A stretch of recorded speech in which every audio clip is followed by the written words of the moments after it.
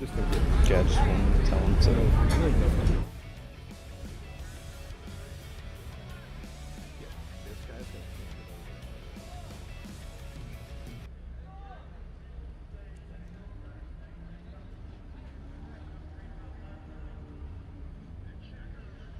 There are tracks that have seemingly never-ending changes of direction with few straight moments to relax for even a breath.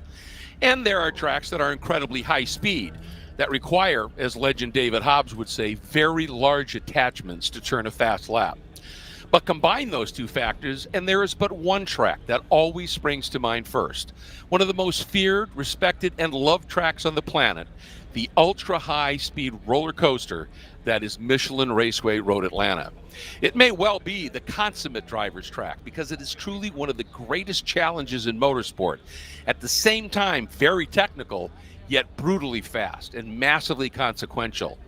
It is a tough enough challenge with just one class of car on the track for a short sprint race. But today, the teams of the World Racing League must survive not just multiple classes, but 8 intense hours of cutthroat competition. Welcome to round 6 of the World Racing League season. Welcome to Road Atlanta. Hi, everyone. I'm Greg Creamer, and thank you for joining us this weekend. Us being me and JT Tammy, producer Ryan West, and the rest of the stellar DriversEye Live team. And, I've got to tell you, Ryan and JT, this track, to a person, is so respected. And as a fan, there's none better. No, really, in North American motorsports, Petit Le Mans, I think, has come to a spot where it stands alone, being a relatively young event in the scheme of things, when compared to Daytona or compared to, these other, the Indy 500. But as far as endurance racing goes, I think one of the more exciting tracks available to us here in North America. We've had, international entrants come for a long time. The years of Peugeot coming with those cars, Audi coming with theirs, and it always provides an exciting race. It was something you and I talked about in qualifying, Greg, was the fact that the track is so narrow. It forces you to be really careful in traffic. You can't just pick and choose where you want to make your passes. You really have to plan ahead and line up the pass. Fortunately today, a little bit drier. We're a little bit happier, I think, with the track surface as it stands right now. The Radicals were out there in the dry, of course, earlier. Radical Cup North America. They laid down a little bit of rubber for us, hopefully cleared the track a little bit. The track's been very green this weekend, JT. So we're hoping to see a nice, fast, smooth, and safe race this weekend. Yeah, that'd be great. This is hands down one of my favorite tracks. It just has so much character to it. It is quite unforgiving, and it's something that is both stressful and enjoyable for these drivers. And they're going to have 8 hours of it today, and then 7 more hours tomorrow. Well, it's a track that requires immense mental bandwidth, and I've said for years that I don't care any of your world-class top-level endurance races, mentally, in terms of the strain and stress, none compared to the Petit Le Mans and the classes on this track because it's undulating. It changes direction, as I said in the open, and it's narrow. It's so fast. And, sometimes you've got to be willing to give up 5 seconds if you're caught behind a really slow car going through the S's, because it's better to lose all that, as hard as it is to make up on the track, than to end up in one of those concrete barriers. So it's a track where risk versus reward might be at its highest level, and that's what makes it such an amazing challenge. And when you come here for an endurance race, if you do well, you've truly accomplished something. If we've still got that drone shot available, Jordan, maybe we could run down the grid here real quick and just kind of talk about that casually. Yeah, there we go. Perfect. So you'll see on the bottom row, that's going to be your GT field. And then on the top row is your general production field. So we'll start with the GTO class here. You'll notice Kingpin Racing, the number 18, is on the pole in that red and white Porsche 911 Cup car. The ACI Motorsports Porsche was disqualified, SJS by ACI, disqualified after qualifying. They failed their dyno pull. So they're making a little bit too much power. They've been sent to the back of the grid and hopefully re-dynoed that car and is now in a state where it's conforming to the rules. Number 129, Zanella Racing, on their debut in WRL, is on the front row in GTO. They're in the BMW M4. You'll see that one there, the gray and yellow car. Following them is the 120 of AE Victory in their Toyota Supra. That is the darker doored car with the orange nose. They've got the opposite couple cars behind. Number 91, the Wheelhouse Motorsports Mustang. They are on the second row next to the number 120. Fifth position, you have the 119 of AE Victory. That's the sister car. You'll note that one is the one with the white nose and the white car mostly with the purple nose. Following them is the number 9 of Almonte Motorsports in sixth position, a 133-145. Behind them, the Stack Racing by Racer's Edge, a little bit different prep and a little bit different team running that car this weekend. That's the Ligier tube frame chassis car. It's got, I believe, it's a Ford V6 in the back of that thing. So an interesting car, makes speed in a very different way to most of these cars on GTO. A little bit less power, a little bit less weight. So that car should come into its own here. A track that's occasionally hard on tires, although I think this weekend not going to be nearly as hot as we're used to. We're going to have the cars roll off. I'll try to rip through the rest of these. Number 99 of GTR 99, that's going to be the all-blue BMW. The 2 and the 410 of ACP with Tangerine Associates, those are also going to be 2 BMW M4s. The 25 of Singler Racing, that's going to be the classic BMW livery, white, red, and blue. Older style M4. I believe they've got Rob Holland behind the wheel of that car this weekend. The number 148 of 4048 competition, the lone GTU car this weekend, up in 12th. 13th position, number 4 of Kingpin Racing. That's another Supra. The 772 of TLM USA in one of their BMWs. 246 problems real quick, just a problem go by ahead. Stack Racing. They could not get moving, and they started waving cars around them. There they are. Yeah. So okay. that's a car that finds overtaking difficult. Their day got really tough. Absolutely. So we'll hope that that car can get moving here shortly. TCB, the number 246, another Supra. The 92 of Wheelhouse, the 29 of Screaming Goat Racing is going to lead your GP1 field. You'll see them on the top left there, the white and red E46 BMW. Behind them, last year's pole sitter, All-Star Racing, the purple number 5 there. I believe Johann Schwartz was able to go out and set a stunning lap time on the first full flying lap of qualifying. That'll be a car to watch here as well. Behind them, the number... I'm just lost my place here. 43. Very professional. Thank you. The 43 of PC Racing. I knew it was PC Racing. I wanted to get the number right. That's another classic WRL entry. You see right there the chill out car, white and blue, followed by the 17 of Aftermath Motorsports in the Porsche, the 62 of Open Throttle Racing at BMW, 369 of Chattanooga Touringwagon returns at their home race, the 424 of Blitzkrieg Racing, another BMW, the 140 of S Collective, the Texas-based Porsche Cayman, the 214 Garage 66 Toyota 86, Scion FRS, BRZ, whatever you want to call it. They've got the Eagles Canyon livery on there this weekend. The 555 of Cajun Canuck, a BMW. The 522 of Choice Racing, a black BMW. Then we get to the GP2 field. You've got the number 21. I'm sorry, Garage 66 leads GP2. You then have the number 21 of North Loop Motorsports, the orange, gray, and blue BMW. The 38 of Palomar, the 164 of BRD. And then the list gets a little bit more jumbled here. Skip Arbor Racing School, the 216, the 83 of Palomar, the 55 of AOA, the 851 of AOA. El Diablo Motorsports and Open Throttle at the tail of the GP field there. Both of those cars having some trouble in qualifying. So that's a rundown of the qualifying order. I should have got the grid, but that's on me. No worries. And, it's going to be interesting here. You talked about the track being green. Yes, it is relatively dry, but I've looked at a couple of different apps, and around 10 to 11, we're expecting to get some more rain. And so it's going to get interesting in a hurry here. And, again, you've got to think about, we talked about this, risk versus reward. And at this track, it's just pinging. And you've got a 7-hour race tomorrow. And if you're serious about chasing points, and this is a flex event where you can earn points in virtually any of the divisions of the World Racing League, you've got to make sure you've got a car to race tomorrow. Absolutely. And the other nice thing, I guess, you could say is you have one less layer of complication when we do have the rain. WRL, of course, a street tire series. So everybody's running a 200 treadwear tire or more. Teams do have a rain tire available to them more times than not. But again, usually the 200 treadwear tire that's on there is good for everything except for an absolute deluge. So we won't be seeing people dive to the pits necessarily once the rain begins. But if the rain comes closer to, sort of 2 o'clock, 3 o'clock, you may see people who were planning on making a pit stop anyway, just due to wear reasons, stopping there to get a little bit more tread back on that tire. Well, that's a great point. And the other thing you've got to be very careful, and we saw some of this. We had a radical race just a little while ago. Yep. Track's dry, but we've had so much rain here over the last few days. The grass is absolutely saturated. Oh, yeah. And in all those curbs that you see all of those alligator teeth, as they tend to call them, the graduated teeth on top of the curbing. They retain water. So if you run wide and you get in the grass, you're going to go for a long ways.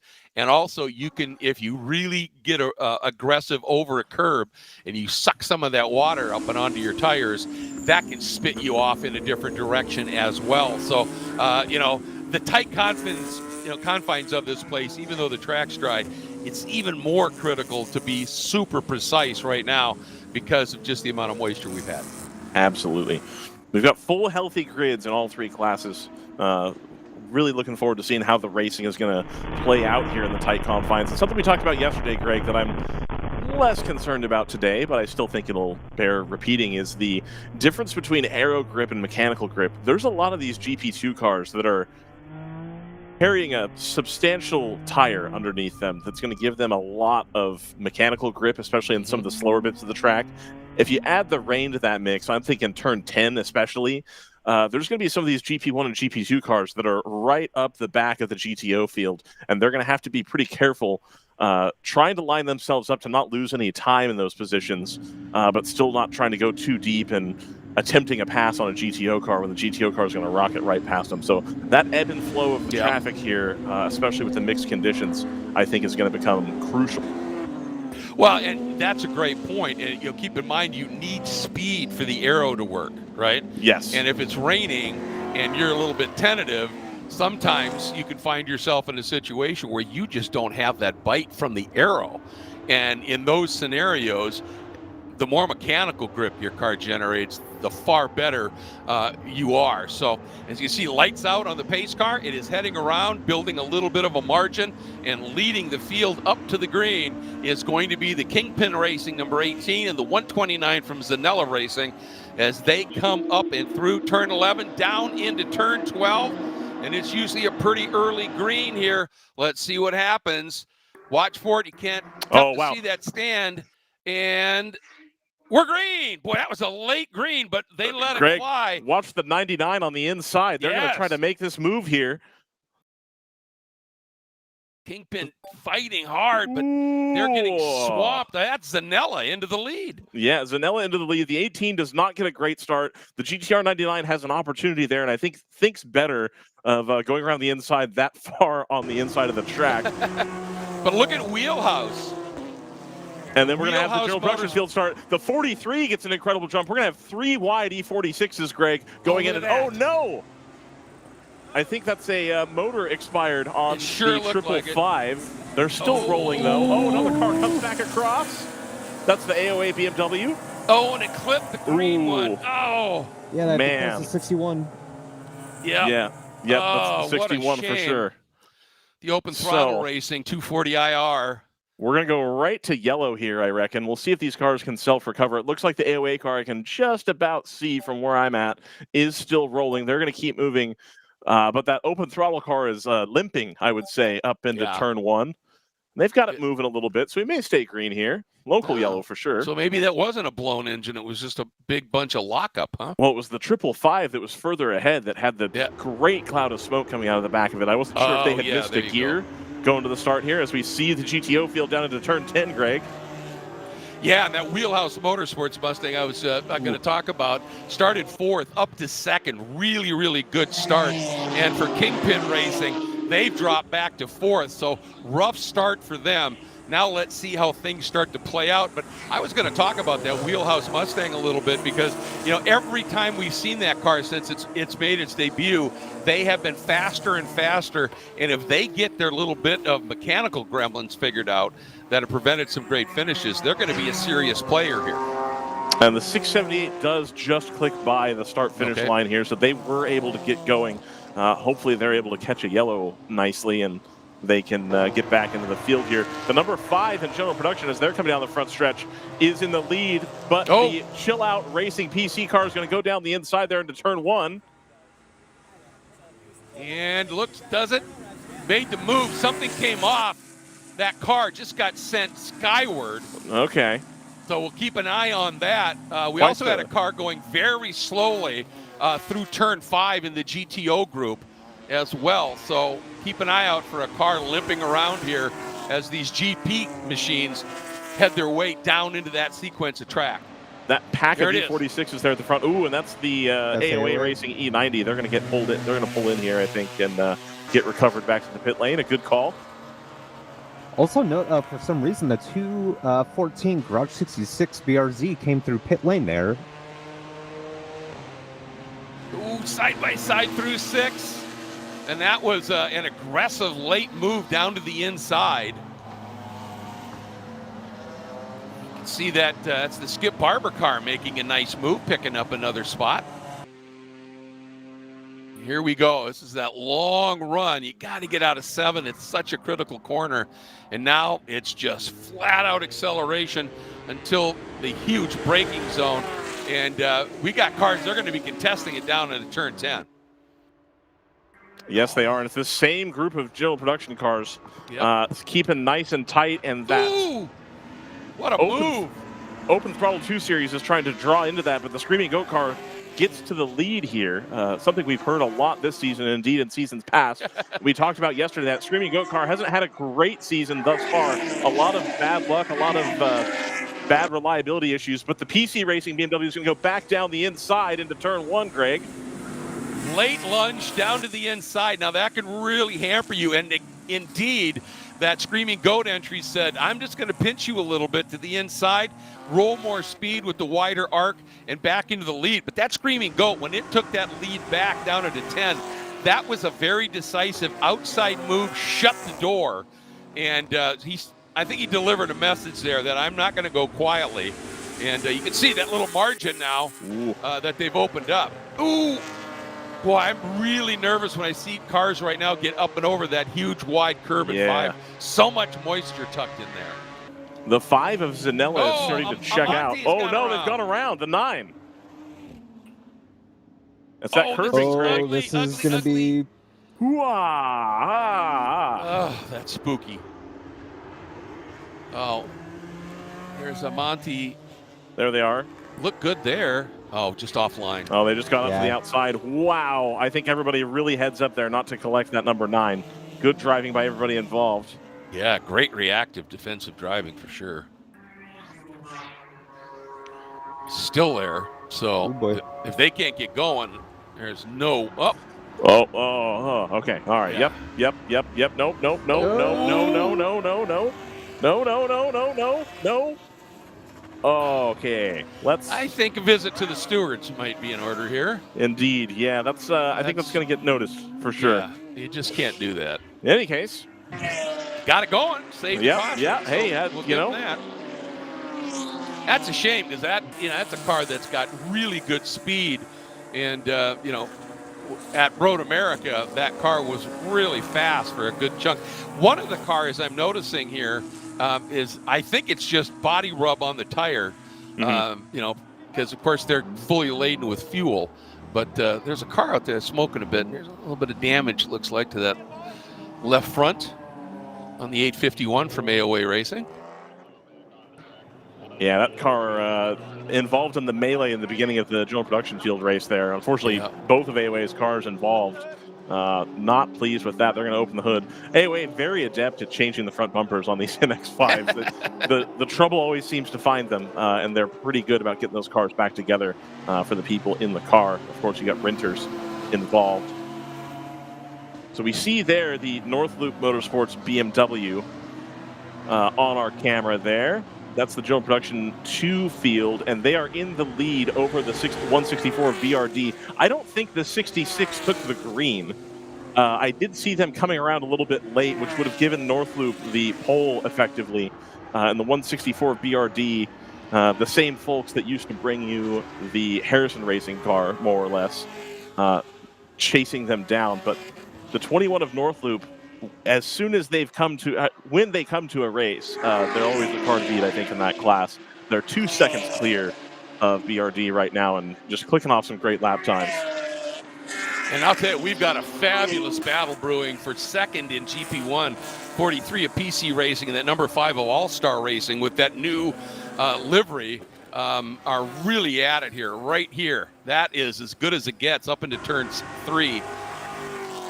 It's 3 heavy hitters in WRL, especially in Sure General is. Production 1, that have been around a long time. The All-Star car a little bit newer, but I think they've been a couple of years now with WRL, at least 2 or 3. All 3 of these E46s, and then, of course, you've got the Open Throttle 2 Series right behind. You can see there the black and white car. So there's the Screaming Goat car. That's that big V8-powered BMW. Of course, the way the rules work, they do have to take a little bit of a power penalty, a little bit of a weight penalty to have the more weight. But I would say, Greg, Road Atlanta, probably one of the places where having the more power might work out for you, but it depends on how you're running your race. Well, exactly. I mean, for one, when you're going to be in traffic, and in one of these races, you're going to spend a lot of time in traffic. Horsepower is always your friend to be able to motor better and just affect a pass with just straight line speed. And speaking of horsepower there, Greg, it looks like the number 5 is going to try to out-drag the PC Racing BMW down the straights. Sure does. We'll see if the PC car gets deeper on the brakes and they're able to hold it. We'll see as they come back to the right here.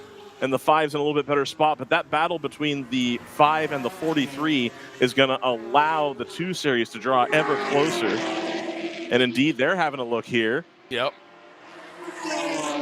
Right up on them. And the 17 from Aftermath is in that mix as well in the Cayman. Yep. Showing them. Oh, no, that's the Almonte car. The Aftermath is a little bit further back. Yep. Correct. Sorry about that. So Almonte's going to come through here and try to get these spots back and continue to chase down the tail end of the GTO field. You really don't want to break up a nice battle like this, though. I think the 9 being very patient here. Yeah, and this is, is he going to stuff it in? No, and that's really respectful driving there. Yep.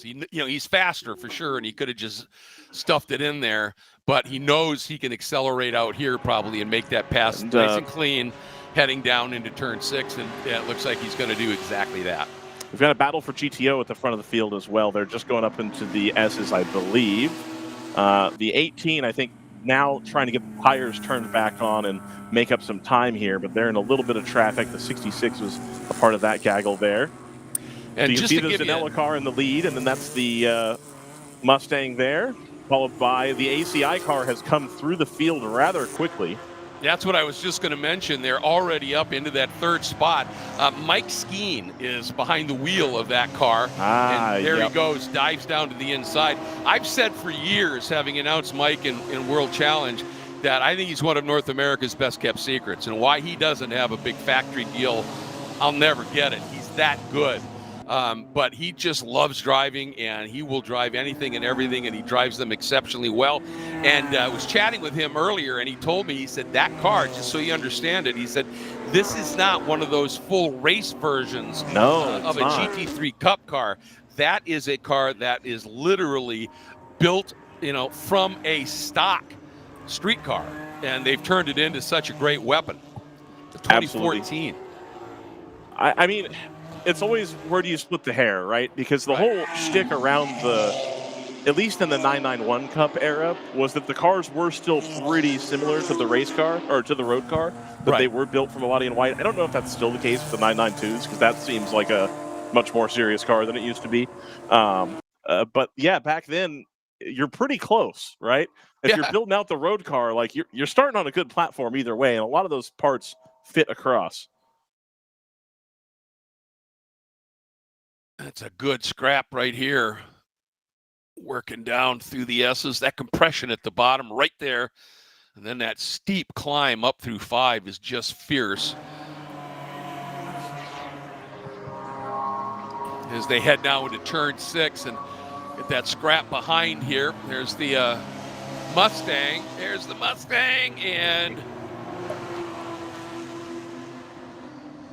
so we've got this gaggle at the back of the front of the GTO pack here. It's got both of the Supras. It's got the Mustang in it. It's got the 18 Kingpin Racing. I called it earlier yesterday. I called it the McDonald's livery, the Kingpin Racing car.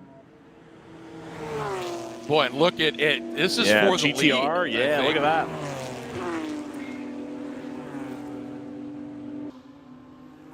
Meanwhile, in GP2, it looks like the 2 Series. Oh, there we go. The ACI car goes through to the lead on Zanella, and I think they're going to walk away with it here. Got a lot of pace in that race car. Yeah, there is, and a lot of pace in that driver, but not the kind of pace that would have them 8/10 quicker than somebody in qualifying, and that's where they had that little issue with the dyno. But they showed just now that pace, that tandem of car and driver, that's legit speed right there. I mean, when you've got Mike Skeen behind the wheel of a Porsche, on a street tire, that's one of my picks. I think I would take. Oh, definitely. And we've got some really good driver lineups in this field here, and that's what makes it also very exciting. You already talked about Johann Schwartz. Yep, Johann Schwartz in second. Young Cade McKee able to pull one over on Johann Schwartz here in GP1. Yep. Cade McKee, of course, with some, what was it, Brendan, F4 experience he was talking about?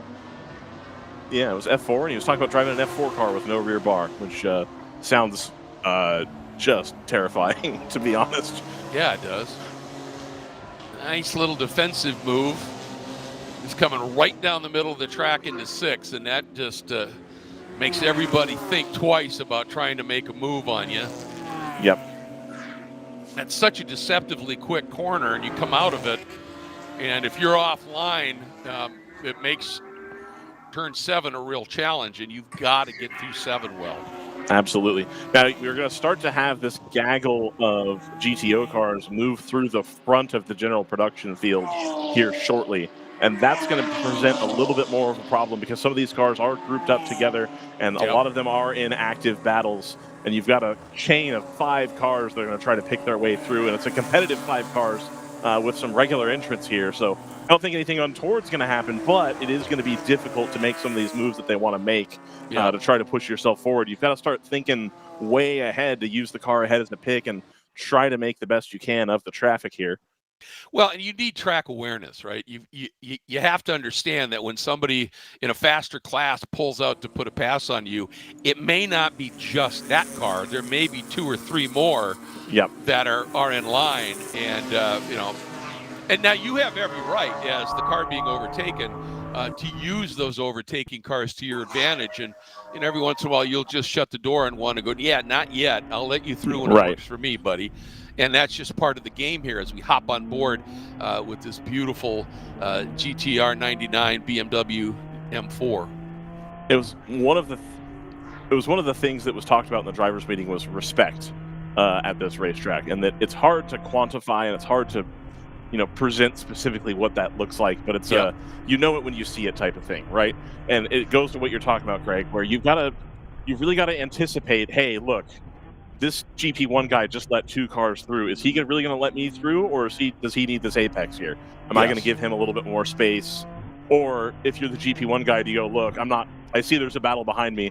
I'm going to find a spot where I can let them both go. That way I don't cut up this battle. And it's really, I think, a great part of why WRL is so important to a endurance driver's career. Look at this. Oh, that Mustang lost a little bit trying to pass. The 119's going to go around the outside. AE Victory Racing. They're balked by that traffic there. The 2 Series, the 61, I think that is. And the 18's going to have a look now. What a move as well. That was a big wiggle on at the back of that. Kingpin. So GTR, I think, playing it safe here as these guys are willing to cut it up a little bit more. 7 hours 43 remaining, folks. Yeah, exactly. Exactly. Just be mindful of the big picture, lads. Yep. But man, it's tough. You find yourself in a really good battle and you're just having fun and you're in the zone a little bit, and suddenly you're just going, well, I'm going to throw it in here and see what happens, and it doesn't always work out well for you.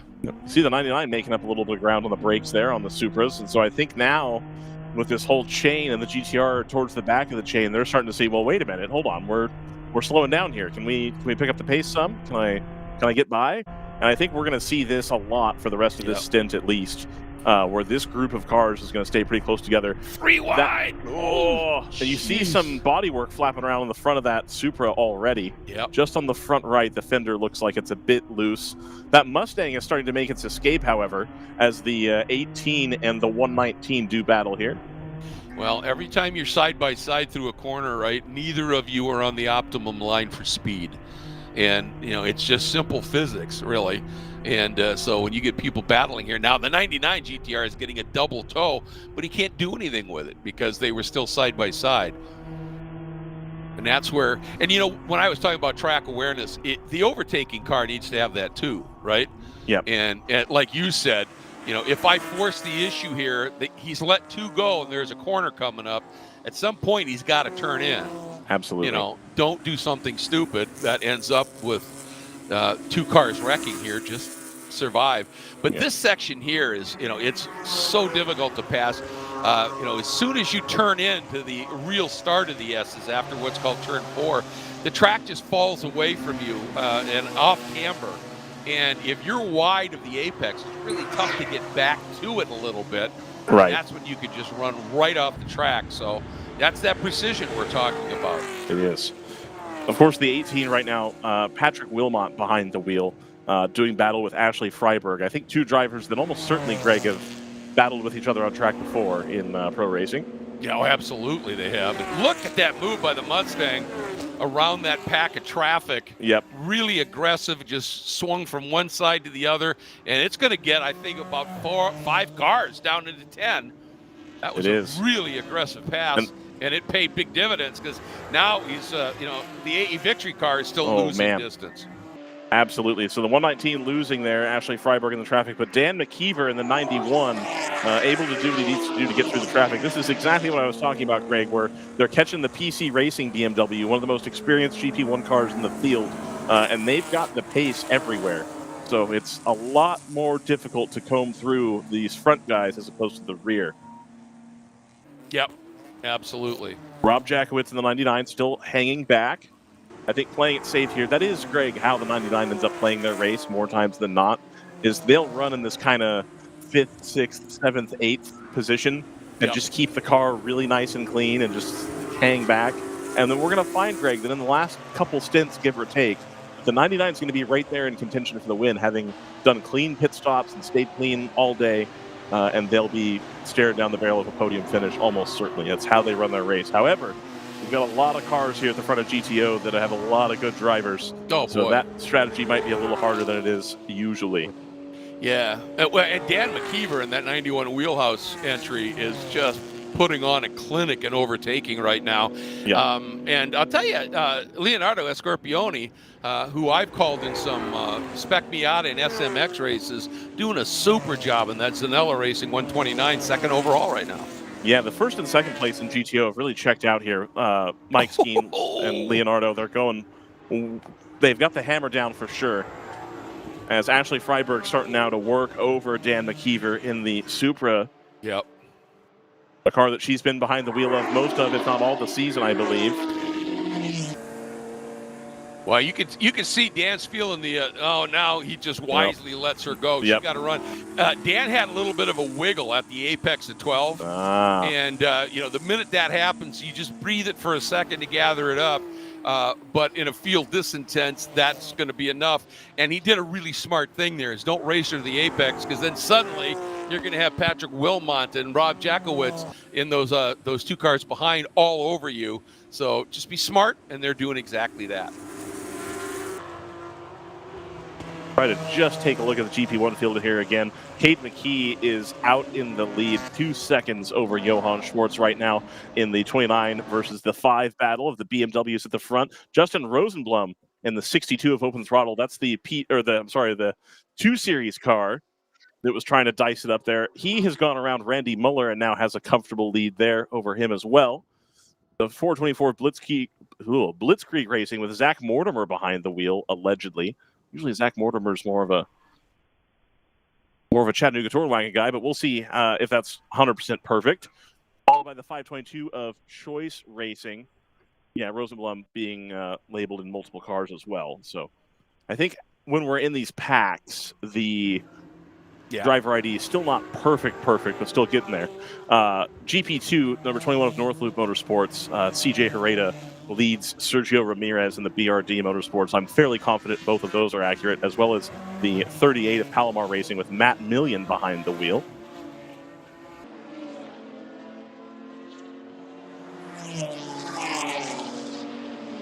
So tight battles here, Greg, at the start of the race. Yeah, I think everybody's feeling it right now. And I wonder if they've certainly been paying attention to the weather apps, right? Right. And if they think there's going to be some moisture coming, all right, well, let's do what we can now.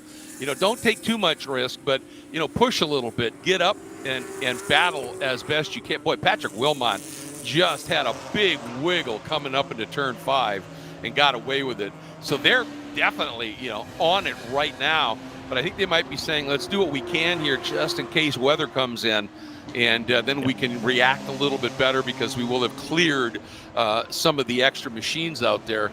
Do we know who's in? I don't see it on the driver ID in the 120 AE Victory car. I do not know who's in that car. Yeah, I don't see that either. I want to point out in the 92 Wheelhouse Motorsports car, just a guy that I've known for a ton of years, really, really good driver, Jeff Courtney. Who used to run Vipers in World Challenge and was extremely quick. So, like I said, there's some serious guns in this field right now. And I want to, if we get a shot of Mike Skeen in that overall lead car coming down through 12, and if you often wonder, what sets drivers apart for their skill, is the drift he carries through 12 when he doesn't have traffic is spectacular, and he does it lap after lap after lap. And I think we're seeing a little bit of that from Patrick Wilmot as well, trying to move the car around just a smidge. Yep. And it's I think how you're going to have to make pace in some of these Porsches here, where you've got a lot less tire than I think the Cup car is usually set up for. And so you're going to have to be comfortable with that car moving around a little bit. Absolutely. Now, one of the things I've been told by a lot of the drivers in this series is that when you're driving these GT4 cars, and I assume to some extent the Cup car, the 200 treadwear tire gives you a lot more feedback. You can feel it get to the edge a lot more progressively versus the slicks that kind of break away rather suddenly. Exactly. So it ends up being a little bit better situation limit, but you're also, I think, going to start scrubbing a lot of the tire off the more you do that. And we don't typically see more than one tire change per race in WRL, so that's a strategy component to be aware of as well. It could be... Okay, here he comes real quick. Let's see. Yep. He was kind of tame that time. Yep. But I think, he might be doing exactly what you're talking about, right? Exactly. He said, I'm going to push like hell, open up a lead, and now I'm just going to take care of the tires for a while. And you're right. Whenever you have tread on a tire, when you push it to the limit, you start to, it'll flex a little bit, and you can feel, it gives you that little bit of feel like it takes a set. Right. And if you're on a slick, it's grip and it's gone, kind of a deal. And exactly. But that grip is spectacular when you have it. Ooh, big wiggle. Big wiggle. That's one of the Supras there. Yep. I think that's the 120. Could be the 120, yeah. Yeah. Your description of those two Supras was mega helpful, I think. Certainly was for me, of the different colors on it. Indeed. As with anything, if I had thought about what I was going to say ahead of time, I could have been more eloquent about it. But, Well, you got the point across. Indeed. The 214 is going to come down the pit lane. That was the pole sitter in GP2. Yeah. Ended up starting the race a little bit late, and they're going to come back to the pit lane here. Got one guy comes out over the wall to check something on the inside the cockpit, so they're not entirely happy with that car today. I think we're now in test and see mode today, and get the car set up for tomorrow. That's a team that Garage 66 on their debut with WRL had a GP3 car last year, and they were going to be the only entrant in GP3, and so everybody in the paddock kind of encouraged them, like, look, if you've got some weight you can take out, if we got some muffler we can take off and get you into GP2, then that's probably going to be the best move. And they hammered that car and came away with 2 great results at their home track, on their debut event with a car that's set up for the wrong thing. So fantastic team. They know what they're doing, and I think a disappointing afternoon, or a disappointing morning, shall I say, so far. Boy, that was a serious power slide by Ashley coming out of turn 10B when she got on the throttle there, back into that Supra, just stepping out. And, they are seriously giving it some welly right now, and I love to see it. There she is. The, JT, anything catching your eye in particular at this early stage in the race? No, I was really just trying to monitor what was going on with the 214 there that Ryan briefly brought up. We saw on the opening lap, they had, I don't know if they had just started late or if they had just come down pit lane. And so they were immediately a lap down by the end of the second lap, Yeah. coming back out right in the middle of the GP2 fight there. They do definitely have the pace, but being 2 laps down, they're definitely going to have to stay out of trouble for the 7.5 hours remaining today. As we've seen in GP2 in the past, though, a lot of these cars may end up with some level of reliability concerns. And indeed, we've already had the 2 AOA cars run into trouble at the beginning of the race. So as long as you keep that car circulating, there's every opportunity that something else might happen in general production. We have a full course yellow being displayed at the front stretch here. Oh, okay. Just looking around to see if we can track that down. Turn 7 should be car 17. Which is the aftermath Porsche Cayman S. That's the dark gray and green one, I believe. Yeah, that one, I believe, is Joseph Rosenblum in the car.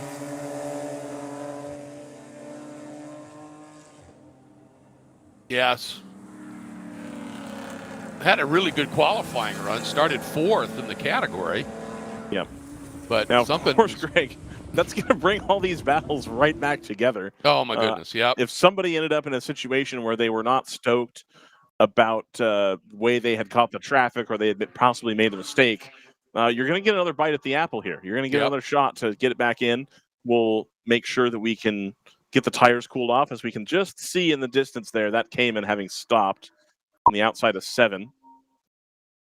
Well, I think, the car that's going to really relish this the most is going to be the Kingpin Racing number 18, the Porsche. Yeah. They just went backwards from the start. And they, they're about almost 18 seconds from Mike Skeen out front right now. And they certainly had pace. So I think this is going to be a nice opportunity for them. And of course, Escarpone is going to be cursing his luck here as he's made an escape.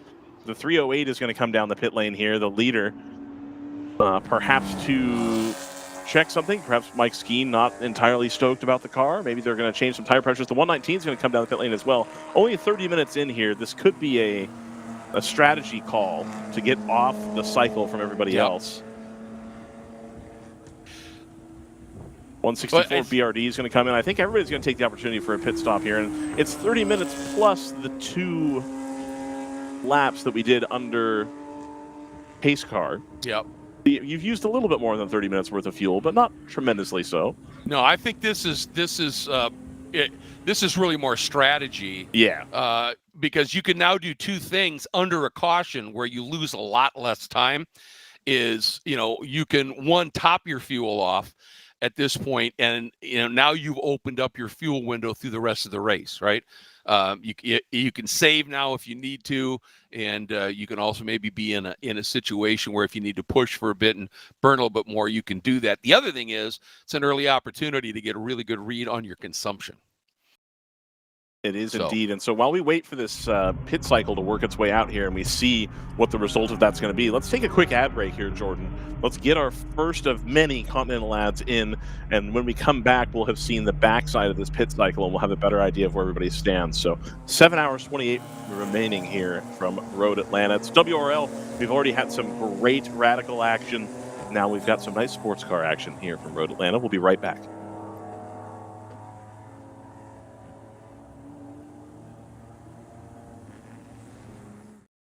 You can feel confident Continental is the smart choice in tires. And to handle extremes? Yep. Tested from the Texas desert to near the Arctic Circle. Really? Really. Anything for the guy who finds that one pothole? Yeah, road hazard coverage has your back. For real? Absolutely. Were they made by like a bajillion engineers? Well, closer to 100. Continental. Welcome to the smart choice in tires.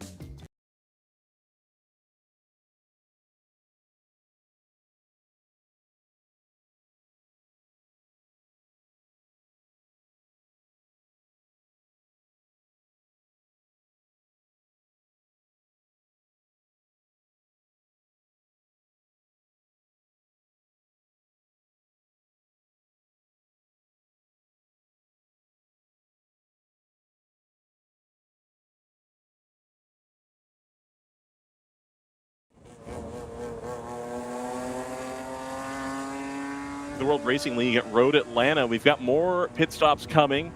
The leader in GP1, Screaming Goat Racing, Cade McKee, brings that car down pit lane. So does Patrick Wilmot in the 18 in the Kingpin Racing Porsche. The white and red livery down there. You can just about see both cars. The Ligier, the Mustang. I think everybody's going to take the opportunity for a pit stop here. And now this is where the pit crews are really going to earn their money this weekend. We've had these tight battles. The field's closed up. And any second you can save on pit lane here is going to get you a position coming back to the green. And that matters tremendously so. As we've talked about at Road Atlanta, the track pretty tight. Any track position you can gain is going to help you substantially. So, well, for quick pit stops here. Yeah, the one thing we haven't really addressed is this is a short course, and it's wicked fast. And so it's so easy to lose a lap here. And then if you have a real problem in the pits, you can go down 2 laps. And it's not Lime Rock short, but it's because of the speed here, it's really critical to nail these stops. So Cade McKee grabs third gear up the hill here as he returns to the field. He's going to catch the back of the safety car queue. I don't know, into S's or something like that, turn 8. Good stop. On board the mighty BMW with the Chevrolet V8.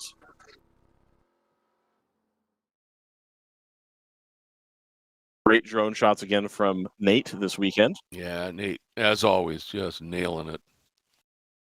Did some fine work yesterday in race 1 of the Radicals as well.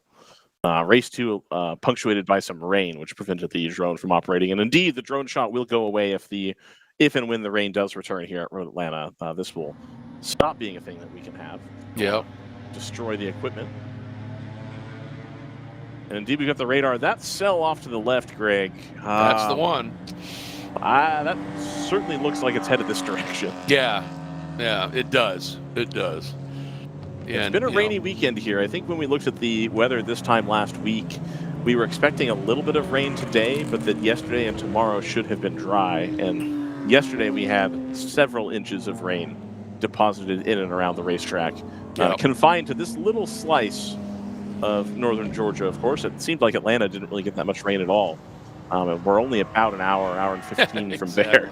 So we'll see. The aftermath car, the remaining aftermath car, the golden one, comes down pit lane here. That's going to leave the cherry BMW from Open Throttle Racing with the red mirrors and red trim on the inside as the car at the front of the safety car field.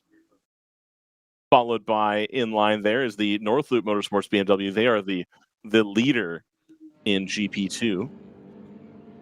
They get this aftermath car basically recovered. Did the Zanella car not pit?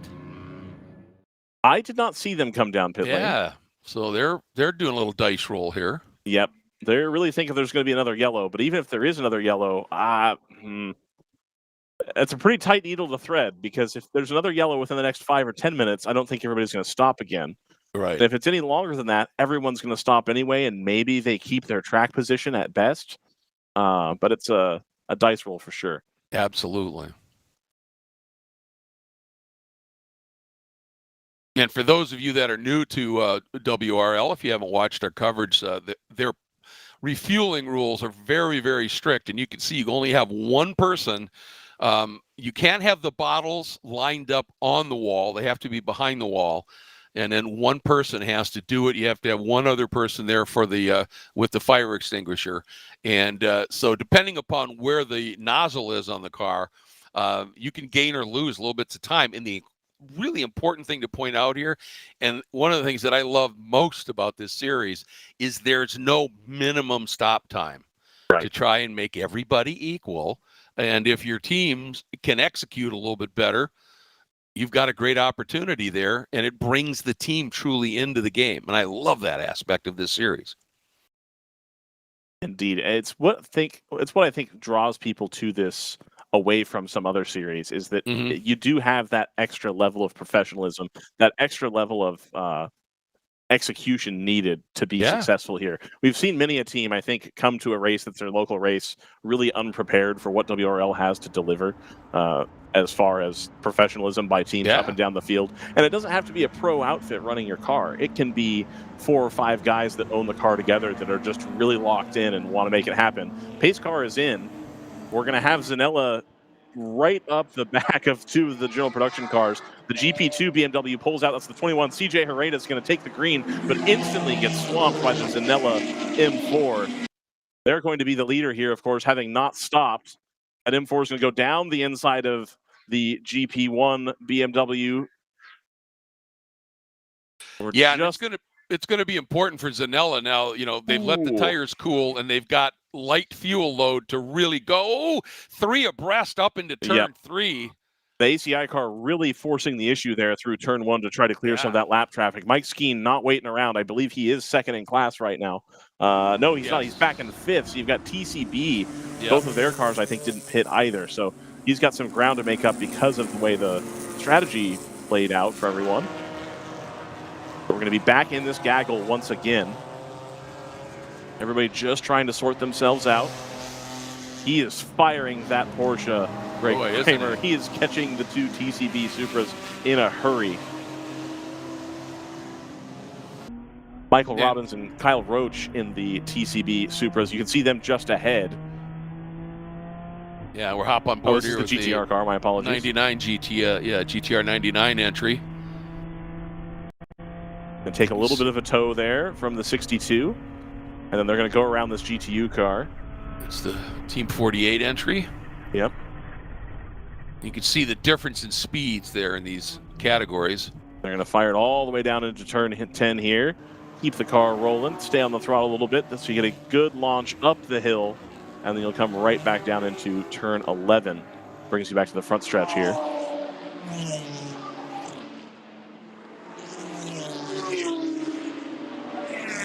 And down here, outside move by the Kingpin, number 4 through 12. That's sketchy, but made it work. You got the GTR 99 going down the inside of the AE Victory car there as well, the 120. Yeah, it's a beautiful move. Still Rob Jakowitz aboard the BMW there, and he has left the 120 in the dust.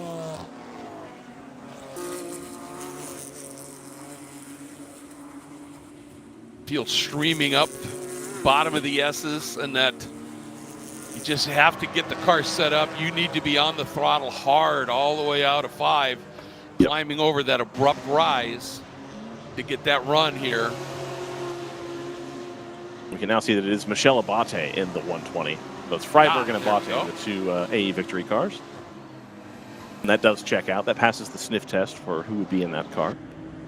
Yep, that's a driver typically named against that one. I'll take that as accurate. The ACI car has now cleared the 2 ECB Supras. Mike Skeen still behind the wheel there. Yeah, just ran a 135.2, but Zanella is running a 133.2s right now. Oh, and now Skeen comes through at a 131.9. So now that he's cleared all of that traffic, he's just going to set sail now. Yep, and he'll go in hunt of the 129 and Escarponi behind the wheel of that one. The 2 of ACP with Tangerine, I think, will be Billy Johnson right now. It's currently just showing as blank, but I think that was a name that had registered on another car, which would mean Billy Johnson's out there somewhere, and he is an ACP driver on these weekends. Okay. Another driver with some fairly decent creds, huh? Yeah, no kidding. Greg, you don't know who Billy Johnson is. You've never called any races with him. No. And indeed, he's going to have a look there and tries to pin the 119 behind. That's Ashley Freiberg behind the wheel, who had been doing battle with Patrick Wilmot in the 18. Yep. Haven't seen much of the 18 after the restart. They're buried down in 13th position overall. Yeah, Chattanooga Tronwagen. Graham Jacobson named behind the car right now. The 369, I don't think they stopped either. Yeah, they did not. So that car has benefited from a strategy call there as well.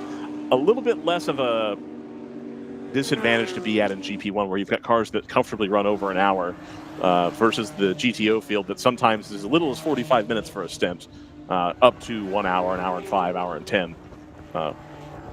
We've seen Supras be driven about an hour and 5 here before, hour and 10, if you really stretch the fuel. But these general production cars usually closer to 90 minutes, so less of a strategy disadvantage to have stayed out and kept the track position. And the team that really lost in that yellow flag exchange was the 91 Wheelhouse Motorsports Mustang with Dan McKeever. You know, they were battling top 5, and now they're 11th.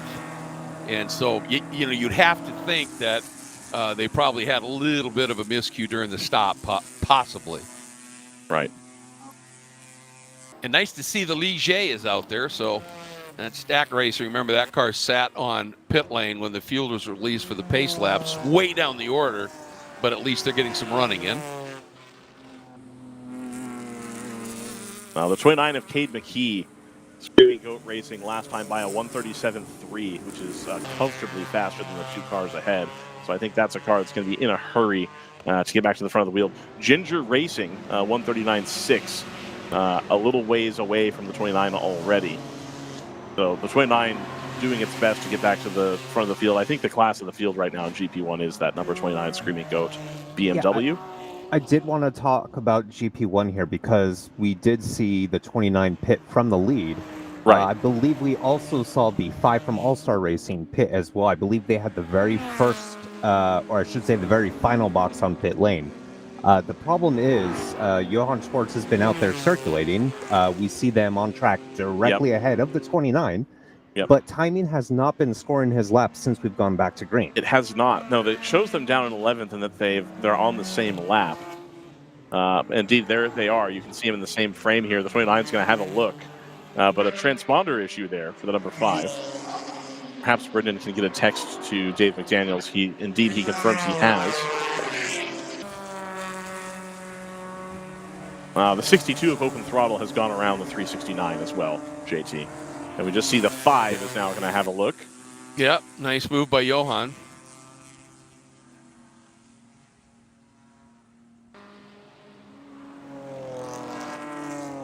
The trouble is, folks. Ooh, that was an aggressive move by indeed. Screaming Goat right there, and made it through. But as you said, Cade McKee is after it right now. Indeed, he is. Doesn't want to lose touch with Johan, I don't think. How many hours, Brendan, have we been referring to cars by car number and name and not driver name? Hundreds. Would you say it's 1,000? You've got to be getting close. Yeah, so it's going to take a little bit to the ladies and gentlemen at home to adapt to the new wave of having driver names available. So bear with me on that. Craig Kramer, on the other hand, has been doing this professionally for a long time and has always had the driver name available, so he has no excuse. Direct your complaints to pro commentator, television's Greg Kramer, BTV veteran. Yeah, good point. But you know what? I was spoiled by that, right? Right. And so for so when I mess up, it's because it's like, oh, where are the names? So yeah, I mean you've adapted to our rinky-dink production here rather nicely, so I've got no complaints. I appreciate that. Seems like it was just yesterday that Brendan walked into Homestead, Miami, and Greg said, "What have I got myself into?"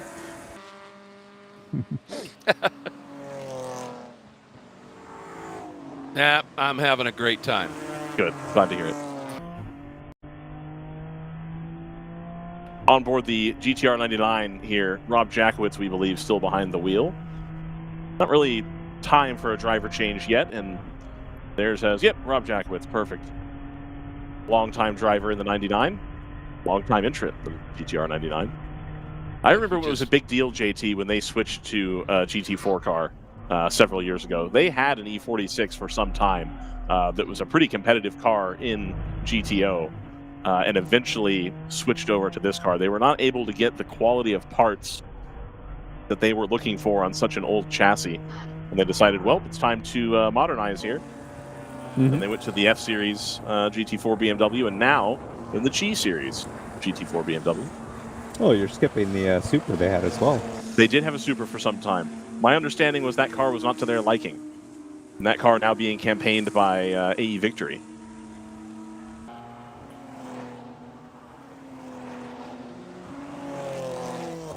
The M4, of course, a little bit longer wheelbase, a little bit wider wheelbase than a Supra, despite having a similar drivetrain. Probably a little bit more stable, a little bit more softly sprung, I suppose. Oh, goes wide, the TCB car. I think it's the 282. Michael Robbins having a little bit of trouble there in turn 5. Gathered it up, but it's a bit of a moment there. Yep. That's that red and gold Supra with the white nose. Got a very cool geometric pattern on it. Go ahead, Greg. Yeah, I love that. I wanted to point out that caution. I talked about how it maybe hurt the Wheelhouse guys. However, for Almonte Motorsports, that's really brought them right back into it because they're sitting 9th in GTO right now, and they're only 15 seconds back of Mike Skeen in the SJS by ACI car. Unfortunately, they're going to be in the same boat as the 129, where they did not elect to take a stop there. So they really need another yellow here to stay in it. Yeah, great point. But at least it put them in an potential opportunistic situation.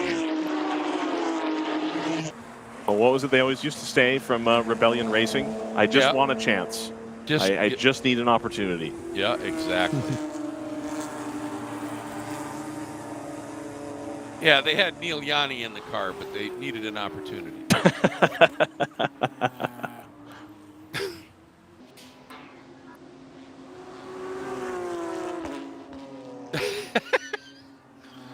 It was quite something as I had gotten into as the number 5 All-Star car comes to the pit lane, the purple car. It's going to leave the 29 out there alone, having done some battle there. It really exposed Chris Dyson, I think, unfortunately, Greg. You were calling the ALMS around that time, right? Yep. Where it was Chris Dyson, and he's battling Lucas Luhr, and wow, it's really close, and then Rebellion comes and just obliterates that Dyson car, which is ostensibly the same car. Yeah. Absolutely. A little bit different powertrain, but yeah. Yeah. But I mean, that Rebellion car was just magic, and it looked great, and went like stink, and then the driver lineup was world. And I mean, not take anything away from Chris. Right. Chris showed me what he was made of, what he was really capable of at Mosport one year when American Le Mans Series went up there, and you think of the drivers that were in that top category. Mm-hmm. And he put that Dyson car on pole. And when I saw that, I went, all right, this kid can drive. He can do it. Well, and he's still tearing it up in Trans Am now as well. Yeah. Doing a great job. But, and he's also one of the brightest minds that I've come across in a while. He really is sharp. I believe that. A thoughtful guy in all the interviews I've seen. He's absolutely there with it. Yeah. He had some the benefit, I think, of being interviewed around the time of some other ALMS entrants that were not as media friendly, shall we say? Perhaps some of the LMP2 entrants around that time in both cars, in fact. Yeah, absolutely. Or I guess all 3 of the cars for the year that I'm thinking of. Well, and it's one of those deals. I know in that era that we got a little bit tired of trying to do interviews with some of those those teams that didn't seem to have any interest in it. Right. So Chris got a lot of airtime, because he was more than happy to chat.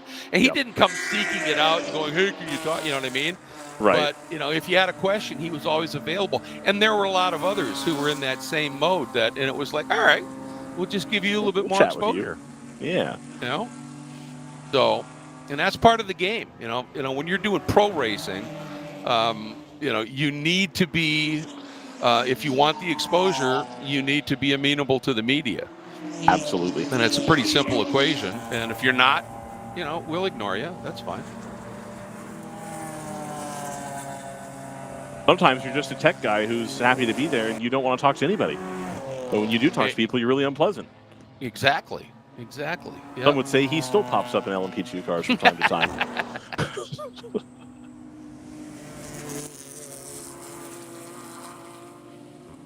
Is that not just a beautiful sequence of corners? Look at this. It is. It looks incredible. Yes, I wish we had absolutely stunning. I wish we had the rights ability to show highlights from Grand Am races and ALMS races and show, the cool footage of cars going through here, and additionally the footage of the Daytona prototype scooping up about 3 feet of dirt as it missed the turn. Yep. And they turned a perfectly good car into a shovel. Yep. Which was already the design intent, I think, of the second-gen Daytona prototype, was that indeed they wanted it to look like a shovel. Oh, look at this. Yep. Close quarter stuff. They're trying to go 3 wide here. On the backstretch is the ACP car alongside one of the Supras. Yep. That's the 120. Going around. Yep. Going around the TCB, the white engine. and black car. Yeah. Is that the 246? No, the 246 is the red one. Oh, that's right. 282, I think, is the red one. Yeah. You're right. JT is right. I'm sorry. That is the 246. I do also want to point out, gentlemen, at the very front of the field, the ACI Motorsports Porsche of Mike Skeen has caught Leonardo in that BMW battling for the lead. That's Leonardo who, JT? Scorpione. All right. And here they come. And they're coming up in the traffic. I believe that's a battle in GP1 as well between the Ginger Racing and the S Collective car. Are they on the same lap? They should be. Yeah. All right. I don't think Mike was able to get Zanella, Scorpione, going into 7. And he's too smart to probably do that anyway. You don't want to make that move. But now he pops out. And, he laid back. He didn't want to get messed up by those 2 cars from GP, and so he just laid back a little bit, knows it's a long race, and now he's all over the back of a Scorpione, down into 10, and here they come, a Scorpione in that black and yellow Bimmer, and Mike in the yellow and white Porsche, and a Scorpione, really nice move down through some traffic, trying to give himself a little bit more breathing room. Mike's going to clear him here, the traffic anyway. But now he's got to tuck back in. A Scorpione's going to get held up and might be able to do something up the hill here. Nope. Scorpione being nice and aggressive, making sure he's using as many cars as he can as picks. And the 424 here, just hoping he doesn't have to lose too much time because he's built a decent lead back to the 522 and the 140. That's Choice Racing as well as the S Collective Racing, the BMW and the Porsche respectively. Really wants to keep that pace or that lead that he's developed for himself, but he's also got the Ginger Racing, a 46 car ahead of him. Oh, look at this! Wow! Speed straight to the apex inside. A little bit of a wiggle there on the Zanella car.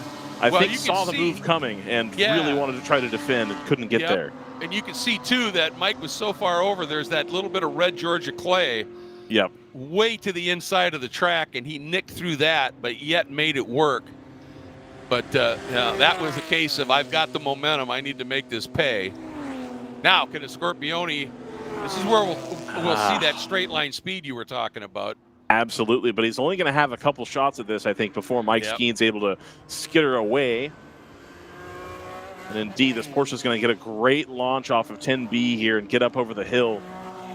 Maybe one more shot for a Scorpione, but the gap is already quite large. Yep. Yeah, I don't think he's going to have it. Did you see a Scorpione eat that curb at 12 and have that big wiggle? Taking all Mike's the curb going to get bumped here a little bit. Ooh. Right behind one of the Kingpin Supras. Oh, he's going to clear him. Yep. Going to try to go around the outside. It's going to lead him back to the inside of the S's, and he does. And so Zanella's now going to be right behind there. A Scorpione not going to have the opportunity, I think, and that's going to allow Mike Skeen to escape off into the distance. Yep. Indeed.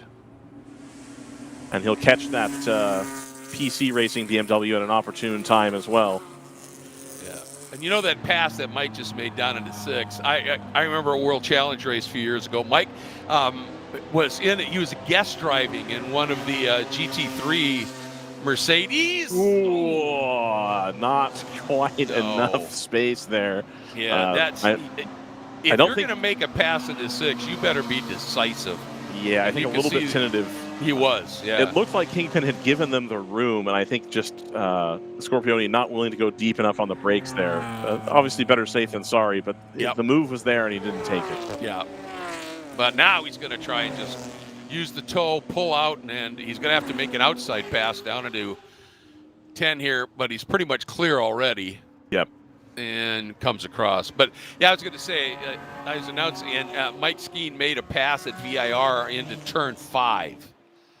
And that's a corner that it's doable, but it's not easy. And he just set it up to perfection. And that's the thing that sets the pros, the really, really talented drivers apart, I should say, is if you're going to make the move, you're decisive. You present and you come through. And, Jordan, if we can follow this gaggle right behind here, just hang on this camera. And we'll see the gaggle that's got the GP2 battle in it, as well as the rest of the GTO field kind of at the front half. Yeah, there we go. Got S Collective. You also got the GP2 leader, GP1 fields in there. Oh. We'll try to sort some of this out here. We see the 18 trying to come back through now. Right at the back of this field. They're going to go around the S Collective Porsche. Currently Wyatt Gooden behind the wheel of the S Collective car, chasing down the 522 of Choice Racing. But a little bit of argy-bargy here, as they would say. Some of your flag, David.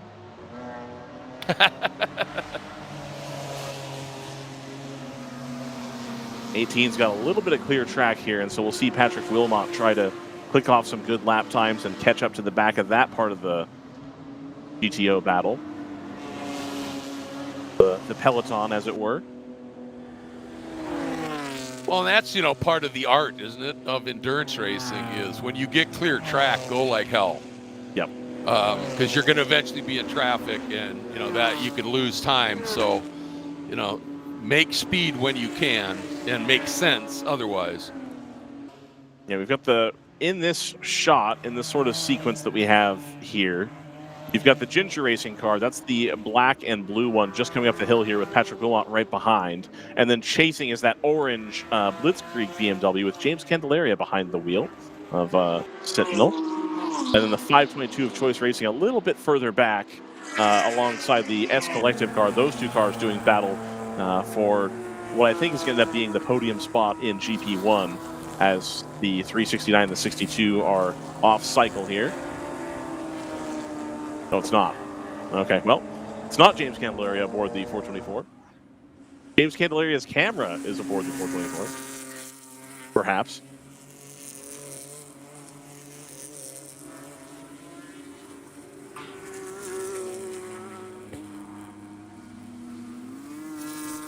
It also still shows the 522 as Choice Racing in the pit lane still, which is not the case. It hasn't been for some time. Yeah, I've noticed that that has been displayed for several laps now. Yep. And the 5 is now registering laps, but still not scored in the position they ought to be in. I know, for example, the SCCA is pretty particular about if the transponder is working, that's your problem, or if it's not working, that's your problem. We're not going to fix it. I don't know how we feel about that here. I think WRL is a little bit more heads up, but they usually are a little more heads up. They've replaced the transponder on that car. Got a new one. Yeah, because we did see the 5 come down pit lane just after we went back to green, after we had called out the issue. So I guess they, just got it going now. We've got to see that resolved. Sorry, we have a good potential 3-car battle shaping up for the lead in GP1. It's open throttles, only the 1.4 cleared the Chattanooga Turnwagen entry, and then Screaming Goat has come up through, and now we're just about 6 seconds adrift, but lapping significantly quicker. So this could shape up into something pretty fun here in short order. Indeed, and you've got the 29 of Screaming Goat still coming. Yeah, about 26 seconds, or I'm sorry, 6 seconds back now of that battle. The 772 of TLM is going to come down the pit lane. They're going to be forced to make a green flag pit stop here. Yep, rolled the dice a little bit.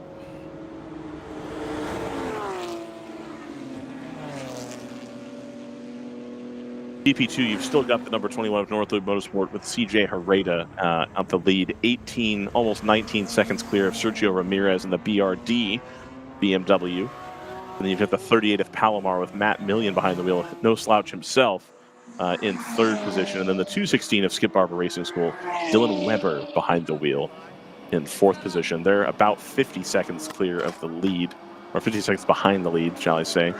83 of Palomar with Sean Milburn. The 214 of Garage 66, as we've been talking about, had some issues this morning with that car back to circulating, JT. So I'm thinking tomorrow, looking for a better result.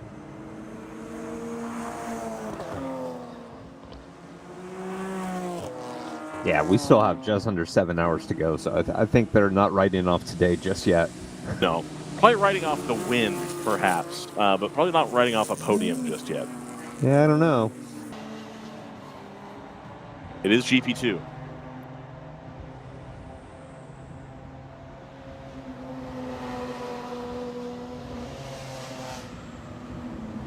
That's going to blunt the attack here.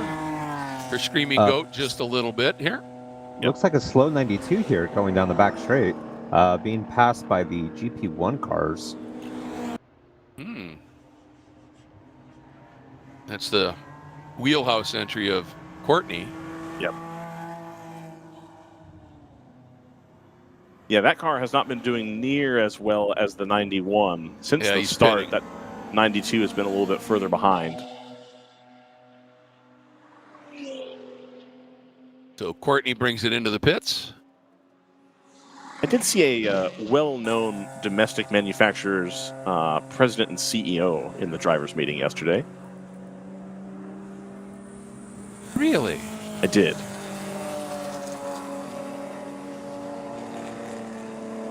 Came over and shook my hand, said I've been doing a great job. I said, thank you. Ooh! Oh, wow. Held onto it. Wow. What a save. Can you tell that the 369, I believe Graham Jacobson in the car at the moment, is going a bit quick at the moment? They are. Yeah. I think the 369 doesn't have a fully functional driver ID system. Okay. Yeah. Well, whoever's in that car, they're holding on. Yeah, literally. That was a save, man.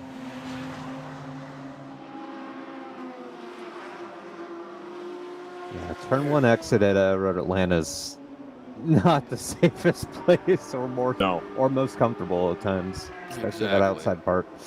Now, there it is. You can see his name listed against the door, so I feel comfortable saying it. Jim Farley is here. How about that? Potentially behind the wheel of the 92 this weekend. Yeah, you got to love to see that. Jim Farley, a long line of manufacturer CEOs. That didn't look great. That's not what you want to see. Yeah, that thing is off on, I mean, it's not up. They're going to send it? They may send it back to the paddock here. Yeah, that looks very sketchy. 129 of Zanella has pitted in, so they have finally had to blink in that BMW M4. The strategy call to stay out has not worked out here. They're going to lose probably about a minute. Unfortunately, a minute here is most of a lap. Exactly. Now, they did have a comfortable lead in hand for second place over the rest of the field here. Ashley Freiberg's going to go through in the 119, only 4 seconds behind the ACI car. Rob Jakowitz also is going to go around the 129 here in the GTR 99. So I was going to put the GTR 99 back up into third position. Michelle Abate in the 120 also likely to go around. Billy Johnson, the 2, also likely to go around. The 18, I think, Greg, they're going to fall back to the 25. Yeah. In 10th position. Yeah, just kind of trying to do the rough math here. I think they'll be lucky to come out ahead of the 25. It's not looking good. Slow 282 TCB. Oh, no. And they just stopped, too. They did. So, and Yeah, just taking a shortcut. Oh, that's If you're with Zanella, you're almost kicking yourself there that you might have, if you had been able to hold on one more lap, you could have had another yellow there and got bailed out. But yep. Fortunately, the 282 able to pull off and keep us green. Well, and that's one of the strategic risks you take, because the cars that didn't stop, like Zanella may have been thinking, all right, we stay out. Then if the rain comes, Yep. then we can pit Cool. again. You Won't see lose Patrick as much Wilmot, time. sorry, Greg, coming up right behind Billy Johnson, and both of those cars dancing at the rear. I think Billy Johnson seeing Patrick Wilmot coming, and both of them beginning to do battle. Again, two experienced pros in GTO here. Billy Johnson's going to clear the 369, and Patrick Wilmot's going to have to wait. Sorry to step on you there, Greg. No, not at all. Good racing always takes precedent. 772 is back into the pit lane as well, so tough day for TLM.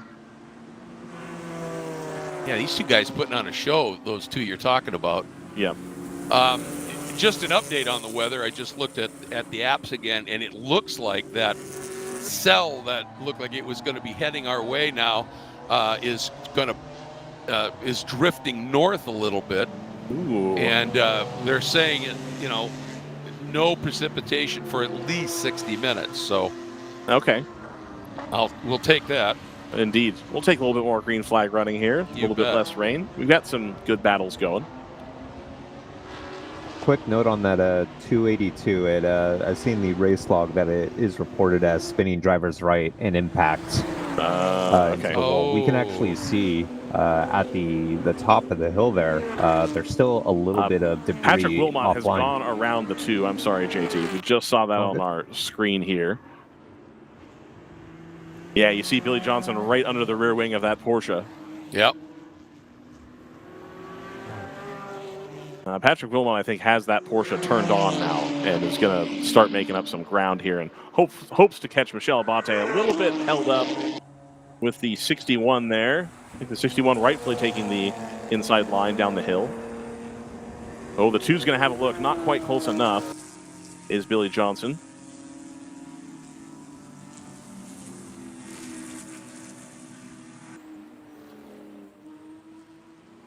Zanella's fallen all the way to 13th. That puts them back behind the 678 of Stack Racing. Yeah. That's a green flag stop here. It's so tough. Yeah. In terms of the time loss.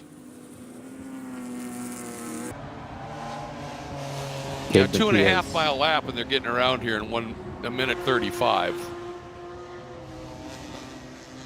If it's possible to find the 91 and the 25, Jordan, that's going to be the Mustang, and then that's going to be the Ford Mustang, and then the classic BMW livery M4, the white mostly with the red and blue tail. That is a pretty close battle right now as well. Young Matthew Singler trying to hunt down Dan McKeever. That Singler racing car showing some great pace in the last few events. Oh, yeah, big tail slide there from Michel Abate in the 120. Yeah. Michel Abate, of course, Trans Am driver. No stranger to that, of course. Especially here at Road Atlanta. I believe I saw Cade McKee go to the inside of the 269 going into turn 10. That was the 369, yeah, JT, and they are going to come out ahead of the 369, so the 29 has gone back to the lead there. And we're just seeing right here, that's the Mustang followed by the BMW. That's Matthew Singler hunting down Dan McKeever in the Mustang. Dan McKeever, of course, was giving people a run for their money at the front of the GTO field, and I think just got shuffled back, perhaps with a slower pit stop. They're going to be balked a little bit there. Matthew Singler's going to, I think, hang back a little bit and see. That's the Kingpin car. Just taking his time here. A little bit older spec BMW. You've got the ACP car right behind.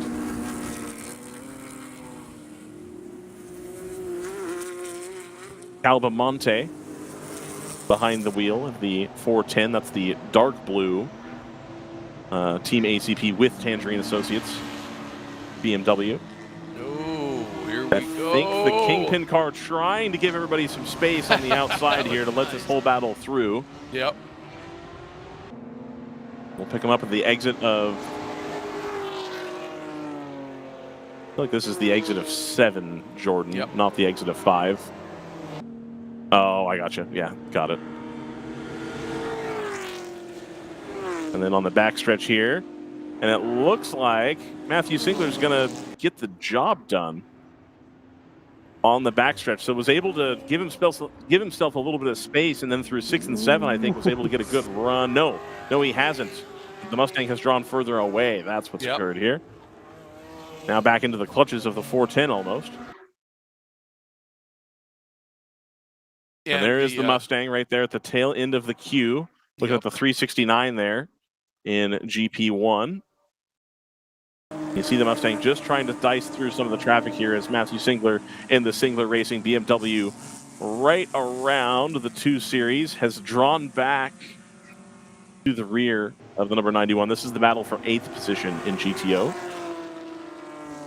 And not too far in front of them is the 7th place car, the Almonte Motorsports number 9. Yeah. Who, sort of the comeback kids of this early going, ooh, this is dicey. Made it work. That was some great track awareness by that green BMW. And while this is going on, we have Michel Abate drawing closer to the rear of the 99 of Rob Jakowitz, up for 3rd and 4th. We got a couple battles here in GTO brewing.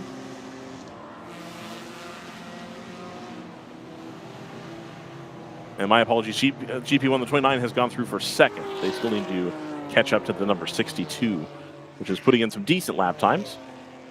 64 open throttle car comes down pit lane.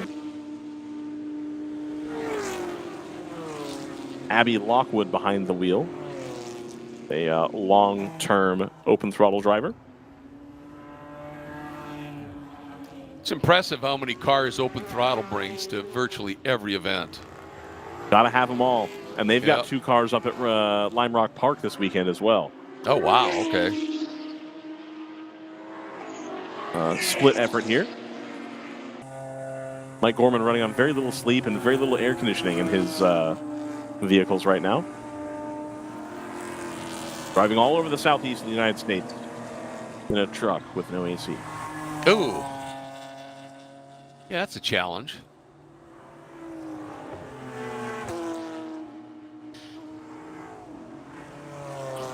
Looking at the lap times here, last lap for Wheelhouse 35.0, last lap for Almonte a 34.7. So Bryson Liu doing a nice job in that Almonte number 9, that Porsche. Yep. The pace starting to come into that car as well. They had that unfortunate incident at the start where they had that spin going through 10. But able to find some pace here. Again, I still think waiting for the penny to drop on the stint length.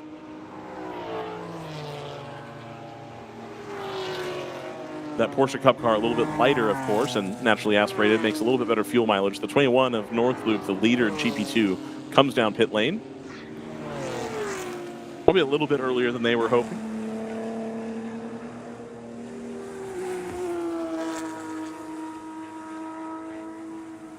I'll tell you, Justin Rosenblum and that number 62. I'm sorry, Greg. Just as I start talking about the Almonte car is now going to come down pit road. So that was it. That's all it had. Yeah.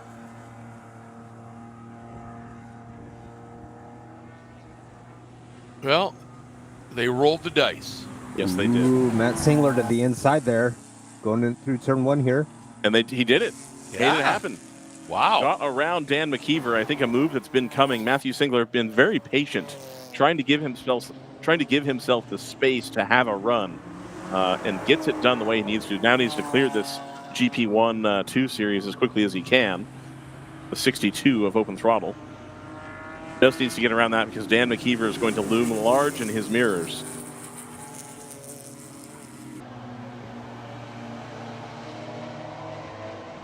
And they're both going to jump out and get around. Oh, is Dan McKeever going to make it around the outside? They have to go too wide there through 6. Not ideal. He's going to probably stay around the outside here and get it done all the way through 7. Yeah, he actually made that work, and I think it was the car he went around helped him out a little bit. Yep. And let him go, just breathe it, let him go through and get to the apex, because otherwise he would have been really slow out of 7. So nice piece of track awareness and respect there. Patrick Wilmot still in the 33s right now, trying to chase down Michel Abate. Michel Abate, 0.3 of a second behind the GTR 99 last time by. If we could pick that battle up, it's a little bit further up the field from right here. Probably going through the S's would be my assumption, Jordan. Indeed, no, it looks like the move has been done already.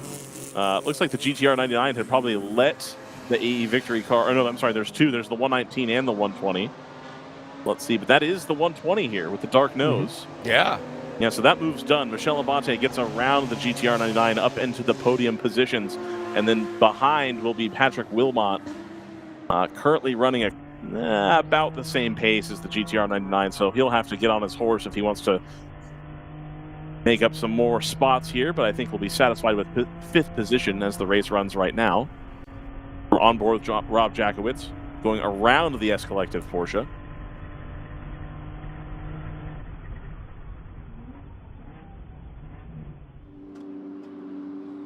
Wyatt Good in the S Collective Porsche down in 8th position. I believe, JT, that All-Star has had some of their laps restored. Down that in is 7th correct. now? Yeah, that's correct. It shows them back on the lead lap, 53 seconds behind from our leading 62 as looks like the S Collective getting a bit bit deep there on the pit entry, putting two wheels off. Working on those in laps.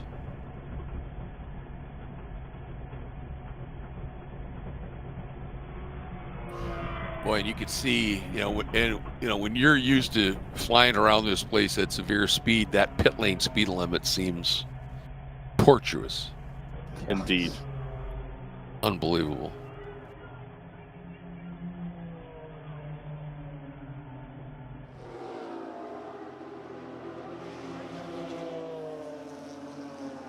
So while it looks like Gooden will stay on board that Porsche Cayman, it does look like we are having a driver swap here in the 11th Kingpin. That or they're just making adjustments.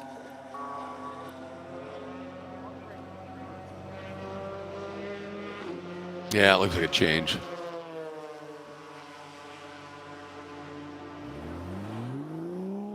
If that's the case, then we believe Mike Nance is hopping out of that car after a solid 80-minute run there. Yeah, good stint. It's interesting. I've been really kind of following the chase by Screaming Goat, the number 29, and Cade McKee on Justin Rosenblum in that 62 open throttle racing entry, and it just shows the effects of traffic because Cade will he'll close up, get to almost only 4 seconds adrift, and suddenly a lap will go, and he'll be a second and a half off, and he's back, pushing 6 seconds back, and it's all traffic. And when you catch it, you try and make your own luck here. Ooh, somebody going really slow off to the left out of 7. And that was struggling slow as we're on board here. Yeah, that was unfortunately just who we were talking about. That is the GP1 leader. I believe that was the 62 that we are seeing coming to a stop here. Wow. Well, that's a shame. They had a really good race going, and they were matching Screaming Goat, who's been very fast here.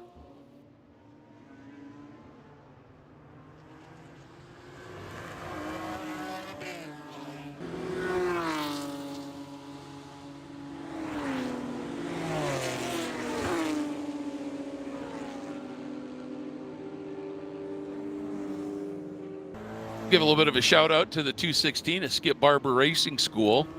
They're in a solid podium spot right now in GP2.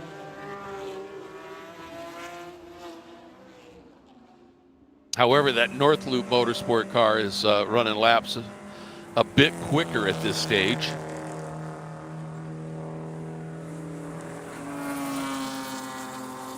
I'm curious about the story of the number 38 that had entered GP1, and we heard Ryan talk about how they had maybe detuned it or something to be able to run in GP2 for this one.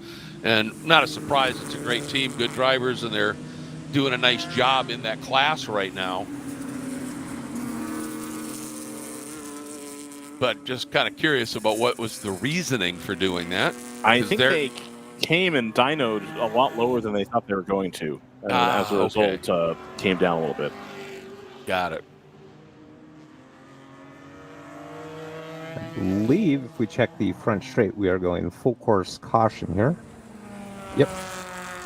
All right. For Almonte Motorsports, they're going to be pulling their hair out right now. They went a long time on that tank of fuel, though. I don't think they could have asked much more. I don't think so of either. that car, right. you know?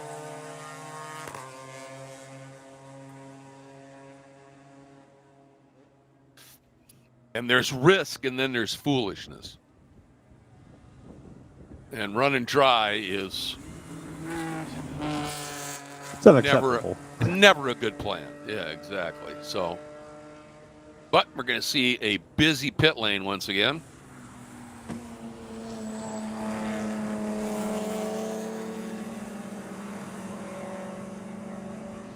And yep, there they are. That S Collective Porsche.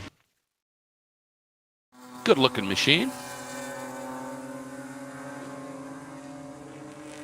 Yeah, unfortunately, I'm not sure that car has left pit lane since we saw it come in just a few laps ago. We did see it kind of have a moment on pit, and I'm wondering if there was a possible issue with the rear end of that car, because that car, you know, the rear's up on jacks at the moment. Yeah. Here's your number 2 in.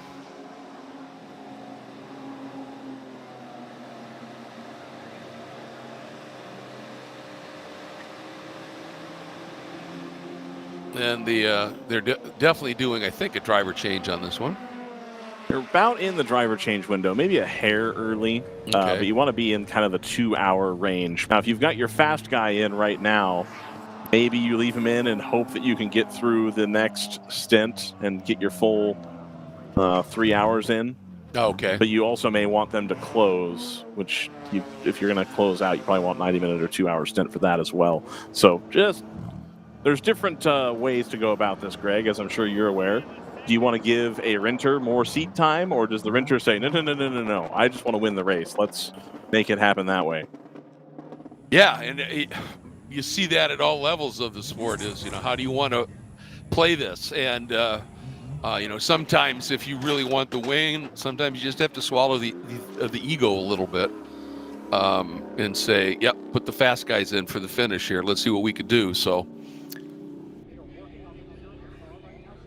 oh, you were spot on, JT. They must have had some significant issue back there.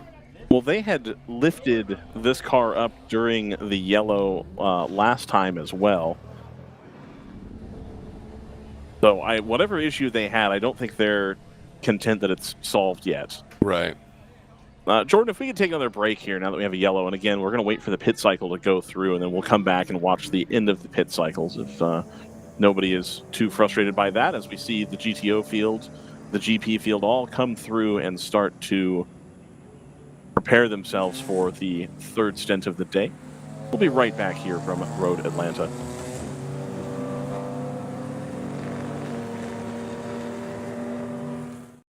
You can feel confident Continental is the smart choice in tires. Can they handle extremes? Yep. Tested from the Texas desert to near the Arctic Circle. Really? Really. Anything for the guy who finds that one pothole? Yeah, road hazard coverage has your back. For real? Absolutely. Were they made by like a bajillion engineers? Well, closer to 100. Continental. Welcome to the smart choice in tires.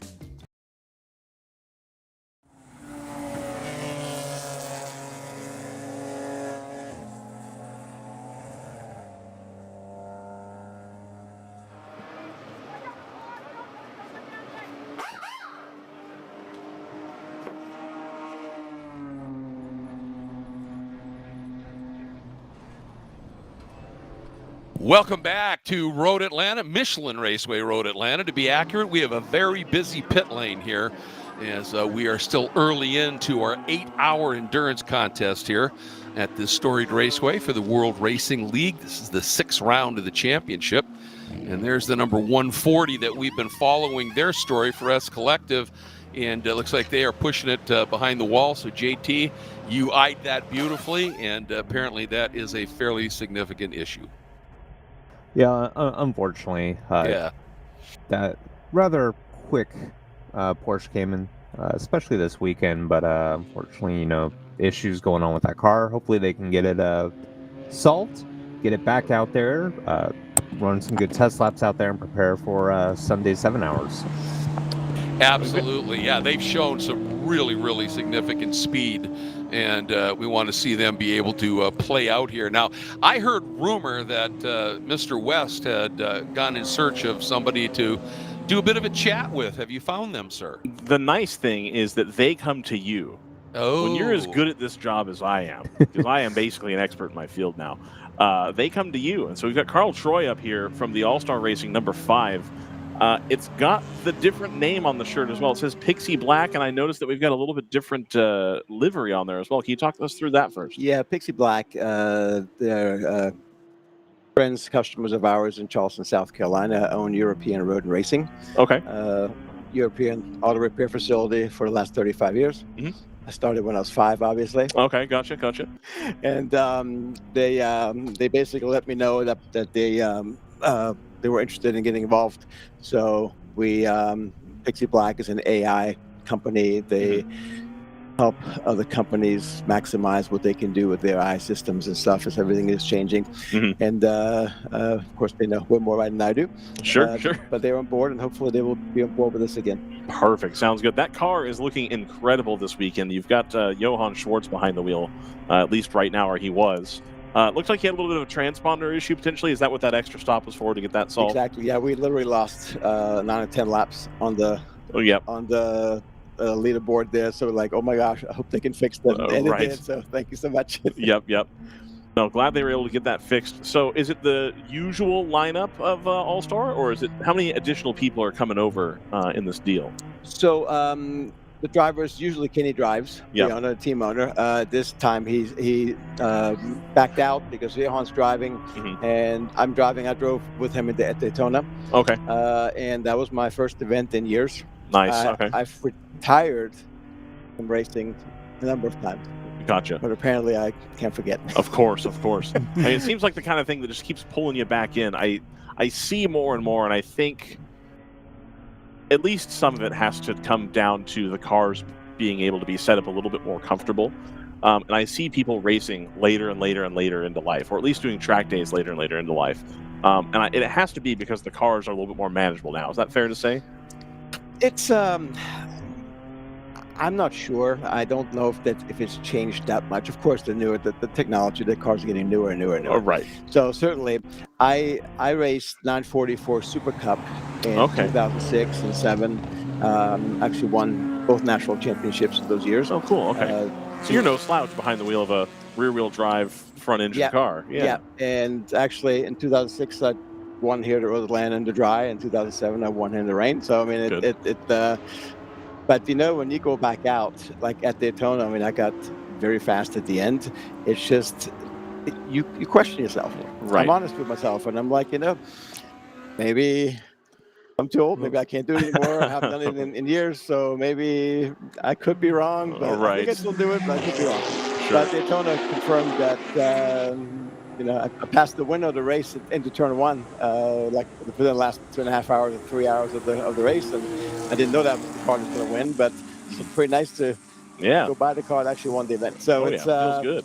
That you just realize, I mean, put new tires on the car, new brakes, and then I was 3 seconds faster a lap than I was before. That's awesome. Before I questioned myself, is it me, is it the car? I don't know the car, and then I sat in it before. Then I realized, okay, what's the car? I can do it. Perfect. Of course, here the same thing. You thought your car, you want to be safe for everyone around you and for yourself. And you just worked your way up slowly, and I did yesterday. I only had a few laps in late practice last practice because of all the rain. All the rain and So dreadful weather. The last time I raced it was 2007. So oh wow, 19 years later. Okay, let's see how fast I can go. I gotcha. We just got led back to green here by the Zanella car. You can see them right out in the lead. Followed by this same gaggle of GTUs that we've had. And you've got the number 119 right up the back bumper of the 91. Just trying to get the moves done here. You've got the field packed up. This is going to be the easiest time to try and make up some ground is here when you've got everybody smushed together. How has the traffic been out there for you? You know, we've been talking about this weekend. Road Atlanta, a pretty narrow track, especially versus Daytona, where you've got, half the lap where the track is tremendously wide for a sports car. And you can go around and make moves and do what you need to do. But here, you got to be a little bit more patient. Absolutely. I mean, there's steps you just don't take. Right. You say this is not a good idea, especially when a race is as long as this one. You just have to be wise and smart and say, okay, you cannot win this race in the first 2 hours. Right. It's not a sprint race. And you have to constantly remind yourself of that. You got the number 5 just hunting down the back of the Chattanooga Touring Wagon car. Down the front stretch here. And then you've got the 410 in the wall. Okay, yeah, there we go. We see it on the drone. Yeah, okay. We'll see if we can pull up the replay here of the number 410 of ACP with Tangerine Associates into the wall. Looks like probably running a little bit wide here. Ooh, yeah, just gets it wrong. That curb is wet. Basically the same situation that we had happen in the Radical race yesterday where somebody came off just a little bit too wide and they have deposited themselves as close as they can to the cutout here. But if you've stacked the front left of the car on a wall, it's hard to get the front left to steer where you want if you've broken a tie rod, such as it may be. So I don't know if we'll go full course yellow. They could recover that car here, and it's on the other side of the support pit lane, so it's got a little bit of space. We may have a local yellow. We'll have to wait and see on that.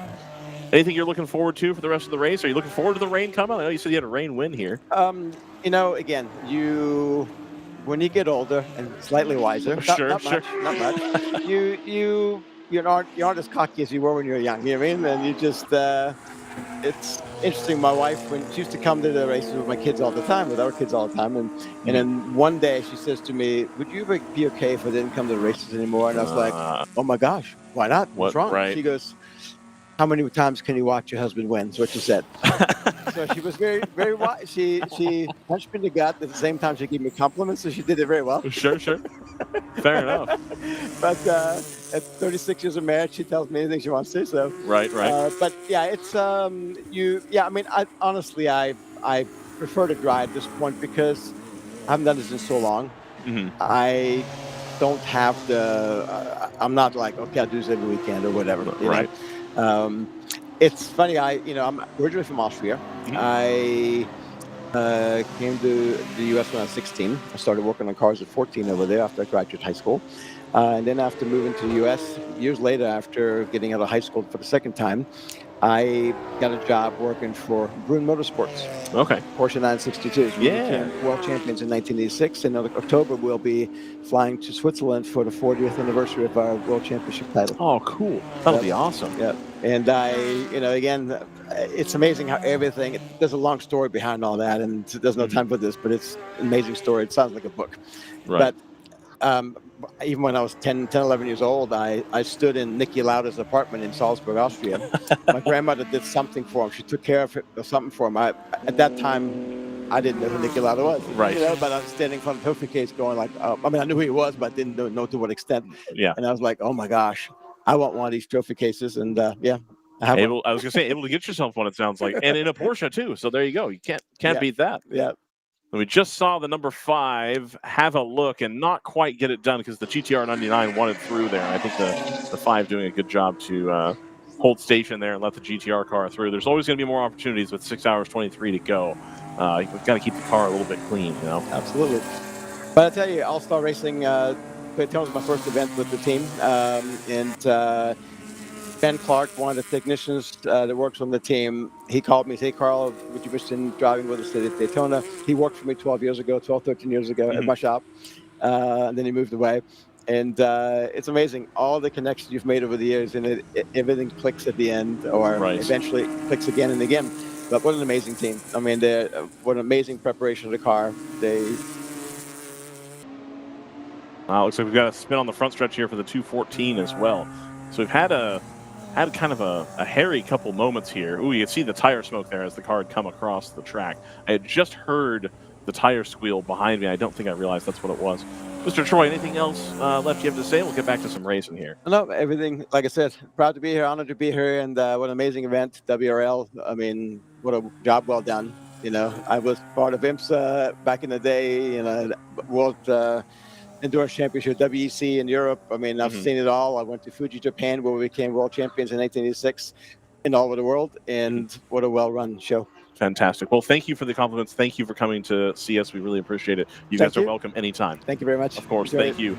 Yeah, what a bizarre spin we saw there from the 66, JT. Side by side. Johan just trying to do it on the outside for 10A here, but not able to clear it. Yeah, the 214 just last He's going to have a look down there. Not quite. As the 5 is Johan Schwartz, I think, really would like to get around the 369 here. I reckon he thinks he has more pace than Zach Mortimer behind the wheel of the 369 right now. Really wants to get by, but Zach Mortimer, no slouch himself, of course, behind the wheel of that E36 machine.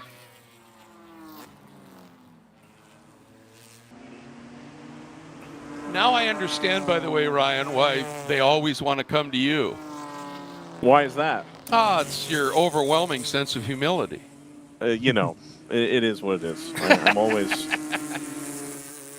ever what a the great story, though. Oh, no, fantastic to be able to come and do all that. And we get these guys a lot, Greg, where they come into WRL, and I don't know. I wasn't around racing in the 80s and 90s. Like, I don't know the names off the top of my head. If we're talking mid-2000s sports car racing, I know some names, but we're a little bit, older than that.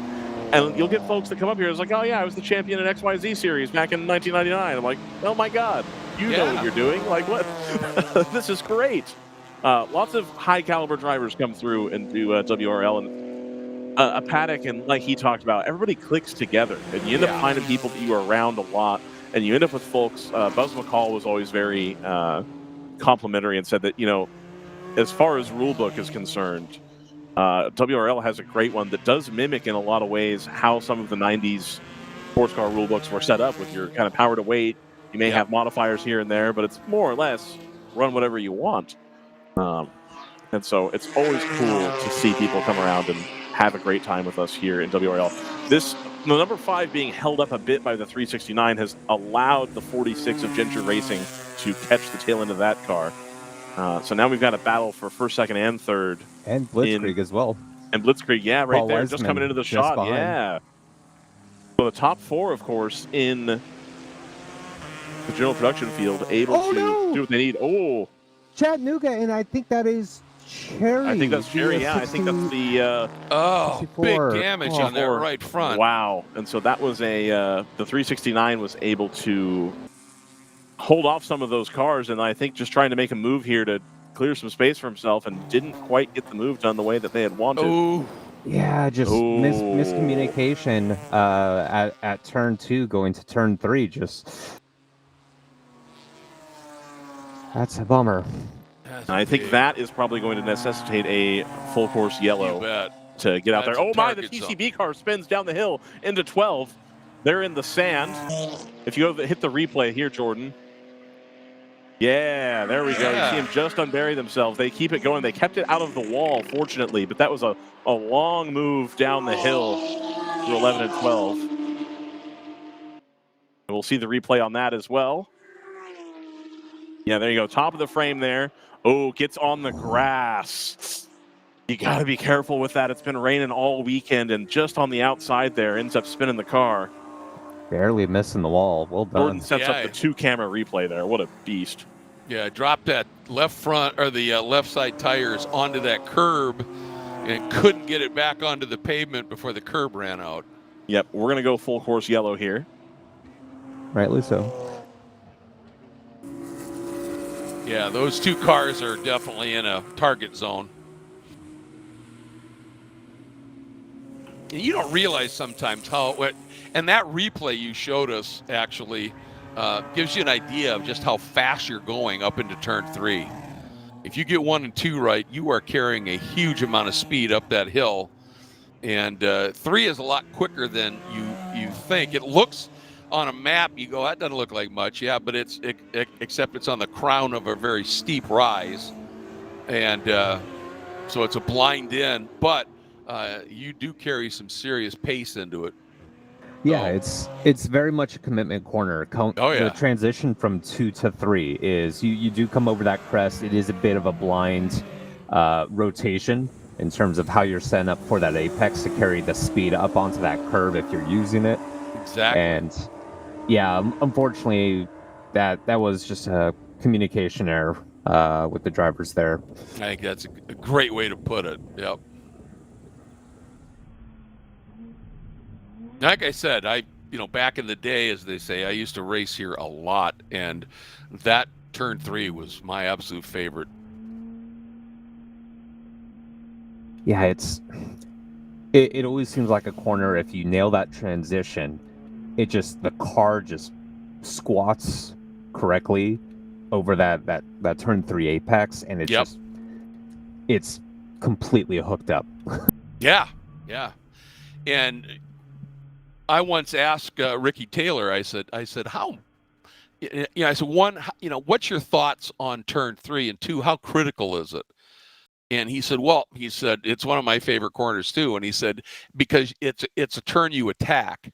And he said, and it's really critical. And he said, how much curb we're going to use in turn 3 that determines our right side ride height for the race. He said, it's that important a corner.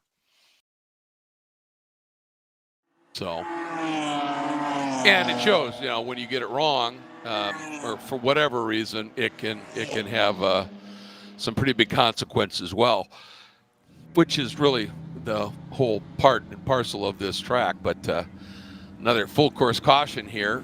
I'm trying to think of who might benefit a little bit from this one.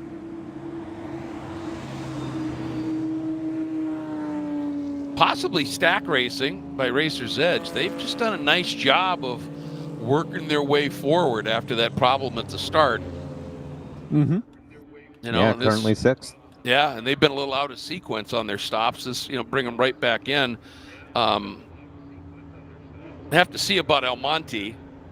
I just, they seem to have the worst luck. I mean, spins and stuff, that's not necessarily luck. That can just be errors or whatever, but they're so quick, and yet it seems every opening lap something seems to go wrong that puts them behind the 8 ball. You know what I mean? Yeah.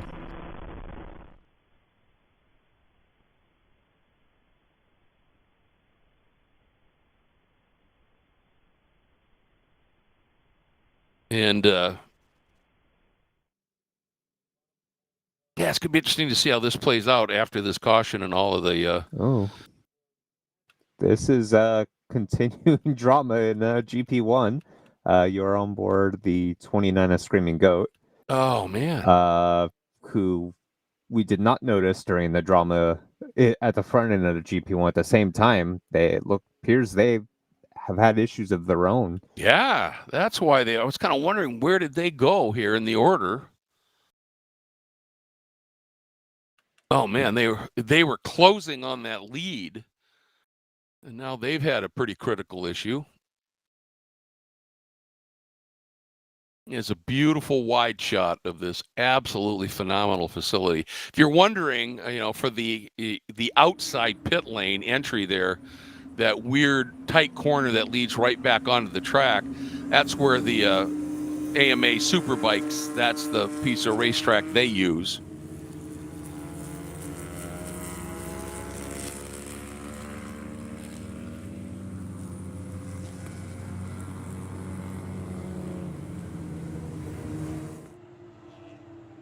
I think we're going to be cautioned for a while here. What do you think? Maybe get us another break in here and say a thank you to some of our partners? All right, well, let's make that happen here. We'll be back. There's a lot more to come here at Road Atlanta for the WRL Saturday 8-hour contest. We'll see you in a minute.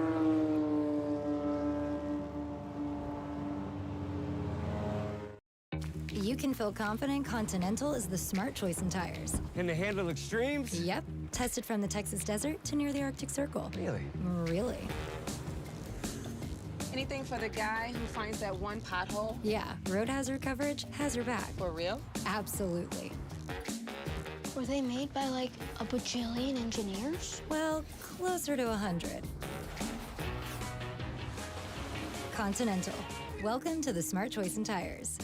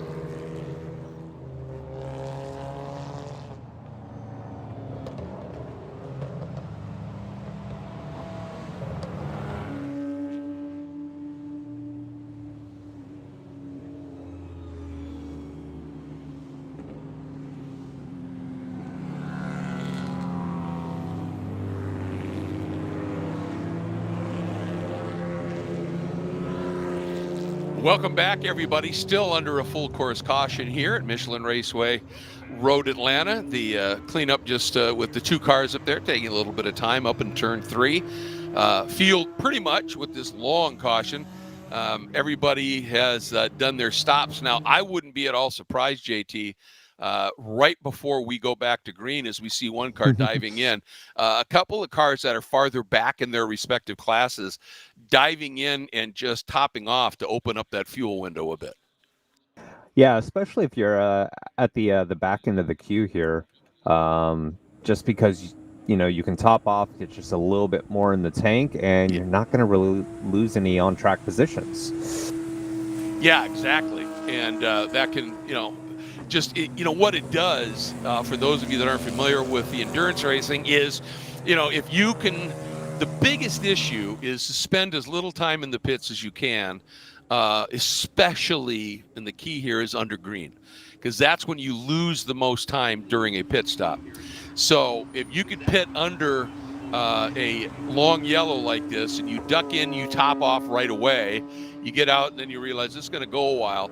Right before you go green, if you go in and you just top that fuel off again, it allows you maybe, when other cars may have to pit during a green window, if you sort of do a little bit of fuel save, as they call it, a little lift and coast here and there, you might be able to find yourself doing one less stop than somebody else in your class.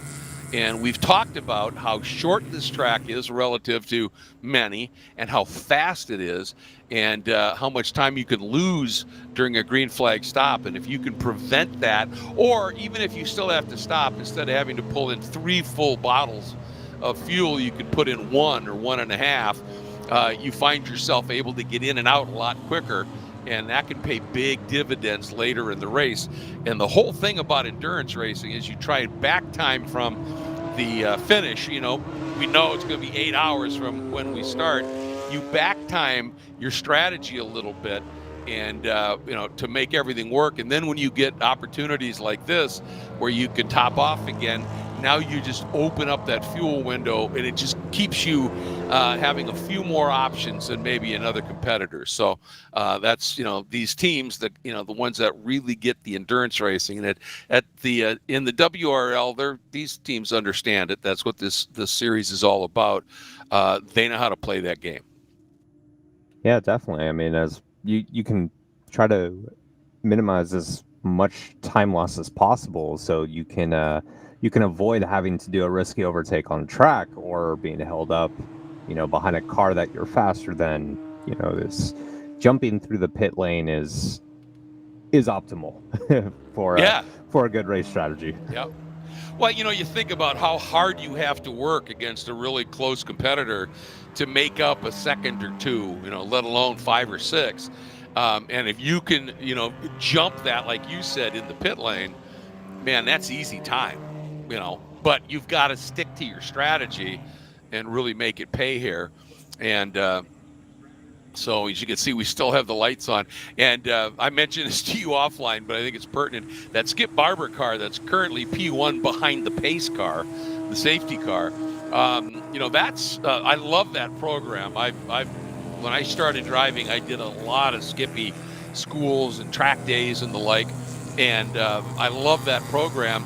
And what they've done now is they have a car that, some of their top students, they feel that you could come out and run. Well, whoever's in the student that's in that car, when we go back to green, they are going to get a big lesson in being overtaken in a hurry here, because that's a GP2 machine, and you've got hungry GTO and GP1 cars right behind it. So this is one of those moments where it's like, all right, learn the lesson. Drive your line, let them find their way around you, and just stay focused on what you're doing. Yeah, just a couple car lengths behind that Skip Barber entry is your overall leader, the SJS by AC Motorsports Porsche. I believe Scott Schmidt behind the wheel at the moment. Just behind them with a GP1 in between them. You have the 119A Victory Supra, Ashley Freiberg, still being shown in there. And just behind her is the 678 Stack Racing Ligier. So you have the the fight for your GTO lead, not too far behind that Skip Barber, so they will most likely catch up to them by turn 1. Also between them, you have a couple other GTOs that would like to try to not be put a lap down. So it's definitely gonna get intense once we go back to green. Oh yeah, no question. And this series does have limits on how long a driver can stay in the car for any given stint. And is it 3 hours? Do you know off the top of your head? It is 3 hours at a time. 3 hours at a time. Yes. Well, to me, Ashley Freiberg's, so it started at 9:30, so she's got another hour that she could stay in that car. So, boy, she's doing some yeoman duty on this track right now. Heck yeah. Okay, cool.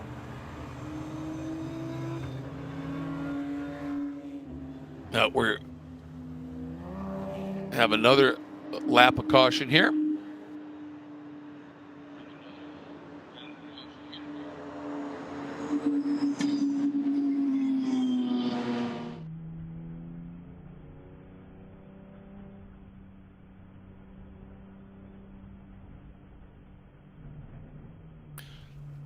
Well, and I'll tell you, again, Stack Racing by Racer's Edge, and, John, the owner of Racer's Edge, I've known him for a long time World Challenge competitor, and Racer's Edge, really, really good program, and Stack aligning with them. Not that they, weren't doing great things with Rapscallion, but this Racer's Edge alliance here could prove to be really good. And right now, Stack Racing sitting 3rd overall, and I'm sure they're playing that pit stop game again with Sylvain Pastoris behind the wheel. But again, they've got a really good strategist in John at that team. So.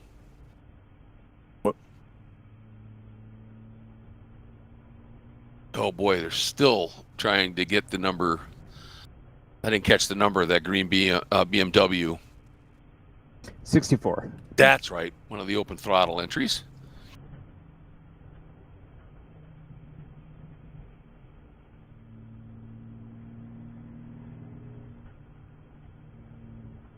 Sometimes, you get the damage to the driveline is such that it's, and of course, you never want to take a competitor's car that's already a little wrecked and then ruin it by dragging it up onto something and making it all that worse. So these rescue crews are pretty well, the EV crews are pretty well trained in terms of, all right, take your time if you have to, for these, to get these cars up on the back of a flatbed or onto the wrecker, and don't make the damage worse.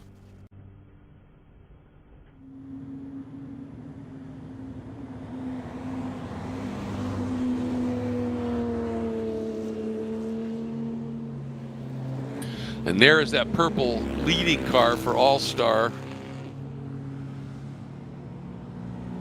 And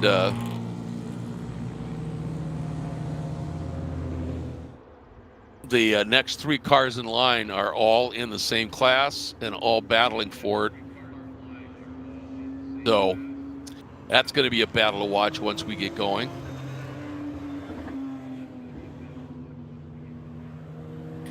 And the one thing I'm wondering about that Stack Racing by Racer's Edge is, I doubt they stopped at this caution because they were, 7th or 8th. Either that or they did a shorter, they stopped, but it was short to give them a little bit of track position. And, that's a pretty solid strategy too. If you think you're doing well on fuel, and the like, you could do a short fill, which means you'll have to pit a little bit sooner. But if it really gives you great track position, and you also are thinking, are we going to get another caution? Well, endurance racing, sometimes that happens. You get a few cautions, and it's the old saying that cautions sometimes beget another caution. So you get a restart, and then you've got another caution. We never want to see that. We hope it doesn't happen, but you know, that's just the reality of the sport. And so, you know, you've got that wired into your strategic thinking on occasion. Yeah. Well, gentlemen, if you want to look in the Discord chat internally, you'll see my newly developed media guide. I'm just looking through Johann Schwartz here. He has a daughter that plays D1 volleyball in college. Nice. D1. What a result. Whew, no kidding. Good job, Johann Schwartz, raising children. Competitive family. Son plays tennis. He started driving, his first time driving, according to this bio, and I think he's told this story on the air before. When he was 7, he was driving cars in Denmark on a frozen lake. Near his house, I believe, is what the deal was. And he's developed it from there. Also says that he's fortunate to have raced in his favorite eras of racing, which I think is pretty cool. Yeah. The kind of being in that kind of 2000s, 2010s, and you get a little bit of the historic stuff, but you've got cars that are developing over time. Fantastic. Yeah, that's impressive. And his wife Karen is an amazing lady too. When Johan was running in World Challenge, he was one of my favorite folks to stop by and chat with in the paddock. One, just because of his insights in racing, but two, just a great guy. And Karen was often there, and they're just amazing. And I'm not surprised because Karen always seemed to me to be pretty competitive. And one of the things that I loved about her was, I think we got lights out here. We do. So very quickly, she was one who would always shoot me a text before any session with the latest updates on the team. And as announcers, man, that's golden. So it's great to be able to call him again. And we're going back, and here comes the lesson for Skip Barber Racing as they lead the field down out of 12 onto the front straight. We are back to green here, and here we go. Swamp mode coming up, and everybody gets through, and let's see what's happening in that battle in GP1. And everybody being fairly circumspect here, not trying anything major here. I was thinking Johan might try and get that car in front in a big hurry to get somebody between himself and another car. But leading the queue right now, if you will, is the number 9 Almonte Motorsports Porsche. Just trying to get away here and try and get some of that time loss back once again here as we watch the field steaming through. Up through turn 5, heading into 6. Oh, big lunge here for one of the AE Victory cars. That is, I think, 120. That's the 120 of Michel Obati. Huge lockup. That was Johann Schwartz. That was Johan. I think he's gone off. Oh, yeah, boy. Yeah, here comes Choice Racing, followed by There's Blitzkrieg. Johan. There's Johan. Yep, just got in hot and overran the exit. Oh, no, that's Choice Racing here. So Ginger's still second. Well, you know, you get offline a little bit here. Even though you're the drift king, grip is still grip. And, limited by what's available to you, unfortunately. Exactly. Back racing with by Racer's Edge, right up the back of the ACI Motorsports car coming down the front stretch. They're going to pull out and try to make a move here. What a result if you're able to go down the inside on Ligier. Not quite, but they're going to be later on the brakes here. And that Ligier, a little bit more downforce available, especially versus a road car-based Porsche 911. That car seems to have really been turned on. We've got Sylvain Pistorius behind the wheel.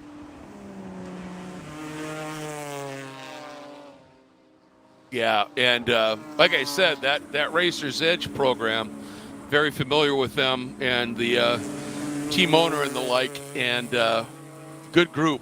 And see if they're able to take that entry a little bit farther up the order here. Now they're definitely playing a fuel strategy game here as well, like we said, so we'll have to keep an eye on that. But still.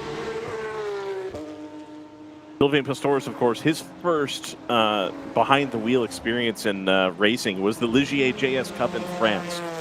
So probably the most miles of anybody in that team, I would imagine, behind the wheel of one of these cars. That's going to be the fast driver, I reckon. Able to give Scott Schmidt in the ACI car a run for his money here. Really getting that car turned on.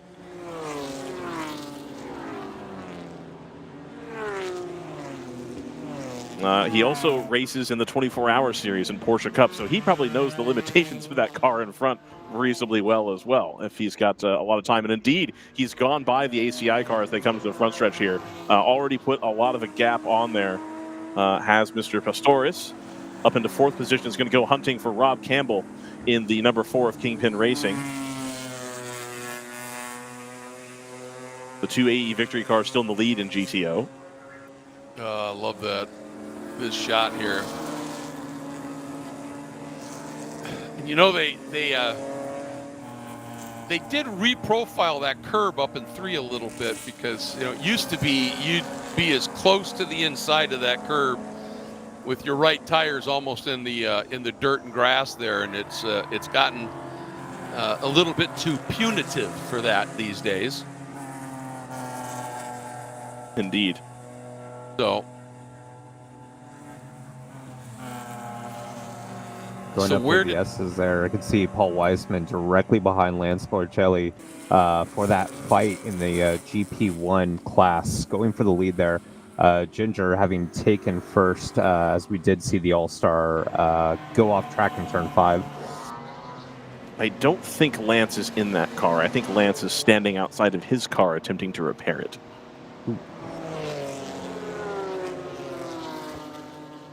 And Johan, after that brief off, he is dialing the heat up once again here.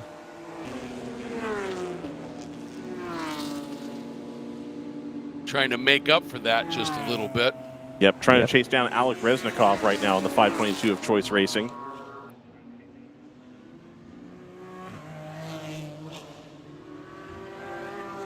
It's a good field here. Paul Weissman in the Blitzkrieg car does not have his own entry. Go ahead. That was almost a touch at the apex of 12. And somehow they made that work. That was a really aggressive move. I think that's the Kingpin Porsche. The 18? Yeah, down to the inside of one of the GP2 cars, and that got that GP2 car really close to dropping those lefts over that exit curb. Yeah, and just behind them, we do see the change in the GP1 lead. That orange and blue BMW. Oh, yeah. And Johan is through. It's like he's picked up that spot now.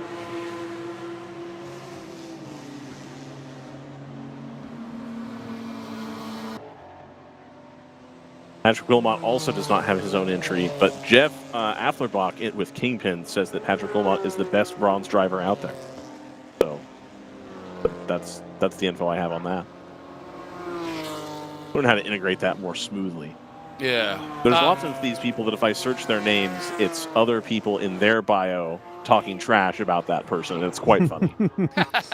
I'm glad I have easy access to this now. It's going to be a lot more fun. Yeah. Well, Patrick is a really talented driver. Can we take the GTR 99 on board, Jordan? He's just about to go around the Singler Racing number 25. There we go. On the front stretch here, Singler's going to take the outside. They're going to take the line away. The 99's going to be right up the back end, though. Haven't checked the driver. Let's see. It's still Matthew Singler being shown against the 25. I'm not sure if it's still Rob Jackowitz in the 99. I believe so.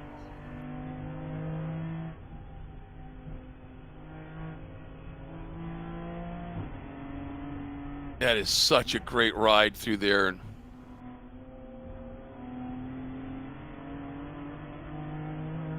Up and over.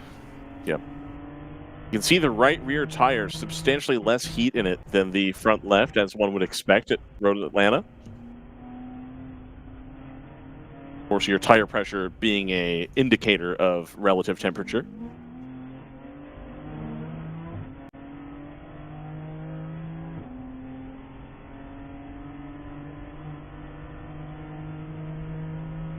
And it looked like the 99 was going to have a chance into turn 1 and just didn't quite have what it needed to make that move happen. But he's going to stay right there at the 25. Something Matthew Singler's been doing all day is just staying with people. They're going to have a look down the inside of the first part of 10 here. Not going to send it up the inside. Yep. And now we'll see if the 99 has a better run. I think a little bit too close to get a great run. 25's not going to make it easy. Going to just squeeze a little bit, so there's not a clean pass available. Going to have to really move on it. The 99 much closer this time than they were last time by. I think going to have an opportunity as Rob Jackowitz, and indeed, I think Matthew Singler checks up a little bit there and lets the 99 through. Yeah. Smart move. And now he's going to have Patrick Wilmot on the 18 behind, who's been making some moves today. Well, and that was a case of some really good, sensible driving by both of those guys, right? Yeah. Because the GTR 99 driver was very patient, didn't force the issue when Singler had it covered, and when he had the opportunity, he went through. Singler said, "You got me," and I'll just tuck in behind you. So, yeah, playing the game very well right now. They are both Palomar cars are going to come down the backstretch together. And again, the 18 has gone down the inside of the 25 already. Really have that Porsche turned on right now. Yeah.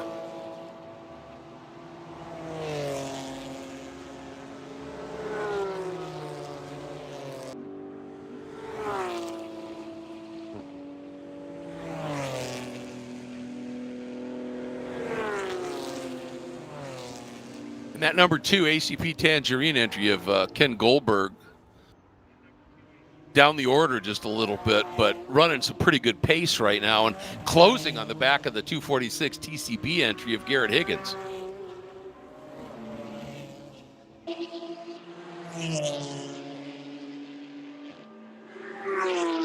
The ACP with Tangerine Associates number 2 with, we believe, Billy Johnson behind the wheel, also going to go around the 25 here. Yeah, he got there in a hurry. I wonder if that 25 is starting to run out of tire a little bit, perhaps? Yeah, it could be. Seems like it would be a little bit early, but he's also got all the heavy hitters breathing down his neck right now. Yeah, and he was defending somewhat aggressively, and that takes a little toll on tires as well. Yep. It is just a bit early, so I wonder if maybe these are the qualifying tires that were on the car. Yeah. Not entirely certain, but 25 car losing a little bit of ground. And, of course, the 129 of Zanella Racing, that's the car that led the race for some time. They're right behind the 25 now as well. And then Dan McKeever in the 91 that the 25 had fought with for a few battles. They're back in 10th. So that's all going to come back together shortly, I reckon. Rob Campbell in the 4 of Kingpin Racing has kept that Supra at the front there. It doesn't quite have the pace of the 2 leading Supras, Michelle Abate and Ashley Freiberg. Sylvain Pistorius only 1.4 seconds behind the number 4 of Kingpin right now. And indeed, they're coming down into turn 1. That number 4, that's the purple and black Supra, is going to do everything they can to hold off the 678. The 678, though, is going to have a hard time on the straights, just not as much power as the Supra. They're going to have to get real close in the S's and then hope that they can beat them on the brakes to make the move. I can confirm that Matthew Singler is not in the car as a result of him just walking into the commentary booth. Well, that's fairly solid proof. Indeed. And so I reckon it is probably his sister in the car. No, is it Rob Holland in the car? It's who? Grant Lipsky is in the car, says Matthew Singler. Welcome. Thank you so much. Excited to be here. Thank you. Thanks for coming up. Absolutely. We appreciate you. First stint, you had quite a battle with the Mustang there. Yeah, absolutely. That was fun to watch. Yeah, absolutely. It was so much fun to battle that. Whoever was driving that thing, those Mustangs are just so much faster on the back straight. So he naturally pulled me a little bit, and then I was able to reel him in just little by little through some of the more technical stuff. Right. So it was a lot of back and forth, which I really, really loved. And then I guess I just got lucky and caught some traffic at the right time and was able to get a good run on him coming down the street. I think you sell yourself short a little bit. The whole season, we've seen you guys develop that car and get it pushed further and further up the field. I think there's more to it than just luck and hoping to get it right. I think you guys are doing a good job. Yeah, well, thanks so much. We appreciate it. We put a lot of man hours and we've had to advocate for ourselves a fair bit, but it's really worked out, and we're really excited to be competitive. Excellent. Just as we say that, the 678 is still about the same distance behind the 4. Like I was just saying, it's going to be difficult for that car to catch up. You've got the BMW M4, the little bit older trim one, right, that's sitting relatively speaking, about middle of the table. Right. Not nearly as much power as the new ones, not nearly as light as the Ligier, kind of in the middle there. Supra adjacent, I guess you could say, as far as perhaps pace, power to weight, somewhere in there. Right. How has it been racing around these 911s? Have you seen much of those yet? It seems like they've got just a different situation going on here at Road Atlanta, where you really need all the power out of the corners. Right. Yeah, it's I've done a little tiny bit of racing side by side with the 911s. I think I've personally raced with Almonte just a little tiny bit on course, but some of those local guys out of what is it, ACI? ACI, well, and Kingpin too. Yeah, like that's Kingpin. their, yeah. They those guys know this track like the back of their hand, and so they knew exactly how to get around me and how to do it real quick. Well, so fortunately, we'll be going back to Utah in no time. Yeah, so darn right. it'll come back to you, so you'll be all right. yeah, exactly. I'll be really excited to take them through the attitudes, and yeah, no, it'll be really fun. But yeah, it's been really interesting with our older generation car, and I'll be honest, I think that a lot of people with our generation car are waiting to see how we shape up against some of these newer generations, whether it's lighter, more horsepower, especially with the shift in the APV table, because there are a lot of F82s. I mean, heck, what GTR 99 brought out their old F82 for the HPD yesterday. Yep. And I think... And they were pretty successful in that car, too. That was a car that they did a pretty good run of the championship in, for sure. Yeah, absolutely. And so I think that everybody else is kind of just looking at our F82 and seeing how we're comparing to everybody else, and maybe if we keep doing well, top half of the table, or maybe even top 5, we'll get some more F82s out here and utilize those amazing cars. I hope so. WRL has been pretty good about finding ways for cars that there's lots of to get involved. And so, for example, those 2 Series, back when Brendan and I started doing this in JT, that 2 Series was like the overdog car in GTO. Yeah. And it was like, that's the one you want. And over time, everything's kind of caught up to that. And so the decision, for example, to allow that to be run in GP1, well, now there's a huge market of cars that are more or less turnkey that you can get into and and now we've got a place for those to race. And so I think it's probably coming. You got to be really careful, I think, when you make decisions like that to change APV table, because you don't want to irritate anybody. It's hard to try to keep everything, even-ish. I think they've done a decent job so far. Absolutely. There's a lot fewer teams, running away with stuff anymore. Like, that doesn't tend to happen. Yeah. The fronts of these GTO races end up being pretty close more times than not. Absolutely.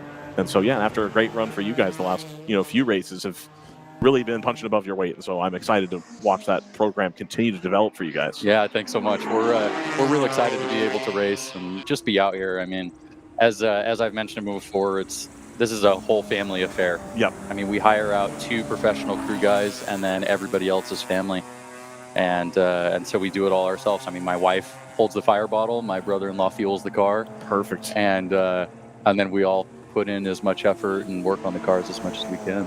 I think it's one of the last places that, like, separate from if you wanted to go like sprint racing, right? But for endurance racing, it's kind of the tip of the spear for being able to do it as a small time operation. Right. There's several teams here this weekend that it's 2 or 3 friends that own the car, and they get some of their friends to help fuel the car. Right. And like, that's kind of all we got, and it's easy to say like, oh, you got these big haulers out here and pro teams. Like, that does happen. Yeah.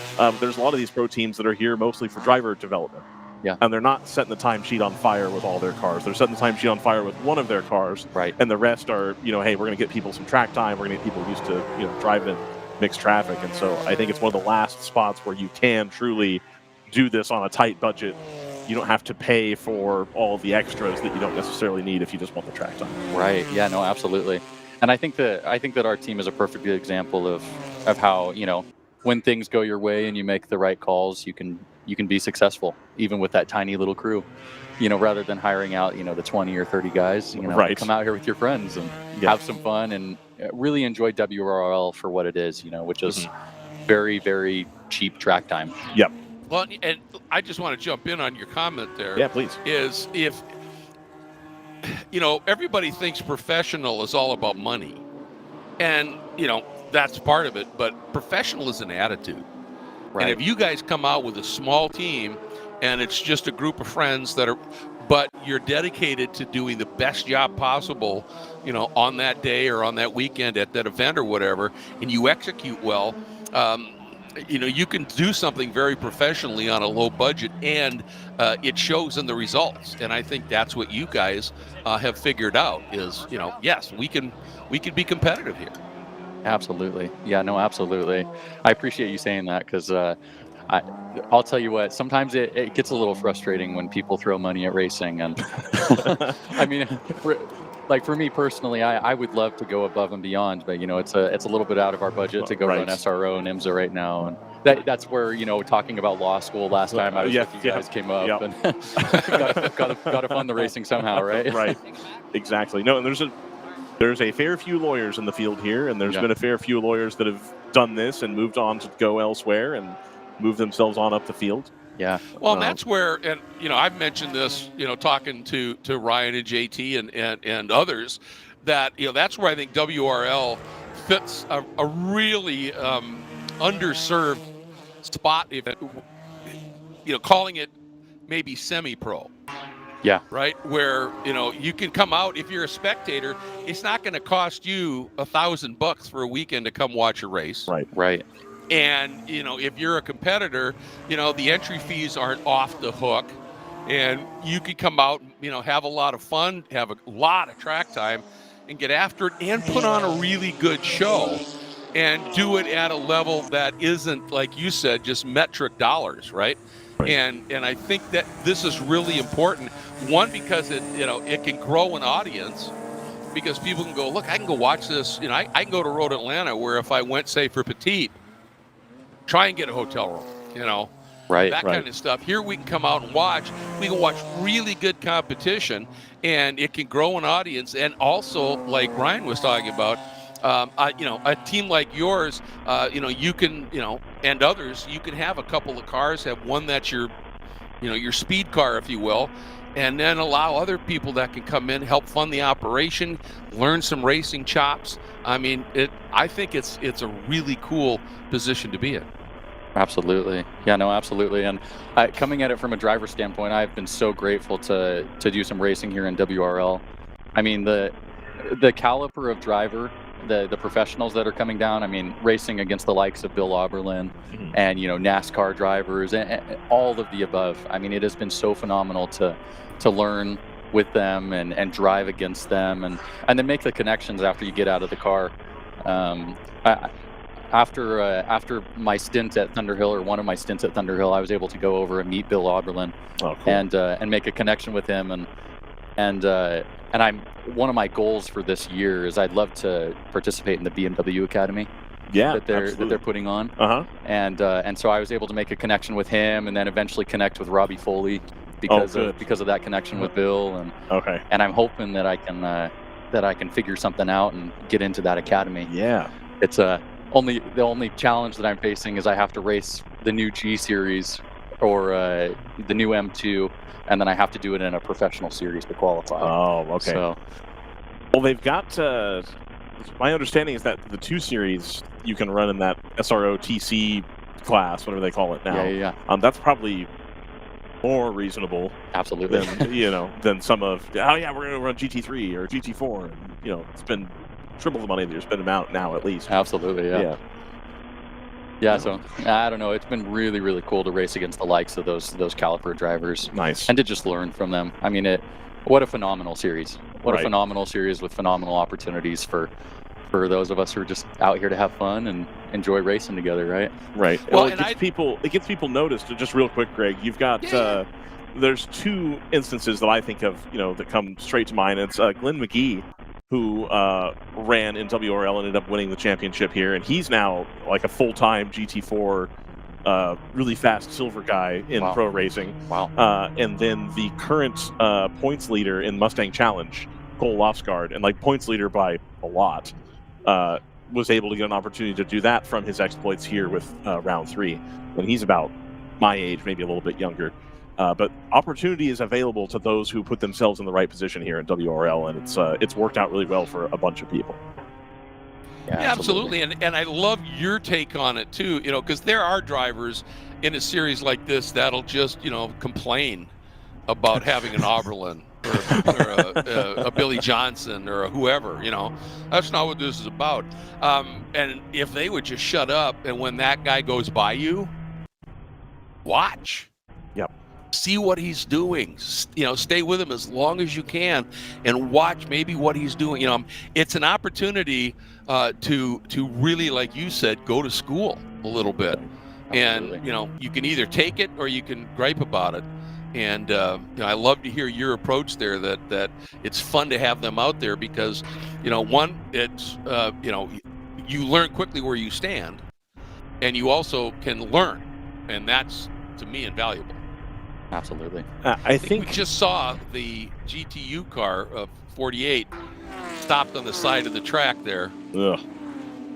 So just keep caught an eye it on on the that. corner of my eye. So yeah, we'll keep an eye on it. Yeah, there he is. I think it's healthier, and especially in a situation like WRL, to think of the pros less like, oh, somebody's hired this overdog to come, ruin the race, and they're going to beat me, and blah, blah. And I don't think that that's largely what's happening. What I see this more as, especially as we talk about, Bill Oberlin, for example, I don't think it's unfair to say that Bill Oberlin does not have the pace that he had 15 years ago.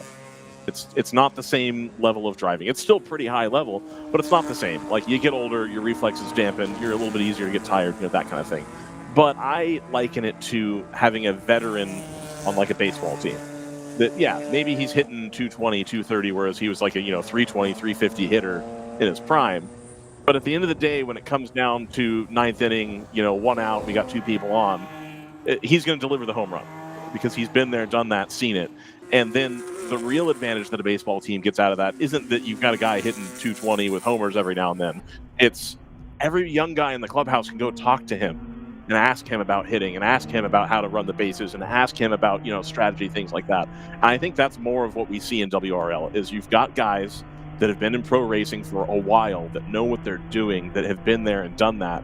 And it gives people the opportunity to learn. I mean, you've got Rob Holland on your team. Absolutely, yeah. No better resource for endurance racing, I think, than Rob Holland about, like, hey, this is how you keep a touring car on the island so that we're not going crazy and getting the car wrecked and, all that kind of stuff. And so I wish that the people who complained would think about it more like that as opposed to like, oh, they're just buying their way to the front. Like, it's really very rarely do I think is it about that.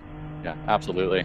And WRL has done such a good job. I mean, they've started to, limit the amount of time that pros can be in the car. Yeah. And I think that's a really, really good step in the right direction to, to help those naysayers or those people who are complaining. Right. And then we can continue to learn from these phenomenal drivers. It's our team is beyond lucky to have Rob Holland with us. His experience, his knowledge. I mean, everything. That guy lives and breathes motorsports. Yes. Absolutely. Well, and just to be able to look at his data if he's a teammate, right, and just go, oh, that's why I'm getting, why I'm struggling in turn 3 or whatever.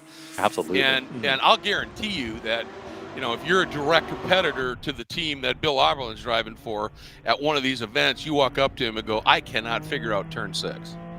He'll go, let's go have a look. Yeah. Let's just chat about it real quick, and we'll Yeah, that's, they love racing. And, they've had, for a lot of these guys, they've had the awesome career. And now they're just doing this because they love it. Yeah. But still just a fabulous opportunity. So that's really cool. And Rob, God, I called Rob a ton when he was in World Challenge. I was unfortunately for him, I was the guy on the mic when he got that Volvo all-wheel. Was it a Volvo or all-wheel drive backwards on the pit wall at St. Pete? Oh yeah, that's right. When the throttle stuck. Oh no. And he said, "You're never gonna let me live that down, are you?" And I said, "Well, just look at the video, dude. That was funny." The 148 Greg has made it back to the pit lane, by the way. Oh, good. Yeah, pretty phenomenal. Well, we're super grateful to be here and super grateful to have the likes of Rob with us. And I also got to give a shout out to Grant Lipsky and Wine Country Motorsports and his son Evan.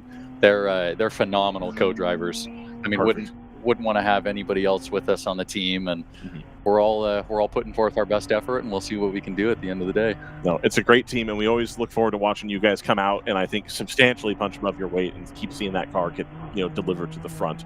And so we're very, very excited to have you guys with us. Please, Matthew, come chat with me anytime. You're always welcome. Matthew Singler here with the number 25 Singler Racing BMW. We'll see if they can pull the rabbit out of the hat today. And we've also got tomorrow, too, a little bit shorter race after we have the break time there in the middle. It'll be a fun couple days for sure. Yeah, really cool for him to come up and spend some time and give his thoughts. And yeah, they do. They extract so much, not just from the car, but from that program.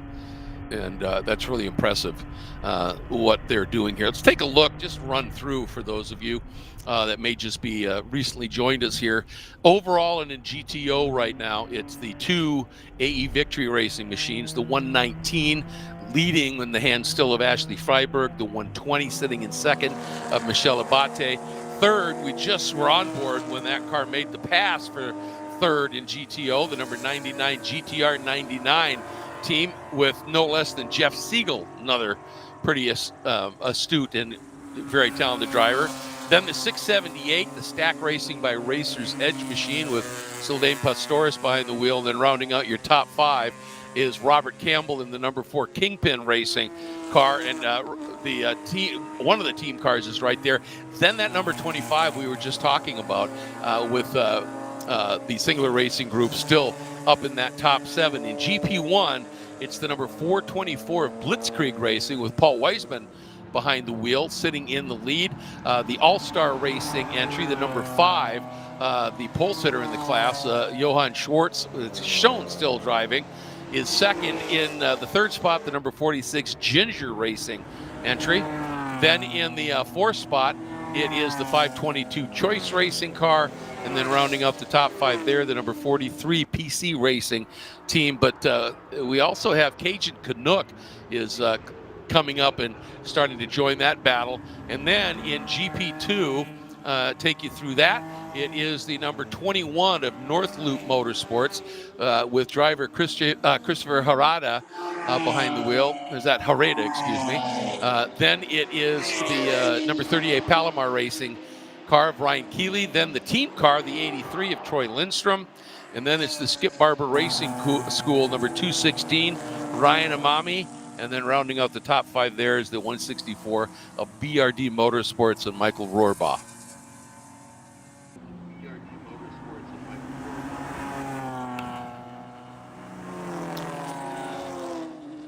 So that's where we are with just a little under 5.5 hours yet to go in this 8-hour endurance contest. And we're now, into the over 2.5 hours since the start. So I would suspect here we're going to see not suspect, we are, if they want to not run afoul of the rules, whenever the next pit stops happen, whether it's under a caution or under green, we're going to see a flurry of driver changes.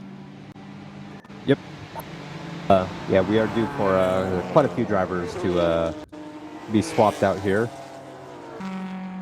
Well, that's the second time I couldn't get the car number. Maybe you can help me out, JT. This car, second car coming at us behind the number 5. Now it's the third car.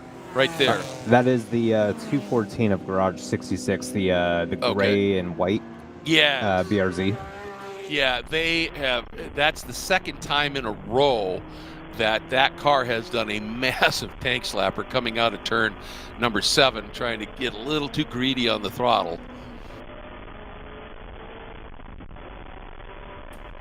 And if you've been really pushing here, these tires are going to be pretty toasty at this stage. And again, one of the things that we had all that rain over the last couple of days, so this track is still comparatively to what it would normally be pretty green. So now it looks like that front's starting to drop toward us again, isn't it? Yeah, slowly. Yeah. Well, maybe we'll find a window somewhere and be able to slip through. Whew. Getting some absolutely fabulous drone shots here. And this is just a great shot all the way from turn 3 up to that big old curb at the exit of 5. 61 going really slowly down the pit lane as they're working on this Ligier as well. 678. Yeah, they've really done a nice job playing after that problem at the start and just playing the pit stop fuel game to try and get themselves back into the mix here, which they have done, I think. I think so too. This obviously is going to set them back under green a bit. And as I was talking about, John Meraki and that Racers Edge team, I mean, they fielded, winning cars in SRO GT3 competition in that series as well. So they know their stuff.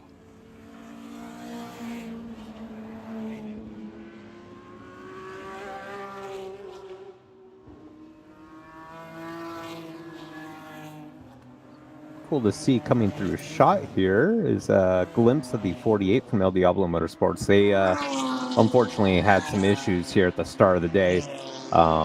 Yeah. This is them coming across the line for the 18th time today. Normally a very strong entrant in the GP1 class. I believe you guys had mentioned yesterday this is a new car for them. Yeah, I think it's one of the Bimmer World cars from World Challenge. It is. It's not a new car to them. It's a new car to us, JT. But we probably saw that car run at Thunderhill. Okay. And it's been Lance's car for some time, and he runs it in NASA. Gotcha. They're still shaking that down. They said they shook it down at Sonoma 2 weekends ago, and were pretty happy with it, and then put it on the trailer, brought it here, and now they have problems again. So they're kind of scratching their heads about what exactly happened between there and here. As the ACI Porsche comes down the pit lane as well. It's got a little bit of pit stop action here. The 522 of Choice Racing, they're also coming down the pit lane. Greg, Racer's Edge had a Prep 2 Mazda, is that right? In Grand Am? Yes. Okay, cool. That was a Brendan recommendation. Yep, they did. I thought about it for a second. I was like, yeah, I'm pretty sure that's them. Yeah. Yeah, and then they when they moved over into World Challenge, they fielded one of those. I'm not gonna remember the name of the car now, but like a prototype looking GT car for a while. Did very well, and then they decided to just go all in and got an Acura GT3 car. Oh, it was that era. Yeah. Yeah, okay. it did exceptionally well. We're really good.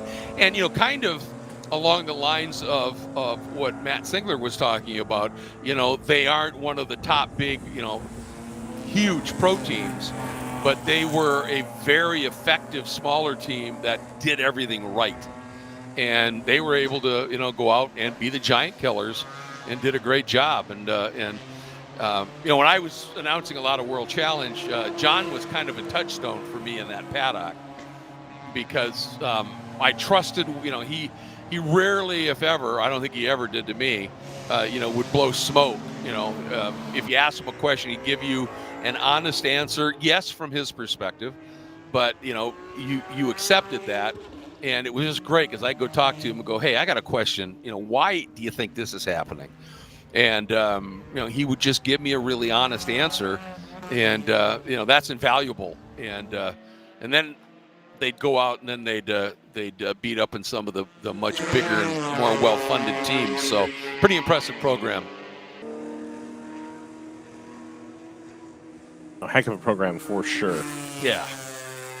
Yeah, Brendan shares a picture of the car in the chat. It's a red RX-8, that would have been. Oh, yeah. Yeah, exactly. You can hear the picture we just heard. Oh, look at that bad boy. Yep, beautiful.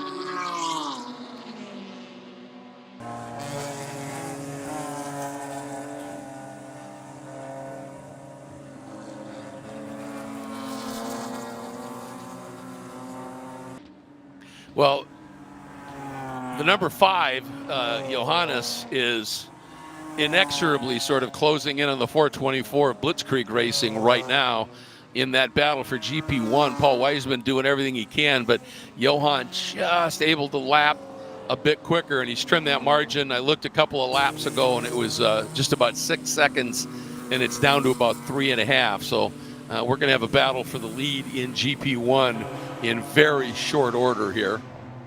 Yep.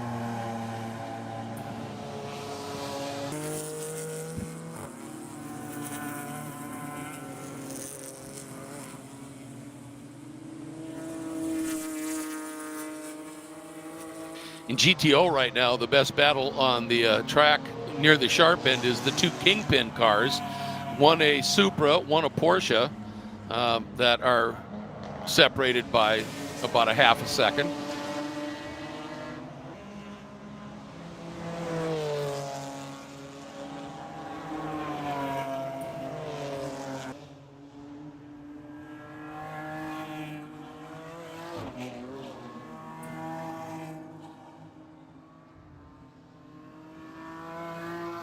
No, these 2 Supras having at it here.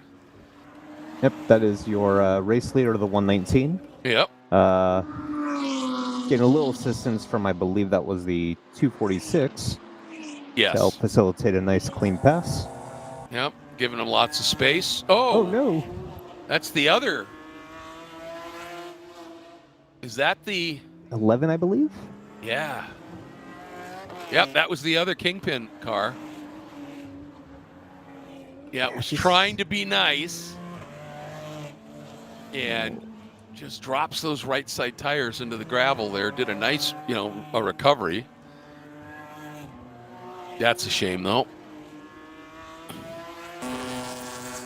That car comes down pit lane here.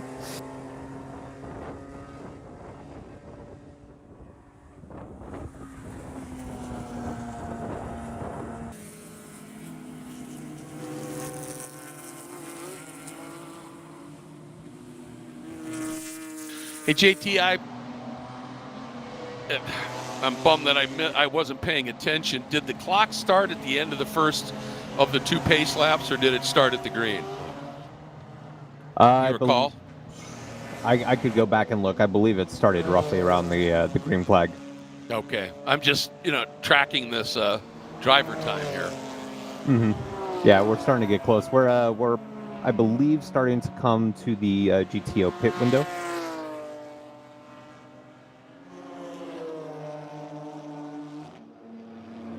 And yeah, obviously if you're coming up to your pit window anyway and you're close on driver time, you're going to make that change.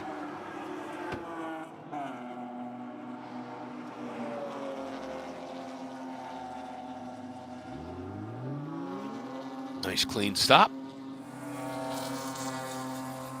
And again, for these pit stops, there is no minimum time you have to spend in the pits. So if you can execute a pit stop faster than your competitor, that's on you, and it can make a big difference here. And the Blitzkrieg Racing machine has made the move into the pits from the lead. Oh, that is your second place. Toyota Supra, the 120. Michelle Batte on board, I believe. Oh boy, it's going to be really difficult for her because she's got a bunch of traffic coming up. Oh, that was a late move. Yeah. Late move. Looks like the 308 was just not able to really get a good launch out of turn 1 there. So 120 goes to the right to try to overtake on the outside of 2. And yeah, but then you got to sit there and wait. You got to sit there at the top of the hill. She had to wait until all that traffic drove by, and she still, didn't lose that much. But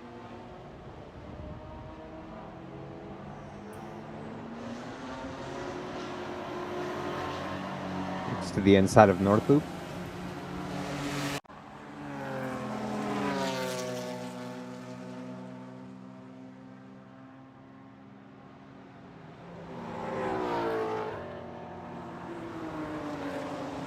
But anyway, as I was saying about the pit stops, there's no minimum time. So if you can gain a bit of a march, as you were talking about, JT, and be able to leapfrog somebody in the pits, that's awesome. And in this series, you're allowed to do that by executing. And these stops, what it comes down to when you're now doing a driver change and you're in your fuel window, is you want to get that, make sure that driver change is done before that third bottle gets emptied into the tank. Yeah, and just as important, you need to stop 61, I believe. Yeah. No. Yeah, that was the 61.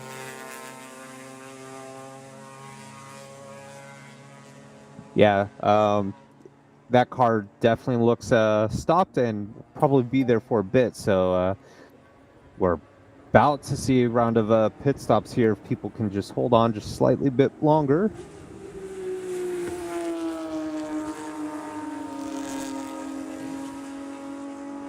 So yeah, we did see the 424 Blitzkrieg Racing pit out of the lead of GP1, promoting the 5 All-Star Racing to the front there. We believe Johan Sport's still in the car.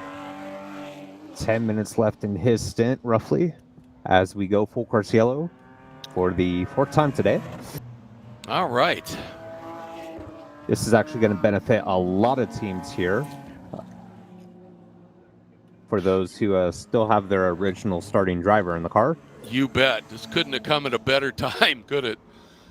To mitigate that. And so we'll get our pit camera. Wow, I wonder what happened there. I think that kind of gives us a good idea of what happened. That big black spot behind it? Yeah. Yeah, exactly. That's not what you want to see, and I think that's going to bring us out a full course yellow here. Oh, yeah. Yes, indeed it has. And so, boy, this is going to be fun. Have Jordan, our director, we're going to get some great stuff in the pits here because we got all these cars. Look at that, cameras ready to go as all these driver changes are going to have to start to unfold.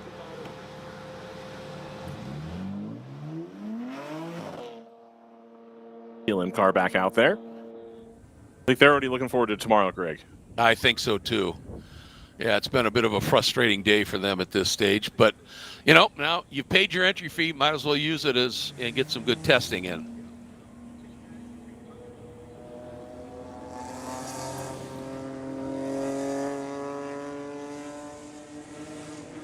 All right. Unsure why the 522 Choice Racing was going a bit slow there. Yeah. All right. Almonte in. And they already... Okay, here comes the driver change.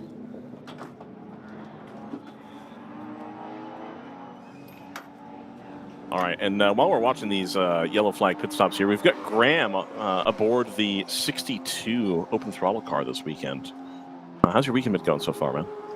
It's definitely been interesting, so none of us in the car have actually driven this car before. So all morning long yesterday with the lightning and stuff, we were kind of just waiting and trying to get in the car, and then we each got about 20-25 minutes in the car, and Oliver qualified us on wet tires, and we're Nice. P5. So it was definitely, we knew that the car was a lot faster going into the race, Right. but it's definitely been a challenge having to go out there with not much time in that car and basically trying to learn it while racing other cars wheel to wheel. Well, unfortunately, it sounds like you're a local here, and so you've got the track time around the course. It is now just down to trying to run a car on street tires and learning the mixed conditions. I think the rain has held off so far, which has been nice. Every time I look at the weather app, it shows me a different thing. Are you a big rain guy, or are you out on the rain? Normally I'm not a big fan of the rain and the big stock cars that I normally drive because, Right. quite honestly, it's pretty terrifying in those. But in these cars, especially at Road Atlanta, the track that I know every inch of the asphalt has, it's really fun, and it's a wild card. So we had a little miscommunication on our pit timing and had some fuel issues, but managed to get the car back up and running. I believe we're about 5 laps down right now in P7. So if the rain comes in, my teammate Oliver told us, he's like, if the rain comes in, we're pulling whoever's in the car out. I don't care who it is, and we're putting myself in. So, and he can't disagree with that. He is absolutely great in the rain. So I'm really hoping it rains because right about now we need something to change, and I think that's our change we're looking for. Yep. I totally get you. We're checking the wheel bearing, I think, on the back of this Porsche here. Maybe a little bit of a noise or something that they might hear from time to time. And hey, we got yellow flag out, a little bit more time in the pit lane than we usually have. So let's just take a moment and check. Look like it's moving around too much.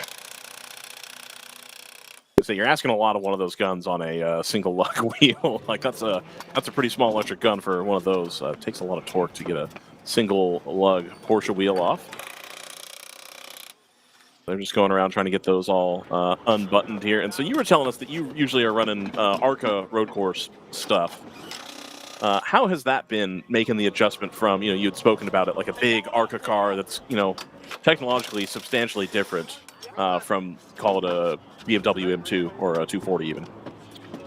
It's a whole world of difference. And what I always tell people who aren't very well versed in the racing world is that it's like comparing football to rugby. And, right. I mean, they have the same shaped ball, but they're completely different sports, and you play them completely different. So if you went out and drove a stock car like you drive one of these cars, then you would wreck the car at turn one, right. and vice versa even. So it's definitely a big challenge, and I really like running different stuff like that and just trying to get any track time I can in any kind of different cars, because what everybody tells me is that if you can go and drive a 600 something horsepower ARCA or a 530 horsepower Trans Am TA2 car, then you can go and drive pretty much anything. So it's been a challenge trying to learn this car. I mean, it's the first time in probably 6 months that I've driven something with paddle shifters and with traction control. And so, but I'm on the sim for probably 3-4 hours a day, just getting time in any car, and that definitely really helps a lot. Perfect. And so you're doing TA2 as well, is what it sounds like. You're doing that for a full season, or are you just jumping in those times? Full season? Perfect. So it's been a whole world of learning. I mean, this is practically my first full season in any car racing. So okay, cool. Get thrown into the deep end. Oh, right, yeah, absolutely. The TA2 car, that's no joke either. If you're getting that working, we were seeing Michelle Abate in the 120 here. She's got a lot of time in TA2 as well, and she's got that car a lot more sideways, seems a lot more comfortable with really throwing that car around than most of the people in GT4. I think to her detriment earlier, ended up spinning the car around, but coming through 12, getting that car to step out just a little bit, keeping the back moving around, I think that's a cool skill set to have. You would think, the viewer, that if you got traction control and this and that, what does it matter if you know how to slide a car? But if you can extract that little bit of performance out of the car and turn the traction control down, that's going to give you an advantage if you're able to be on the limit. And especially too, have you driven a racing car on DOT tires before? I have. So I ran one WRL race last year in GTO. Okay. It was in an F82 GT4 BMW. And so it's definitely a big challenge, and it's such a different driving style compared to driving on slicks, and just with how it rotates through the corners and how you have to treat it on entry and all that stuff. So it's definitely very fun. And I mean, like I said, it's like comparing football to rugby with slicks versus road tires. And so I think, quite honestly, or obviously nobody's going to prefer treadwear tires over slicks. So, but it's definitely an interesting thing to drive on. Well, it's a good equalizer too, where everybody's got the same problem, if you will, to deal with. Where it's like, hey, I don't really have the ultimate grip that this car is set up for, and I think, these Porsche Cup cars, right? Those are set up to be already a really knife edge, super sharp racing car with a slick tire on it. And so now to try to throw the, less grippy DOT, 200 treadwear tire on there is probably a huge challenge versus some of these, GT4 cars or, the 2 Series, where it's a little bit closer, a little bit bigger car, not designed to be nearly as sharp as, a Cup car. You get a little bit of an advantage there at back, I would reckon. I'm waiting for anybody to tell me I'm wrong on that, but I feel confident about the underlying theory there. We're just getting the oil dry laid down here so we can get this, what I presume to be transmission or gear oil, cleaned up off the track. Got to make sure the surface is safe. Of course, yesterday we had a situation where one of the radicals was laying down some oil And indeed, I think that same car was laying down oil this morning. And that's the one trail you can kind of see going through turn 12 here, was from that number 14 Radical Cup car. So we've had a little bit of fluid down on the track, but usually it's getting cleared pretty well. And nobody has complained yet about that oil through 12, and none of the Radical guys complained either. So I think it's just kind of the residual stainage, but we do what we can, right, to keep the track nice and clean. Graham, do you have anything lined up for next season, or are you just trying to get through this season for now? I don't know if I can say that much on the broadcast. Okay, hey, no, fair enough, fair enough. Hey, you got the Chevy overalls on, man. That's, you might have something cooking. We've got some big plans, and I'm really excited to start working towards my goals. And eventually, I think next year is going to be a really big step in the right direction. Perfect. So, yeah, going to be a lot of racing. I can tell you. Excellent. That. So happy to hear it.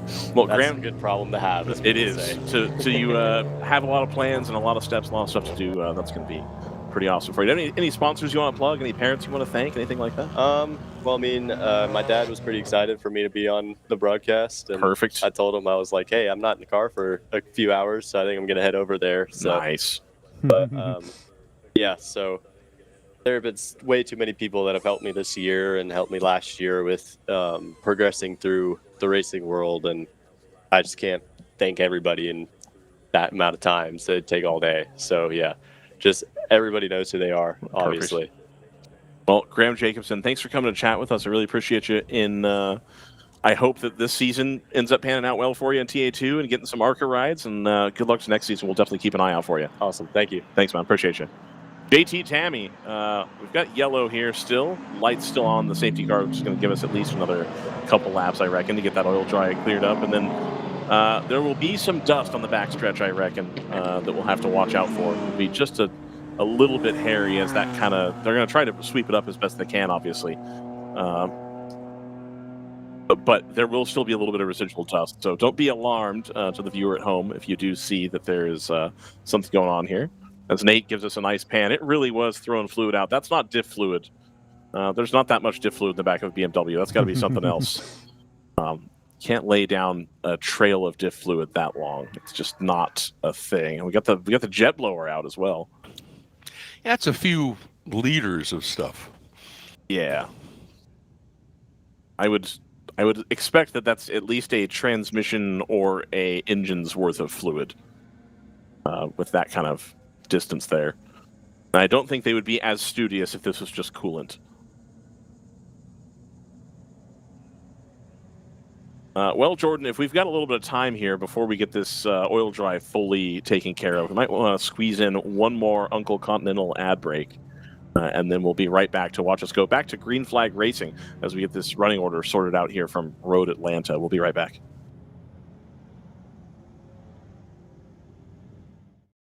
You can feel confident Continental is the smart choice in tires. Can they handle extremes? Yep. Tested from the Texas desert to near the Arctic Circle. Really? Really. Anything for the guy who finds that one pothole? Yeah, road hazard coverage has your back. For real? Absolutely. Were they made by like a bajillion engineers? Well, closer to 100. Continental. Welcome to the smart choice in tires.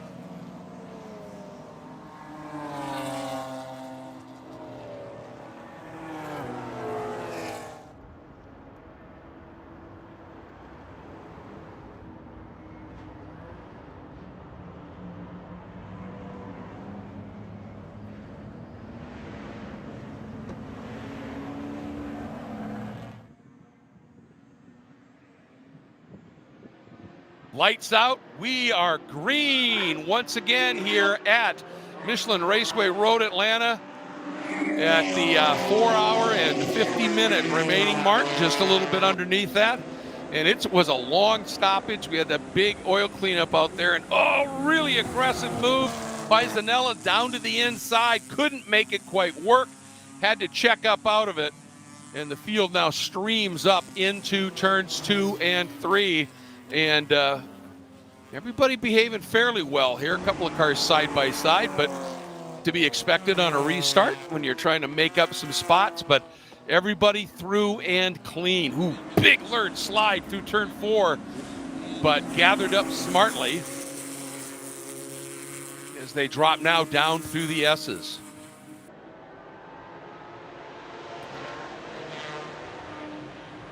And it's going to be a great scrap.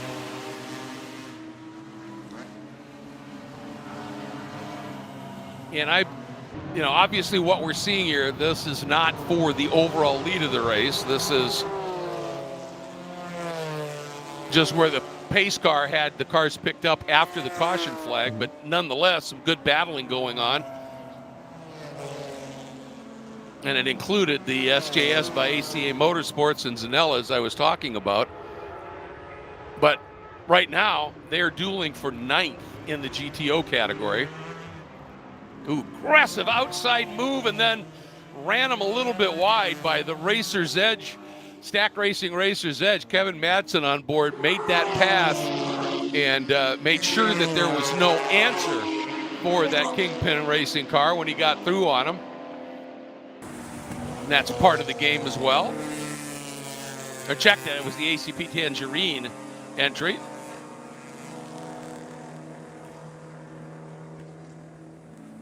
Yeah, it's the 18 that's a second behind. That will be a fight for 5th in GTO.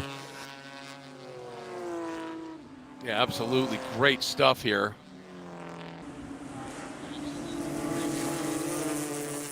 Still leading is the 119, the AE Victory Racing entry. Remember the 120, which had been about 15 seconds back and comfortably in a 1-2 for AE Victory, Michelle had that quick spin. They're still doing fine. They're up in the top 4 overall, but yeah, this is a good little scrap here. Tell you what, that Racer's Edge car finding some good pace here. Yep, it needs to stay on the lead lap here. Ooh, good slide by, I believe that's the 46 of Ginger Racing, XS7, getting up on the curbs there.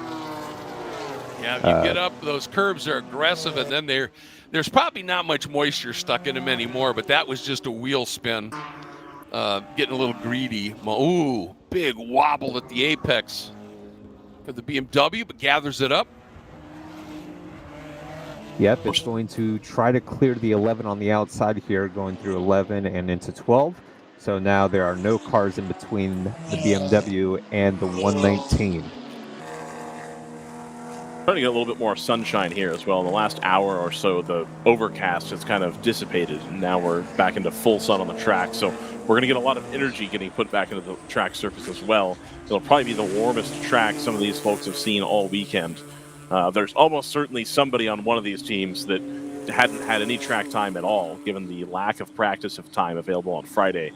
If you weren't here Thursday and you had no practice time Friday, it's been different conditions all weekend, and so this is going to be about the warmest and brightest track we've seen. Yeah, it's a really good point. 4 hours 45 to go. We're getting on for about halfway through the race, so if you're getting in the car now, if you've just made the change, you've had a set of tires that's already had a lot of time put on them, and this, I think, is going to be the worst possible case scenario, Greg, where the car's going to change a lot as the track surface goes up and you've got worn tires. If you're getting into this thing cold, it's going to feel, I think, a little different than how it felt for the first driver that was in the car. Oh, yeah, it's going to feel just downright slick for sure. Zanella car's going to go down the inside here and get around the 308 of ACI Motorsports and SJS. And the thing that They'll go back to surprised the me lead. here was that Racer's Edge, the stack racing with Racer's Edge, Ligier outpowered both of those down the straight out of turn 7. I think he got a great run out of 7, but that was a pretty impressive speed run for that Ligier. Yeah, Kevin Madsen, one of the fastest cars on track right now, a 134.476 in that Ligier, 678. Currently hunting down Alana Carter behind the wheel of the 120 now. This is Alana's second year running the 120 car. The 62 just takes a little bit of curb and dirt on the front stretch here.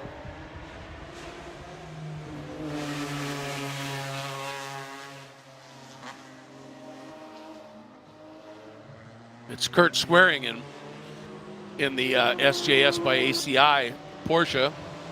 The owner of ACI with some fair bit of experience as well. Yeah. Oh, yeah.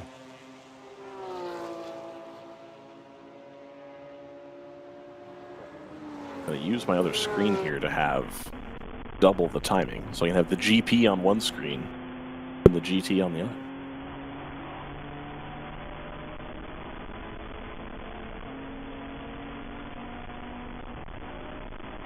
Looked like the ACP Tangerine car, the number 2. Maybe I just saw something. Ooh, aggressive. Down to the inside in 7.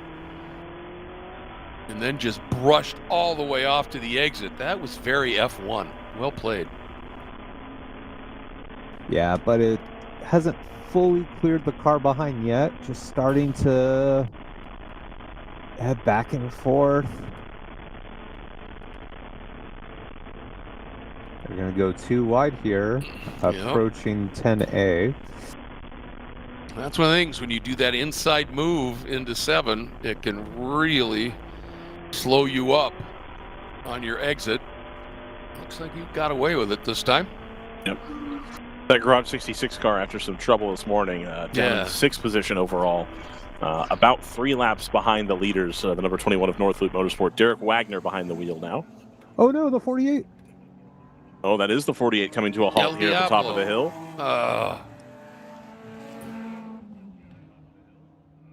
Going from bad to worse for those folks, having made the trip all the way out here from the Bay Area. 71 hours door to door, they said. And that car just loses power, it looks like. Just runs out. The number 5 All-Star car is going to dive into the pit lane here, I think, anticipating a full course yellow. Maybe you stay out another lap, but maybe you think, that's not going to take very long to clear if it's already at the top of the hill. Yeah.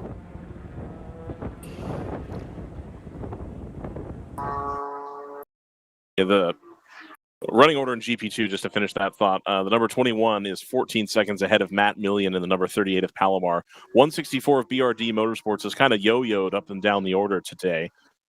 They're currently sitting in 3rd, about a lap adrift of the leaders.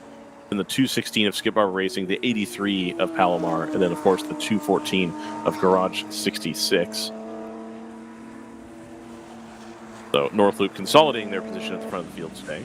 14 seconds ahead. Pretty competitive GP2 field, I think, all things considered. If we can find the 119 versus the 99 somewhere on track, that would be lovely. Currently have Jeff Siegel only half a second behind Brenna Schubert. Yep. There it is. They're going through the S's here. We see him come towards turn 6 here. Yep, we're going to go on board the GTR 99. Just losing a little bit of cell signal there, but able to get it back. Being very gentle on the throttle here, not trying to force the issue. Again, a very GTR way to go about racing, and I've talked about that quite a bit today, and just keep talking about it, I suppose. That they're really not in a huge hurry. That's not their MO as we go full course yellow here to recover the number 48 at the top of the hill. But I think just as we go full course yellow, the 48 gets refired and does not elect to go to the pit lane. Now, that is kind of a sketchy maneuver to try to cut all the way across the track right there, right from the top of the hill. So this could be, let's take one lap around and then bring it in. The 678 comes to the pit lane. Kevin Madsen behind the wheel of the Ligier there.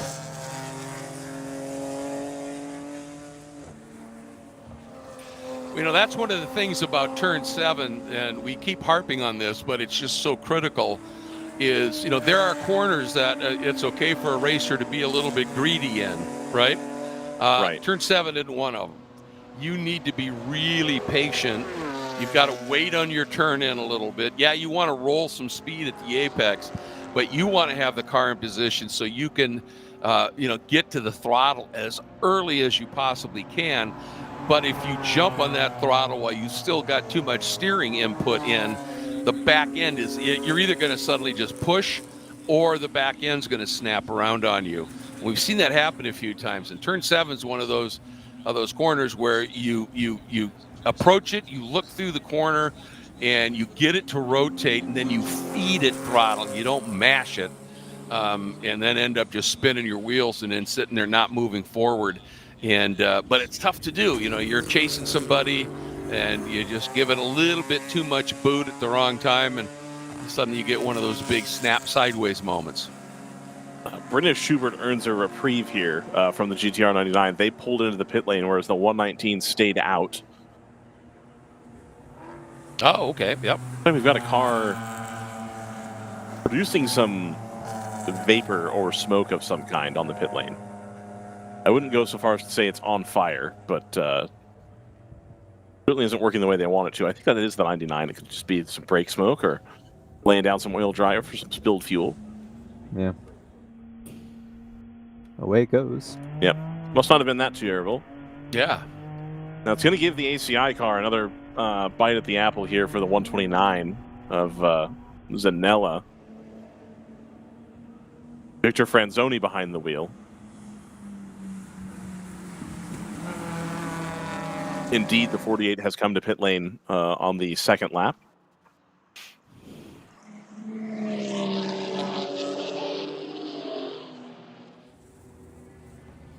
And with the GTR 99's pit stop, that's going to promote the number 120 of AE Victory Racing with Alana Carter behind the wheel up to third position. Rob Campbell, of course, in the 4 of Kingpin. The 11 Kingpin car comes in. Okay, that's the 11. Gotcha. Yep. No, the 4 JT is the purple one. Yeah. No, I only saw a white nose. I couldn't see any of the sides, so I was wondering if it was the 119. But it is not. No, it's interesting. We didn't have a lot of running after that previous caution, but it probably settled a few spots here, and now we compress the field again. So the racing should be pretty top tier once we get back to it. Not that it hasn't been, but it's just going to be closed up a little bit, and we're going to see some more scraps. 164 BRD comes down pit lane. We see the GTR 99 trying to catch the rear of the field. I imagine we're going to go green pretty quickly here now that there's nothing left really to recover.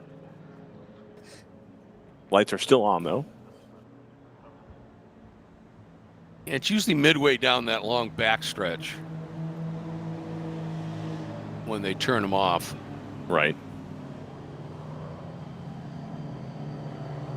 I think the 119, the 119's at the back of this queue, I believe. If we could just hold on this one, Jordan, I want to make sure.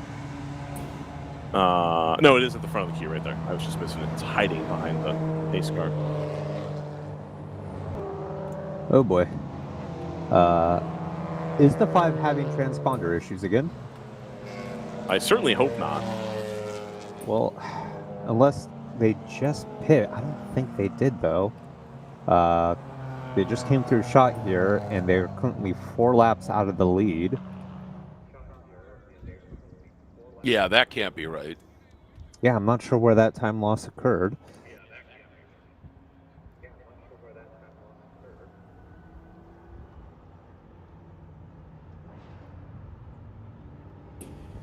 That said, unfortunately, GP1 has just been a very troublesome class so far today. It has. For 29 all the way down in 12th. Yeah, all 5 full course yellows have been attributed to a GP1 entry.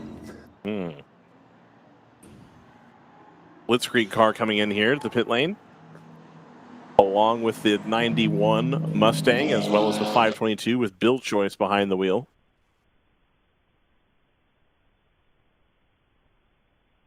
That's a stat, JT, that you really don't want to be a part of. Yeah, no. The 214 Garage 66, they're going to come down pit lane again. As the Bimmer World 48 is taken behind the wall. GTR 99 is going to come to the pit lane again. I think the GTR 99, they got to be working on that car, doing something. Because I think what's happening is they're trying not to go down a lap. Yes. And so they're keeping the car in the pit lane as long as they can and then sending it to catch back up and then come back and work on it some more. Maybe changing tires? I don't know. 246 of TCB, they're in the pit lane. As well as the 2 of ACP with Tangerine Associates.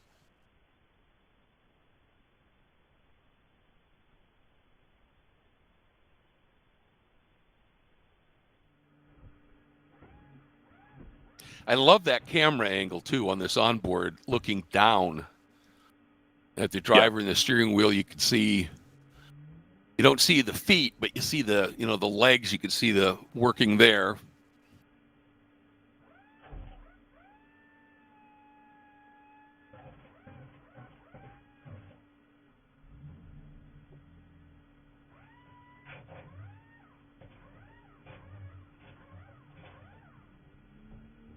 Yeah, we just can't quite get an angle on what they might be. Well,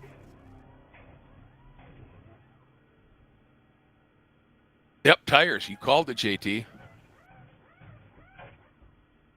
What a guy. JT knows what he's doing. Yeah, he does. He's got it figured out. Well, I mean, if you can pit. Now look at that. He got Paul Tracy doing their tires. Sorry. If you can pit and stay on the lead lap when you have a couple back-to-back full course hills like this, you can take the opportunity to change tires, and just try to give yourself an advantage over the cars ahead of you on the same lap. Yeah. Because if they're not going to be pitting to do that strategy, I mean, you might as well try to find the advantage that you can. Now, that's a really good point. Is you're right about halfway, and now what's really critical for the driver of that car is don't torture those tires in these first few laps. Be gentle, bring them up to temp, and get them nice and hot before you really start to lean on them. And here we go. Speaking of leaning on it, back to green. And it is the 119 of Brenna Schubert. Now for AE Victory Racing, leading the field away. 25 is going to go way to the inside here and try to clear this GP1 traffic. The Aftermath Motorsports Cayman. Oh, no, indeed, that is their GTO car, I think. Yep, that's the 117. Love the color of that car. Oh, yeah. Dave Tomlin behind the wheel. Really sharp, yep. Number 4, Kingpin. Toyota trying to go around the outside, heading down into the S's. And got it done. Makes it happen. Now the cork in the bottle is still going to be that 117. They've got the 120 behind.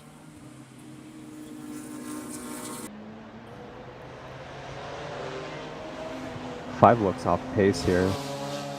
Yeah, I thought so too. You saw it as well, huh? Yeah.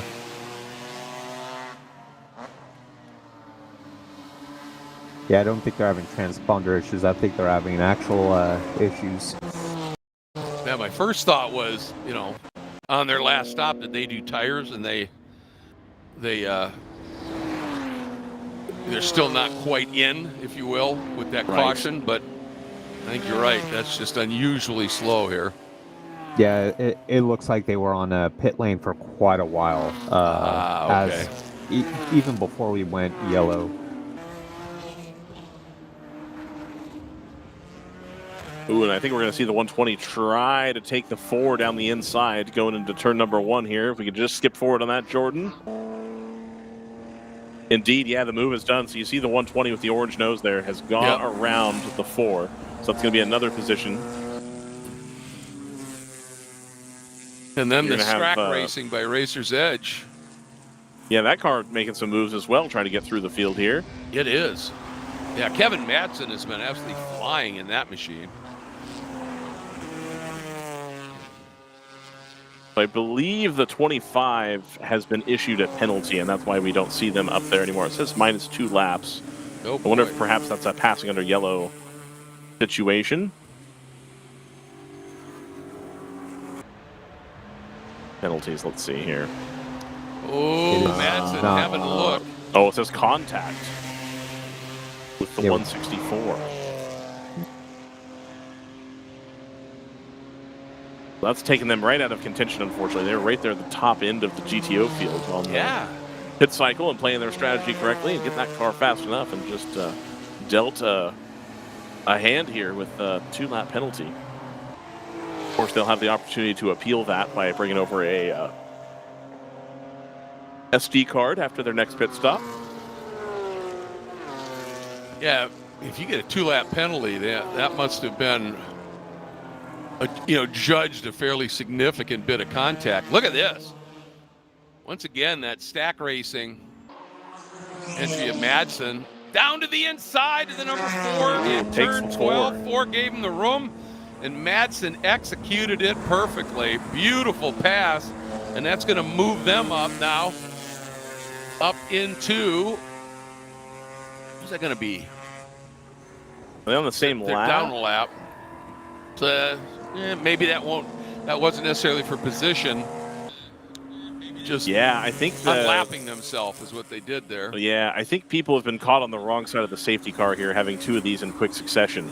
I think so. I think people have either under or overplayed their hand, and now we've got a little bit of a split here in the top end of the GTO field. The top 5 on the same lap, and then the 6th through, let's call it 10th. On a different lap. So Kevin Madsen currently at the front of the being off the back here. Give them a little shout out, that team. Their sponsors are Prime Security, Remo Health, but on the side of that car as well as Race for RP, and it's a charity that I've done a fair amount of work for in the past. And RP is relapsing polychondritis, and it's a disease that attacks cartilage in the body. And it's an amazing cause, and they have a few drivers that are ambassadors, and I think one of them works and drives for that team, and that's why they carry that Race for RP on the car. And it's and that car is about to reel in the 25. Again, not sure if that's a race for position pending this penalty outcome situation, but they're going to take the 25 down the inside and then set off in pursuit of the 4 as well. Oh, no, they've already gone around the 4. Yeah, so they're still trying to get their lap back here. But have a lot of pace in that car. 133.1 last time by. They're quicker than Brenna Schubert right now, but not quite as quick as Alana Carter. But Kevin Madsen doing what he needs to do to get that lap back. Still have 4 hours and 30 minutes, give or take, available here to make some moves. So you figure if he gets his lap back and then catches a yellow right, he can be right back where he needs to be if we've got that kind of pace in the car.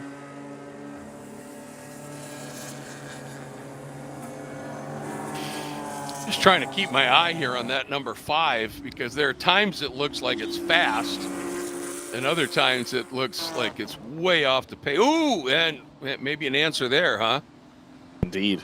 Got in way too hot up at turn 3. A little bit wide here. Yep. We have one of broadcasting's greatest legends here to join us for this replay.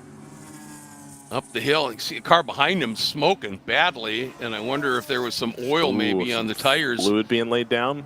Of that, got him all locked up. So, I will say, gentlemen, hello. But also I will say that that car had a pretty severe flapping or scraping sound down the back straightaway when I was out managing some technical things. Can you provide a sample of that? I can't. I don't know. It was slower than that. I can't do like a low frequency. Imagine a splitter flapping on like a. Is that what it was? No, I couldn't see anything physically flapping, but it certainly had the aural presentation of something like that. All right. Well, was it a really bad flat spot? Because I mean, if it's bad, you can hear those. That's for sure. I remember when that used to be a really big problem back in the Bridgestone days of Formula One, where if you flat spotted the tire, that tire was going to grab that flat spot every single time you went near the brake pedal for the rest of the time you had the tires on there. Sure. In the older design cars that didn't have as big a wing. It just hunts for that. Yeah, it was a constant headache trying to get around that. The hypercar tires, or at least the last generation, certainly did something similar. Mm. As soon as you caught the flat spot, it was just, you'd see it over and over and over again. Got it.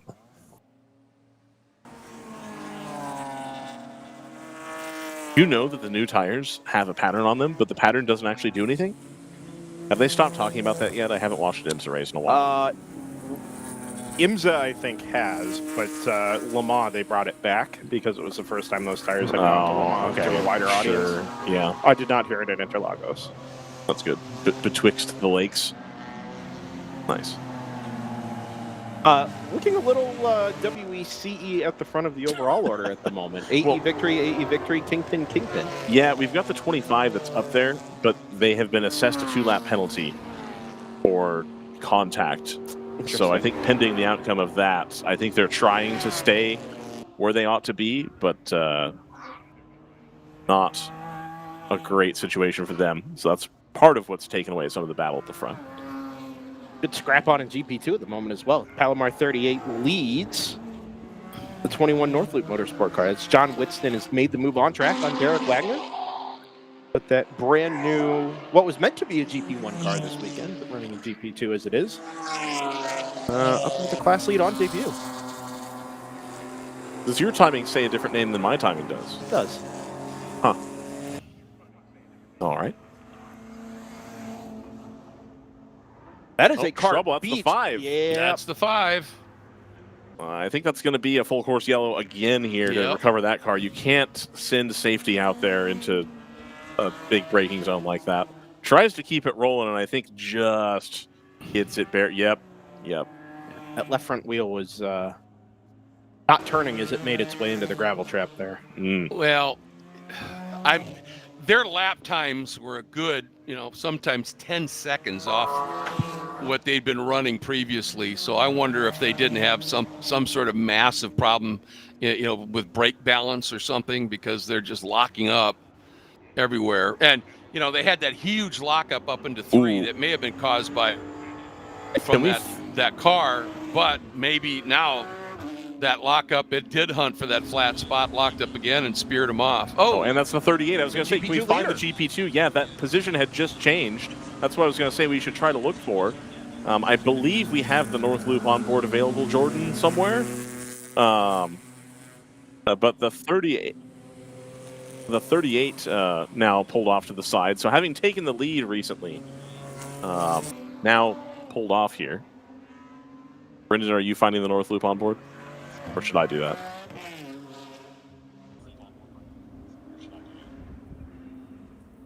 In any case, it's too late to see that now, but now that's 2 cars beached here. Yep. And of course, it's the number 5 that should be the greater concern here. Right. Because you're coming from max speed, and if they got there, another car can, as the old saying goes. Yeah. That one, the 38 from Palomar, at least is, semi-protected here. But because of where the 5 is, we do have a full course. Yeah. Okay. Usually when we've got 2 separate incidents to recover, it's almost a lock that, Yeah, I think that that 38 may have stopped right as the full course yellow was coming out, or just after the full course yellow came out for the 5. So I think we're going to be headed there regardless. Sure. Yeah. And we're going to have a double stack pit lane here as both of the AE Victory cars and the 25 come down the pit lane, and the 4. So the GTO cars have seen enough on these repeated yellows. They are now going to blink and pop up on fuel. Yep, 119 and 120 in from the lead and second place overall. Now we'll see if somebody can make up some time in the pit lane. Well, or do we get a divergence in strategies here? Yes, we do. That is Kingpin, both the 4 and the 18, who have both gone through down the front straightaway. The 4 is stopped. Oh, sorry, the 4 came in. The 18 has gone through. Yeah. The 308 is coming in as well, the Porsche of ACI with SJS, or SJS with ACI. Well, and this could play well for Stack Racing because they had just stopped, remember? Ooh, the 120 gets sent, I think, just with fuel, whereas the 119 appears to be taking tires up on the jacks.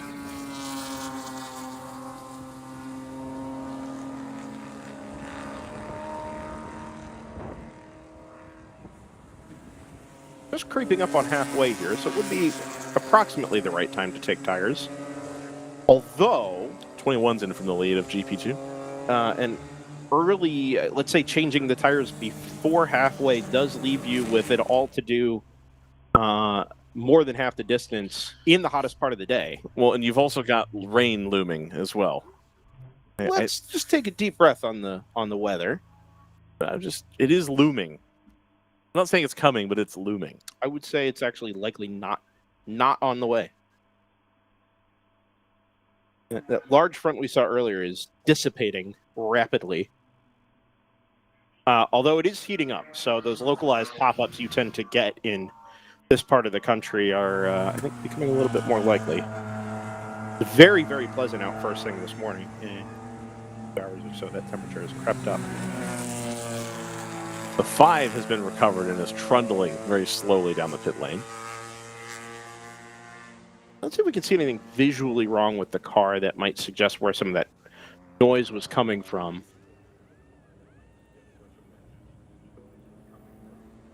Four is taking tires as well. Yep. Seems like a very long stop for the 4, though. Yeah, these tire changes aren't, I mean, they're not the most rapid.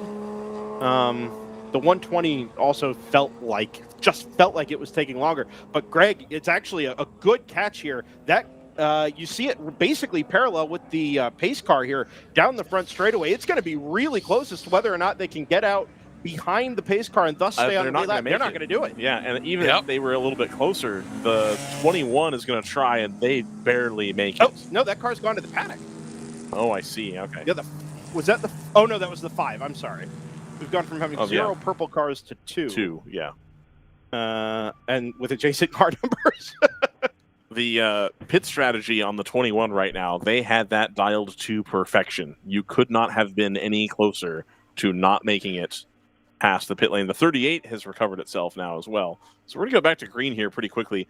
If I'm on the 18 team, I am not taking tires here. There is not time for that. Well, we've got the full pace lap. They put the jacks up. Tyler Hoffman throws down the gauntlet and says, no, thank you. I know what I'm doing, Ryan. Be quiet.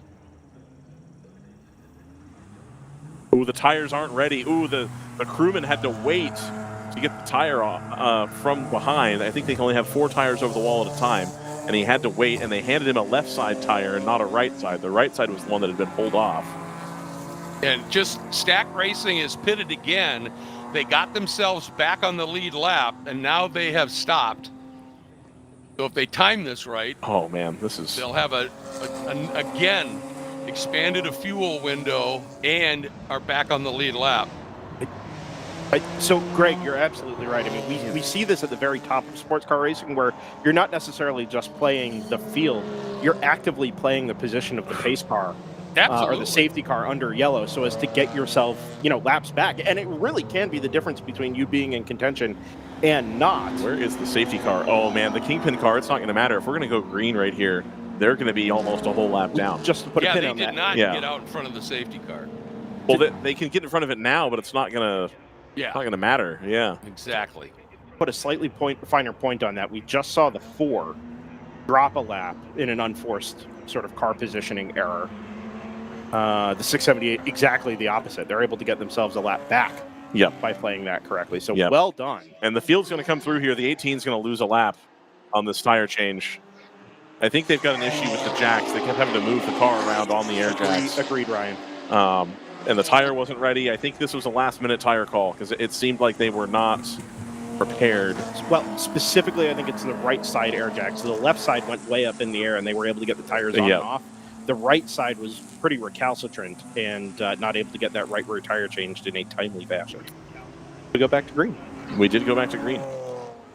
Recalcitrant. Well said. Thank you. I always wondered who he drove for when they would say that on Eurosport. Who is recalcitrant? From what I recall. It's a Joe Bradley term. Is it? Yeah. I thought it was a Martin Haven thing. Yeah, for me that's a Joe Bradley word. Got it. Friend of the program. Ooh, nice move there. 246.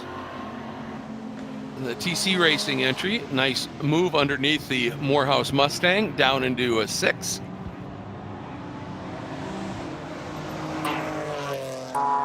The 678 also, I think, took a little bit longer than they would have wanted in the pit lane there at the back of this queue. Well, no, remember they pitted after they cycled all the way back. Oh, they did the cycle. Yes, right. so this is still a big net gain for that 678.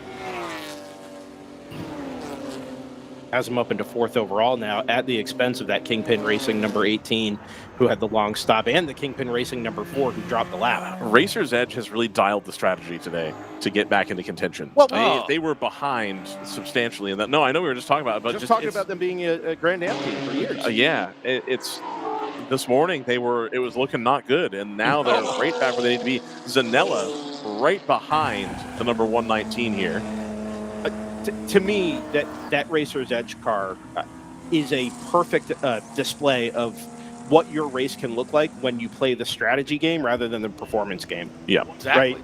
Right? When you look at the history of that Ligier JS2R in various hands, various teams across the last 3 years since we saw that car debut here, right? It's been quick. It's kind of had the single lap pace, but it's had these little reliability issues. It's had these little things that set it back just a bit. And even on a perfect day, it might only finish, bottom half of the top 10 or be a couple of laps off the running order. This is a brand new car to Racer's Edge, right? They only saw this car for the first time a couple of weeks ago. They've only got the one car rather than two here, so they're only firing one set of bullets. And in a car that's okay on pace, it stayed reliable, and they've brought themselves back into contention by doing the other little things right, and that is worth its weight in gold in these long races. Well, it's not the quickest car out there, but it is one of the best GTO cars on consumables, on fuel, on Also tire, on brake. They're going to have a lot more car underneath them by the end of the race, and I think that helped them substantially at Thunder Hill.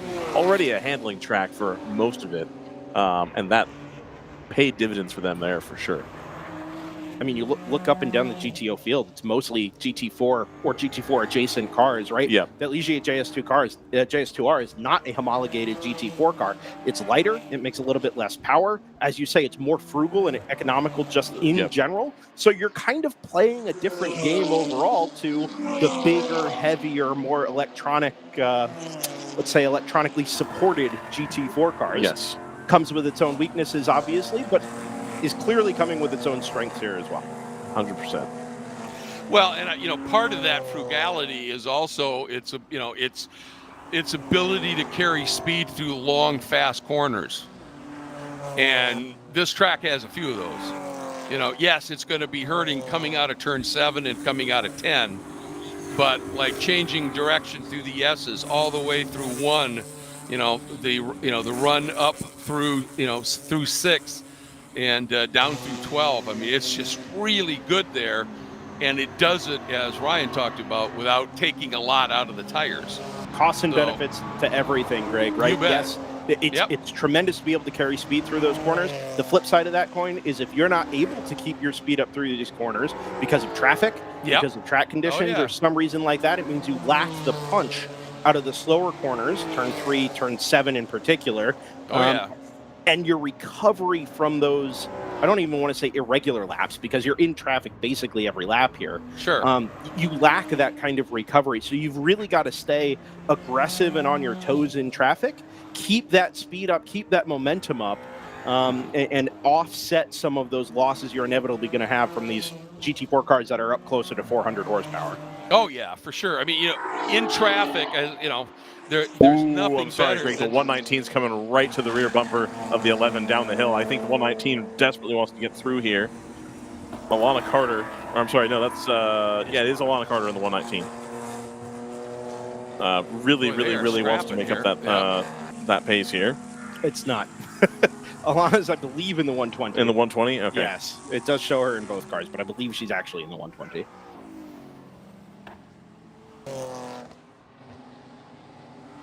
And the 38's back out. Oh, that's good to see. Yeah. They are running it. The 424 of Blitzkrieg, they are driving through the paddock in a confident way. It's your one-time PP1 class leader. Indeed. There for a while. And noted coffee fans. I believe that. Whomst among us is not. Blitzkrieg. Sure. That car 678 coming back to the pit lane.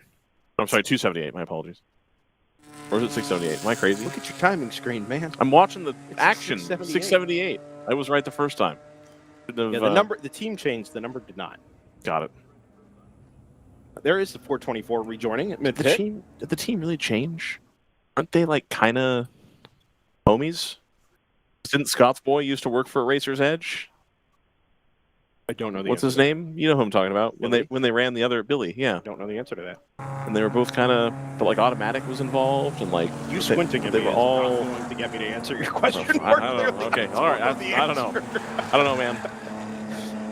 I know there's people related. Oh, the engine cover's coming off that. Well, all that. So that car has been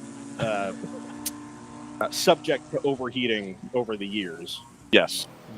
And I do wonder, as things have gotten a little bit warmer here today, if maybe it's beginning to take its toll. Speaking of overheating, hello to Steven Anderson, who is managing to vaguely keep himself cool.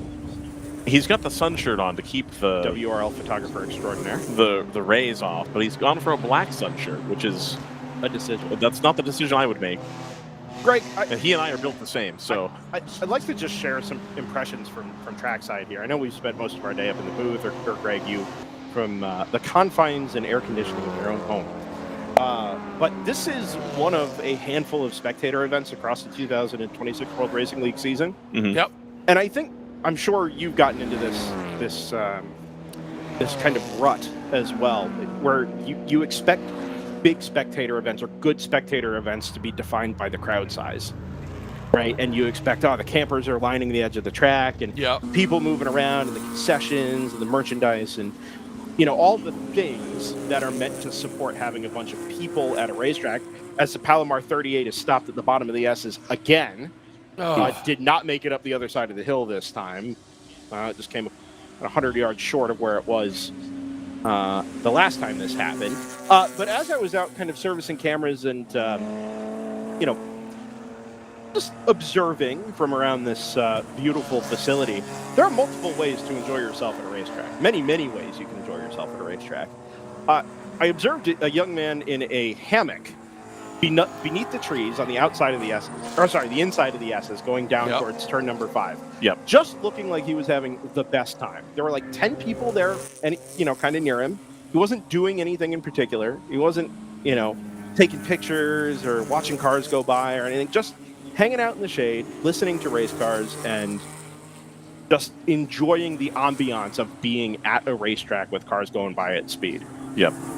Well, one of these spectators appears to have gotten a really cool souvenir from the Radical race, which is the entirety of a rear wing. Indeed. With an end plate that's messed up. Oh, both end plates are messed up. That's that one that crashed earlier in the day. Yeah. I did notice, as you were opining, Brendan, that the 282, I just want to go on the record, appears to have Rob Walker's front bumper on it. It does. Yes. So that's a Kingpin to TCB exchange. Yes. But that is all to say that if you find yourself with the opportunity to come out to one of these World Racing League events or any club-type racing event, grassroots racing event, if you're an SCCA member or you're thinking about becoming a member, to where you can get into any SCCA-sanctioned event, or you keep an eye on the WRL schedule and you want to come check out what it's like, absolutely take advantage of that. At the very least, it's a cool opportunity to come race cars, be a part of the action, and see it up close without the throngs of people. And best case scenario, maybe you bring a couple of friends, you set up a canopy, barbecue and grill and hang out and just kind of have yourself a nice time. You can camp for the weekend as well. You find yourself a chance to get out here this weekend. Of course, we go racing again tomorrow. Take advantage of that. It's a pretty unique opportunity. $10 gets you in the gate. Well, that's the thing there you just hit on is, for a family to come out here, or like you said, a group of friends to come out here, four people come out, the amount that's going to cost you for a WRL event to watch some great racing versus a Pro Series event where you're going to run into the hundreds of dollars. That's the magic of the WRL. It fills that void between club racing and pro racing. You get to see some absolutely phenomenal competition for a fraction of the cost. And that spot you were talking about, if I'm envisioning it right, on the inside of the track, basically overlooking the run up through 5 and over the one. crest of that hill. Yep. There's that group of trees, and that on a hot summer day, that is the primo spot here for enjoying a day at the racetrack. You're absolutely right. And the best thing is, if you, for me, one of my moments that I love the best, obviously I love the cars on track and all the activity, but at the end of the day, when there's another long day of racing you're going to get to enjoy tomorrow, is to sit, right up in there, that's it, is to sit with some friends around a campfire. Oh, yes. And chill and just chat. It's the best. Tell stories that have become massively inflated over the years. Yes. I was watching a 20-car race I was watching a 90-car race, and they had 150 cars on track. It's unbelievable. Michael Schumacher was there. It's like the size of the fish I caught. Exactly. That's exactly it. It is an experience, I think, unique to racing, and this is some of the best on display. And I'll just add one other little minor item. One of the things I miss about motor racing in the late 90s and early 2000s, among just dozens and dozens of things, the bright colors. Yes. Right? Because you kind of had to make these cars pop on television, which obviously we didn't have HD. We didn't have, LED TVs or anything like that. It was just the old CRTs. So you had super brightly colored cars. I don't know why we've chosen to go down that pathway here in the WRL as well, but there are so many vibrant, standout type paint schemes. Literally just the visual impression of cars going around the track at speed in what we have here in the World Racing League seems to be unparalleled elsewhere here in U.S. racing, at least. And then you add the topography of Road Atlanta. Everything here is designed to be visually impressive to the spectator. It just ticks so many boxes. Then you add the weather we've got going on this weekend compared to our normal, 95 plus and maximum humidity. And it's as good and as fun a vibe I can remember at a WRL race in a long time, actually. It's been a really, really nice weekend. You get the chance to come out and do it again tomorrow, by all means, stop by, hang out with us. You we're won't enjoy the last 7. It's so cool. And, the thing is you can stake out your spot, say up under those trees up at overlooking 5. But, you grab your portable chairs and a cooler and you go down to turn 7. You go over to 10. You just go explore, watch these cars at the limit in all these different types of corners. And my favorite spot to watch cars here is tails away on the outside of the track as they approach and go through turn 1. And there's a spot up there, it's a little elevated, and you sit there and watch, or stand there and watch for a while, and you understand just how fast this corner is. And it's basically just up, kind of by the pit exit of the outside pit lane. And you can go stand up there and watch the cars tails away through here. And it's breathtaking. One of the things I really like about the North American circuits, and obviously there are some out west that are less like this, but a lot of these are built on natural terrain. Yeah. It wasn't an empty airfield from World War II that we could repurpose into a racetrack. It's not, out in the plains, not near the cities. It's, for the most part, they're in really gorgeous foresty bits of the country. And if you're like me, I don't so much care where I'm camping as long as there's trees around and decent walks and hikes. And it's something that, I've talked about with my family a lot is, for example, Road America. You just go camping there and it would be fun. Like, racing aside, you'd go wander around all day and play disc golf and do that. And Road Atlanta is a little bit smaller facility versus Road America, which, all of them are compared to Road America. But it gives you that same kind of vibe where you can wander around in the trees. You can pick different spots to go look from.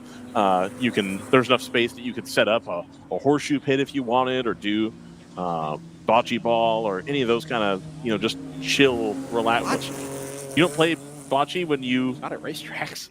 When you're camping? I don't camp at racetracks usually. I mean, I would definitely camp at racetracks. If I wasn't working, I would camp at racetracks. Yeah. Oh, all the time. Yeah. If there was a reliable shower at a racetrack, I'd be camping. But here's the thing of what you're talking about is, you think about the history of these types of tracks that you're talking about. is they were designed to replace actual racing on public roads. Right. And when that was outlawed, and rightfully so, because it was stupidly dangerous, but, it's the old thing about we didn't know better. But when, there were enough incidents and fatalities and stuff, and they said, we're going to stop doing that. Well, then, thankfully, there was a group of people that, in various different parts of the country that said, well, we can mimic that. And they built these kinds of tracks. And, some of these tracks do it incredibly. And you mentioned Road America, for instance. You drive around Road America, it very much feels like you're driving on County Road D, around that area. And same here. And that's what this, vibe is all about here, is to give you that sensation, but give it in a much more controlled environment. And that's the magic of it. And I do want to point out one thing that I think kind of sets Road Atlanta apart. Almost all of those great tracks we're talking about, when they came into existence, Road America, Watkins Glen, all that, their first race or two were usually just a club race, just to see, okay, how's this going to work? Road Atlanta actually got rushed to completion because a Pro Series had a race cancel. And they wanted, they said, we got to hold this race. So they heard about this track being built. They said, how quick can you get it done? They came and looked at it. And so the debut event here at Road Atlanta was the thunderous Can-Am cars in 1970. Greg, I think I've heard most motor racing related stories probably 3 or 4 times over at this point. That is the first time I've heard that. Yeah, I've never heard that either. I actually didn't know that. Yeah. I actually really appreciate. I don't know how many corners they cut or what design decisions they made in the interest of time, but I'm glad they did what they did. Yeah, because it produced one of the most iconic venues we've got, anywhere in the country. Yep. No, it's to this day, I think it's the greatest challenge in North America. Yeah. Closest to it might be, it would be Motorsport probably. We can get back to the racing here in a minute. I'll add one other point because the thought did cross my mind a little bit earlier this morning. This facility. Let's start that sentence over. This facility was purchased back in 1998 by Don Panos, right? Yep. It was that's Dr. Don Panos, excuse me, right? And at the advent of the American Le Mans Series, the inaugural ALMS event was the one-off Petit Le Mans at the end of 1998, right? To make that event happen, the facility was resurfaced. Some of the walls and runoff areas were opened up. They added tire barriers. The whole thing was resurfaced. And of course, most famously, they dug up the old gravity cavity, the old actual turn 10 at the bottom of the hill, before you came up to what's now the Fox Factory Bridge at 100 and stupid miles an hour. Now, here, hold this shot real quick. Yep. You see where that tunnel is underneath the approach to 10? About center screen. That you drive down under there, that's now an access road into the infield. The bottom of that tunnel was the bottom of the gravity cavity or the dip. Yep. You've never seen that? No, I've never seen that. You go stand there and look up and go, holy cow. And I was so fortunate to have driven a ton of races here when it was still there. And I mean, it was frighteningly phenomenal. So that 200 board you can see, or that second board you can see, yep, that was the compression. It kinked left in the middle of the compression, and then you pointed yourself at the bridge, braking zone, straight up a hill, pointed at the sky, and then hard right under the bridge in third gear, and you drop downhill at 12. I thought the sketchiest track configuration change that I had personally seen was when you and I were standing at the POC race at Laguna last year, and we happened upon the old turn 3 curb. Oh, yeah. And it was like, hold on a minute. They what? You mean they just came down here at full speed and that was it? Yeah, like what? It's but anyway, my point was going to be, it doesn't matter that the track configuration has changed in that corner in particular, that you took away one of the most daunting corners in North American motorsport, because the essence of the track is fundamentally identical to what it was when we were racing here with, the SCCA runoffs, with Can-Am, with IMSA GTP. Yes, okay, that corner is slower, but when you stand over the top of that corner from the spectator area and you look over it, you watch cars bang down the gearbox into turn 10, make the left and the right, climb up under the Fox Factory Bridge, trying to make passes before the road narrows at 12, that vibe is still identical. to what it was back in, let's say, the glory days of North American motorsport. And prior to that huge change, credit. Prior to that change, two things. One, that run, if you were in something really fast down through the gravity cavity and it went wrong, you were funneled into a concrete bridge abutment. So it was again really, really sketchy. But the other part of it was this track was virtually impossible to pass on if you were in similar cars with similar drivers. You know what I mean?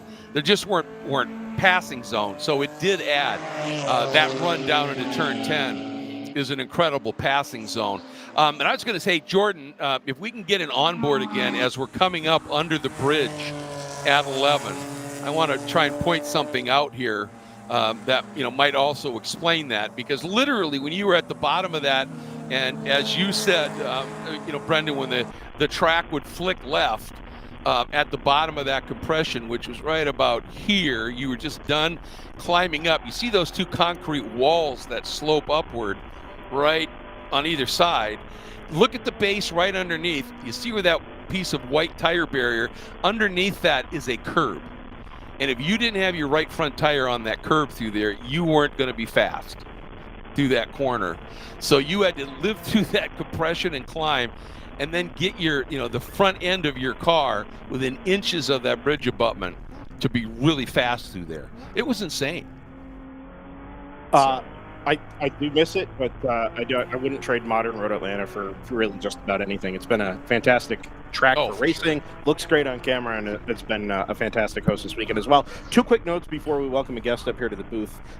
By the way, number one, the lead margin is growing from the leading number 128 Victory Racing car back to the sister car.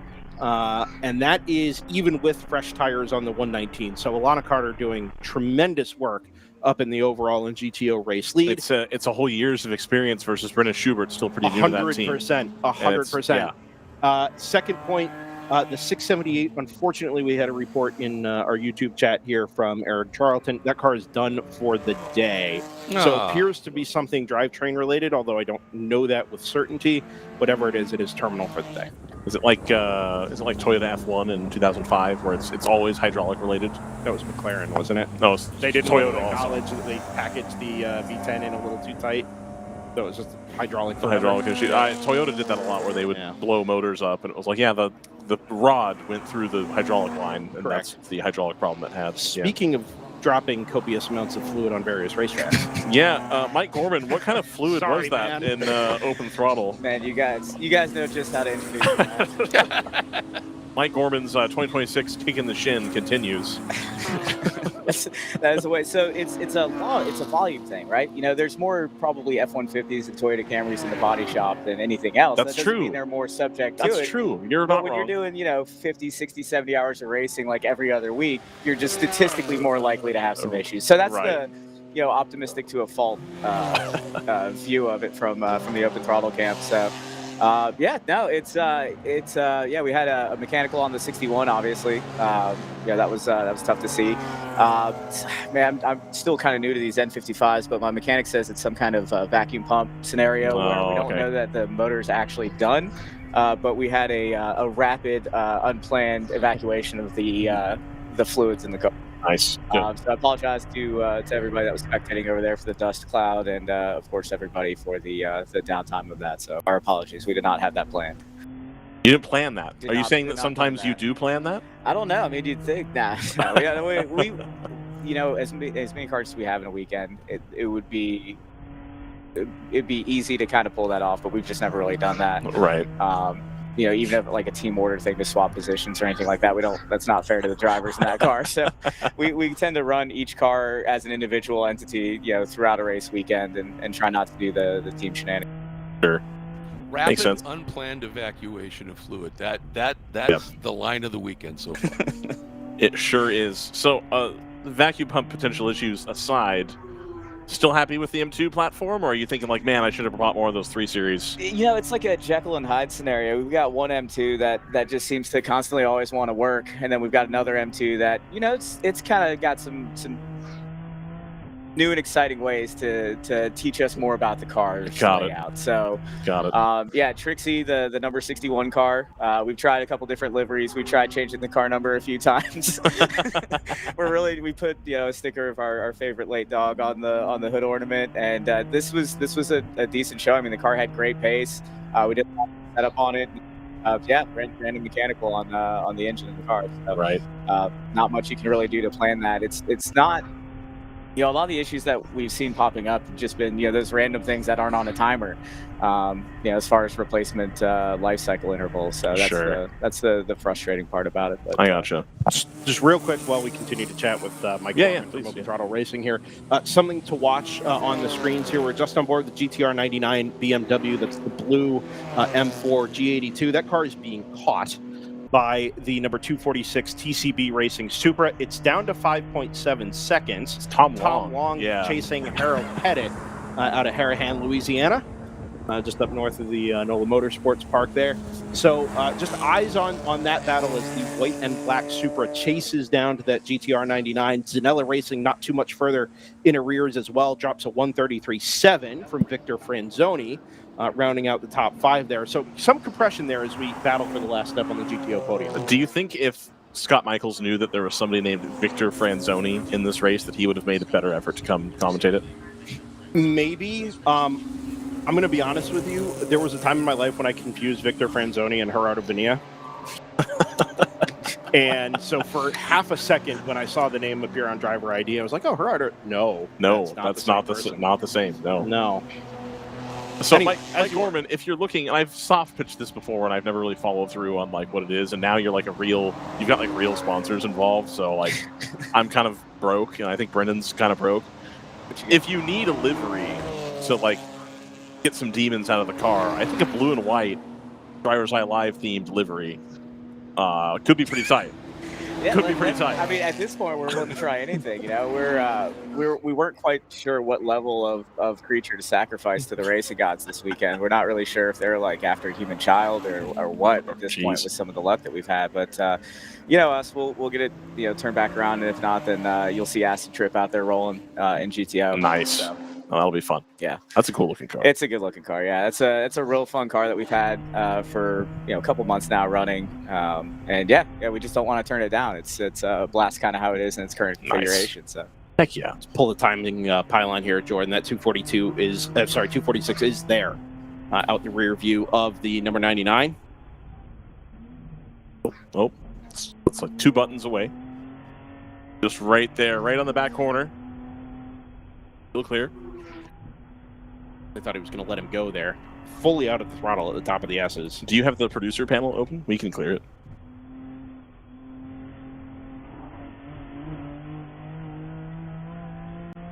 Anyway. Sorry. You're good. 3:47 to go here as we watch Tom Long, of course, right up behind.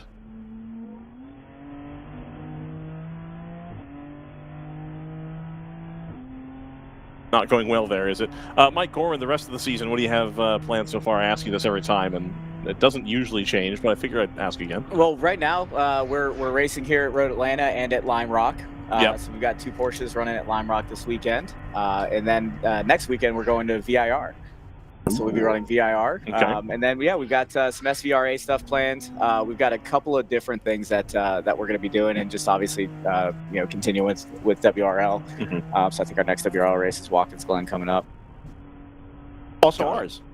What's that? It's also our next WRL race. Yes, very good. Is that the next WRL race? Yeah. It is, yep. That's, I don't know which ones I'm skipping yet. With this schedule, you got to look like 1 to 2 weeks out. Yep. Sorry, wow. Guys. So that was aggressive. The 282 gets caught here a little bit, and then that allows the other TCB car to go through on the 99. Mike Gorman walks away with a urgent telephone call, but he's left his vape here, so he must be intending to return. That 282, it was a really conservative decision making there from Harold Pettit, which is not a bad situation at all, headed down there into turn number 1. But Tom Long in that 246 just had such a head of steam Kind of had to go. Played that team car perfectly as a pick. Yep. To scoot up the inside going into turn number 1.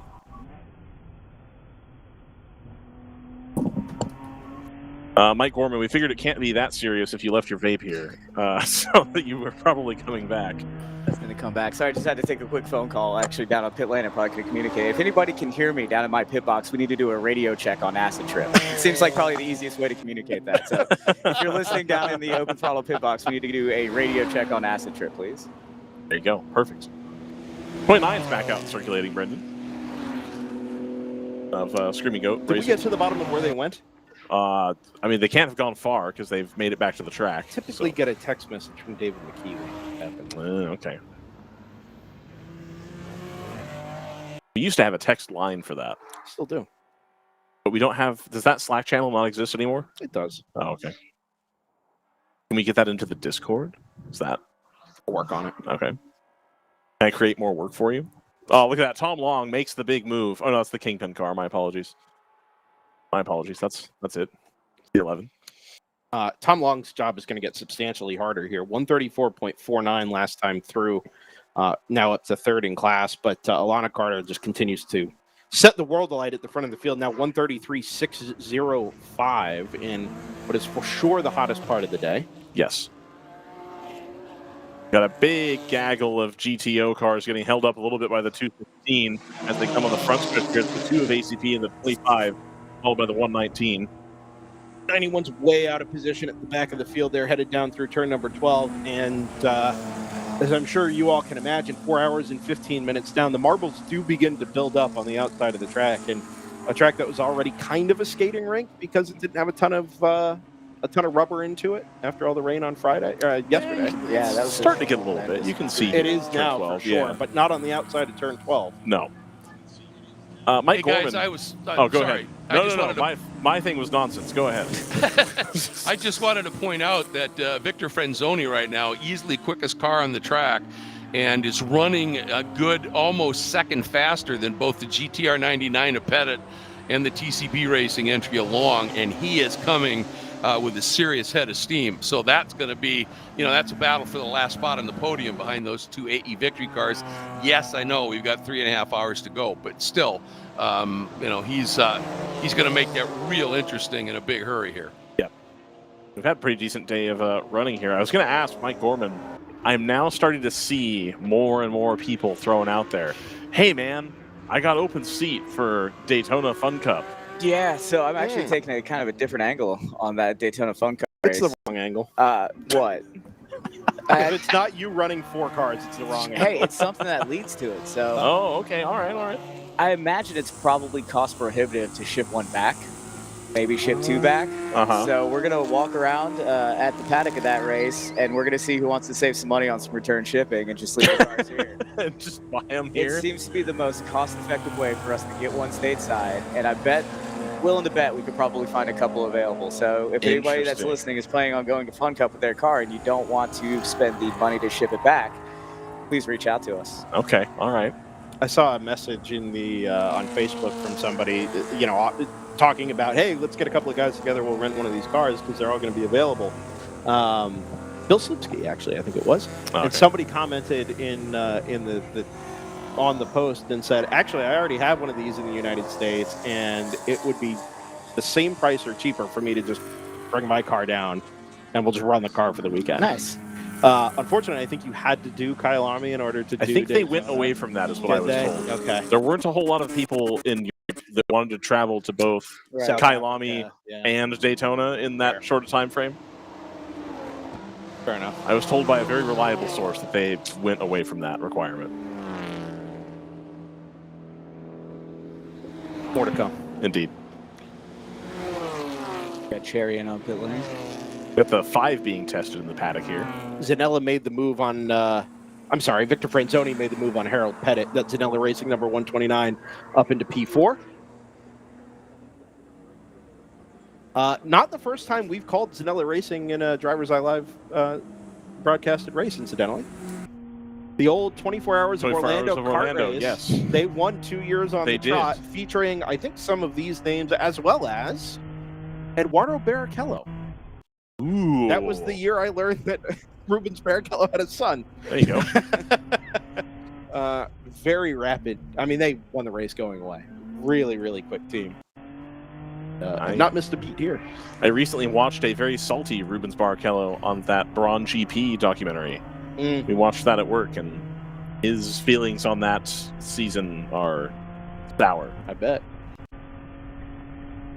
They also edited Christian Horner to look even more like a Pratt than he already is.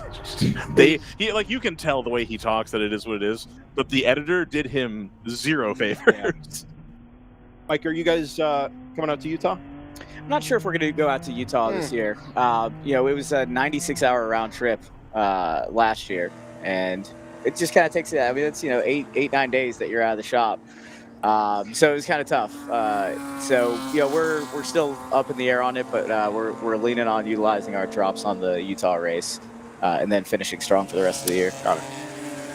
That's the only one that we're looking at potentially skipping. Oh, so that means we'll get some Sebring action, some Coda action, some Watkins Glen action. We got all kinds of... Yeah, 100%. Sweet. So I would be curious, and I think there's probably some content in this for somebody at WRL. I remember seeing you back there making the cheesesteaks on the Blackstone, right? Yeah. And since then, I've really noticed as the two of ACP with Tangerine Associates comes to the pit lane, I've started to notice that, like, AE Victory cooks their own food and has a chef. And who else did I see the other day? TCB cooks their own food and has a chef. I really want to know if there's an opportunity for like a chopped style championship on like Thursday night amongst all of the crews that like make their own food here at the track. Our hospitality driver comfort liaison, my wife Amy. Yes, I will put up against absolutely anybody's paddock. Any of them? I would love to do that. There's a lot of incredible food out there. Would you host and judge it? I would host and judge it, yes. Okay. Every time I walk through the paddock on Thursday or Friday night, it smells so good from every single direction. Yeah, God, there's just every single direction. We had last night was steak and baked potatoes, steak 3 ways, and then baked potatoes, salad, and everything. It was absolutely delicious. Wow. Today's lunch was a seasoned marinated grilled chicken sandwich with bacon, honey mustard, all of that. Again, absolutely delicious. And here we have Acid Trip rolling out on the lime green wheels with the psychedelic wrap. God, that looks good. So the reason why we put it on this wheels is I wanted to see what it looked like. After we were running at SVRA and the broadcaster, we had the green wheels on the 62 car. And the broadcaster didn't realize that we were the same team.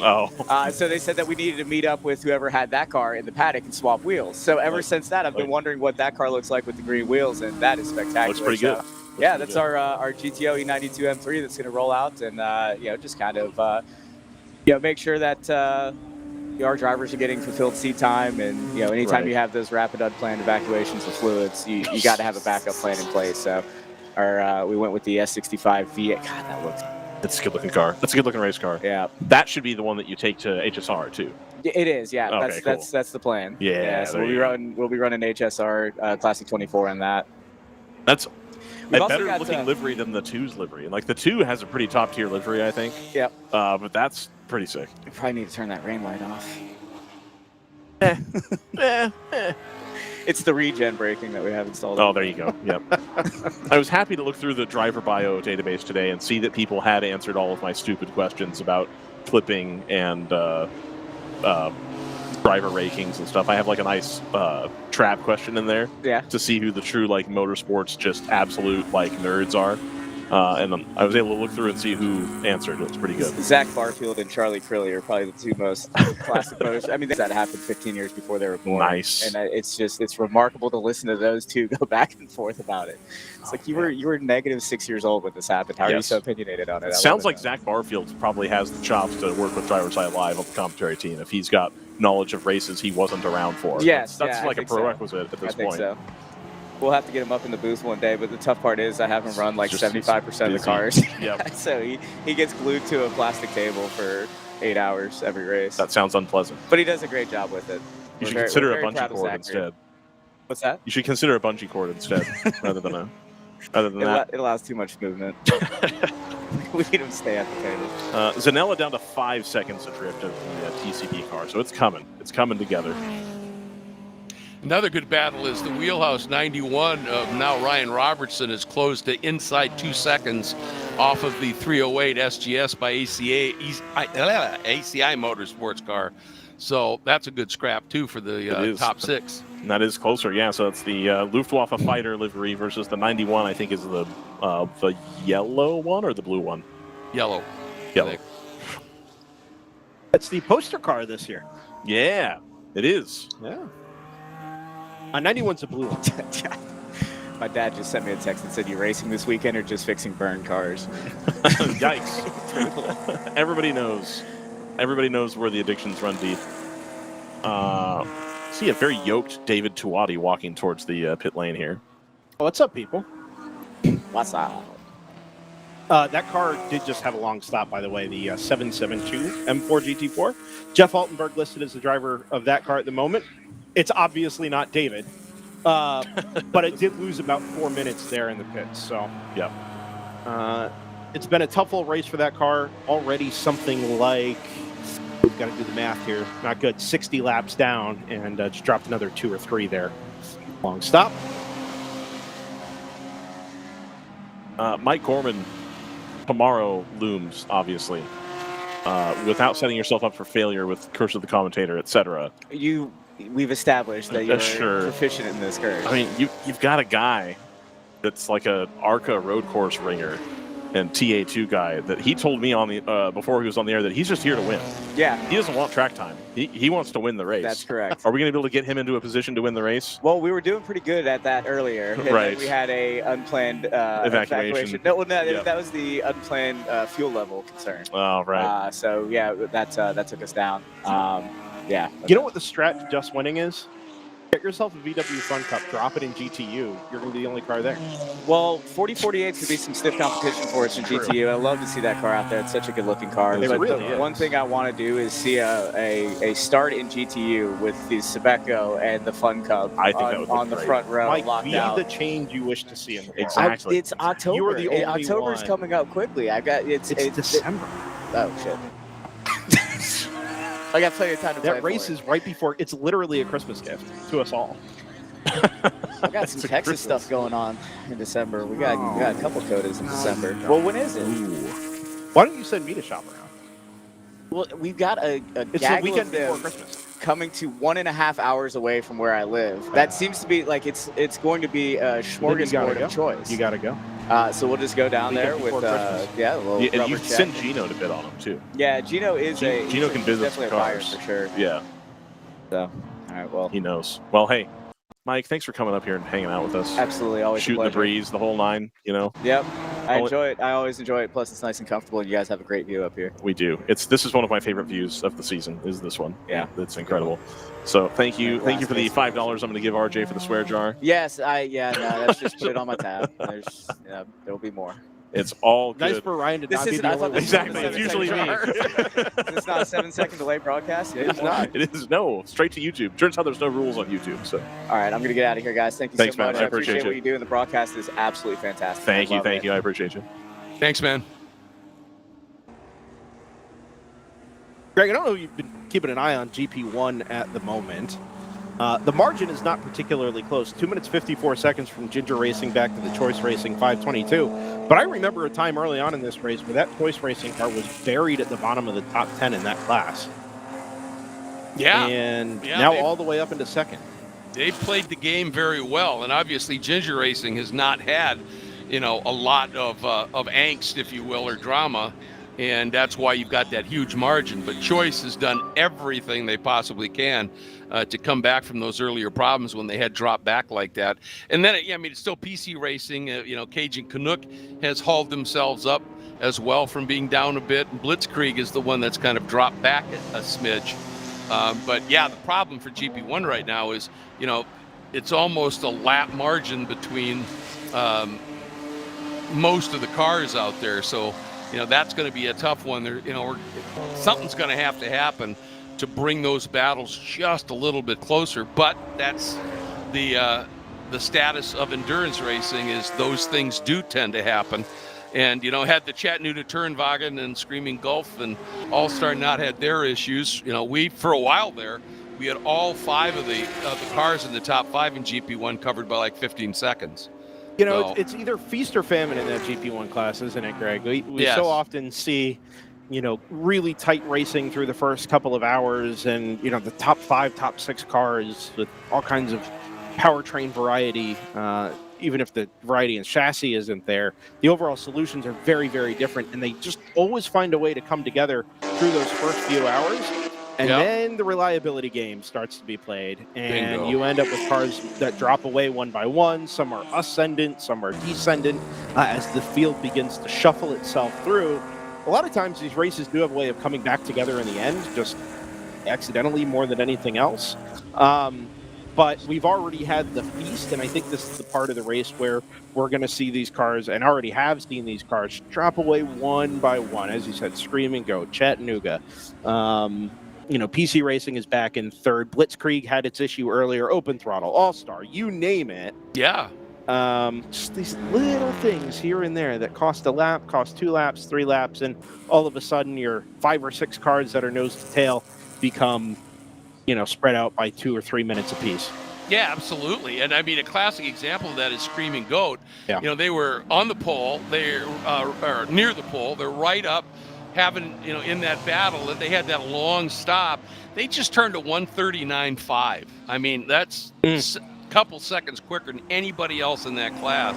So, you know, but you've got to get all the way, you know, to win an endurance race, especially against some pretty stout competition like here, you know, you can't have those little dramas. Yeah. You know, you just have to be, you know, the car has to work. Team's got to execute. Driver's got to be spot on.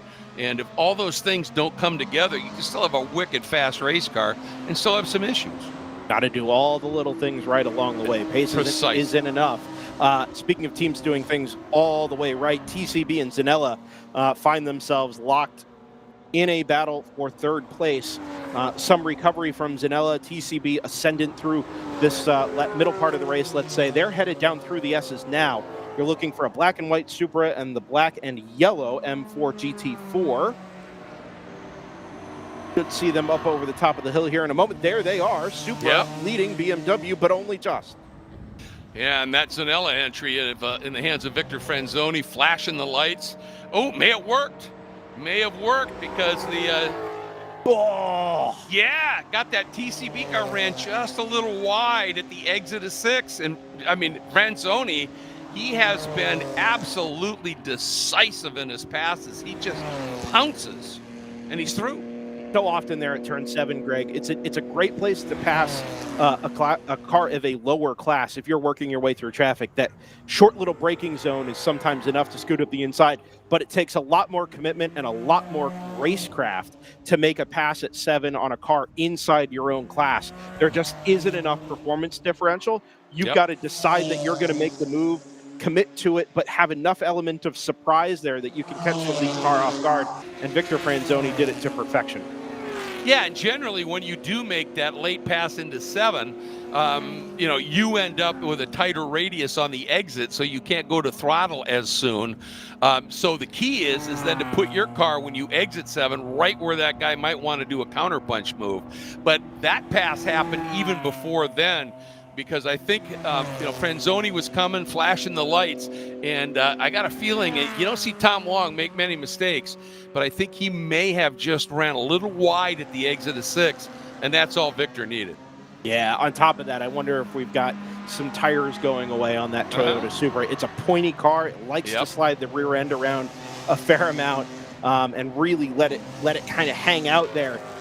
If you're going to go around the outside, you're going to hang around the outside of 6 or 7, you've got to have confidence on the throttle and know that the rear of the car is going to stick. And if you've already got a car that likes to be pointy, you're trying to commit to coming back in the throttle to hang with the car on the inside. I wonder if it just started to step away on Tom Long, and that was all that Victor Franzoni needed to get it done. Yeah, absolutely. And I think you're right. And yeah, obviously, I don't recall whether that 246 TCB team had done tires yet. I don't know. But, you know, if they haven't, and, you know, knowing the characteristics of that car, and I mean, we're darn near 5.5 hours into this thing. What? 4.5 in. Yep. So, those tires, especially if they were quali tires, they're going to be well past their sell-by date for sure by now. Next battle up in GTO in particular, it's Ryan Roberson v. Kurt Swearingen. Wheelhouse against the SJS by ACI Porsche, separated by 1.3 seconds. So let's pick up the red, white, and teal Mustang, Ford Mustang GT4, and the, what do you call that? Camo and yellow, I guess? I suppose, Gray yeah. and yellow? Yep. SJS by ACI Porsche.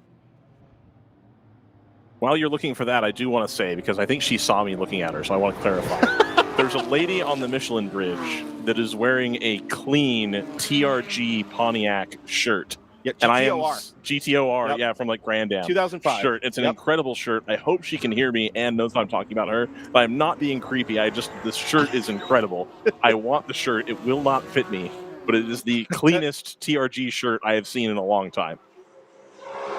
Well, not like they were spraying a lot of champagne back. No, wasn't happening. It wasn't happening a whole lot. I'll move up the inside. Here we go towards turn There number we go. 1. Oh, late attempt.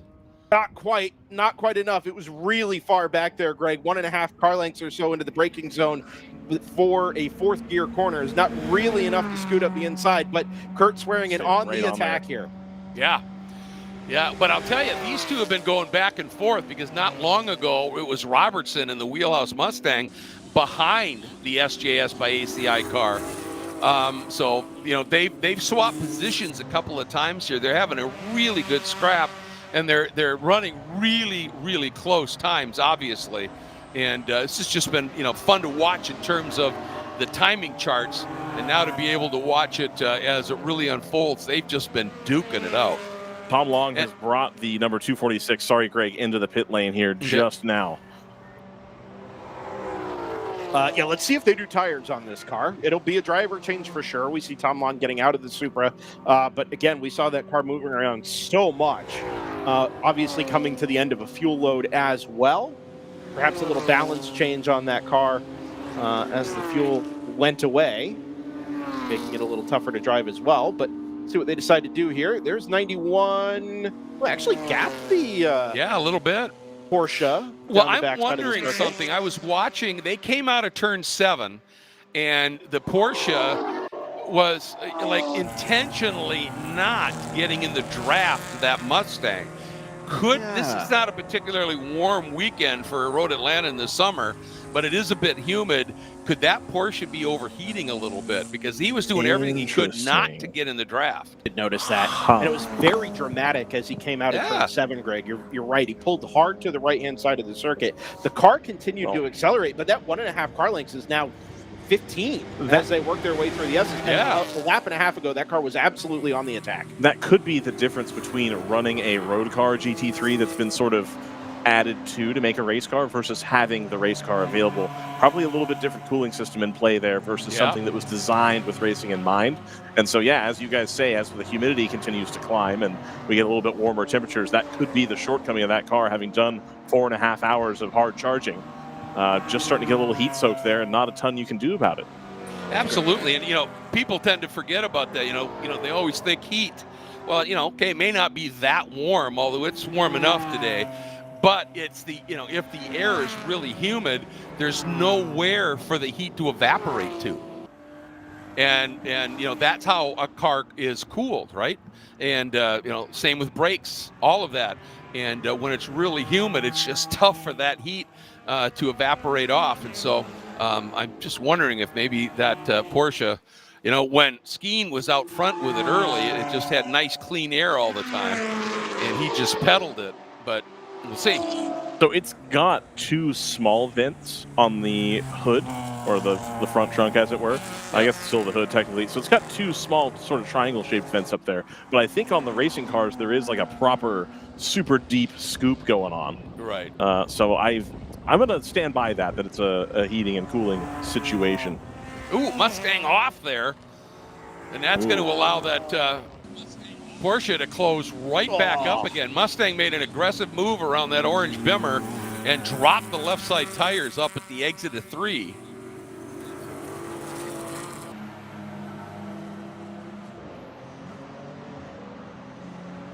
Now let's see what happens heading into 6. Yeah, Porsche is there. This will be fun, interesting, not fun necessarily, but interesting to see what they do now coming out of 7 again. Does the Porsche think, all right, I've cooled stuff, I'm going to stay in the draft, try and see what I can do? Yeah, it didn't make any massive move this time. Indeed, it didn't. While we're watching this battle, we've got Jeff Siegel out of the GTR 99. Jeff, we watched you this morning doing the GTR 99 thing. I haven't had the opportunity to talk to many of you recently. It's been a couple years.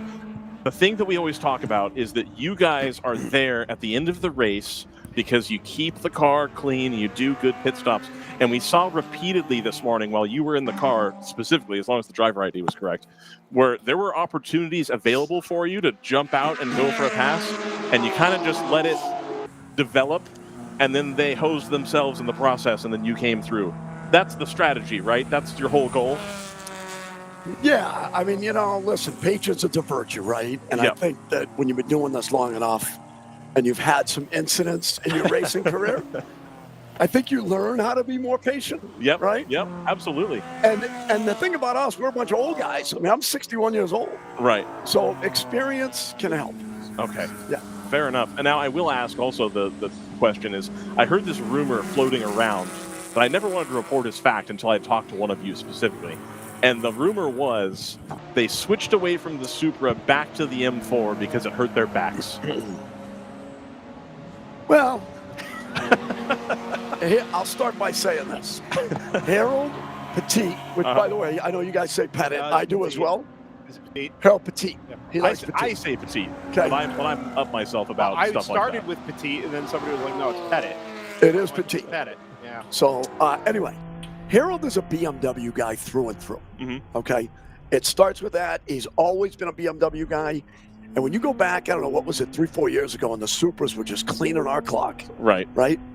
And he does not like to lose.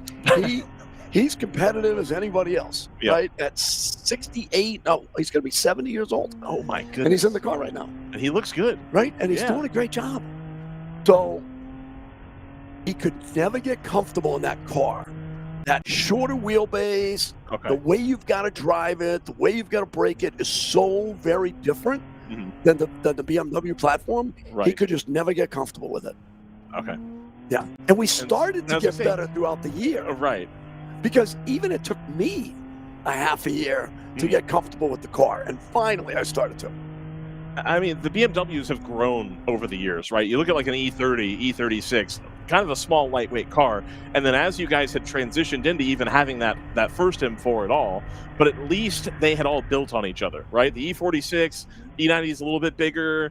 The F-Series car is a little bit bigger. And so to go kind of backwards and into something that's more of a sports car and less of a sedan, and I think going back to having, the same style of M4 you had before, as they come down the pit lane of the GTR 99, they're going to be making a pit stop here. Harold Petit is. It makes a lot of sense. I really do think. And then it probably is a little bit more comfortable, a little bit less nervous, I guess you could say, to drive, at some of these tracks, especially on the 200 tread wear tire. And I think as when you're used to a certain platform, there's a lot to be said for that. And when you make a change, and for a guy that was, 66 or 67 years old at that time, right, he just did not ever warm up enough to it. Fair enough. Yeah. He did have some back and some neck issues, though, with it. Okay, got it. So I do think that was a piece of that. Gotcha. We do have Rob Jackowitz getting back in the car. Rob, as you know, started the Yep. Absolutely. So a good run so far for you guys. Always happy to see you guys out here. We've also got the 308 coming in the pit lane. Can I ask a quick question that flies directly in the face of what you told us as soon as you walked in the room? Yes. So before we move off the M4 return subject, you guys obviously had the old E46 that was just perfect, right? That car was built out to be just the best it could possibly be, and I think would still hold its weight in GP1 even now. Yeah, A lot of that field, right? You go to the M4 GT4 platform, the F82s, you trick that thing out, do some aero work on it, really get that car to be, again, it was like you and JTR, right? At the tip top of GTO with that platform. You go to the Supra seems to be the right answer. Now you're with the G82. There was a GTR-ification of the E46 and the original M4 that we never really got to talk about with the Supra or the G82. Do you know if there's much been done to either of those platforms at all to make them more competitive, more consistent, more comfortable, anything like that? Or are you basically just running BMW GT4 car, just get the most out of it as it is? Yeah, I think if I could initially go back in time a little bit, and I think, that old 99, that E46 platform, that E46 car was just, it was just money. It was money until everything. Were you guys at Road America when I got hit from behind? And literally the car got pulled. Yeah. Okay. And I was in the braking zone under a yellow flag that had been there for five laps. Anyway, besides the point. I think what happened was when we went to the G82, I think that Harold wanted to make it feel like the E46. Okay. Okay? It's a bold strategy. So it was him not really accepting the new platform of the car, kind of wanting it to be a new car, but wanted it to feel like the E46. And I think that had sort of like this, it took us time to get that right. Okay. Okay? Because ultimately, you probably don't want to do that. Right. You want to embrace that it's going this other direction. Yes. Yeah. Okay, got embrace the new technology. Okay? Right. And so I think now, as we got into the G82 and the Supra and now this car, I think Harold is more accepting of let that technology, let the platform be the platform, and let's just lock that in. That explains why the Supra experiment was so short-lived, right? If you're expecting a certain type of feedback, a certain type of feel from the car, and that could be electronics, it could literally just be the behavior of the platform itself. If the Supra was that violent a departure from what he's used to, and what he wants, not just expects, but really wants and desires out of a race car, that explains why you go back to BMW. Yeah. Is that a setup thing you guys have chased on the G82? Are you replacing parts and doing things differently, or what's that process? Yeah, I don't want to give away all our secrets. Of course not. No, you can talk as general or as specific as you want. But I am curious how you go about that in a car that, by design, is for homologated series. Yes. Right? Understood. And you're hitting on a lot of the stuff that we've dealt with. Yep. When we went to the new car, what's the new car? G82? G82. When we went to this G82, Harold likes more of a softer car. He's always pushed back on us, on me and Rob, when we've wanted to firm the car up. Okay? And so what we ended up doing is we went soft, and we were fighting it most of last year. Right. And finally, we got Drew Wickstrom. You guys know Drew? No. He's with Blitzkrieg right now. Oh, anyway. okay, got it. So Drew's a strategist. He's a great guy to work on a car. And Drew got in the car, and Drew's helped us. Ultimately, what we did was stiffen it up. Stiffer springs, make it stiffer. Harold hasn't driven the car that much yet this year now that it's stiff. It's going to be really interesting to talk to him when he gets out. When he gets out, okay. Well, he did just get out. They were doing the driver change, I think, before. So, yeah, hopefully you'll go down there and see what the deal is on that. But, it's something that you fight, and in road cars a lot, we'll talk about this, where people go too far the other direction. They go, I have to have the stiffest possible road cars that I have handling. And it's like, no. Listen. You need the car to be able to move. You need the car to be able to do that.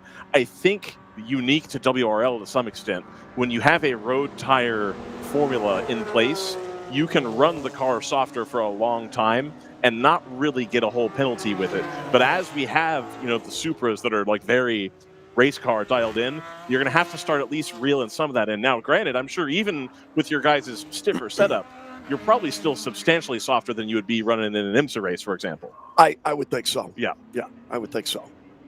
Yeah, I think you're spot on. All of that. Yeah.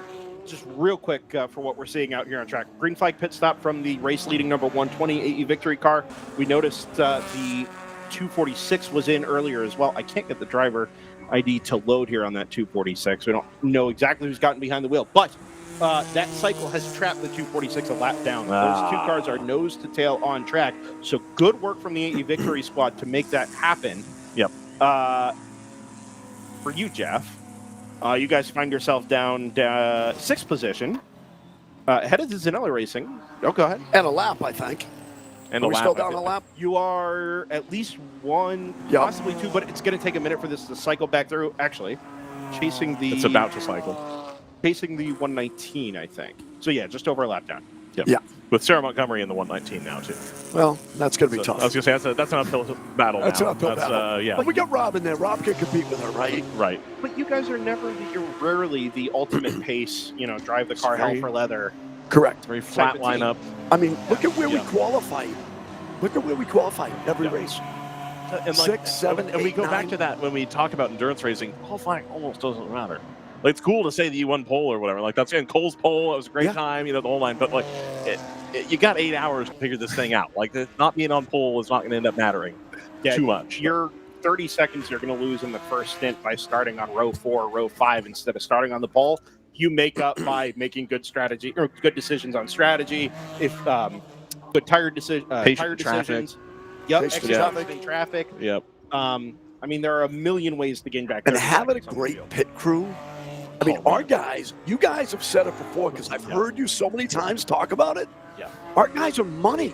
They're really good. They're good. And it used to be a thing that even like 3 years ago, there was a lot of teams that I think didn't really put the effort in on the pit stops. And effort's maybe not the right word, but really didn't optimize it that well. And I think now the secret's kind of out of the bag and everybody has moved towards where it's more like NASCAR F1 now, where you notice the bad one. Whereas before, I think we noticed the ones that were like incredibly fast.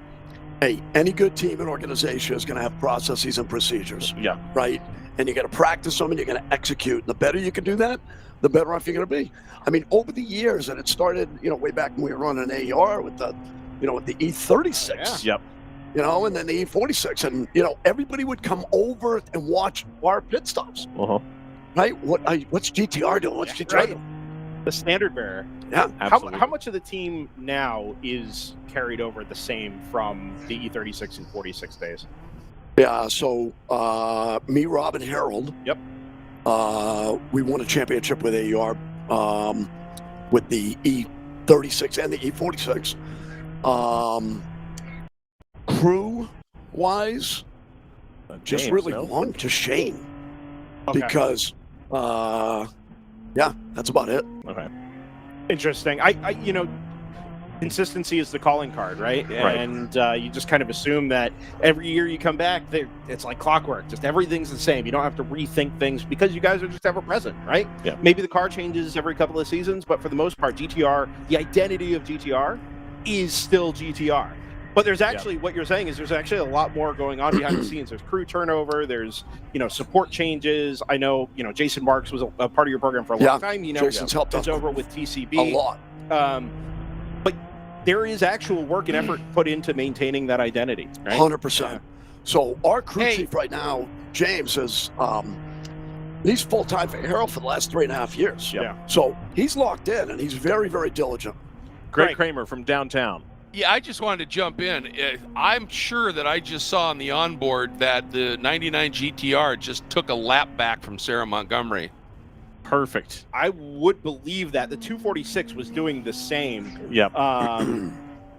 In actually getting back onto the lead lap, as far as we can tell. Actually, so Sarah's in the 119, correct? Yes. So that's getting back from second place. PC racing car going very slowly over the hill. I think they probably ran it close to dry. Go ahead. Yeah. I just thought Jeff might want to know that. Yeah, I think so too. Yeah, I appreciate that. Well, I mean, obviously that's the goal for us, right? I mean, look, sure. A lot of times with the pros out here in these cars, I'll be honest with you. I'll call a spade a spade. I mean, I like having the pros out here because it's pretty cool running these guys like Josh Balicki or Mike Skeen or who else is here today? Rob Holland's here. We got Billy Johnson. And Johan, right? I mean, it's really kind of cool in a way. I don't like it. I've always wanted to have like no pros on my team and still try to be competitive, right? Right. But okay, fair enough. It's cool to have them out here. I love the fact that we're competitive and we can podium and win without any pros. Just love it.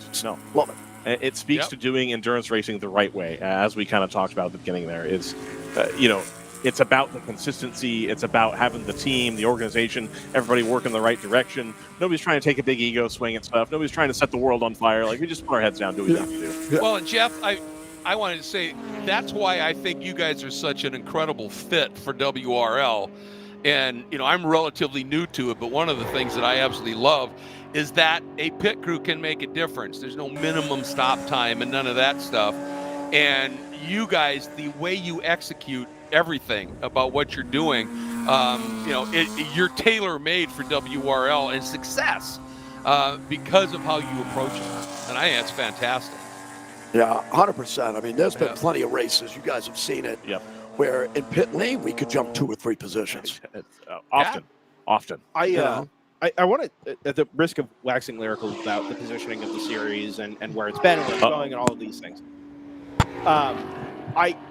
We saw a program leave the series at the end of last year that obviously had a budget behind it. There was development budget, there was driver budget, there was some serious, resources being put into making a race car be a proper WRL GTO car, right? In ways that almost couldn't be repeated without the work of a major sponsor. Mm-hmm. I think when GTO, the class and the concept finds itself at its peak is when teams and programs have to pick and choose the things that they want to do well.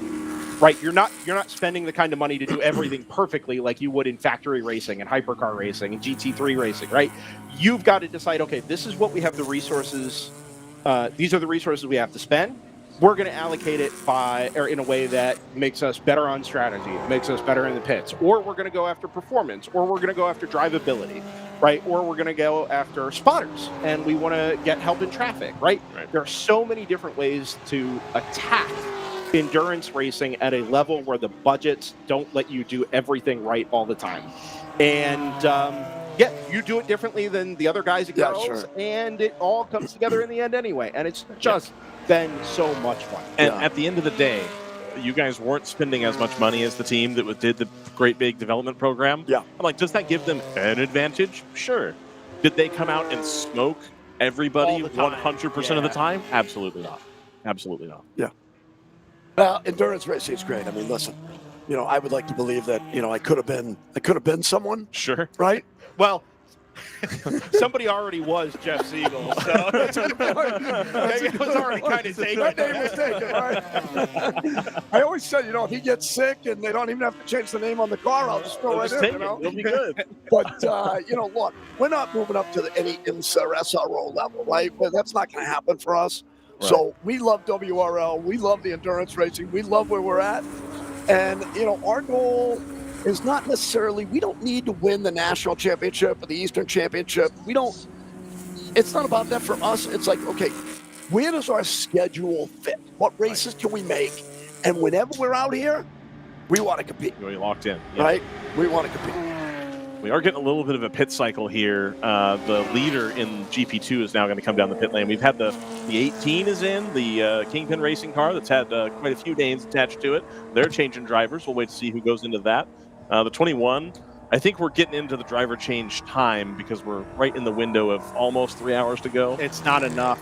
It's 3 hours, 2 minutes to go. So it's still going to be one more driver change for everybody here. And as the heat and the humidity creep up throughout the afternoon, I don't know if 3 hours is the way to go here, like it might have been at the start of the race anyway. Right. On top of that, I think this is the cycle that is reaching its conclusion or hitting its peak after the last full course yellow. So we saw all of these cars in most recently during that previous full course yellow. Yeah. GP2 leader is in now after all the other GTO cars have pitted, obviously, because it's going to go further on fuel. Yep. So this is that cycle wrapping itself up. Jeff Siegel, before you leave, what's one track you'd want to see on the WRL schedule? Mosport. Whoa! Ooh, what a take! Field. What a take! I agree. Where's home for you? So I'm in Connecticut. Okay. Okay. So everything's a flight for me other than Watkins Glen, right? Yeah. I don't think we want to race there. I don't want to race WRL Atlanta. Or yourself. No, or Palmer, or anyway like that. I would go to Palmer. But look, I would love to do Laguna. That's a bucket list track, but the only other bucket list tracks for me is Laguna and Mosport, and I think Mosport would make sense. Yeah, I think so too. I just don't know if they can get everybody to want to go up there. Yeah. Want to take the swing at all the. I've heard that trip over the border with a race hauler is like a nightmare. I don't know. I would also love that. Can I say one thing about Laguna? You may. I have never driven a race car in my life. right? So I don't speak from experience or anything like that. But I hate watching racing there because I think it's too tight and twisty for what it is, and I despise sim racing there. Big sim racing guy, and I just hate racing at despise it. Good. However, I went personally for the first time last year, and we're headed back next weekend for some Porsche Owners Club action. It's a different experience in person. I don't know how it races in person. I don't know if it would totally change my mind behind the wheel. But man, physically being there and the landscape, the weather there and in town, right? It is just it's not a surreal experience, but it's not far off. As the 99 drafts past the 308. Yep. Had been the class of the field in pace, and look at that. 99 doing what they need to do. So this time doing the 99 thing. Exactly. This time last year, I would have said, we don't need to go to Laguna. This time around, absolutely. I mean, 100%. Gotta go. Yep. Hey, look. But I'm also with you, Jeff, on Mosport. The speed drome up there is just something else. But look, I love it. Here I am at 61 years old, getting to race an M4 GT4 at the best tracks in America. With a phenomenal platform of WRL. It's just I feel so blessed in my life, to be able to be at Road America, Road Atlanta, Watkins Glen, and the list goes on and on and on. It's unbelievable. Hallett. Beautiful Hallett. Which we haven't been back to since we went there the first time. Oh, we gotta fix that. I'm gonna get on it. Yeah, we gotta do a better job. We had such a gap between what was it? It was Barber. Oh, and Daytona. And Or no, it was Daytona. We didn't go to Daytona and here. Yeah. We had such a big gap, so we may end up having to rethink that next year. Oh, interesting. Yeah. And probably go to Hallett or whatever got in there. Yeah. Gotta get something going. I get you. Hey, thank you guys for what you do. You guys do a phenomenal job. I appreciate you. Yeah. Hey, thanks for coming to chat. Yeah, I was going to say, thanks for stopping by. It's been 9 years since we started doing it. First time we crossed paths. But you know what? I've always wanted to come up, but I've almost been intimidated a little bit because we're a big deal. No, I know, but I'm just so not technical and mechanical.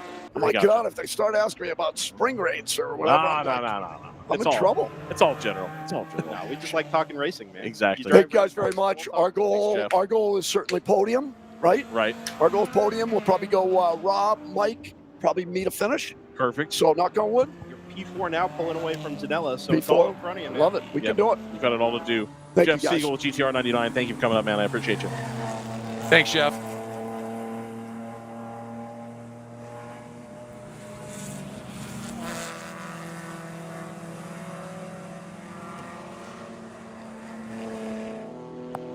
Wholesale driver changes, Greg, in that last round of pit stops.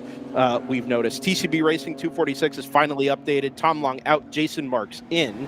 How's that for a 1-2 punch? Wow. Jason now getting after Alana and Sarah for the first two positions on the podium. 33.8 last time around is by some margin the quickest time in GTO at the moment. Yeah, it is. That was a phenomenal lap. Yep. Rob Jackowitz a little bit slower last time around in traffic, 37.6, but was in the 33s and 34s not terribly long ago, pulling away from Zanella as well. So this is that kind of, as the English would say, the swings and roundabouts, right? Yep. Certain drivers match up against each other, and you'll see one pull away, and you think, oh, man, that car's just gone, and that's it, right? This is a foregone conclusion. All of a sudden, you cycle everything through at the next round of pit stops, and the complexion of the race begins to change again. And we do this over and over and over until we get to 5:30. Yeah, and I mean, that's sort of the magic of it in a way is everybody has their own pace. Everybody, and you have drivers that I like that middle stint. I like or I like to start or whatever. And so and you also always try and get your driver lineup tuned for what will be best for the race itself, in your mindset. And, the point being made that we're now under 3 hours and you can't drive more than 3 hours, like you said, I don't know that there's a lot of drivers out here that want to go 3 hours or close to that, because it's hot, it's humid, it's all that. Longest stint I ever drove here was an hour 45, and I thought I was going to die. It was a hot summer day, and it was just like, are you kidding me? Yeah. But, But, you know, you think about the guys who still actively do some serious pro racing, like a Mike Skeen. Yeah. They're fit, and they're cut out for this stuff. So, ooh, our prototype going slowly once again. Yeah, that is 40-48. I don't know if that car was just out of the pit lane. I actually don't think that it was. Anyway, as you say, not accelerating the way that you would expect it up the turn 2 hill. You know, I remember a couple of years ago, probably longer ago than that, back in my quarter marshaling days, working with somebody that had, did some SCCA club racing experience and then got the opportunity to run, at the time, I think it was a Coney Challenge race, Continental Tire Sports Car Challenge, now Pilot Challenge, out at Laguna Seca. And they got to do half the race. And he said he got to the end of his first stint in what at the time I think you would even only marginally call a proper racing car, because at the time they were all still tuner built or garage built. And he said he got to the end of 45 minutes or whatever his stint was, and he was a wreck physically. Yep. It was such a physically brutal car to drive compared to, you know, whatever he was used to, Spec Racer Ford or whatever the SCCA car, Formula V, something like that. That if you don't know what you're getting yourself into, physically speaking, you can find yourself in some real trouble in a hurry. And it really does take some buildup of endurance and intentionally putting yourself physically in a position to succeed over, you know, what in the WRL is up to 3 hours at a time. And yes, you know, being in the car when it's 50 degrees out versus 90 degrees out does make a big difference. But these cars are no less physical to drive, regardless of the temperature. You're still handling the car and hustling it as quickly as you can and as consistently as you can. But you come to a place like Road Atlanta, and it's just so mentally taxing. Oh, on top of the physical requirements. That if you haven't prepared yourself physically to be in the car for an hour or two or three at a time, you can find yourself in trouble in a real hurry. Oh, and I mean, if you step up, you know, you think about if you coming from Formula V or SRF, something like that, you know, it's a much smaller tire footprint, and even a V, you know, yes, it might have a slick on it, but it's still such a small footprint. And then you get into a car that's got a much fatter tire with a little downforce and some grip. The side loads that you experience just skyrocket compared to what you're used to. And, you know, that first time I drove, we were at Charlotte, you know, on the road course there. But, you know, a good chunk of that lap you're spent up on the oval going through 3 and 4. And I did 5 laps and pitted and said, my neck's done, you know. And we, you know, jury rigged this little thing so I could just turn my head and put it against the roll bar, and then I was fine. But, you know, those things you don't think about, you know, when you make a step up like that, it's a whole different deal. It is. I'd like to see Charlotte come back to the schedule. I know it was not the highest entry count, and in some ways it was hurt by the loss of Daytona, our Daytona date a couple of weeks prior, back in 2024 now. Yeah. But, man, it's a really cool little facility. I say little. It's like the pride and joy of NASCAR. But as road racing facilities go, I mean, it's all just right in front of you. It's kind of a little bull ring, and then you get the whole It's a neat track. It's a fun track to drive. You get the experience of the banking, and then you know, when you make that turn into the infield where they dished it out and then piled the stuff up, so you get that little swoop of elevation change. It was a fun track to drive. Absolutely was. I think from memory, part of the reasoning that we didn't get the entries was, well, there's a lot of walls and they're all really close, right? And yes, that is true, but I think we only actually saw one car into the wall at any point over a 12-hour enduro.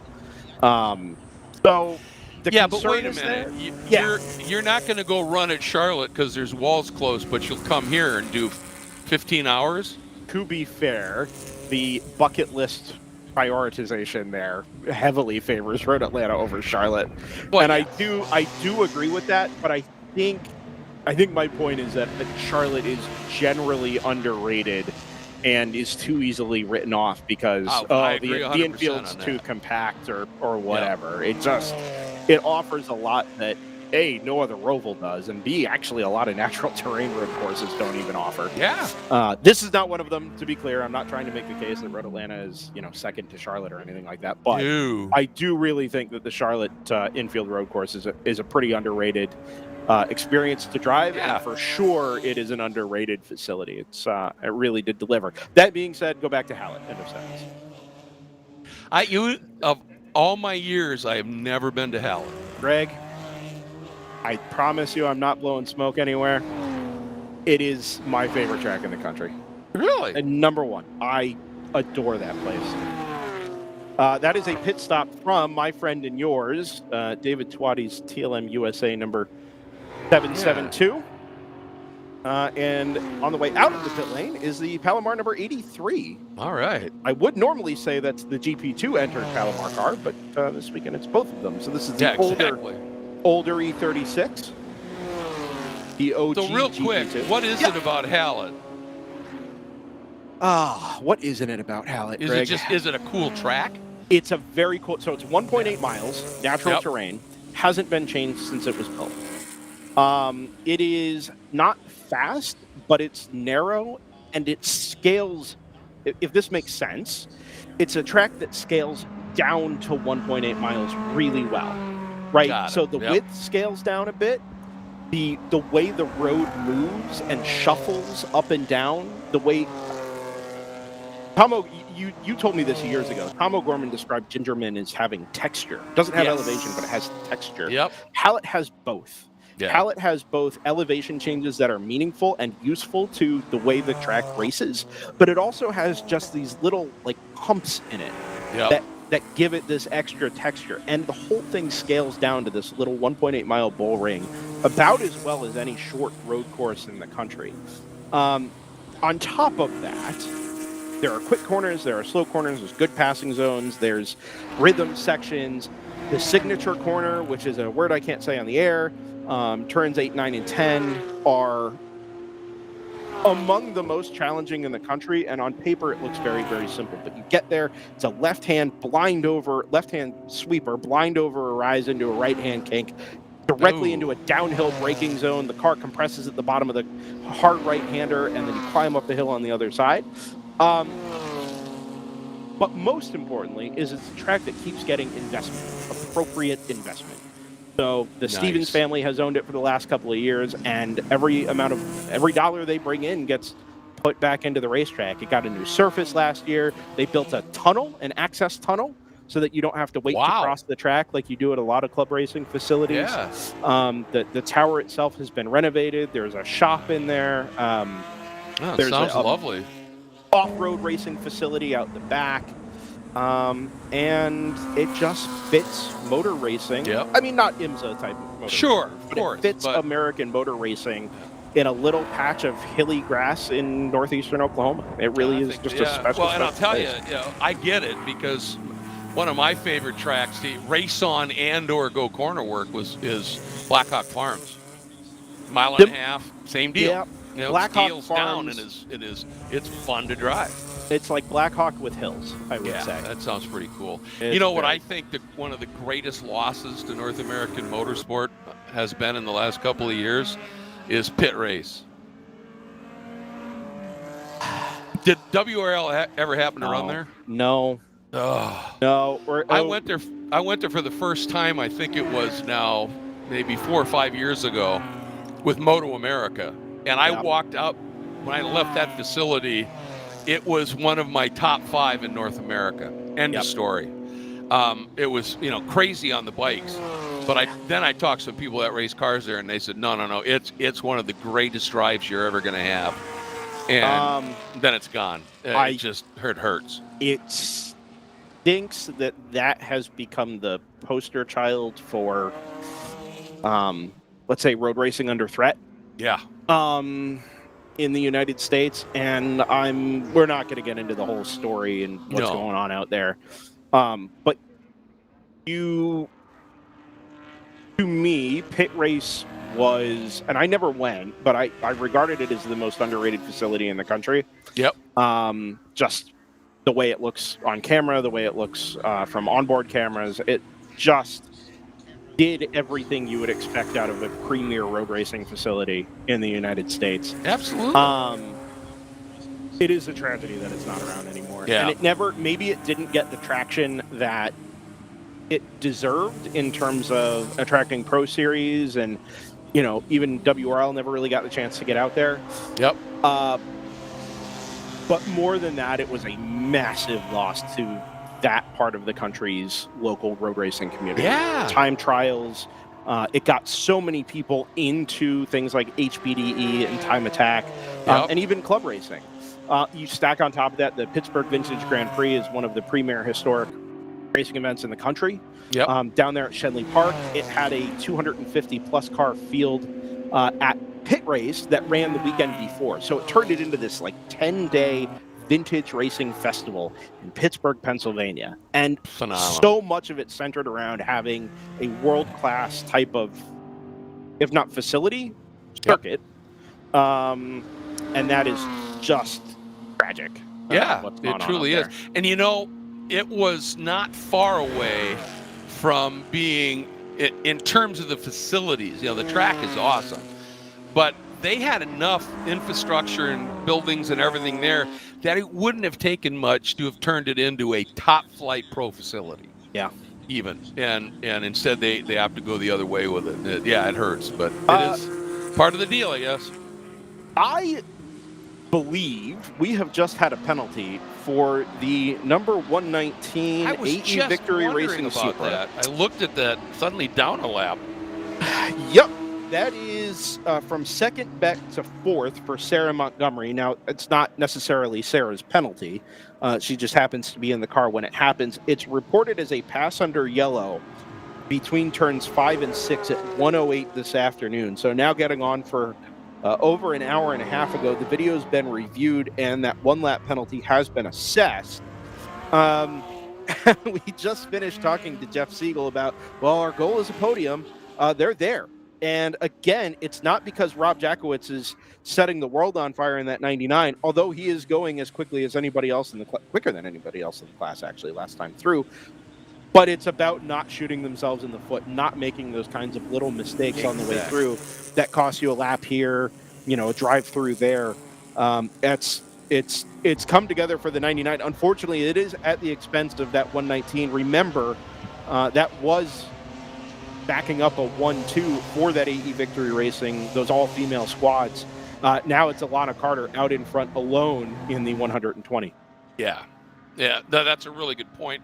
And, you know, we've talked about that, you know, before. And, you know, if you're going to, you know, you take all the things that make up endurance racing, top of the heap is not speed, it's execution. You know, pit stops, strategy, drivers, you know, racing clean, smart, all of those things. And, you know, we've absolutely seen that play out here again with that GTR 99 program. They just do it well. And that's what's it's just fun to watch, to see them just, as they said, they freely admit, we're not the greatest qualifying team, but they're working on race setup and they execute, and they make it work here. Unfortunately, we still have these big gaps in the GP1 field that we don't generally have, but boy, no, not at all. It's not changing. No, that's unfortunate. Not quickly, anyway. It's put the Choice 522 up into second, PC Racing into third, after being a little bit slow on track earlier. GP2, though, I'll tell you what, battle for second is on the way up. Skip Barber Racing School, Ryan Amami listed as the driver against the driving duties in that car. Jordan Musser on board the Garage 66 number 214. So if you're out trackside, you're looking for a pair of Toyota GR86s. Skip Barber Racing School with the appropriate logos with the silver number 214. That is second step on the podium fight, about 2.5 seconds apart now there in GP2. Friend of the show, Troy Lindstrom, is in the 83. I was wondering what happened to the SoCal wrestlers. SoCal wrestlers? Yep. Social wrestlers? Yeah. Wrestlers. I think... there's a car alongside, pal. Oh. Yep. Trying to make a little bit too much room there, I think, for the Palomar 38 on the outside, and drifted way over to driver's right, where sat the... Actually, is that the... That's the garage 66? Yeah, it is the garage 66. 214. So that's the car that's chasing down the Kit Barber. There it is, actually. So just a little bit further up the road.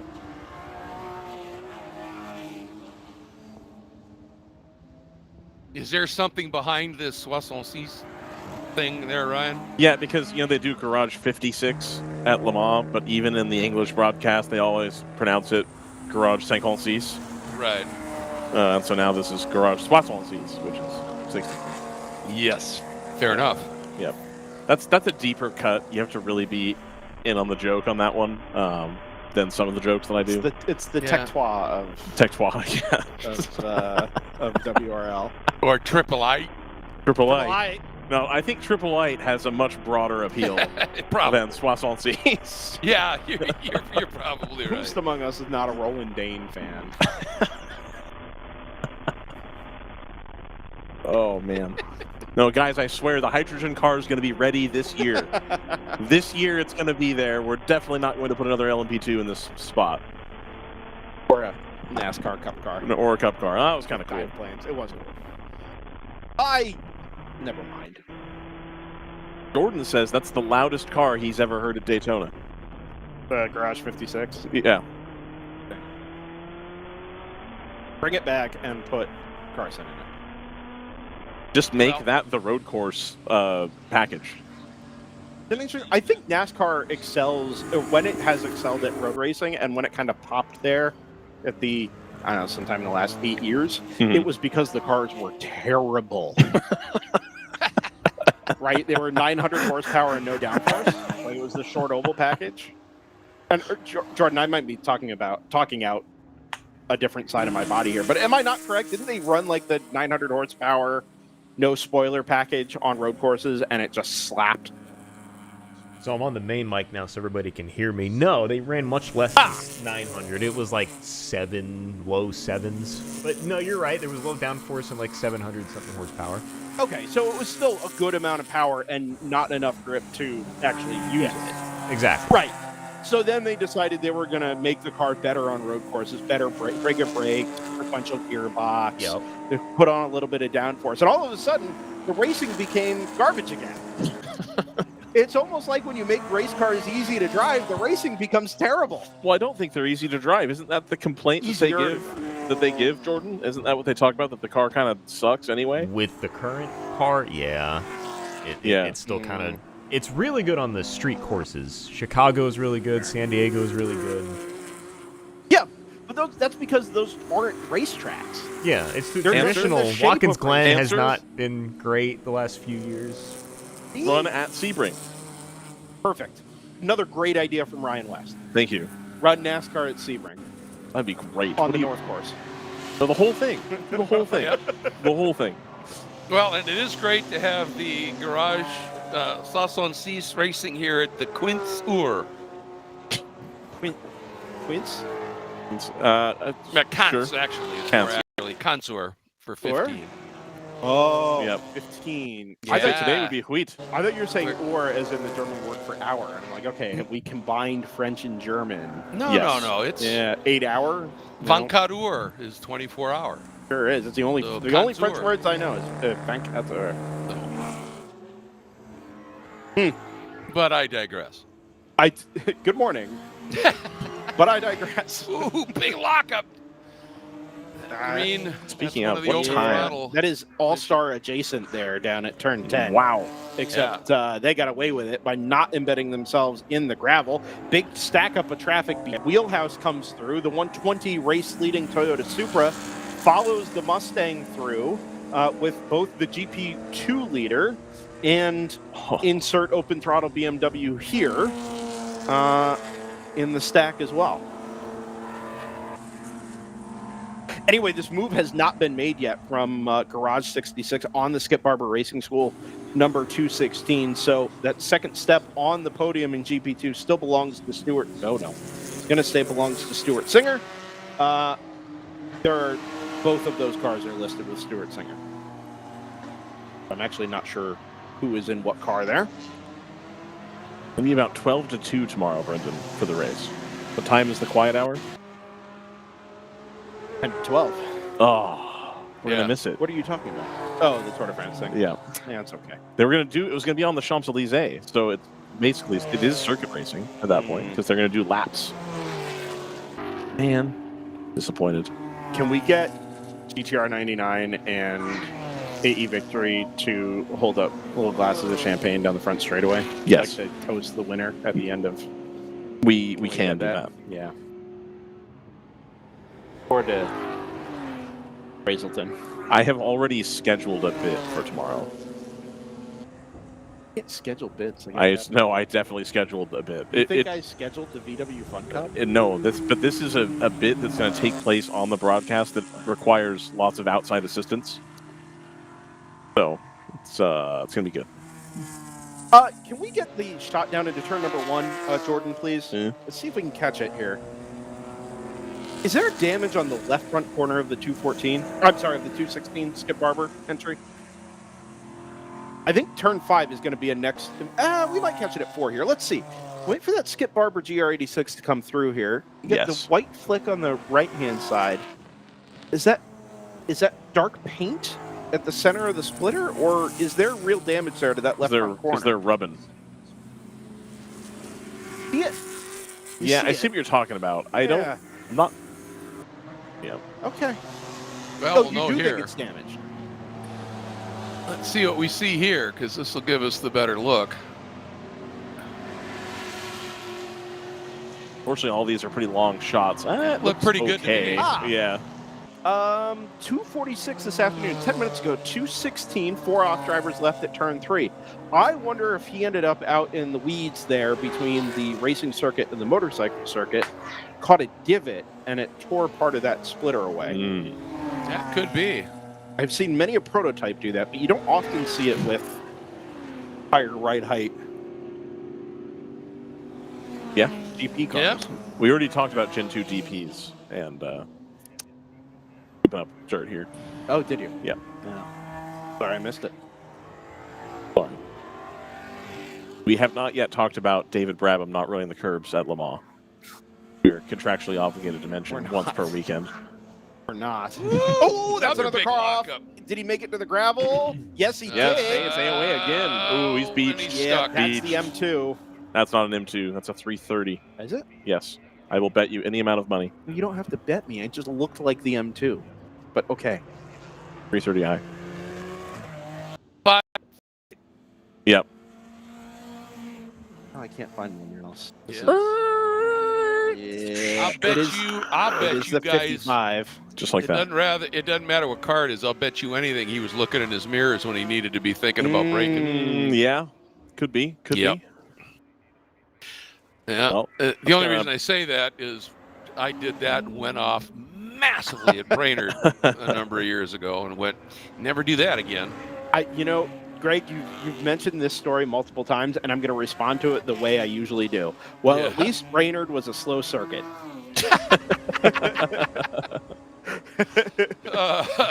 Speaking of repeated bits, I'm going to say it till the cows come home. Yes. Old Brainerd was absolutely terrifying to me. Oh, my God. The SCCA still runs the sketchy layout from time to time. You can't do it anymore. Oh, I definitely watched them do the whole front stretch. I was for messing a around regional on Google Maps the other day. They did. Oh, okay. I mean, you still could, but they definitely it's did really difficult to make it happen now. Yeah, And the problem is the approach into turn 1. I was there recently for Moto America, and the approach into turn 1, because for Moto America, when you come out of the infield and up, you're actually exiting at the past the apex of 1, and the approach into it is just trash now.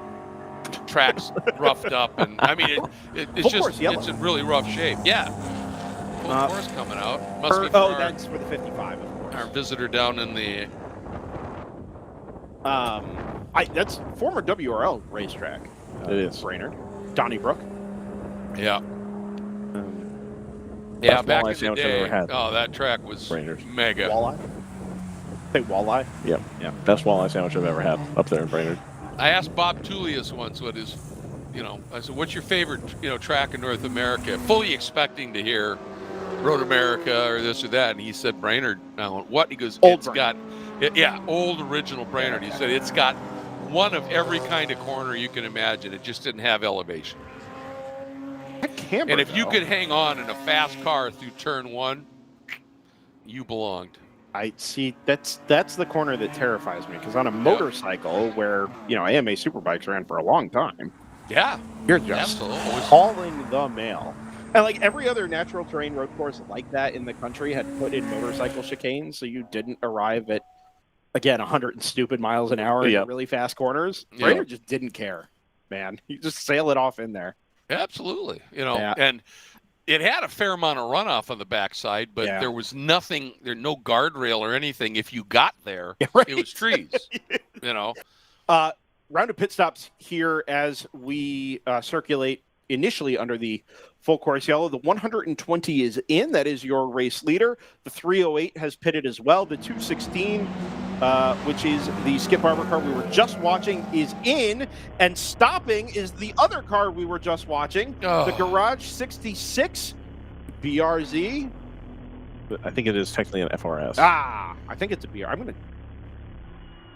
I'll bet you $5. Actually, no. But it is stopped on the climb up the hill out at turn number 7. When was that car last into the pit lane? That's what I'm wondering. Did it look at that fuel level 0? Everything shut down. So of course. Well, it could be fuel pressure or whatever. Exactly. Time to restart. But I got to tell you, that was It's a an pretty FRS, weak attempt at a bet, Brendan. Yeah, it's an FRS. You're coming up with $5 and then backing out. I work in amateur motorsports for a living. You think I have more than $5 to give away? Yeah, that's a really good point. It was last in 20 laps ago, so that theory out the window.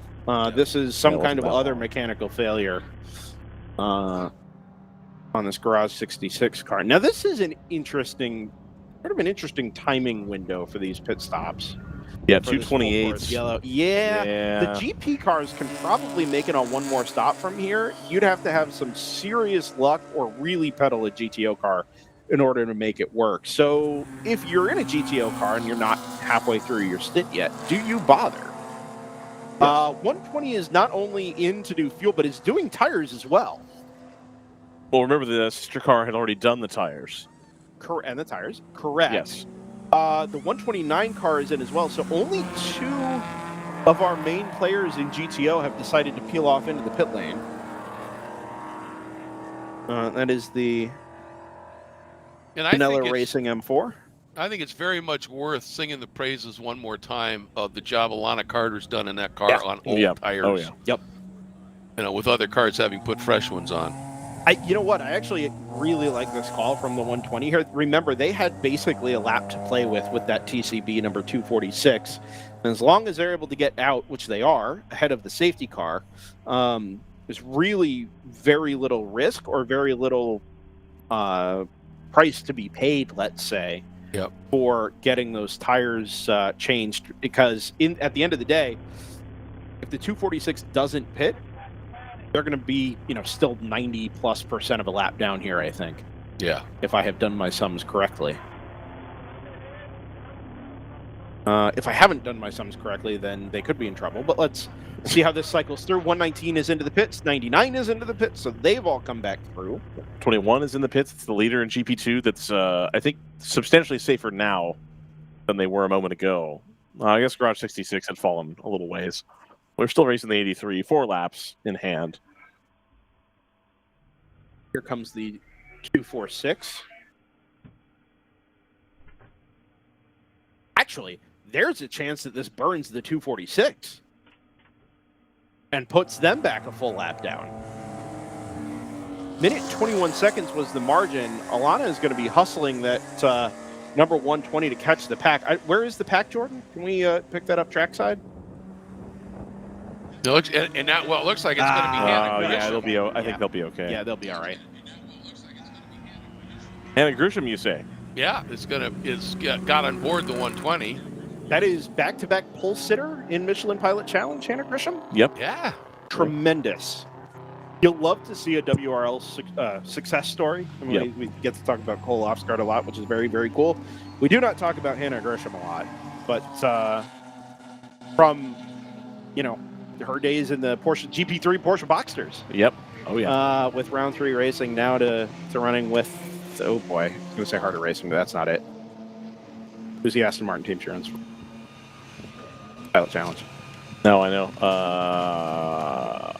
Is that the one that just changed its name? No. Automatic? Oh, it is Heart of Racing. It is Heart of Racing, yeah. Oh, why does that say that threw me off. Yeah. When you said it wasn't Heart of Racing, I was like, that's who I would have guessed. No, yeah, it was. Actually, race winner? Yeah. Think so. Yeah, Watkins Glen, I think so. Yeah, that's tremendous. You'll love to see it. Yep. And obviously now rounding that all out with a WRL GTO effort. Yep. Championship run. It's really all is.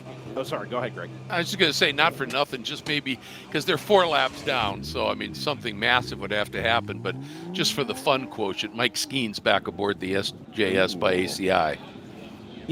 We love a recovery drive we at do. DriversEye Live. The old hero stint. Yep. Mostly because when you're doing a 24-hour race, you're looking for anything to follow. But Hard Charger Award. We do love a hero stint to close a race out. Watch that 308. It's going to be at the head of the field, just behind the Screaming Goat number 29 here on the front straightaway. So it'll have clear road in front of it when we do go back to green. If it doesn't overheat. Fair, but it'll have the clear road. So yeah, that's true. Probably less of an issue. But Mike Skeen is going to tear this thing apart. And it's going to be awesome to watch. Actually. But it is going to be awesome to watch. Really, really excited to see what he's capable of. Remember, that car is not going for a championship, number 1. No. Number 2, it's already lost a couple of laps. So really, you're just going to go chuck this thing around for a little while. You're not protecting very much other than the car itself. I think we could see some pretty cool stuff here from Mike. I think so, too. The 91 Mustang the 92 is in. 119 is in as well. With Sarah Montgomery aboard. She just got in that car not too long ago. So I see her some more. I would suspect Hannah will take the 120 all the way to the end now. Likely, I would say so. Yeah. Look at those nice fresh meats.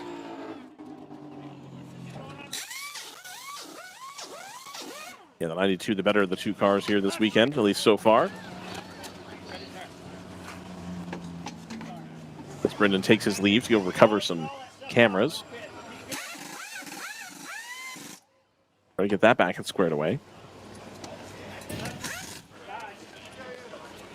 This is going to be pretty interesting here. I mean, obviously with the caution here, lots of things packing up, but that TCB racing entry is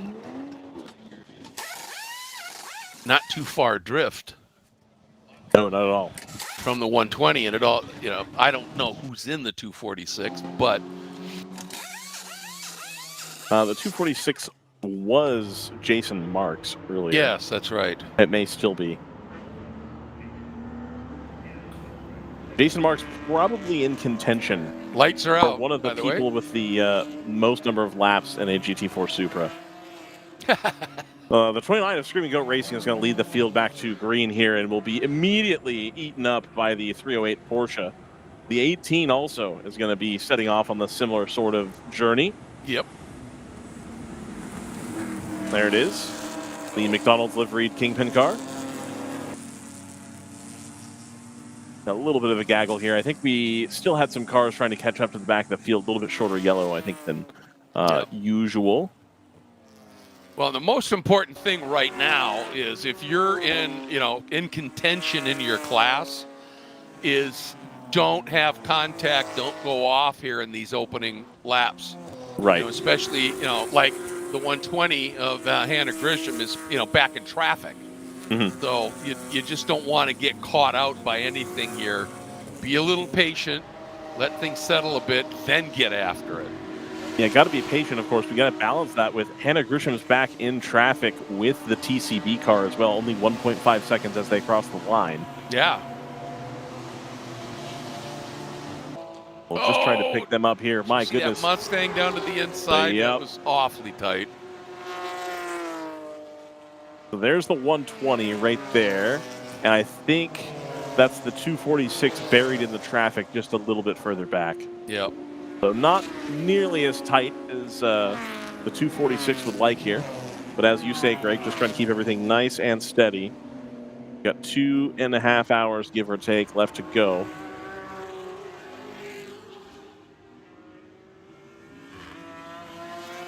And it's so easy, especially if you just put on brand new tires, coming down into turn number 10 here, and you haven't quite got them properly warmed up or whatever, and you just go to the brake and nothing's home. So, that's all part of it is, if you do a tire change, prep them correctly. Yes. You don't hurt them. What car is coming in? It's one of the Supras in the pit lane. That's going to be the Kingpin car, the 11. Okay, it is. All right. And it goes straight past the pit box. Perhaps a drive-through penalty for a pit infraction there. So there goes Hannah. And there is the 246. So a few out-of-class cars between the two of them. Yep. Oh. Well, that is risky stuff. But I guess from the perspective of, let's assume it's Justin in the 246, I want to get by this group as fast as I can because I'm just losing time to Hannah now. Right.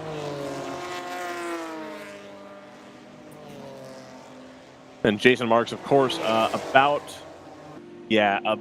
a full lap clear of Michael Gilbert in the GTR 99. That GTR 99 is pinned a lap down here in third position, comfortably ahead of Dan McKeever in the 91, who had been throwing down some great lap times here, especially in the beginning of the day. Am I reading this right? Am I seeing McKeever is like only 7 seconds back? 7 seconds, of yeah. Gilbert? Yep. Oh, and then we have Gilbert now. It says Gilbert's only 1/10 behind the 246, but it says they're on different laps. Yeah, I think so. That's I think that's an error. Yeah. So it's going to be interesting to see this battle for the podium here, as well as one for the win, maybe. Right.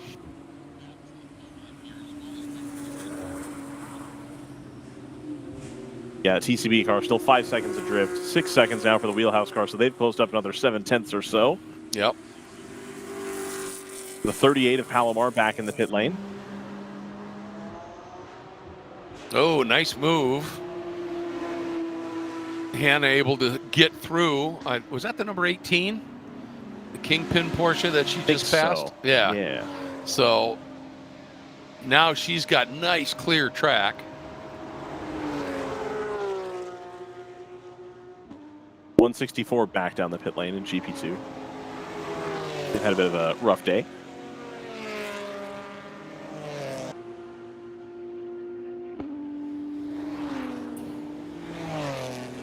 GP2, just going to look through that again real quick. Chris Davis, the number 21 North Loop Motorsport car, 3 laps in hand and almost a fourth back to the number 83 of Palomar Racing with Troy Lindstrom. That's Thunder Hill's own Troy Lindstrom, also a San Diego guy, so makes a lot of sense that he's able to link up with Palomar here. Yeah, that makes sense. Get a seat. Dylan Weber in the Skip Barber 2016, or excuse me, 216. He's got a podium. He's fairly comfortable margin here of another 2 laps or more, actually, back to the Garage 66 entry. So he just bring it home, man. You got a podium in front of you. Exactly. 117 of Aftermath comes in. In Wheelhouse, Dan McKeever has taken another second off of Michael Gilbert in the GTR 99. Coming down. And 32 seconds back is Sarah Montgomery for 5th place. So that's still well within striking distance in 2 hours and 15 minutes. Yeah, it is. For a podium there, about 35 or 36 seconds. Well, especially when Sarah's lap was a half second quicker than McKeever's. Yep. So, yeah, there's plenty of time for that to come down. Sarah Montgomery's got plenty of laps here in the Supra. And again, last season, really, this was the watershed moment for the 119. Able to get their first podium after getting robbed at Daytona the race prior. So this was where their current run of form kind of started, was here at Road Atlanta last season. Of course, they've carried through that good run of form all the way through this season. I think they're hoping for a championship this time around. No, they are well placed right now. They are.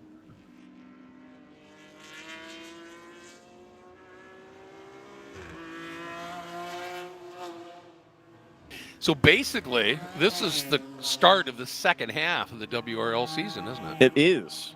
We're on the downslope here. Yeah. WRL season, of course, goes through the the first week of December. First full weekend of December, typically. Right. That Wheelhouse Motorsports Mustang, the yellow one, which I believe is the 92. Yeah, that's correct. So 92 comes down pit lane with Jeff Courtney aboard.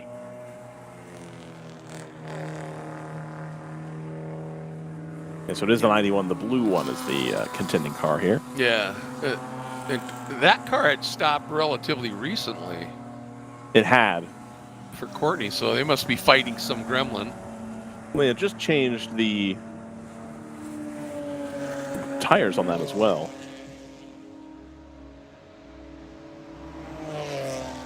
Oh, that's right. So maybe a little issue with one of the tire seating or something along those lines. Right. Could be. Mike Skeen catching Zanella by almost 5 seconds last lap. 8th to 7th place. So that's the hero drive that Brendan was talking about. Mike Skeen is getting on, taking care of business here. They're the fastest car on track at the moment. Of course, they're a few laps back. Right. But you got to think, the team, like you said, not in championship contention. Right. And it would be take a near miracle for a win. And I'm sure the team said, go get it. Just let's see what we can do here in these last 2 hours and 15 plus minutes. And then indeed, we've got a run tomorrow as well. Opportunity for a win there. And we've punctuated by the quiet hours.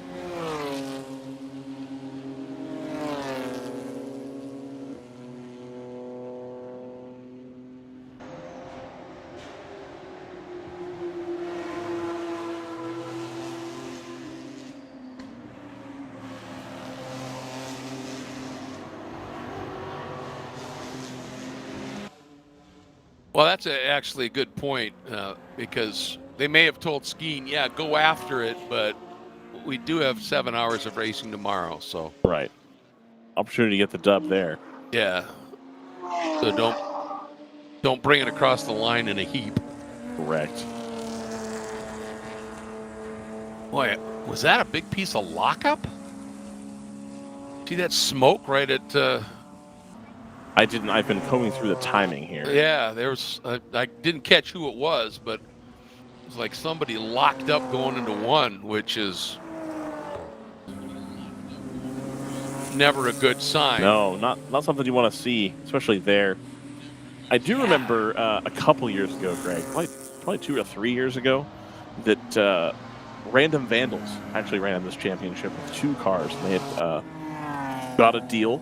Yep. And they had one car that had like a fancy 4-way bypass, super duper shock on it.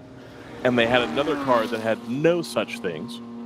And you could hear on the car that had no suspension modifications and the tire they were running at the time, you could hear the difference between the 2 cars in turn 1 as one just struggled to get the front end to turn. And you heard the tires squeal all the way through turn 1, all the way up the hill. And it looked like it was awful to drive. And then the other car, which had all the fancy shocks and stuff, went through it no problem. It was not a big deal at all. But I think it was a tire deal where the tire sponsor was trying to work out better compound for the GT4 cars, and so wanting to test it in both ways. The stock GT4 car was not the preferred tool for the tire at the time. Right. Hey, just great lap. Tom Long just set the fastest lap of the race in the TCB 246. Yep. Ran a one. Wait, he did it again. He had just turned a 133 flat. He just went a 32.7. Wow. So whoever's in the TCB car right now, Tom Long or Jason Marks, I have to assume it's one of them, right, Brendan? Gotta be Tom Long or Jason Marks. Yeah.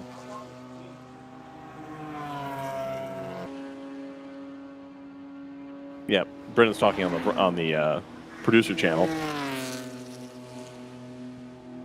Sorry, grab the production microphone. Yeah. Not that Tom Long couldn't do 2 stints in the heat, but he was just in the car earlier, so. Yeah, but he was in before Marks. Yeah, but that means Marks was only in for like 40 minutes, right? Yeah. Yeah, I'd be surprised. He's if it's doing a lot Tom, of. but Marks I is guess I certainly believe it. capable of that pace too. Yeah. But he's doing a lot of management stuff on this team now, though. Who is Justin?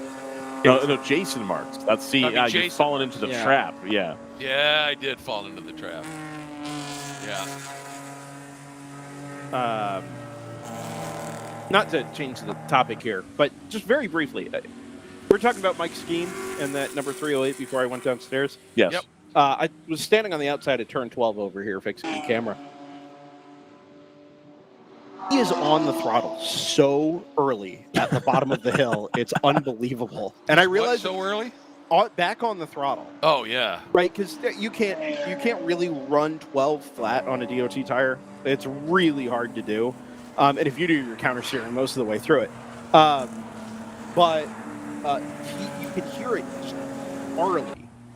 Gets in the throttle like almost at the start of the entrance curve and just powers his way through the corner. And I realize, you want the Porsche to squat on the rear wheels. Yep. As you you're don't going. slide it. Exactly. Yeah. I get part of that is driving style, but it really is remarkable how much quicker he is through the bottom of the hill, down the bottom of the hill, and how much earlier he's on the throttle and therefore, accelerating down towards turn number 1.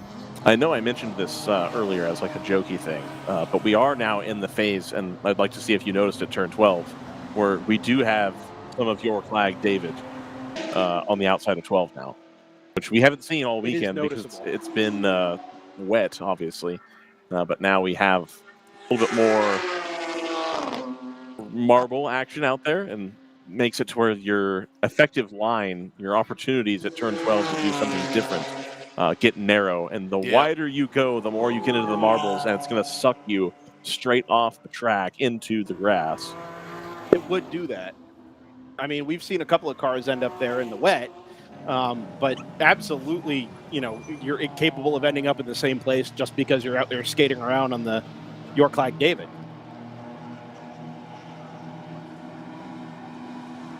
Does everybody understand the York-Clag David, Joe? Oh, I don't know, actually, Greg. No, surely. You do, right? There's people have been watching F1 in this paddock for a while. This isn't a bunch of 2020 F1 people. Like, this is... Yeah, that's true. That's fair. Yeah. Hey, I used in my T's large attachments, so, I mean, I'm with you. Yep. One of my Steve Matchett's, my favorite Steve Matchett quotes was somebody pointing out, it was a David Hobbs quote, of course it was, about Steve Matchett, that Steve was able to pick out the amount of tape they had applied on some of the inlets on the Renault or something like that. Sure. And he said, it looks like it's, closer to 60% or something like that instead of 50%. And just like nobody else had even noticed there was tape anywhere. Mm-hmm. And Steve was picking out the difference in how much more they had added for race day or something. Which, for those of you at home, Steve Matchett was one of the color commentators for Speed F1. Yes. And he was a former mechanic on Benetton. Championship winning. This was a thing that he was very much clued into. Yep. Please continue. Paid loads of attention to it. Yeah. He was talking about the tape, waxing lyrical about it, and David Hobbs, after a short pause, goes, "You must have eyes like a certain type of rat." And for some reason, that quote popped into my head this morning. And just been thinking about it most of the day. So nice to bring Steve Matchett back into this. Thank you. It's like a certain type of rat. Yep. There's some gems that if somebody went through, those years of F1 commentary as well as like the peak Audi, like Martin Haven, Andrew Marriott, like just nighttime crazy show, you could make a highlight reel and sure. it would just be hilarious the whole time. There was a thread on the old Speed Channel forums just full of Hobbsisms. Excellent. Yeah. Good. Whole collection. We say yes, David Alexander. Hannah has kind of stabilized this gap at the front of GTO, and not to not talk about David Hobbs anymore, but sure, just right there at 5.5 seconds, and there is some ebb and flow to it. Last lap going back out about 1.5 seconds, but it does seem to have just found its home there, right at about 5 seconds. So, yes, easily done by the 246. I think if Tom wants to go chase it, but at least for now. This seems to be about what they both can do. Meanwhile, Mr. McKeever and the Mustang has trimmed that margin to the GTR 99 to 3.8. Drawn ever closer. Yep, it's getting close. Yeah, I think we've been waiting, Ryan, to see over the last year and some change to wait and see the best of those Mustang GT4s. Right? We're there. Spent a lot of time here talking about the development of the Ford Motorsport program and the ladder and GT4, GT3, Cup and Challenge at the bottom end, and mirroring Porsche and doing all the things right to make it cool to have Mustangs again. ... But that car just didn't seem to really match the GTO rule set the way that we thought it might. But we're as close as we've been, I think, with that car. I suspect, and this is entirely conjecture, and there's somebody here who, there's probably multiple people here who know exactly what the deal was and that could come say it, and they're welcome to come say it on the air if they'd like. I suspect, as we saw in that initial press release where they talked about the Mustang Challenge car being set up for 10-to-1 racing or whatever 9-to-1 racing. I was like, oh, okay, that's the car they expected people to use for GTO. Yeah. And I believe, personally, that Multimatic probably did a lot of work to make sure that that car worked well on the slick tire. And so my supposition is that trying to get the car that they really didn't ever envision being a WRL because they knew that they had another car in mind for that application, they've now had to do a bunch of work to make it work well on the 200 treadwear tire. That's a really interesting perspective. That's my theory. Yeah. I'd buy it. Yeah. And they've done a bunch of suspension work on these and the aero work and all those kinds of things. That's what's occurred. They look like a substantially more complicated car aero-wise than the BMWs Agreed. do. And I think that's part of the, you talk about that with the Mercedes as well, where the Mercedes really is the watered-down GT3 car, and they've got that car dialed. And NFC put a lot of effort into that car to get it to where it was.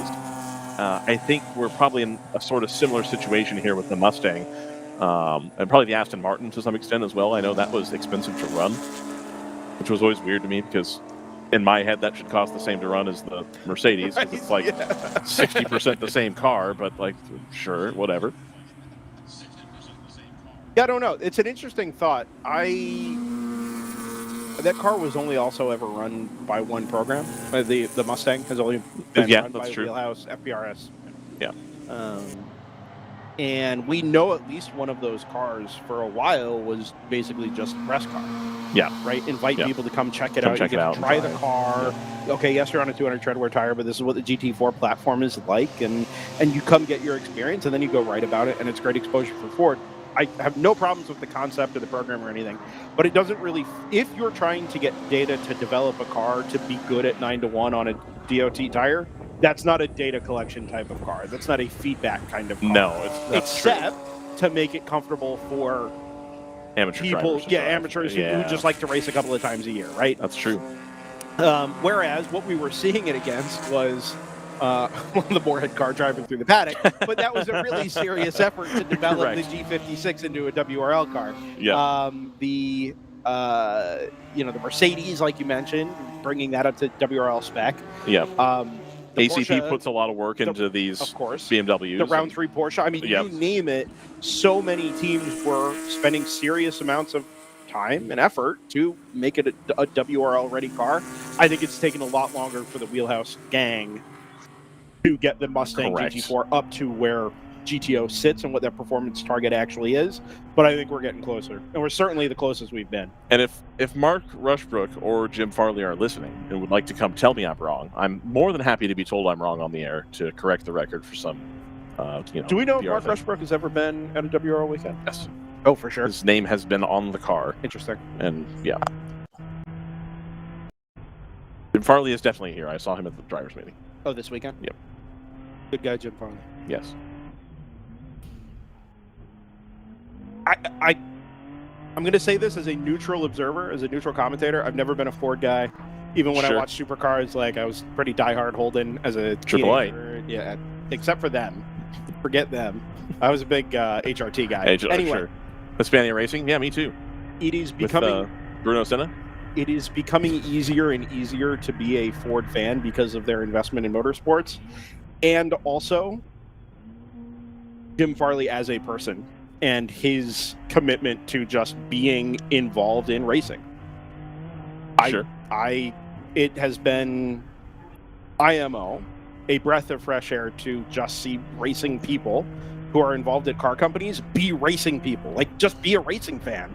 Yep. You know, I respect the heck out of that. That's, as was pointed out to me at Eagles Canyon, Toyota had that for a long time. It still has that to some extent with Akio Toyota and all the programs that he has birthed through his specific request of like, hey, we need a cool car to drive. We don't really have that right now. I want more of these. To round out the Ford topic, in pursuit of finishing that up, Ford is now WRL's newest contingency partner. Yes, they are. There are now contingency rewards available for racing Ford products in the World Racing League. And again, it's just deepening that commitment to grassroots and amateur motorsports, building the ladder all the way up through the GT3 platform and eventually the hypercar platform. I do wonder if that contingency platform obviously is aimed at, I think, people running Mustangs. Sure, yeah. Do you think Ford is interested in selling this GT4 package to somebody? What do you mean? So, for example, like if you have Jeep, I think they want GP1 cars. They want people with street 5.0s with modifications in much the same way that there's BMWs to be running those with GP1. I think is probably the intent. That's what I'm perceiving out of that. If you walked up to Mark Rushbrook and said, hey, can I have the WRL spec GT4 car, do you think that's available? If they wouldn't sell it, I'm sure Wheelhouse would. Okay. You know, it's kind of a partner program. Sure. I don't know that, but that would be part of guess. it. Okay. Like, hey, look, we don't really tune the car that way, but these guys obviously have. Yeah, and I do wonder too if there is some hope that maybe some of the Mustang Cup, Mustang Challenge team owners might find a way to get those cars down to GP1. But I mean, well, they're out there for purchase, right? Right. It doesn't take effort. It doesn't take tuning. It doesn't take any of that. It's just there's a race car, go race it. I think people are scared away by the H pattern. Maybe. I think there may end up needing to be some help from the rules if you choose to run that car, which but maybe has been discussed. I don't really know. Get a pit stop here from Cajun Canuck. 555. Which doesn't Cajun Canuck just make you like Nova Scotian or New Brunswickian? Yeah, because Cajun is just a shortening of the word Acadian. Right. And Canuck, if you're an Acadian Canuck, you're just from Nova Scotia, New Brunswick. Cajun. Well, where were the Cajuns from? Cajun they came down from Louisiana. Yes. Right, but they were relocated, Greg. From, when they got kicked out of the Maritimes and Quebec, that word Acadian became Cajun. Yep. And so ethnically, they are the same people. right? They come from the same place. They were just relocated out of Canada to a different French territory. Yes. So is Cajun Canuck is that redundant? Perhaps. A French territory where they're substantially more blasé about the French language. Fair. It's fair to say. Yeah, pretty relaxed. Two opposite ends of the French language and respect for the pronunciations. I think some might tell you that there are people in Louisiana who speak proper French better than people of New Brunswick and Quebec. French Canadian is an experience, man. Yeah. Well. Yes, it is. Hey, guys, real quick. Yeah, sure. I've been watching this, and Tom Long got that margin down to about 4 seconds with some really quick laps, and Hannah just ran 2 laps in the high 132s, and that's up to almost 10. Wow. She just responded beautifully. Well, isn't this how you drive Road Atlanta in multi-class racing, Greg? Isn't it just you've got to pull your punches when you can? Absolutely. Right? You get those clear laps where you're flat out through the S's and you're, as deep as you can get on the brakes into turn 10, carrying maximum speed. Like, you've got to execute on those clear laps. And that seems to be what Hannah's doing here, right? Get those 132s in while you can. Yeah. We've got a little bit of cloud cover that's come in from the north and west. Yep. Right? So we're bringing that track temperature down a little bit. Start to build that margin on the chance that this thing goes green to the end. And you're just building yourself that safety net, which is currently being measured in singular seconds, back to that hard charging number 246. It's really good execution here, even in the clearer air, let's say, for Hannah Grisham at the front of the field. Jordan, would it be possible to pull up the weather? That's something we have available to us, because I know we're this 5 o'clock potential maybe kind of sort of storm, but not really looming. Thea has gone south. Yep. I think we're in the clear. Yeah, I do too. I think we're going to get this little pocket maybe. I've been putting up fans on the cameras and everything. Wow. Yeah. And then behind it, there's I don't think that's going to get there, though. But So you're saying we got a window in Chattanooga? We were discussing yesterday during the Radical Cup races, is Alpharetta the Terre Haute of Brazelton? Right? That's a deep one. That's could be. It could be. Dawsonville. I was admonished. In this case, it looks like it'd be Chattanooga. I was admonished. It does, and looking at the map, yeah. Yeah. But I get your point. Chattanooga. Lived in Alpharetta for many years. Did you? Yep. That's right. Before your, defection. Ooh. What was that? I don't know. What do you call a move to Florida? Is it defection? I don't know. He used to be a bulldog. Now he's a gator. Yeah. No. Or are you more of an FIU guy, Greg? No. He's a golden gopher, man. That's true. Bingo. That's true. He's a golden Well, actually, I'm gopher. a bulldog. He is a bulldog. Okay. Because but I'm talking Or University of Minnesota Duluth. Yep. Man. So, but yes, I get your point. But we moved to Florida because there's more opportunity to announce in the winter for racing down here.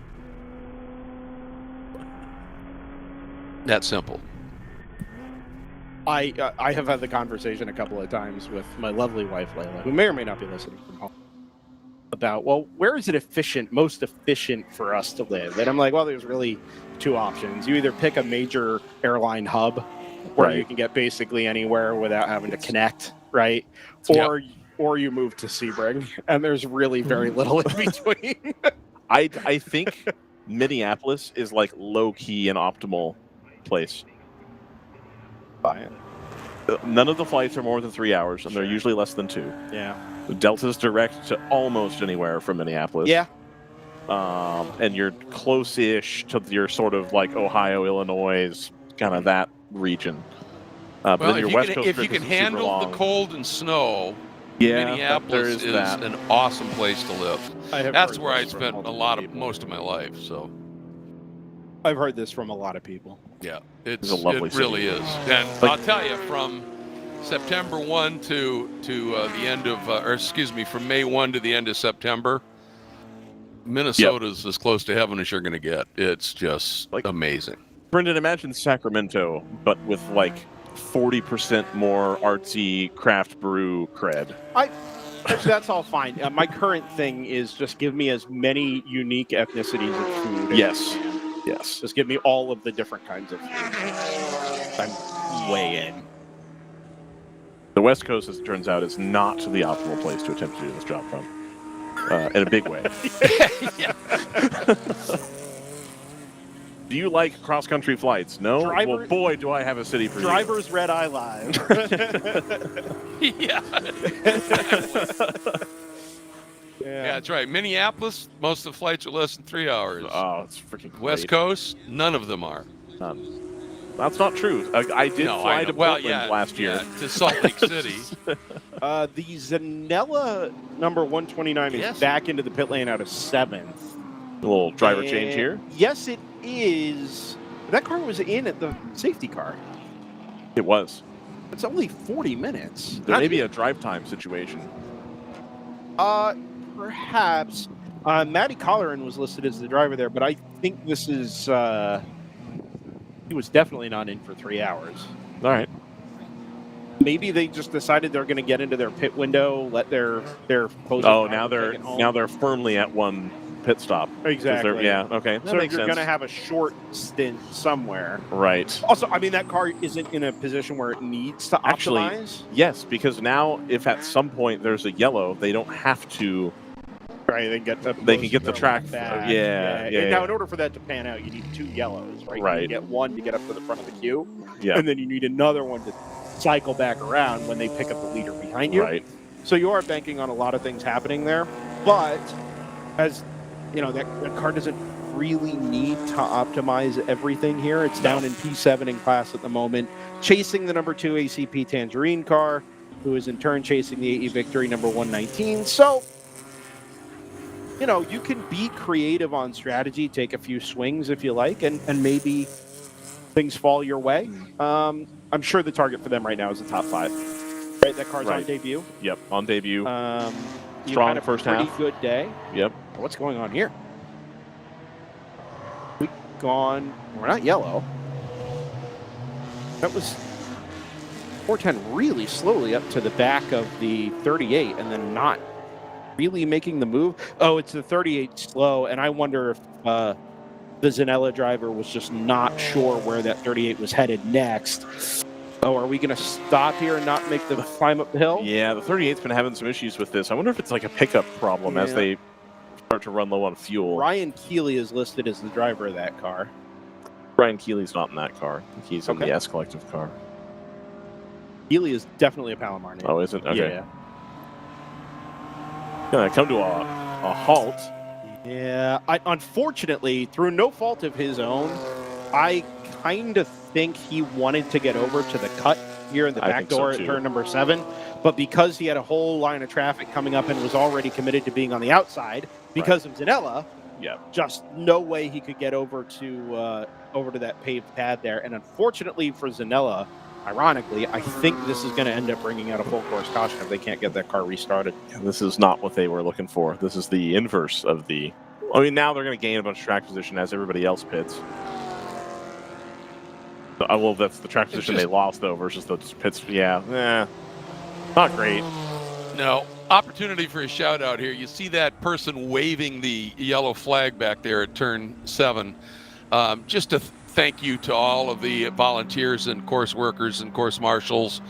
You know, after yesterday and all the rain and it's warming up in the lake out here, and they're out in the middle of it, and they do just an incredible job. And just want to say a big thank you to all of them. It is among the least thanked jobs in motorsports, Greg. It is. You do a good job of trying to prop them up, but unfortunately, so often they go unnoticed and unappreciated. No matter how much fun it actually is, it continues to be a difficult thing to recruit people for. Yeah, it's the best seat in the house. You know, if you're a racing fan, you know, and you don't have the wherewithal to actually go racing, you know, corner working is the best seat in the house. But you know, there's all these different specialties. Yep. You know, if you're a tech guy, you can do timing and scoring, and you can do tech, and you can do all these things, and there's just.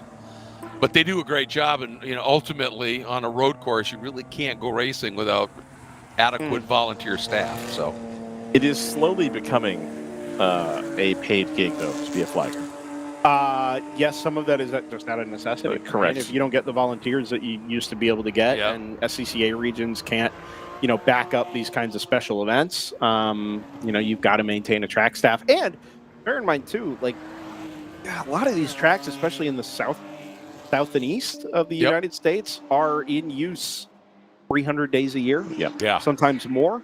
And that certainly can't be done with volunteers. There's testing, there's HPDEs, there's club races, there's pro races as we go full course yellow. The one thing I'll add to this discussion, brief though it may end up being, is that the world needs spectators for sure. So I don't decry anybody who just likes hanging out at racetracks, right? Because that's how a lot of us got into it, and it's how series are supported, paying customers through the gate and getting sponsorships and things activated in front of people, and hanging out with your family and your friends is absolutely a fantastic way to experience racing. That being said, I am the kind of person that needs something to do, and if I'm just sitting around watching cars go by, I'm probably not engaging myself the way I would want to in the race. And so before DriversEye Live, corner marshaling was the way to do that. It's just a way to immerse yourself, engage yourself in the race, take some really cool opportunities to be up close with really cool cars. Absolutely. I'm not saying it's for everybody or that everybody should try it once or whatever. But if you get the opportunity and you feel like, I've kind of done the spectating thing, I'm looking for something else to do, some other way to get involved, easy foot in the door opportunity, and it can take you very far if that's your goal. Yeah, and the thing is if you go the SCCA route, you get trained. Yeah. Yes. And one of the things that having been a flagger for a lot of time, and having gone to different areas and different series, when the flaggers are SCCA flaggers, as they call them, I feel a lot more comfortable. The 246, I'm sorry. Yeah. No, what? 246 at TCB is in the pit lane. And so is the 120. So I'm pointing in both directions here, which works great on audio, obviously. Yes. The 120 is in first. The 246 has followed Hannah Grisham in. So we now have first and second in the pit lane head-to-head for what should be the penultimate pit stop for both of these cars. Remember, the 120 did tires last time in about 45 minutes ago. The 246, don't remember if they did tires, but they certainly did somewhere around halfway. So let's see what they decide to do with what we believe to either be Tom Long or Jason Marks. Right. 99 is in. That's out of fourth place, having lost the position actually just a couple of laps ago to the wheelhouse number 91, who did not pit. It's good work from the TCB squad. You see the gap just up ahead, headed out of frame from on board the number 99.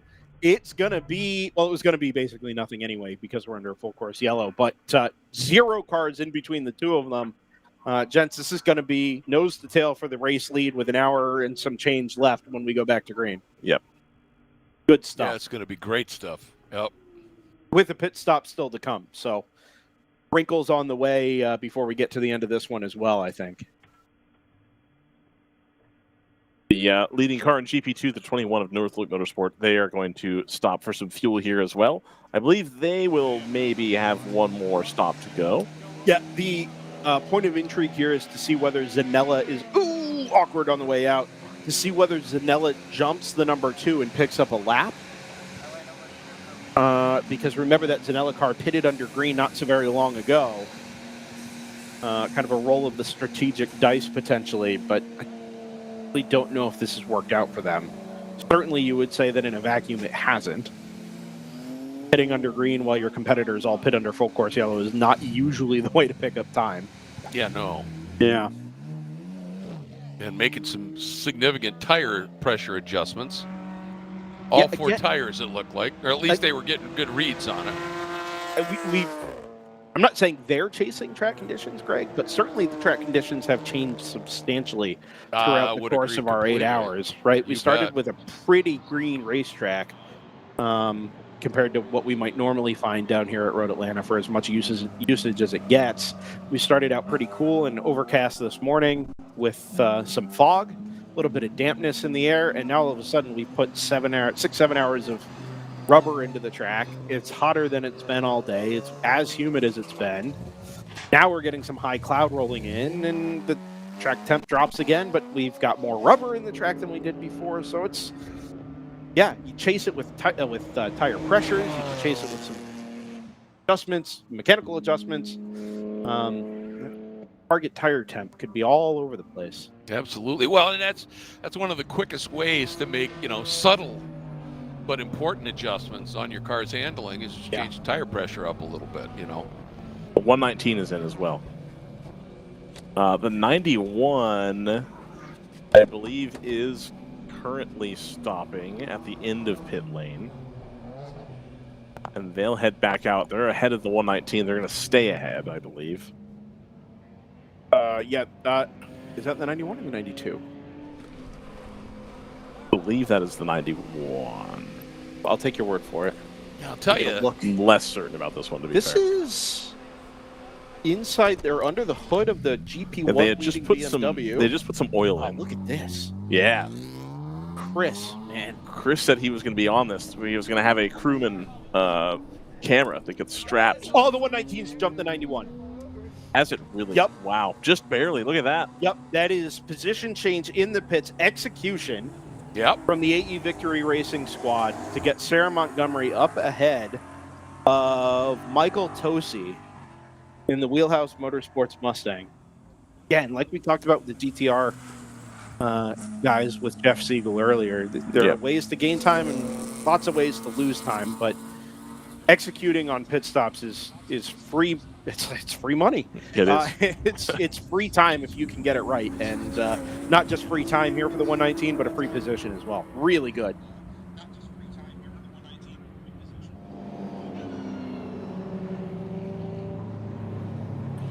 Well, it's interesting that the driver ID in the 91 had been McKeever for a long time, but then it just flashed before Tosi got in to Olivier Piatek, who I'm very familiar with from some sim race announcing I've done, and he's a very, very talented real-world driver as well, and was able to keep that good battle going together. But, I mean, look at what we've got on tap, guys, for 3rd, 4th, and 5th in GTO and overall right now.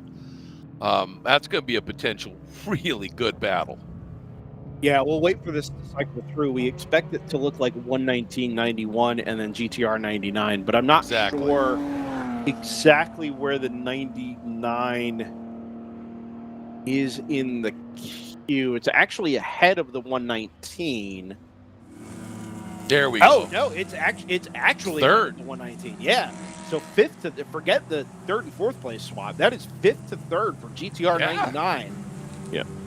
Anything AE Victory does, GTR can do better, apparently. That's tremendous work in pit lane from that GTR squad. And remember, GTR did 4 tire pressure, or at least reads, if not adjustments. So they got all that done in a wicked quick stop. That is impressive. Now, if we're going to set ourselves up for suspense here in the final 90 or so minutes of set this us one, up. remember that GTR 99, by admission and by demonstration over the last, they are not the quickest car on track. Sarah Montgomery is very, very quick in a very quick Supra when it's driven well. And the 91 Wheelhouse Motorsports Mustang has been in this fight literally all day. And so with all 3 of those cars nose to tail, they almost certainly will not stay nose to tail. This is not going to be one of those knockout, drag down scraps that we see to the checkered flag. But each of these 3 cars is going to do what they do best. Each of those things being very different over the next 90 minutes. And now we get to see which one of those in isolation can pan out the best here. Is it pit stop execution for GTR 99? Is it pace for Sarah? Is it progress and consistency out of the number 91. Lights out on the safety car? I believe we do. They sure are. All right, it's over an hour and a half to go, guys. Field being led back to green by the PC Racing number 43. And we're going to go side by side for the lead here, down towards turn number 1. The 120 actually boxes the 246 in behind a Kingpin Supra. They're going to go 3 wide into turn. I'm sorry, it's the team car. It's the 282. So they'll go 3 wide into turn number 1. The 120 just able to defend there, Greg, as they head down to the S's. Yeah, that was just incredible. That started being opportunistic like that, and now he's still got him 2 abreast coming through turn 3. Everybody understands it's now time to go, and right now that 120 is kind of bottled up. Yeah, and the TCB car of Tom Long has got an opportunity here, and got to see, are they going to be able to clear? She does. Yes. Nice job. And gets by, but so did Tom. So this is by no means done yet as they head up toward a crucial exit from turn 7. Yeah, we know Hannah's going to have the pace here in clear air. Certainly she did earlier. That was on a fresh set of tires that hadn't really been heat cycled as far as we know. It's just fresh out of the pits. Go get after it in clear air. The difference here is now she's under pressure, number 1. Number 2, those tires have been heat cycled at least once. They've got about an hour or so running on them. Let's see if she can continue to stretch that margin now that she's got Tom Long in that 246 filling the mirrors. And let's not forget about that battle at the back here, the 99 of GTR and third, holding off the 119 and the 91. The 119 was starting to look like it was under a little bit of pressure here. Yeah. Yeah, there you go. So the 119's actually made its escape here. Yeah, so it's the GTR 99 with the wheelhouse car right behind. Boy, that took no time for Sarah to make that move, did it? No, not at all. Good aggressive move here into turn number 1 by the wheelhouse car. Yeah. Scoots up the inside of the Singler M4 and going to go try and hang with that blue BMW M4 ahead of it. Oh, that was a risky move. Don't see that very often from the GTR 99 boys, but I think that is now Siegel back behind the wheel. He said he was going to finish probably, and I think he got the memo. It's like we got to pedal here and pedal hard. Yep. That turn 3, let's say the turn 3 experience here at Road Atlanta, that's where, for me anyway, experience plays such a major factor. I think sometimes, if you don't have a whole lot of laps around here in a multi-class environment, you kind of get sucked into the idea that, well, I got to get this pass done at 3, because if I don't get him at 3-4, I'm going to be stuck behind the car ahead all the way through the S's. Right. And I'm hosed, right? Then you're down 2 or 3 seconds within one sector of the racetrack. Ooh, it's getting close, Brandon. I'm sorry. That's You're good. Wheelhouse car getting ever closer to the back bumper of the GTR car. Do we have that on board, Jordan? Yeah, oh boy, that is as close as it gets. GTR 99 on board. And here we come. Watch them down in here. Oh, nice job by the GTR 99 using the chill-out car. Yeah. Beautiful job using the chill-out car as a little bit of a pick and being able to defend and keep the 91 behind. But, man, that Mustang is there. I'm going to finish this turn 3 point here just really quickly because this will not be the last time that it comes up. Yeah. If you end up going side by side through turn number 3 and you try and pull a sneak attack, let's say, going to the apex of that corner, you don't really necessarily know that the car to your outside has seen you and is going to give you room. So you end up making this like half-hearted pass on the way in and go side by side through a corner that is, if it's not single file on the way in, it is absolutely single file on the way out. So all you end up doing is holding each other up. Yeah. And not only not getting the pass done the way that you can or should, now you've lost time at 3 and you're likely to continue to lose time at 4 and 5. So sometimes it really is better just to lay back, try and carry speed through the apex of 3, get the acceleration through 4, and get the move done before you get to the Brent, we're going to have the 308 breaking up this battle here. Yeah, we are. Between the 91 and the 99. And again, this is not for position, but this is to try to get, something back here for Mike's scheme. And it's going to create an opportunity for the Mustang to get around the GTR 99, but he's already right on the rear bumper going down the backstretch here. We'll see what happens on the way into 10. I think the Mustang's going to pull out here and probably attempt a move. They're going to have a big toe all the way down the back. The 308 has checked up a bit. I think wisely sees that this is a potential battle for position and doesn't want to quite break it up. On the binders. Oh, wow. Not quite enough. Smart. Yeah. Just wasn't there. Get out of it. And got a little bit better exit here out of a 10B. Can't really do much with it here. And, you know, this all plays into what you were sort of talking about, Brendan, with turn 3, is what you do not want to do on this track is kill your momentum. Lock them out of lunge. I was using momentum to perfection. I think there, Greg, you have the risk of the 308 deciding to go down the inside there, which potentially gets you in a bad position going up towards turn 3. And I think that's a move you have to make. Otherwise, the 308 probably tries it instead, and then you end up hosed. Yeah, I think the 91, number one, knew that the GTR car had seen him that time, which wasn't necessarily obvious up at turn 10, right? So you kind of half decide to make the move, but ended up backing out of it. Okay, you live to fight another day. Turn 1, it was obvious that Jeff Siegel knew that the Mustang was there, took the opportunity to scoot through, and did. Additional motivation is Sarah Montgomery is gone. Yeah, completely gone. 4.5 seconds up the road, just while we got back up to racing pace here, post full course yellow. And now Wheelhouse in that number 91, Michael Tosi currently listed in that car, has got additional work to do to try and go chase Sarah Montgomery in the Supra.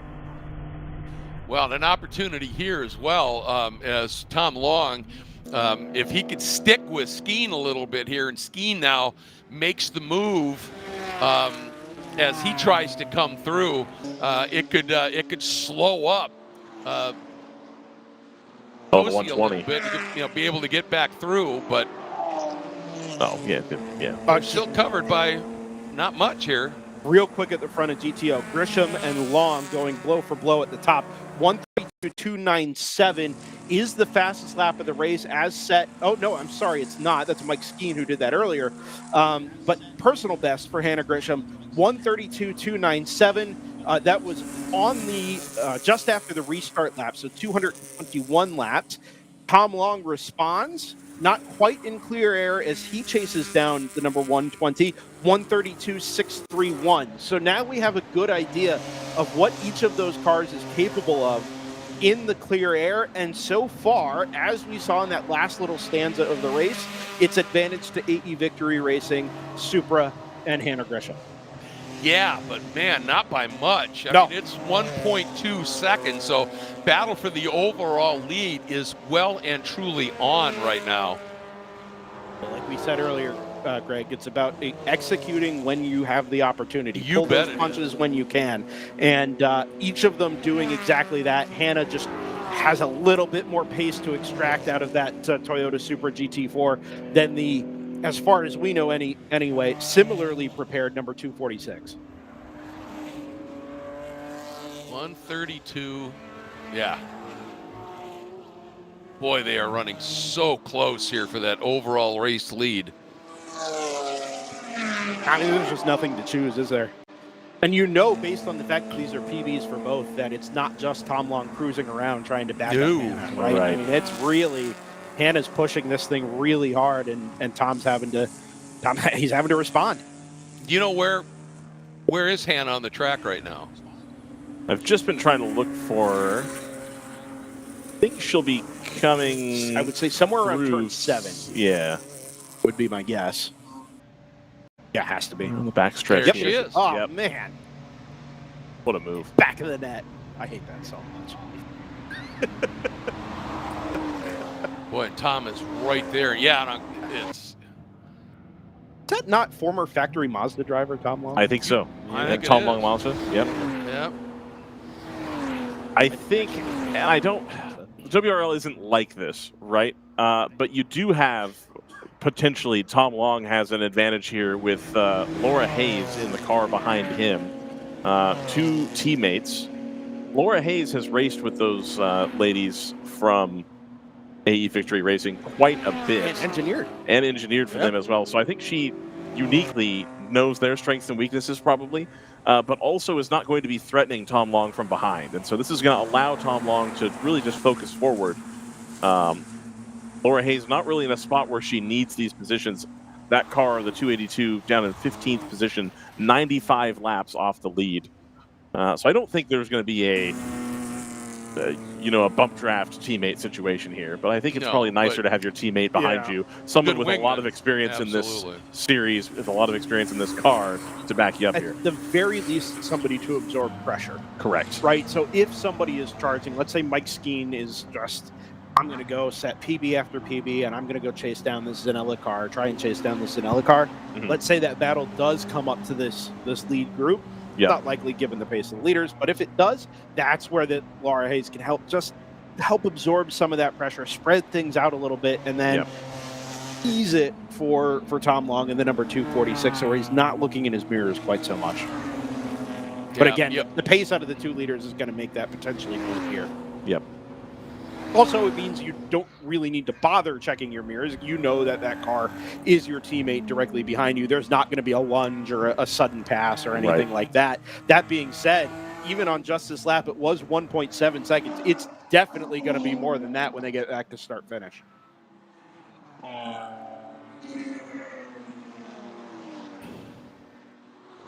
1.9. Yeah. A 132.6 versus 132.8. So not a huge difference in lap time there, but it is 2/10. And the 282 pulls into the pit lane here. Unfortunately, Ryan, it is only 2 times. I mean, that's how we're measuring this race at the moment. Right. Normally, these endurance races, you measure them in, tens of seconds, dozens of seconds, perhaps, sometimes laps. That's just not where this race is at right now. Whole pit stop's worth, yeah. Yeah.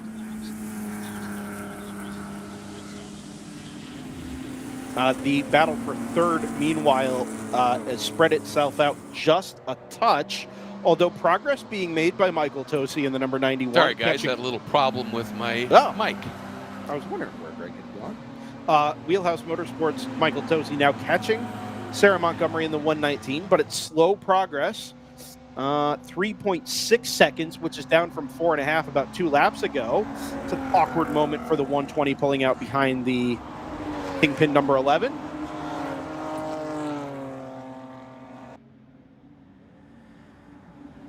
Elsewhere, by the way, Will Choice has got. I was going to say, Will Choice is on the same lap. Yeah. Yep, has gotten on board that number 522 Choice Racing BMW that's black with a little blue and white trim on it down in GP1.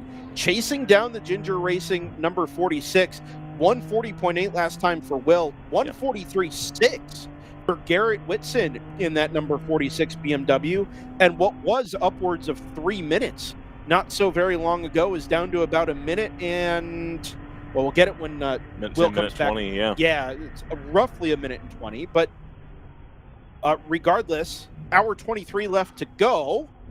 And a real chance here for Will Choice to do some damage in the final stint or so. And try and go chase down a GP1 lead that, Greg, you had said earlier. I mean, the gaps were just, they really did feel like they weren't going to change, right? We were so deep into the race. But these races, like we said, they just, in the production classes especially, GP1 in particular, just have a way of coming together when you least expect it. Absolutely. And that's a really good point here because, he's flying at this stage. And I'll tell you what we're seeing here, up front in the overall is on clear track. Hannah is definitely got the pace, but Tom Long seems to be willing to be a little bit more aggressive in traffic. And as soon as they get into a little bit of traffic, that margin starts to shrink again.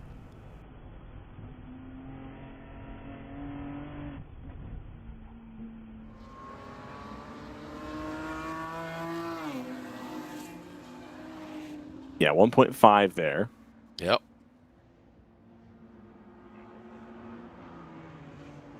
But your car is consistent, if nothing else, at the moment. 1 minute 43 last time through.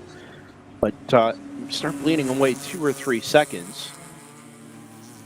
Lap to lap.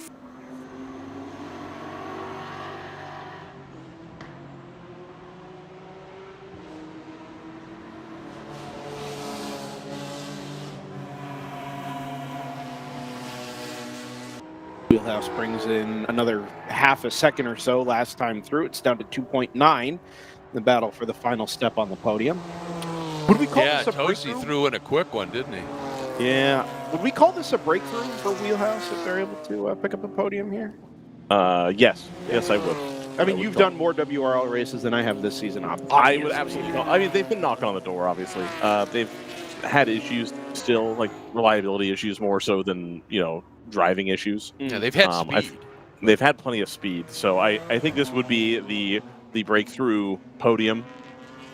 Are they in the... I've been thinking about this and kind of tossing around in my head all season, and then now that you've said it, I'm prepared to say it. I think they're going to follow the AE victory arc. Interesting. This will be kind of their breakthrough moment, and then the rest of this season and all of next season, they'll be very good.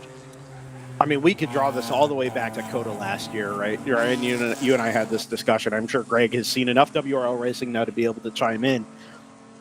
The departure of the Porsches at the end of last season left the power vacuum at the top, right? At least in terms of performance. Certainly. Sure. Right? And it was inevitable that we were going to have to figure out who was going to fill that void. What is the next era of World Racing League GTO racing going to be defined by? Is it a particular car? Is it a particular solution? Is it a team that just figures it out as we're going along here?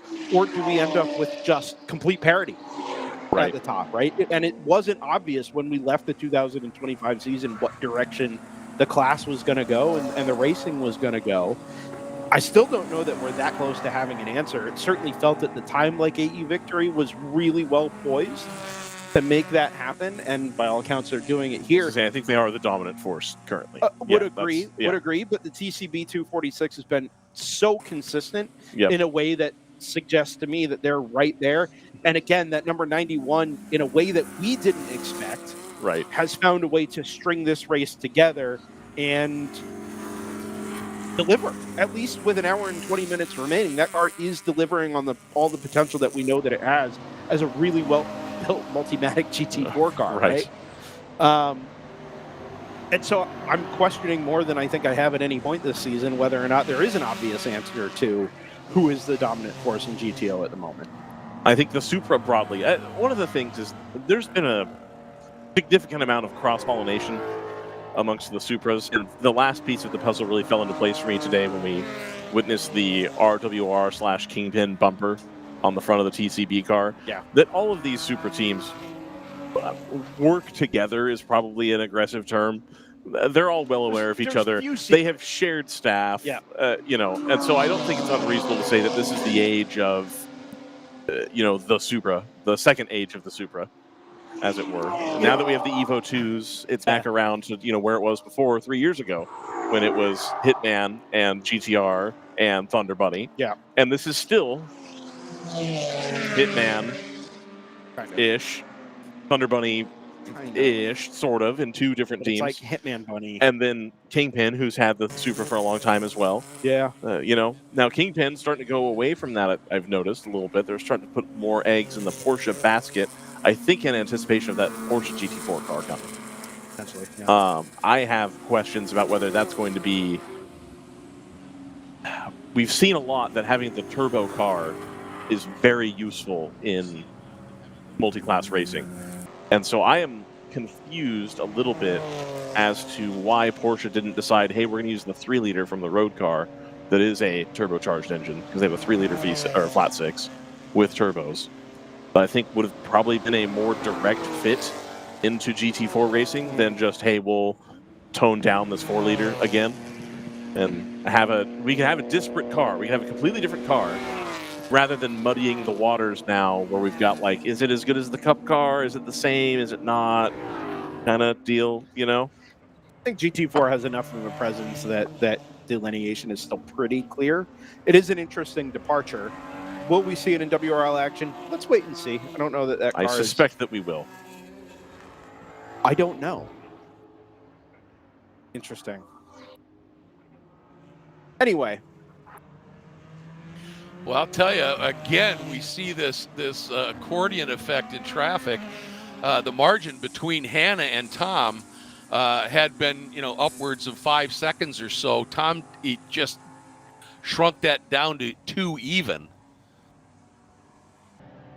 We've got but then Hannah top responds 11. with another really good lap too. So this is just fascinating racing for the win and for the final step on the podium. Anna had managed another 132 in there, 132.810 on lap 229, more consistently in the 33s. But again, I suspect most of that is down to traffic. What you're trying to avoid is the big catastrophe lap, right? I think we're probably clear in terms of track density at the moment. We get a live pit stop here from the number 11 down at Kingpin Racing. This is as close as most people will ever get to fueling a race car. Yes. Look at that. And a way better view than you're ever going to get on television. No kidding. Tremendous stuff here from our man Chris down in the pit lane. Man, but if this was on television, we could see the virtual energy meter being filled up. Chris bringing the virtual energy here. I Yes, would say. the virtual and the real energy, as it were. Indeed. Yeah, absolutely. I won't get on my soapbox about the virtual energy meter this race. I promise. I am over it. I actually don't. I have zero problems with it now. I don't care that much. It's made sim racing really fun. So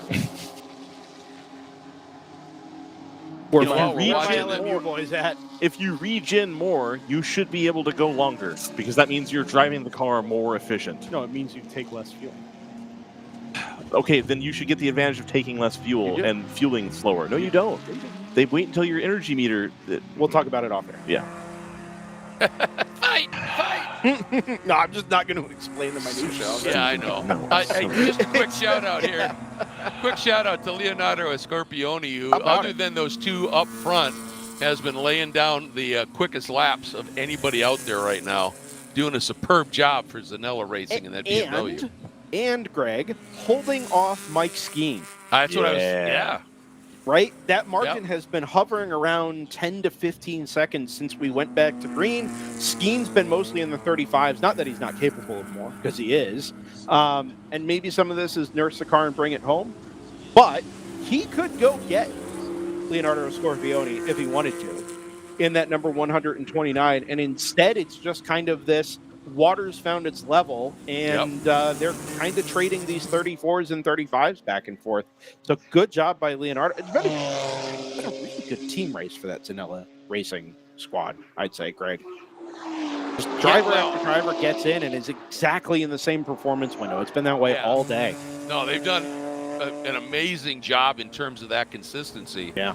And but Leonardo, his last few laps, couple of laps have been 34 and a low 35, but I was watching, and prior to that, he had strung together a bunch of 33s. So he is just wheeling it right now. And I wonder if Skeen, now that he's dealing with this traffic and everything, and again, it's pure speculation. We don't have any confirmation of this, but if that car now is again starting to feel that little bit of overheat. Have a little wiggle there out of the wheelhouse number 91 headed out of turn number 5. Yeah. I think that car is not being driven very gently at the moment.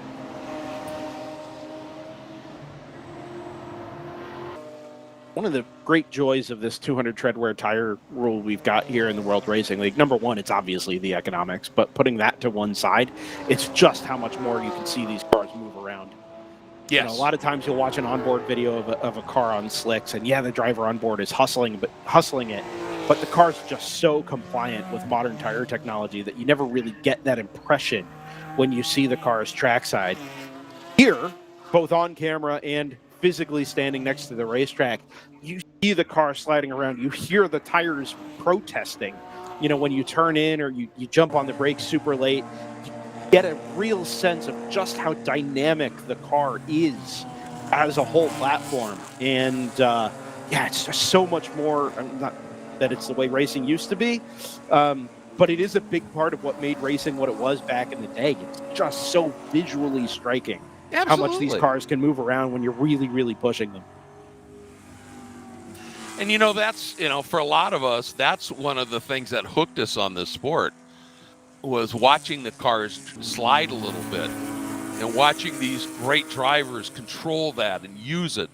I mean, one of the greatest driving exhibitions I ever saw was at Lime Rock and I'm guessing it would have been like 94, maybe 95 in Trans Am, when the Archer brothers were racing the Dodges. And Tommy Archer had put in a nice qualifying lap and was, but it was still probably 5th. Got this amazing start, got to the front, and that was before they went to the radial tires. So they were still using the bias ply BF Goodrich. And those cars, the slip angle was substantial. And he drove that car, and it was sideways so much at Lime Rock for the entire race. He hung on to it, and nobody could get by him. And there was a train of cars behind him that was 15 cars long. Yeah. And he just brought it home. And it was just, it was absolute masterclass in car control. And it was visually one of the most fun races I've ever seen, let alone announced. Because all those cars going into any corner at that track and anywhere else were just drifting through the corners a little bit. It was spectacular. I think there is probably a generation of racer that... Oh, we got a car off. It's the 555 from Cajun Canuck. I think they've gotten away with that, Greg. They did.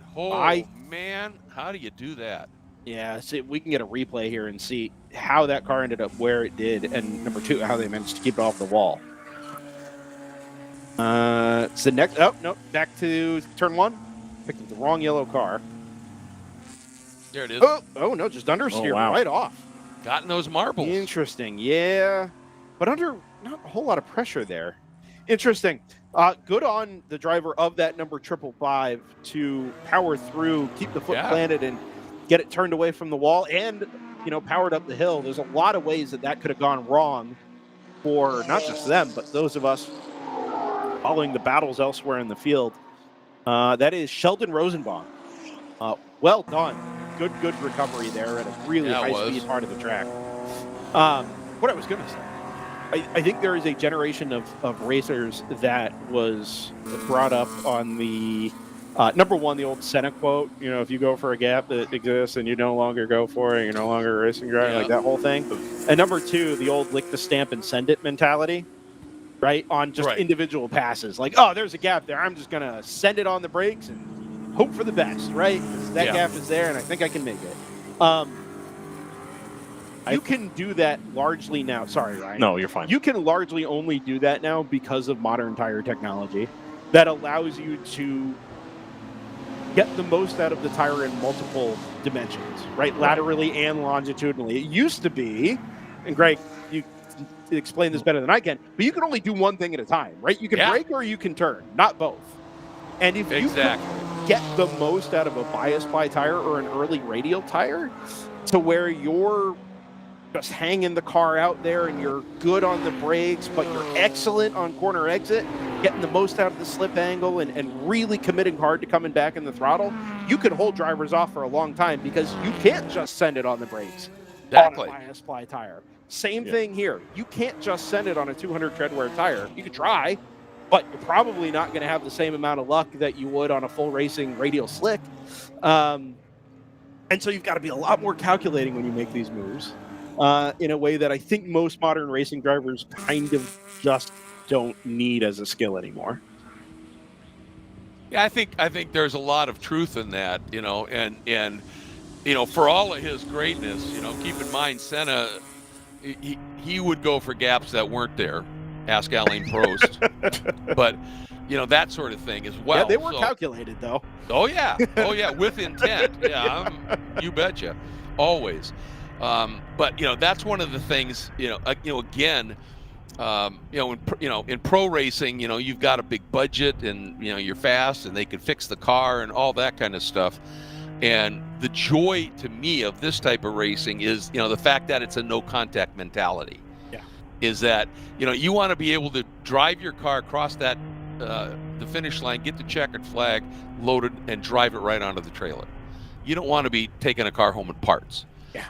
And so having that, that capability and that mindset, and then having these 200 treadwear tires that move around and give you that sort of set and feel and, make the cars attractive to watch from a spectator standpoint, from an announcer and viewer standpoint, and also just, I think, fun to drive. Yeah. is just superb. Superb. I think that Senna movie was the original Drive to Survive in terms of being an epithet that was uttered towards somebody who was new to the sport. Interesting. And that's an interesting take. And it makes Which me movie? The Senna documentary movie. Oh yeah. And it makes me wonder because I think in any hobby, right? Especially since COVID, where people had the opportunity to immerse themselves in a hobby in a really aggressive way without having come up through the hobby to learn the social norms. Like we saw it in mountain biking a lot. People think they really want to be into it. They really want to be excited by it, and they take whatever that primary source is that they glom onto, and that's how they view everything through the lens of that. And over time, the person who got into F1 from watching the Senna movie has a more mature perspective on the sport now than they did. Nowadays, I think you have people that immediately post-COVID only viewed F1 through the lens of Drive to Survive. And we've joked about it before, wherein we've had public figures, and you and Joseph made the crack about, like, oh, do you think so-and-so is a big Martin Whitmarsh guy? Because, like, they have no idea. Like, there's no... And so... Yeah. I hope for the sport as a whole, and I think it's starting to happen, where the people who got into F1 from watching Drive to Survive have now started to enter the more mature phase of them being exposed to the hobby. That is what I was thinking about as you had spoken. I really hate to admit this, but do you know who the singular key to that happening is? Who? Max Verstappen. It is. Probably. But... Because he is both a personality that people can latch onto as a fan, and also himself a pretty, I don't want to say a pure racer in terms of his tactics, but he is purely a racing guy. Right. Right. He is Nürburgring 24 on and off weekend. He will someday for sure be Le Mans 24 on and off weekend. Yep. The exposure that will come, how do I say this? Getting the DTS type F1 fan exposed to other forms of racing has already happened as a result of his participation in the Nürburgring 24 and Milan or NLS, right? And it will continue to run through him as long as he is at the heap of the pile in Formula One, both as a personality and as a driving talent. I think he is the key to making that all happen. To continue to push the maturity of the fan of the sport forward. Will get as close as it has ever been to the public eye as a live consumed sporting event when he participates in it. It just will. In a way that it wasn't when Nico Hülkenberg did. Or when Fernando Alonso did it. Or when Alonso did it, right? Exactly. It is bound to be that way. And at this point in my sports car racing fandom, I have just chosen to embrace it. When that happens, it will be awesome. It might be a little annoying for a little while. No, it's...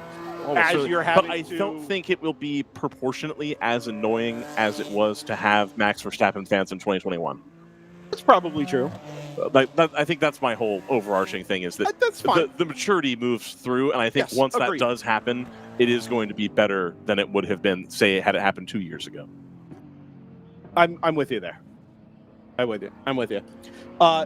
Greg, there's a comment in the YouTube chat here from Mike Anderson, who's one of our friends down at Palomar Racing, who says, Greg remembers B Sedan, I assume. That was some amazing stuff. Now, I don't know when B Sedan went away, so I don't know if we're pushing the limits on dating Greg Creamer here, but were you around in the B Sedan days?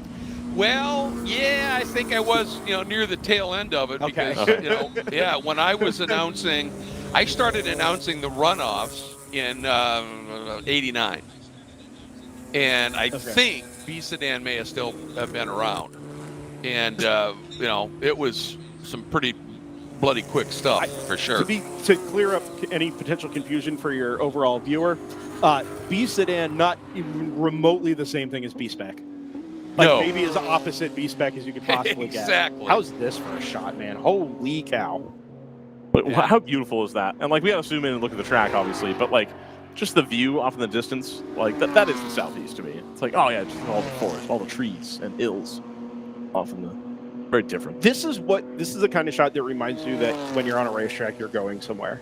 Oh, look at this, the slow orbit now too. Oh, not every that's racetrack great. is like this. Correct. Right? Where you don't feel like, sometimes you just feel like you're going around in circles. Yep. There are other racetracks that take you on a journey every lap. And Yes. you feel like you're going somewhere, you're headed through the wilderness, you're experiencing something geographical and geological. That's what this place does. And this is the kind of shot that Yep. reminds you that that's what you're doing here. That's super gorgeous. Watkins Glen's another great one. I cannot wait to see what Watkins Glen looks like. I'm disappointed I didn't get to go during Autumn of Palooza. Oh, because they've moved the date now. Yeah, that's a missed opportunity. Yeah, that's too bad. Drone shots in October in the Finger Lakes. The only association I have of the Finger Lakes, Brendan, is Jim Carrey doing The Office. Yep. I've got to get to the Finger Lakes. Like, that's it. That's the only thing I know about it. Fair enough. It's a great part of the country. That is our next WRL event. It is. After tomorrow. Yep. Excited. Last weekend in August. Watkins Glen. International. Another amazing place. We're running with Das Boot. Das Boot, you betcha. You know what boot means, right? Yeah, it's like it's meant the track's the shape of the Das Boot. Yeah, the boot, right? No, the boat. Boot is boat. Oh. Well, there you go. Are you guys going to call turn 9 the Achilles? You can do that for me. Probably not. Right? Probably Come not. on. Probably not. Where are you going to be that weekend? Barber. Ooh. Yeah. Ooh, I drew the long straw on that one. That's a dub for your boy. Yeah. You can go to upstate New York in August, or you can go to Birmingham, Alabama. And Tough one. As one of the world's foremost fans of Barber Motorsports Park, I'm excited to go, but I got to tell you, I wish it were in March and not August. Yeah. Bit wet in March. Yeah. But damp in August. Bit wet. But the water is on the ground and falling. And you're going to have But missed. in August, it's just everywhere all the time. You're going to have missed the Das Boot show. I'll tune in. No, the boat show. Boat show. They didn't have it this year. They did. It was just down the street. It was down at the complex where the Bass Pro is. Yeah. Thank heavens. No, what? Didn't have spectators hanging out. That last little hill bit. Whatever turn number that is. See, like, I don't know what turn that. I know that's like the long right-hand sweeper before you come to the 90-degree left-hander to go back onto the front stretch. Turn 9. No idea what number it is. We also didn't have people consuming our bandwidth. Turn 10. You know, it's 10? No, let's see, there you go. Brendan said 9. 9 and 10. 9's the left, 10's the right. All right, No. whatever. No? 9 is the left when you come out of the Achilles.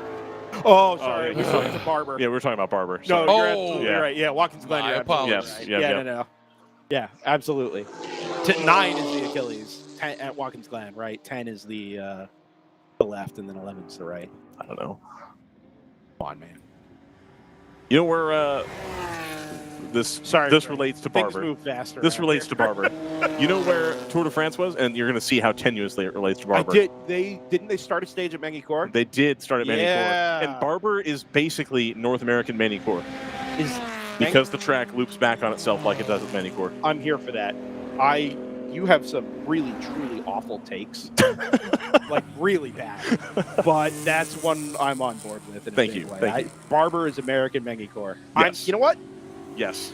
We've 100%. solved some things here today. 100%. I've thought that for a long time, and I knew that that's one of those things that I'll say that everybody's like, what the hell are you talking about? No. I'm like, no, I'm here for it. I might it's get that got written. more elevation in that first bit, that whatever that is, turn 3, the bowl there, you know. But other than that, like, turn 2 is the same. 1 and 2 are basically the same. yep. And you got a really Megicourt's faster. really tight approach to the final turn. I mean, it's not as sharp, obviously, but it's pretty sharp. I might get this printed on a T-shirt, honestly.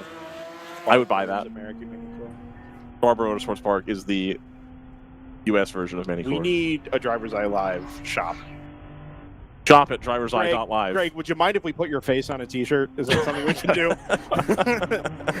Well, are you trying to sell them? No, just going to Yes. say TV's Greg Creamer. TV's Greg Because Kramer. if you're Yep. trying to sell them, I wouldn't. The one I would wear the most is the one that just says it's a black T-shirt with like blue writing, mild Evanescence. Evanescence, yeah. With a big Z on it. That's funny. What a time. What a time. This sponsor DriversEye Live, folks, because you'll get a firm decade and a half of sponsorship out of it. Well, no question. Absolutely. Shipley's Donuts. Well, we got to be careful with that one because they never actually gave us the donuts. No, but somebody else did on their behalf. No, it wasn't. All right. It was just somebody who brought us donuts. I haven't been to Christine Foley, wasn't it? It was Christine Foley. Yeah. I haven't been to Lupe Tortilla yet. Anyway, just a quick note here, guys. Yes. Yeah. Wheelhouse. Is there racing going Michael on? Yeah. Tosi has closed to within a second of AE victory for the final podium spot. Marginally more important, is this a glitch of timing, or did TCB really put in? Oh, they pitted. So they made their last pit stop. Well, probably. You hope so. Yeah, probably. A minute, hour 50 was roughly when they were last in. We're at 55 minutes, so like it's close. It is close. Yeah. We've seen Laura Hayes run an hour and 10 here. Like, I watched it happen. I'll take your word for it. But was it going 10 tenths? She was fighting NFC or whoever at the time. Yeah. But pre being good NFC. But also remember that AE Victory has done at least one more lap now. Yes. In that what looked like a bit of a wiggle there. An identical car. Oh, look at this nasty little scrum here. Oh, this has put the 119 out of position at 10. It has. That's the 91 who is online, very much online, rounding 10A under the bridge. This is going to be a fascinating battle here down the front straight. There's a lot of people. Sarah's going to go for this right up the middle. A lot of people coming pretty far to the left here under the bridge and getting in the dirt. She get it Sarah, done. that car shifted Oh, no, a trouble. little It's bit. gone around. Oh, the wheelhouse car spins. Oh, gets it locked down just enough as the 282 scoots by on the outside. It was really aggressive stuff, guys, wasn't it? Yeah, it really was. Do we have replay of the drone, Jordan? Is that workable? Okay, that's fine. We get to replay of turn 1, though.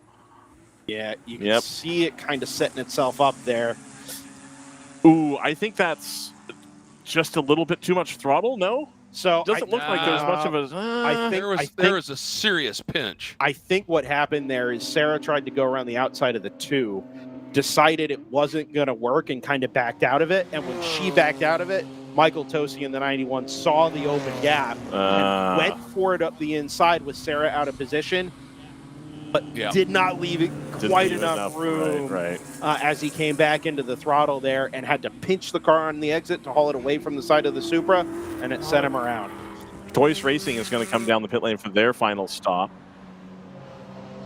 The timing is going to be goofy here. They closed to under a minute just now. And then they, of course, had to go slow coming down pit lane. So they would have been well under a minute gap to the car ahead of the 46 Ginger Racing. With, this current battle being not in the position it once was. Ooh, Sarah Montgomery's not scared. She's going to go for it again on the outside on the 2. Not going to be able to make it stick there. Interesting that the 2 is fighting this as hard as they are. Billy Johnson, of course. So maybe it's less interesting than I thought initially. This actually makes a lot more sense. But when we come to this point, either tomorrow or maybe later in the season, we say, Wheelhouse still hasn't popped through for a podium result here. Remember that they strung 7+ hours of a race together, and one error in traffic or one error trying to make a pass on track is what ended up setting them back, right? There are a million ways to lose races, as now the 91 is into the pit lane for its final stop. A million ways to lose a race. And I think the 91 just found another one, unfortunately. But everything they've done up to this point has been right what you need to do. Yep. But you know what? I'm going to say this. Yeah, there are a million ways to lose a race, but of them all, I like the option of the driver going for the podium. Fair. Right. Long as as long as you don't hurt anybody else. Correct. In the process, Yes. Yeah. I'm with you. Yeah. If it's a self-inflicted thing and you're the only person that kind of gets burned by it, I'm with you, Greg. PC Racing, the 43, coming down pit lane for their last stop. Will Choice with a long lap last time through. Yeah, he just pitted. Oh, he is in. Yeah. Yeah, okay. Yep. Or was in, I guess. So that's going to leave Ginger racing in the 46 with a. No, sorry. Yeah, It was about a minute when Will Choice stopped. It's not come down the way that we thought it might. He's pulled 20 seconds out in the course of 15 to 30 minutes, so that's pretty good. Been longer than that, hasn't it? Yeah. We were well within an hour when he was at or well within the 1 hour and 50. Yeah, it's been about an hour, and he's closed down 20 seconds. I'll take that. Anna Grisham still has not pitted the race leading number 120.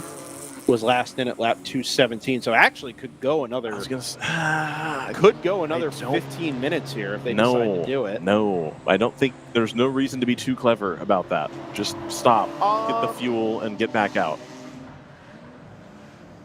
I guess you're really rolling the dice on hoping there's not a yellow, but I don't want to run out of fuel trying to we'll see how long we can stretch it, and then ruin your win. Two different counterpoints to that. Number one, 18's in. Number one, you are likely to gain something marginal if a safety car comes out and you're able to make the pit stop while the 246 is trapped behind some other traffic, coming back to get to the pace car. Sure. You are unlikely to lose time as a result of doing that relative to just making your stop on the green. That's number one. Number two, marginal though it may be, the later you pit, the longer you're running the car lower on fuel. Whereas if you come in and top the thing off all the way to the top at the start of the window, you're running the car heavier for longer. WRL has a bad habit of GTO teams running the car dry on fuel. That is my concern. Well, at least one team did. But we've seen it happen a lot. Yeah, it happened today. These are, and I want to be clear, the GP1 to the 62. You know what? Fair enough. Yeah. To be very clear, these are very marginal things. Okay, it sounds like I'm making a bigger deal out of it than it probably is. On the other hand, we've been measuring this thing under 10 seconds now for the last hour and 10 minutes. Yep. Right? So those tenths here and tenths there actually could end up mattering when we come to the end of this. Now, that being said, do not run this car out of fuel. Yeah, do not make an error in calculation. Do not push the limits on it. Play it safe. Be smart. Do your jobs well. But also try and extract the performance that you can. You know what, Brendan? That speech right there, just that bit at the end. Play it smart, but try to extract that's you as a football coach. That's a good speech for a D2 football team. Thank you. Do your job. Do it well. Try to extract a little bit more performance. Brendan Lasso. There you go. Yeah.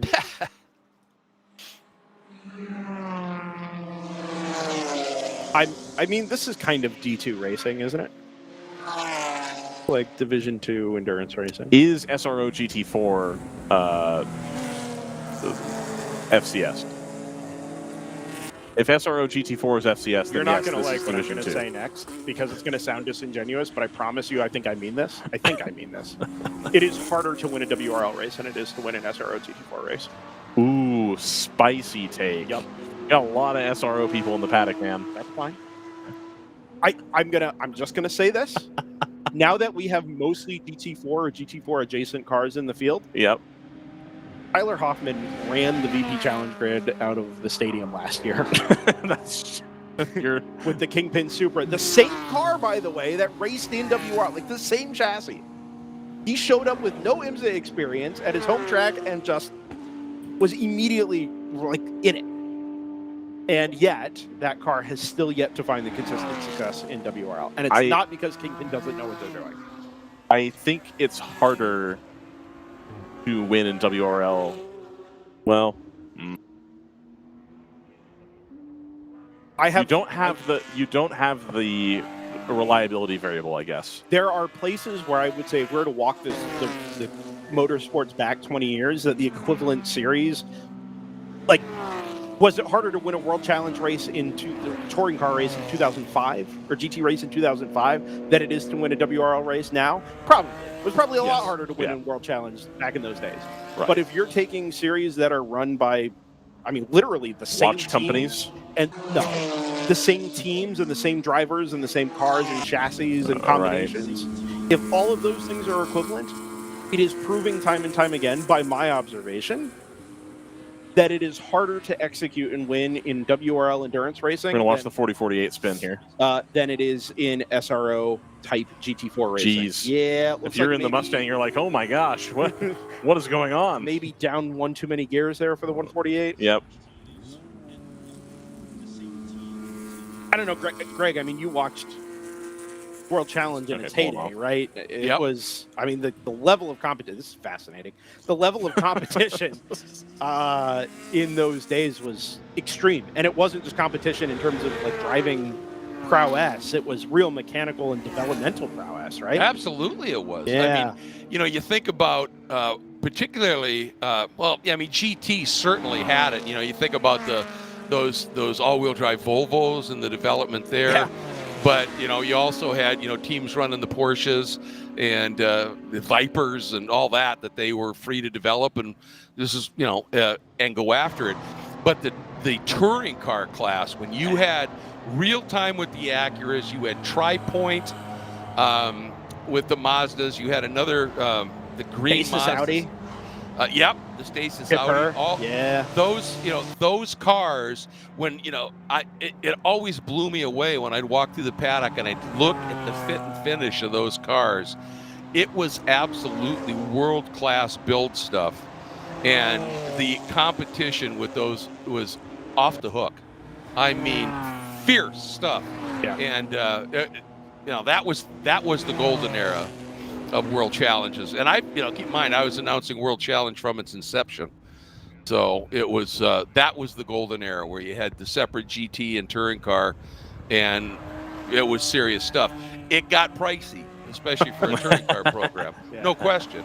But man, it was magic. Every series in the history of motorsports has spent itself out of existence, or every category in the history of motorsports has spent itself out of existence, right? So in some ways, like, this was due to happen, and it was great while we had it, but eventually, like, it was always going to go this way. That is a little late from the 120. Yes, it was. But good to scoot by, who was that, 282? It was late, but it was confident. There was no hesitation. Yes. It was always set up, and it was always going to happen. 91 there was a gap. Yep. This is unscheduled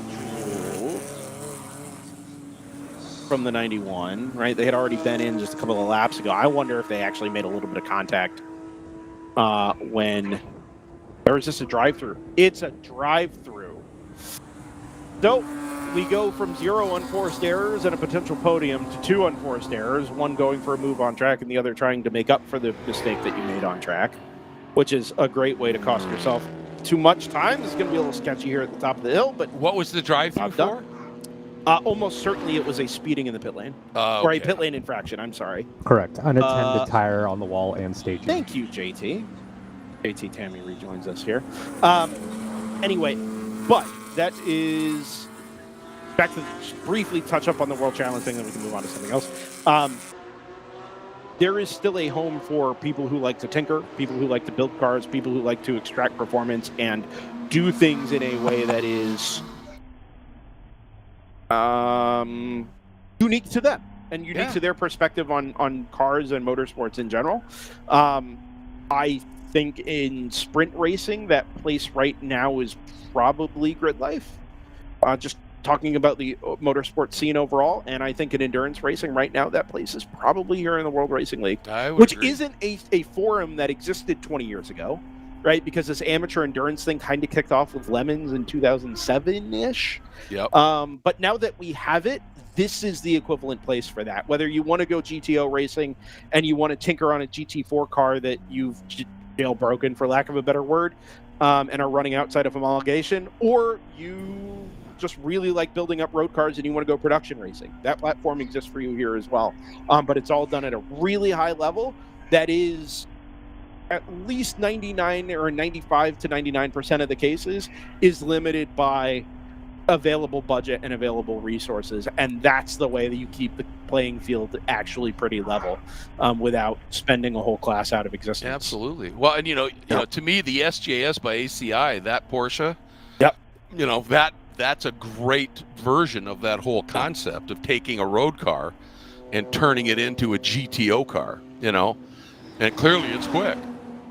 Zanella Racing is into the pit lane for what should be its final stop. I can't imagine they're going to give up the minute and 41 seconds to Mike Skeen in that number 100. I'm sorry, in that number 308. But let's just kind of wait and see here. I would think Skeen's do a stop. We do tire. I think the 129 is doing tires here. Or are we looking on? Nope. What was that just came off the? I'm not sure, Greg. Like Is that a rag? bag. Ah, yeah, it's okay. a bag. Yep.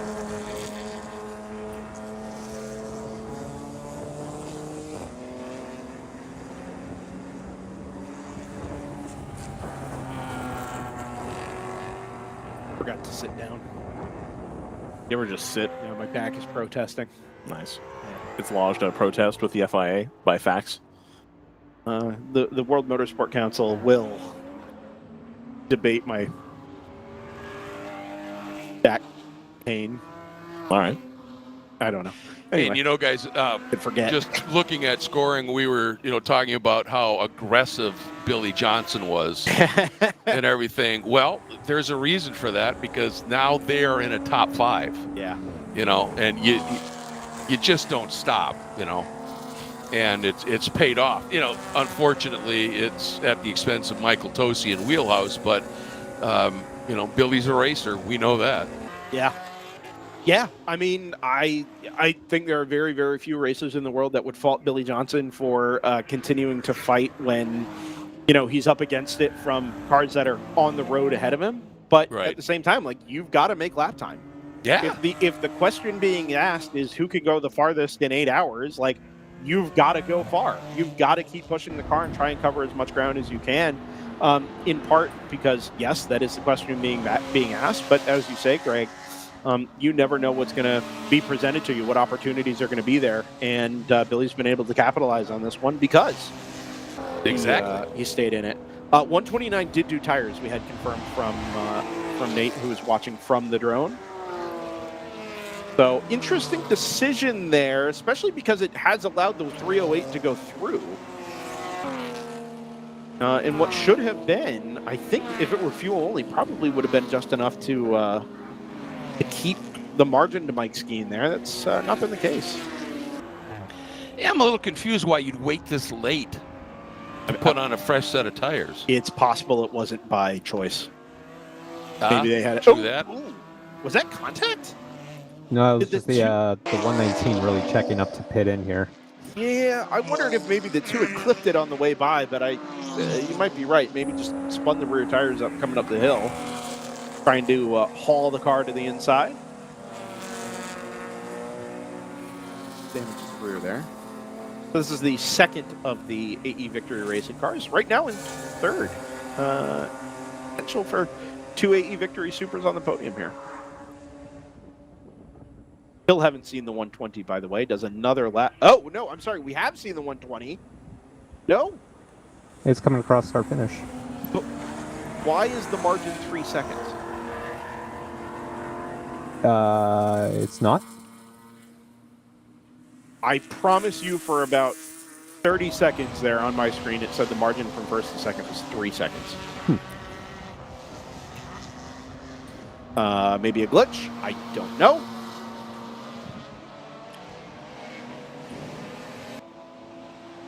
It's a good story, Brent. Listen, I make a lot of things up. I don't make numbers up. Don't worry, we can put it on a shirt. Oh, man. Would you buy a Barber is the Magny-Cours, or what was it? Yeah, Barber is the American Magny-Cours. Yeah. Would you buy that? Would you buy a shirt that says that? I don't know. If I gave it to you, would you wear it? Yeah. Okay. All right, cool. Perfect. I'll wear it alongside my DriverSeye live shirt. Hey! I'll have it. Listen, when I get out to Pacific Racers for the first time in years. I mean, if you bring it and leave it in the equipment at some point, then I can at least get it to JT from California. I just need to ship it. Fortunately, I never ship things. Ship it. Or bring me out to a WRL race. Hey, there's an idea. There's a thought. Thunderhill next year. All hands on deck. All hands on deck for a long one. You can hang out in beautiful Willows, California. Getting the gang back together. I think sounds like I'm not going to be around. Probably. Aw. Around for what? Thunderhill. Where are you going to be? Brennan's like, I have this elaborate trip to Europe planned. No, that only happens like once a year. Anyway. Listen, if you could go to Willows, California or Sarajevo, what are you picking? Why are you going to Sarajevo? No. Oh, okay. I'm like, why are you doing? Well, I am in August. What, this August? No, next August. Oh, okay. I was like, okay, got it. No. Anyway, yeah, I don't know. We'll see what the calendar ends up looking like, but it's not pretty at the moment. Willows, California. Yeah.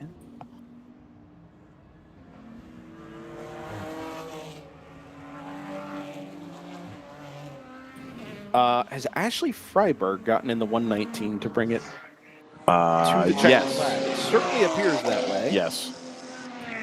So we've got, what is this? This is IMSA Michelin Pilot Challenge race winner Hannah Grisham. This is Toyota Supra expert Jason Marks. This is Porsche Sprint Challenge, Sebring podium finisher, Star Mazda near champion? Near champion, yeah. Ashley Freiberg, and this is former Ford factory driver Billy Johnson. In the Speaking top of 120, Ashley. and the 2 are on pit lane. Very good, thank you. Thank you. Go ahead, Greg. I was going to say Ashley Freiberg is also a winner in what was the Continental Tire Challenge. Yeah. She and Brian Sellers brought home a couple of wins in their BMW.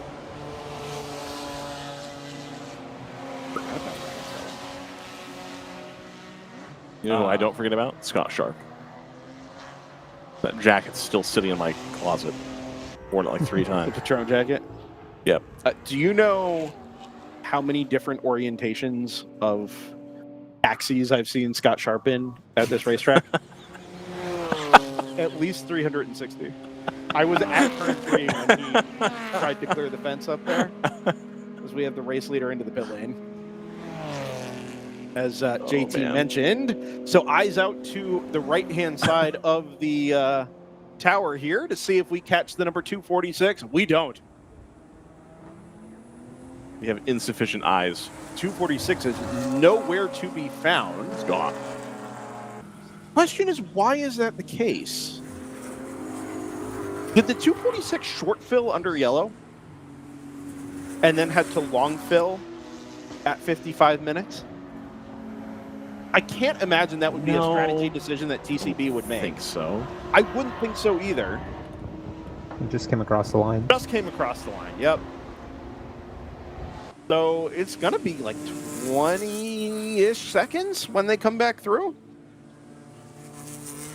I mean, Hannah's been going really quickly here. 33s, 30, yes, she occasional has. 32s. Yeah, you know, I guess. No, that's not the wrong car. Yeah, Jason had kind of settled into the 34s here in this last stint. Maybe those tires are just really working for Hannah. Maybe that change or that decision to put tires on late for the 120 actually is kind of paying dividends here. Does she have a special matched set? They can do staggered special. They can do turn 12 flat. This is especially appropriate because is Hannah Grisham not a tire engineer for a famous Italian tire manufacturer? I think so. I believe she is, or certainly used to be. So I got to ask Brendan, what was your comment about Scott Sharp here? Oh, do you remember the year at Petit he rolled the LMP1 clearing the hill at turn 2, turn 3? Oh, coming out of when the guy came out of the pit. Contact, yeah. I called that as it happened. Yeah. Yeah, I was blue flagging at turn 3 at the time. I've been flagging for maybe a couple of months, had like 5 or 6 weekends under my belt. I cannot say what almost happened on the radio, but it was terrifying. Oh my God! You see the bottom of an Acura ARX-02 first as it clears the hill. You know, that burned in your retinas. Yeah. And when he came to a stop, and I was announcing with Hindhaugh, and we were just almost frozen, thinking, "Oh no!" Sure. Yeah. And all of a sudden, we see the seat belts flip up, and we were like, "Are you kidding?" And then he steps out of the car, turns around, and looks backwards. Yeah.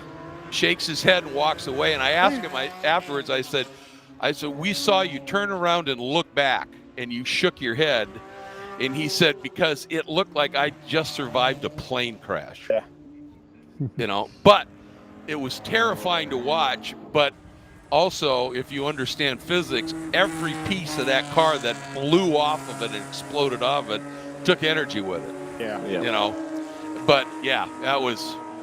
I mean, terrifying. That accident, everything about that accident was about as bad as it could possibly have been, with the exception of the outcome.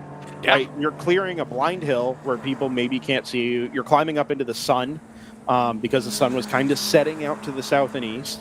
The car took off up over the top of the hill, like got sideways and took off going up over the crest of the hill. So additional angle of attack there. And then it pointed directly at the turn 2 marshal's post. Like everything about that setup was just as bad as it could be. And then the whole thing's over in about 3.5 seconds. He gets out of the car, shrugs his shoulders, and walks away. It's just it was the worst possible setup with maybe the best possible outcome. Yeah. And did you ever see the onboard? Yeah. Well, and remember, that was the year that the LMP1 cars ran the rear size tires on the front. Well, great. And so that covering to cover that big, huge tire, Scott said, I never saw that car coming out of the pits. To be precise, they weren't just running the rear size tires on the front. They were running the actual rear tires on the front. Yeah, true. Which was, not optimized to the design, but it was a good concept. No, it gave Bike on the exact front. issue, obviously. But they have legality panels, so it can't do that. The little cheese wedge on the back of the bumper. It can't do what? It can't flip over because it's got those. Oh, that was pre-Shark. Oh, it was pre-Shark. Oh, yeah. Okay. Why it went over. Got it. Yeah, okay. it was because it was way before they had done any of that work. Got it. Yeah. Did it have the hole in the fender yet? No, or was no it just holes, vintage? no big honking holes, no big honking fenders. Wow. Yeah, but that was caused by just hitting that car coming out of the pits and just getting launched. Yeah. I mean, what's your favorite Scott Sharp wreck from a championship position? Because he did it the year earlier in the Highcroft LMP2 as well. Yep. And then he did it in 2001 from pole at Indy.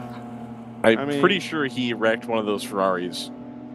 Kind of contention. He was like technically in contention, but like not really. And he wrecked one of those Ferraris. Unlikely to get Scott Sharp to join us in the booth here anymore. Probably the ship has probably just sailed. Well, and to sort of soften the Scott Sharp commentary, please.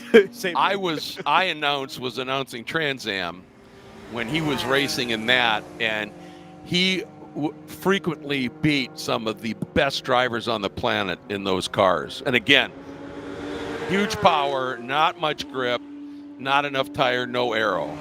Yeah. And he was absolutely phenomenal. So in his day, Scott was pretty impressive. Would you describe him as the Scott Pruitt of Trans Am? Oh, God.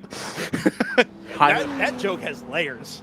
The Scott Pruitt of Trans Am. Yeah, that's a Dinner with Racers, Ryan Eversley reference into Scott Sharp, into Scott Pruitt, into Hi to My Family at Home. Right. Yeah. That's into didn't Scott Pruitt race for Bob Sharp for a time as well? I think so. Yeah.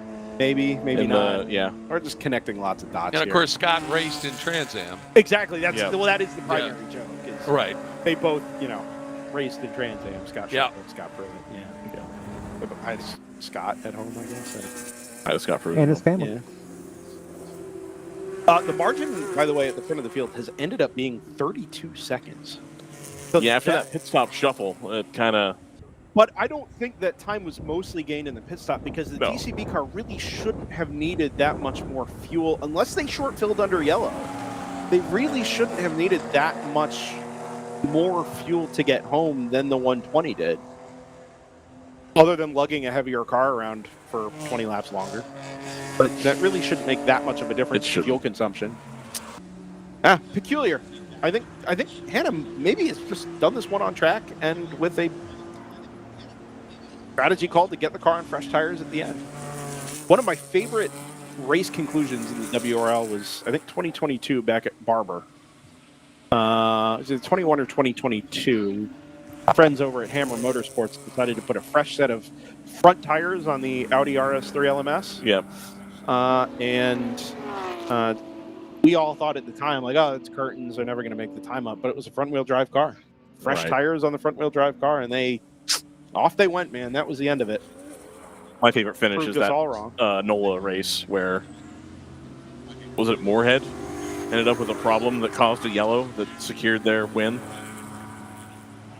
Oh, I don't remember. They ended up pulling off on the final part of the lap there, and it caused a double yellow. And then because they were I think they ran out of fuel, and them running out of fuel at that time meant there was a double yellow, and they were going to lose the time in the pits or something. I do remember this. And I was like, oh, actually, they end up holding onto their. If they had to pit and do the final lap or whatever, they were going to lose the lead. But because the double yellow came out, they didn't get to do that extra lap. Right. Something like that. Yeah.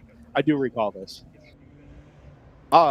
Fortunately, that'll never happen again because we're not going back to NOLA. And if sort that of track, go ahead. Sorry, go ahead. No, go ahead. I was just going to say, going back to your comments about why the TCB car is 30-plus seconds behind the 120, a lot of that was just Hannah's consistency. Yeah. Yep. At the front, because she was constantly in the low 33s. Yeah. And that TCB car would be, get in there occasionally, but then you'd see a lap at 35 or whatever. And I think Hannah just has driven a stunning stint here, and nobody else could match it. Is Hannah Grisham the Cole Lofsgaard at Round 3 racing? Yes. Yeah. Hannah Grisham has a lot more juice in pro racing than Cole Lofsgaard does. Yeah, I would agree with that. I don't think it's going as well for Cole as it deserves to. I think Cole unfortunately missed a cycle of driver turnover by about 2 years. Yeah, and they've already picked their new people. In general, I think I kind of agree with you, but also there are a decent number of eyes on Mustang Challenge. That's true. Not cleaning, he's not winning every race, but he's winning. He's winning most of them. 70% of them. Against people that are already part of Ford's program. Yeah. Yes. Yeah. Interesting. I think it's obviously a good thing for Cole. It's If he obviously doesn't a great get- thing for Hannah as well. If he doesn't get a development drive out of this, that's a travesty. Agreed. I'm willing to put that on the record right now. I'm willing to find Jim Farley in the paddock tomorrow and tell him it is a travesty if you don't give Cole Lofsgaard a contract. I'm sure he'll take kindly to that. Was it? Who's the guy who just cleaned up the last 2 seasons of Mustang Challenge? I don't Was it remember his Allaire? name. So. Robert Allaire. I confused the two of them. But that's kind of how Cole has positioned himself here this season. Yeah. It's been a lot of fun to watch. If Cole's last name was Prio, he'd be good to go.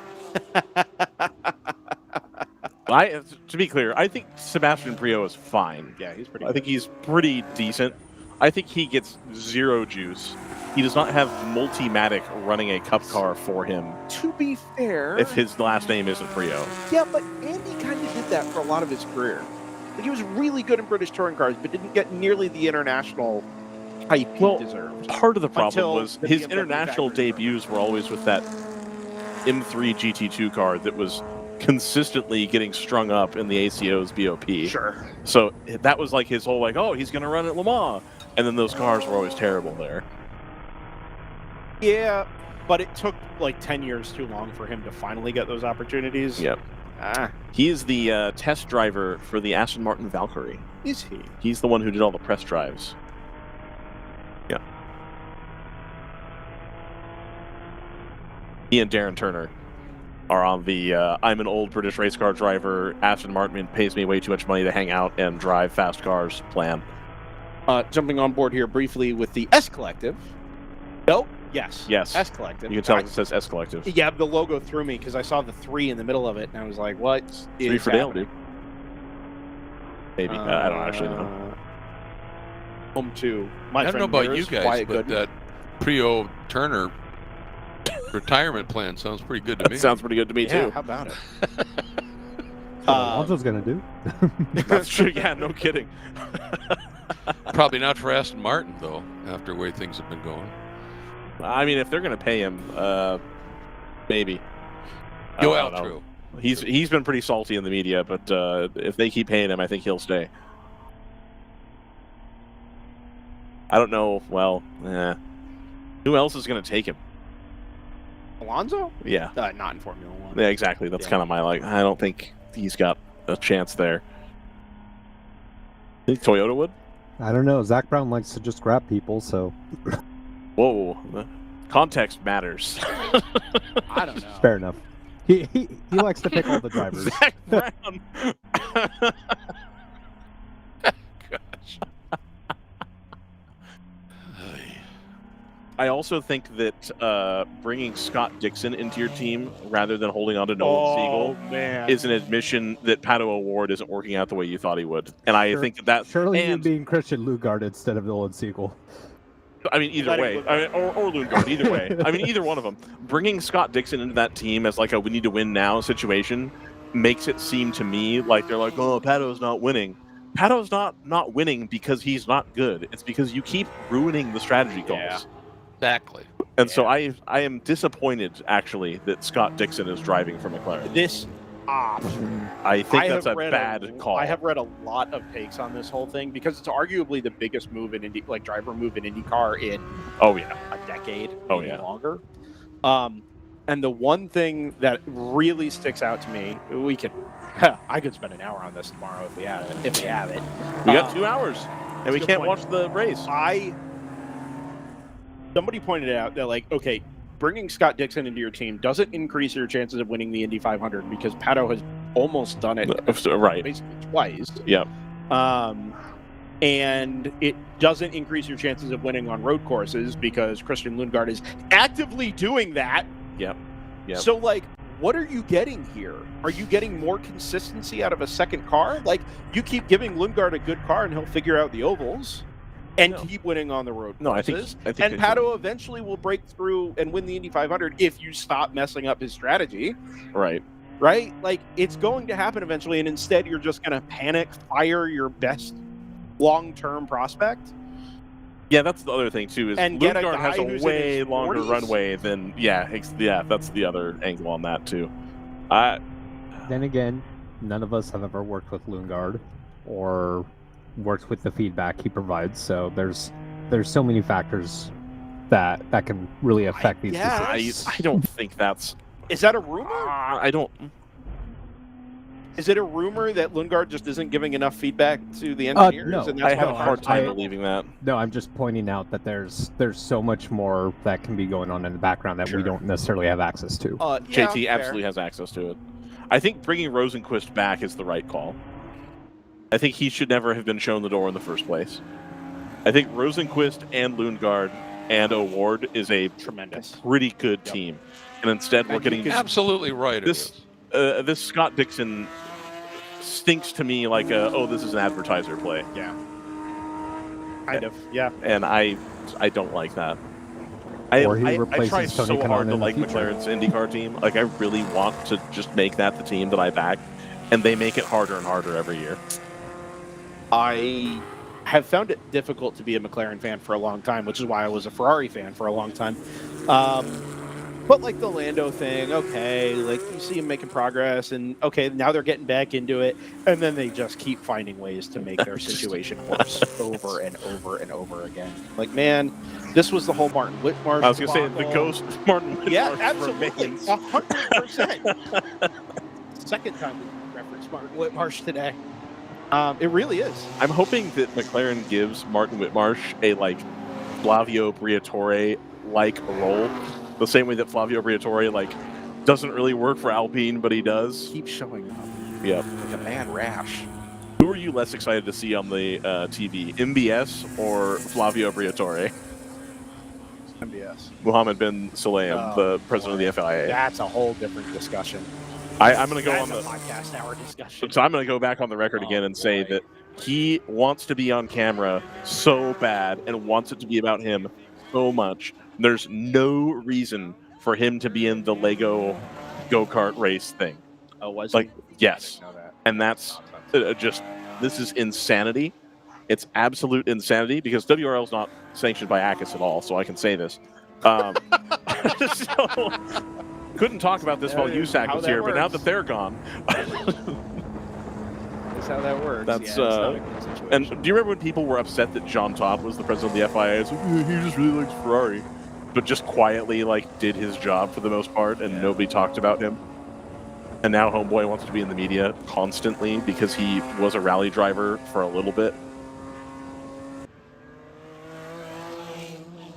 Disgraceful. We can't even go into all Disgraceful. Yeah. That all of the clubs have allowed him to be in power, and nobody stood up to him except for what's his face that owns Motorsport Vision in the UK, who was roundly slapped down. Palmer. Yeah. Yeah. Well, and Greg Kramer, on the other hand, does work for FIA adjacent series, so perhaps I should stop. I work for FIA, huh? Adjacent, don't you do stuff for FIA sanctioned series, at least indirectly? Indirectly. Okay. Well, I don't want to get you in trouble. Action's don't worry. detrimental to NASCAR. Yeah. we should start No a worries. podcast called Actions Detrimental. With Doesn't somebody already have that? Yeah. Yeah, okay. Is that Harvick? No, Hamlin. Was it Hamlin? Hamlin, Oh, yeah. yeah. Well. Happy Hamlin. Hamlin happy hour.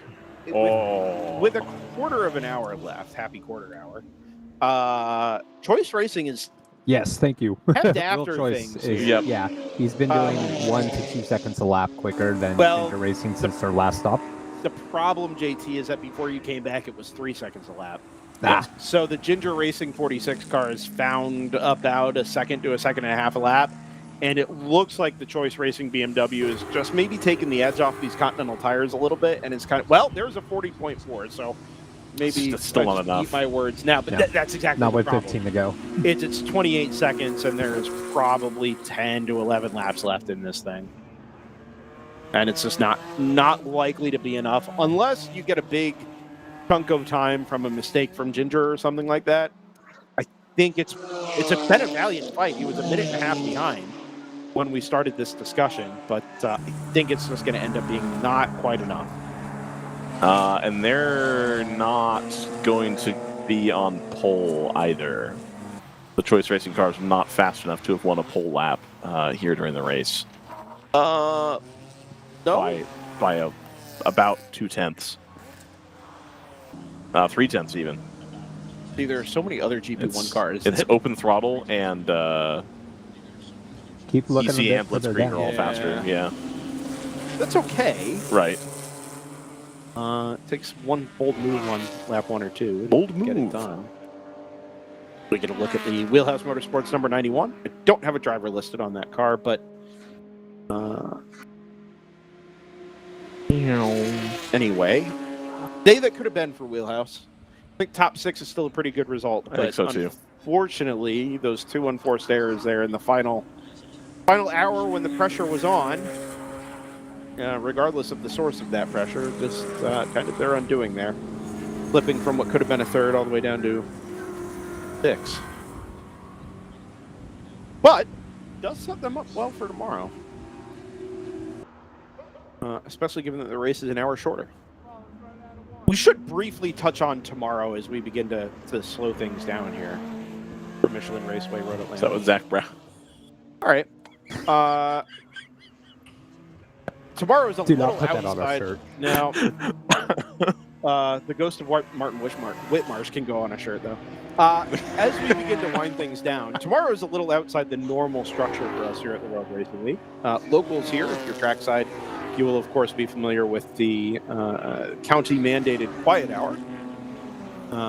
That is actually 2 hours here. 10 a.m. to 12 p.m. tomorrow.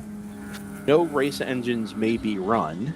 And for us here at the World Racing League, it fundamentally means that between 9:40 and 9:50, we will, at a randomly chosen time, throw a full course yellow with a closed pit entry. The pit entry closes when the full course yellow comes out. Cars that are in the pit lane get to go to the end of the queue, and we'll end up joining the end of the queue when we go back to green. But the pace car will lead the remaining cars out on track into the pit lane. They'll come to a stop and be in park for May conditions up and down the pit lane from 10 till 12. So we shut down at 10. We relax for 2 hours, have some lunch. I talk about I think I would like to have 1994 F1 temporary chicanes. I think I want to open up the broadcast booth to guests during the 2 hours. You can do whatever you want for 2 hours. I'm going to go do something else. All right. Like fix cameras. I'm going to hang out up here, eat lunch, and just invite whoever. I said in the drivers' meeting that I would confirm today whether we were going to do this or not. Yeah. And so I am going to confirm that, yes, if you want to come chat about whatever grievances you have with pro racing, talk about the olden days, throw shade at other teams in like a playful and fun way, any of those types of things. This is like peak Tyler Hoffman hours would be good. Any of these like team folks that are always way too busy throughout the race to come say hi should come during the 2 hour sort of period. We can get you some airtime, be a little bit more relaxed. We'll get it done, and then we will not be able to watch the Tour de France, which is what I was really hoping for. The race does basically resume as normal once we get to 12 o'clock, and then it's 5.5 hours there to the end. So hour and a half break, 5.5 to get us to 7 hours total. If you want to boil down some strategy for that first part of the race, it's stay on the lead lap at all costs, especially if you're in GTO. Just find a way to end that hour and a half period on the same lap as the race leader, and you'll be setting yourself up for relative success come the end of the race. It's definitely different, and it feels different, but usually ends up providing a pretty good race just the same. Some pretty decent weather tomorrow, though the temperature does creep up just a touch. So if you're trackside, come on back tomorrow. If you're watching from home, go on down. Or flights to Atlanta are available. Hang out with us. Hang out with us during the podcast hour as well. We will talk loads of nonsense, I'm sure. It'll be great. Maybe I still think we should try to get Scott Michaels on for that 2 hours so you can tell me what an idiot I am and all those other things. I can do that. Yeah, you're less direct about it. You're not as eloquent either. Other teams likely to be running out of time here. Leonardo Scorpioni, after taking tires on the last stop there for Zanella Racing. I have a theory about that car here in just a second that I will present. They are going to end up about 33 seconds shy of the SJS by ACI Motorsports Porsche. Like I said, good effort, but not likely to be done. I have a suspicion that the reason they put tires on that car was to try and set a qualifying time for tomorrow. They have not come close. Their lap 5 personal best is still the one that counts, 131.912. And I think, unless I'm very much mistaken, that will still put them on the outside of the front row come tomorrow morning, alongside none other than the SJS by ACI Motorsports Porsche.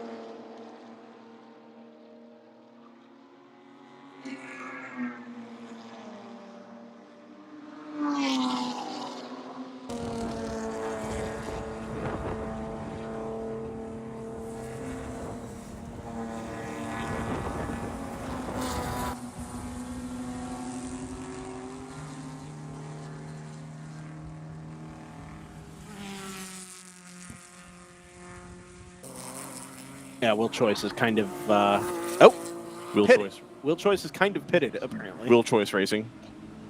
According Did to he timing, there he actually, is. or is that? No, he's actually.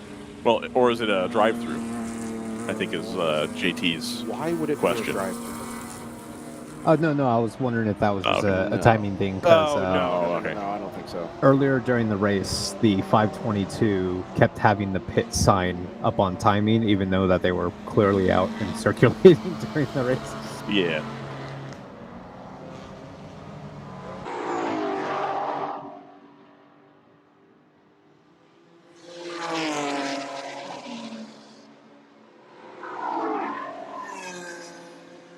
Well, I don't know that you guys ever really do this award, but if you did, who's your driver of the day? Driver of the day. Ooh. That's a good question. That's a good question. Yeah. Who was the bloke that was in the Mustang for a while? Dan? Michael Tosi? No, not Michael Tosi. The one before him. Dan McKeever? Dan McKeever. Thank you. Yes, Dan McKeever is my driver of the day. So at the risk of being overly simplistic here, and it was a long build to this point. I don't normally like just picking a race winner for driver of the day. Well, okay. But I mean, I think this will end up being Hannah Grisham's first WRL win, overall win, PTO win. I think they've won this year. I didn't do the last 2 races. So okay. If you can't pick Hannah, I think I would definitely go with Mike Skane. That was Also a very, fair. very impressive start. Wyatt Gooden, just because we're all fans of Wyatt Gooden. I don't know. Oh, yeah. Yeah, no. I'm going to go with Hannah. Although, Greg, I mean, Leonardo Scorpione's done a pretty good job in that Zanella racing car, right? Yeah, well, he did, and I can't remember the name of the other driver that was in that car. Victor Franzoni. Yeah, Franzoni was absolutely flying. So, yeah, I agree. I mean, those are great candidates. I'm sticking with who I mentioned just a little while ago, Hannah Grisham. Yeah, I think she's done a masterful job, and she did a masterful job on those older tires for a while too. Yes, that really kept them in a position to get this win. So, yeah, I mean, it's not like it was some fluke strategy call or whatever that put the 120 or Hannah in a position to succeed and come away with a win here. I mean, they've controlled this as much as they've had control of the race, given that the margin has been under 30 seconds basically for the last 4 hours, right? Or 3 hours. Yeah, it's been all 120. It. Yeah, absolutely.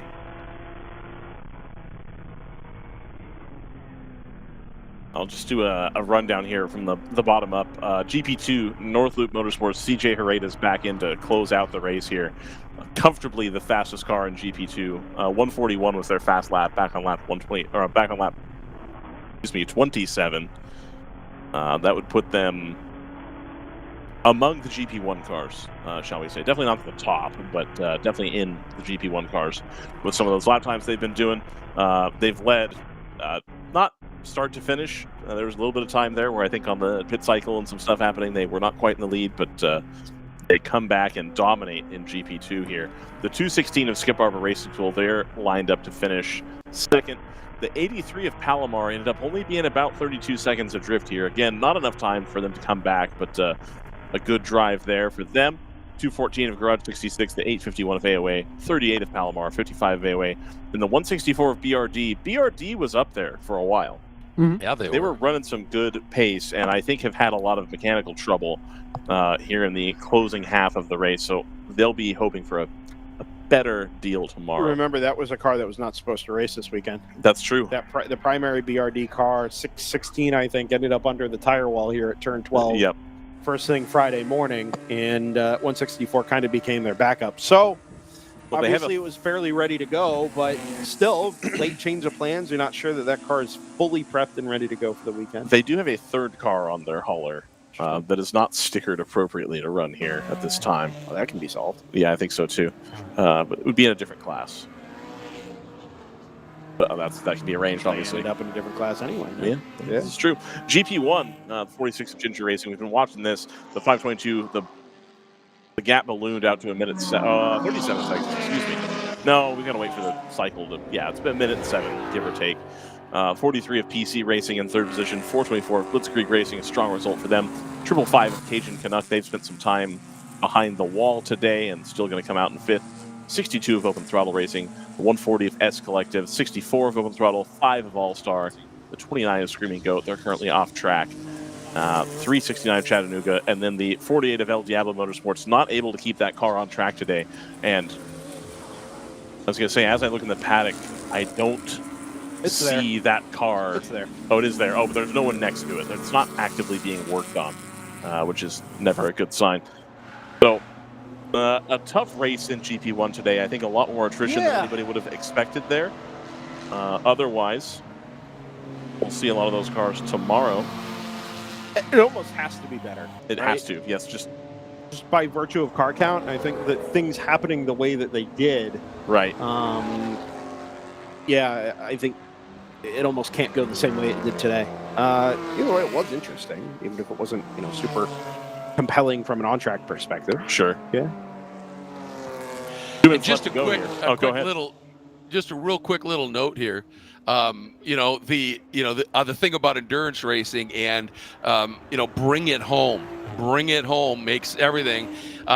Keep in mind that North Loop Motorsport and Skip Barber, those guys, only 3 GP1 cars finished in front of them. Yeah, that's a great point. So yeah, they really have driven, and the team have put together really consistent runs today. No, I think in general, Greg, I'll try and keep this as short as I can. There was a time where we would regularly see GP1 cards in the top 10 overall, and occasionally in the top 5 overall. Yeah. And I think because we've had so many consistent players, I mean, even in GTO, right, that come out every weekend, you do this thing 8, 9, 10 times a year. The teams that used to kind of fall by the wayside and either not fix their car or would pick themselves up penalty after penalty after penalty, tumble down the order. At the top of the field, you have more teams consistently executing. And so it's pushed those GP1 leaders that have perfect days where nothing goes wrong down now well outside the top 10, right? Today it's P12 for the GP1 leader. In the production classes, sometimes you get a little bit less of that as now the white flag waves. You get a little bit less of that. You have, some cars that say, well, we'll fix it tomorrow. We'll get it ready for tomorrow, and it's just fine. That's where you see that GP2 is right there with the GP1 leader because they had a perfect day and the other guys didn't. That's but a good day for Northwood, both in class and overall.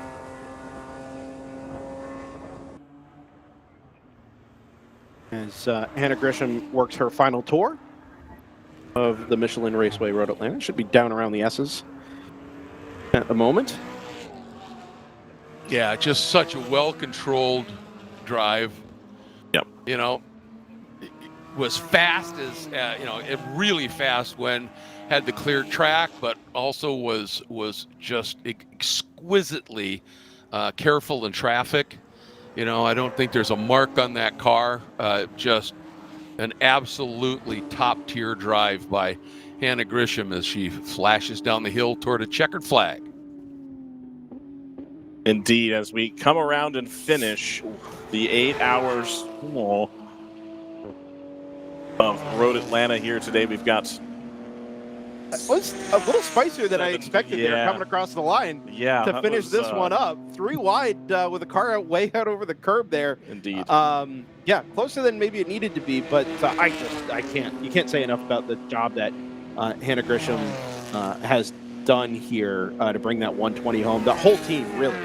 Yeah, Alana Carter put in a very sturdy stint. Tremendous there as well. stint in the middle. Michelle Abate off the green flag. Yeah. I mean, it's as good a team win as you can have, but really punctuated by a pro's drive. I mean, it was just tremendous. It really was. Jason Marks gave it a good effort there in that number 246, but I think even he kind of realized that once the strategy call was made, they got the 120 on the fresh tires. He just didn't really have what he needed to. Didn't have the weapon that was required to go chase down the other Toyota Supra, and then 2 out of 3 on the podium. Well, 2 of the 3 places on the podium by the pair of AE Victory Toyota Supras there, 119 and 3rd. Well, we've got 7 hours tomorrow. We're going to start at 8:30, a little bit earlier. No Radical Cup to wet our beaks with. Just pure, unadulterated World Racing League action starting at 8:30.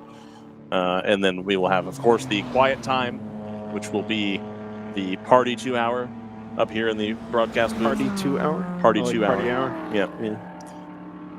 2 party hours. Greg, you going to come hang out with us tomorrow? Oh, Get yourself up here and just hang out in the booth? Yeah. Okay. Do we need to get Greg like a little rascal? So that he can come to these races and he can just roll up in his chair, Greg, you going to come to Sebring?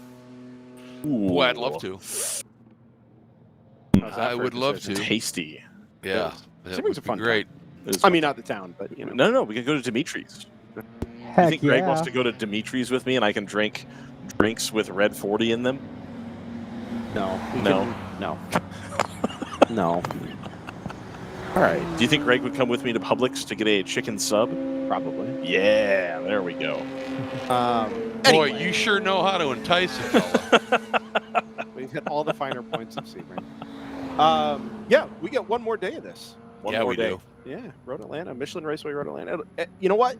Even if the racing ends up not delivering, spoiler alert, it's going to. Tomorrow should be a beautiful day, and we get to see these views again. Look at this view. Look at my this. boy Nate down there. Look at this thing. with the Prop Logic drone. Hell yeah. Our man Chris down there in the paddock with his other homies. boys. Yeah. I feel like Chris is building a business to put us out of business. They've got like matching shirts and like equipment and all kinds of stuff, man. Listen. They get shirts. You guys, you guys. I've been waiting to put in a new order for like 3 years. His name hasn't been taken by an Italian helmet manufacturer either. That's fair. Anyway, I'll let you gents wrap it up, and I gotta go get cameras. Tim Myers, I think it's about. You're protected on that, right? You're gonna go after them, right? Yeah, Tim. If you're paying my lawyer fees. All right. My apologies, Brendan. No, that's okay. Anyway, you guys wrap it up. I'm gonna go get cameras because guys. We've got a Balkan food date, was my understanding. That may still be happening. May still be happening. All right. Well, all right. Fair enough. So yeah, we'll wrap it up here. Greg Kramer. Yes. Thanks for joining us once again. I know that you've talked about your driver of the day. Any moments that you want to look back on? Anything you want to leave here for posterity? Well, one, I mean, just some absolutely fabulous driving, some amazing racing. Again, and again, I keep harping on this. One of the things I love about the series is the no minimum pit stop time rule. And so we have seen some great execution in the pits by these crews. And I have said for years that the unsung heroes of this sport are the crews. And, they put in the really long hours and don't get a whole lot of recognition for it. And in a series like this, they get their moment in the sun, number of times during the course of the race. And when you look at the cars that finished very well up the order, it is generally those crews executed beautifully during the pit stops. And they certainly did it today. And that's what I like to kind of leave with, with thoughts for, how hard they work to make these cars not only safe, but fast. Absolutely. JT Tammy, I know you took quite a break in the middle there, but you saw the first part of the race, the last part of the race. What are you looking forward to tomorrow? Oh, just absolutely more WRL. I mean, it's, we get to cover these races, quite a few weekends every year, and every single race plays out super well. There's so many factors that go into it. The endurance factor never truly goes away, and it's always fascinating to watch how things play out and how things develop throughout the day. So I'm really looking forward to more tomorrow.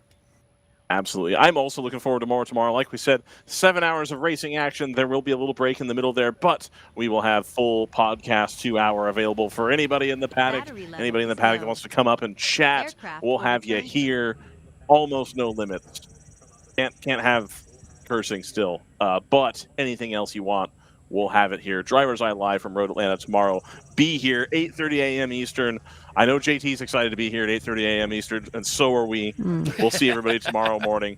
Have a great evening, everybody. Thank you.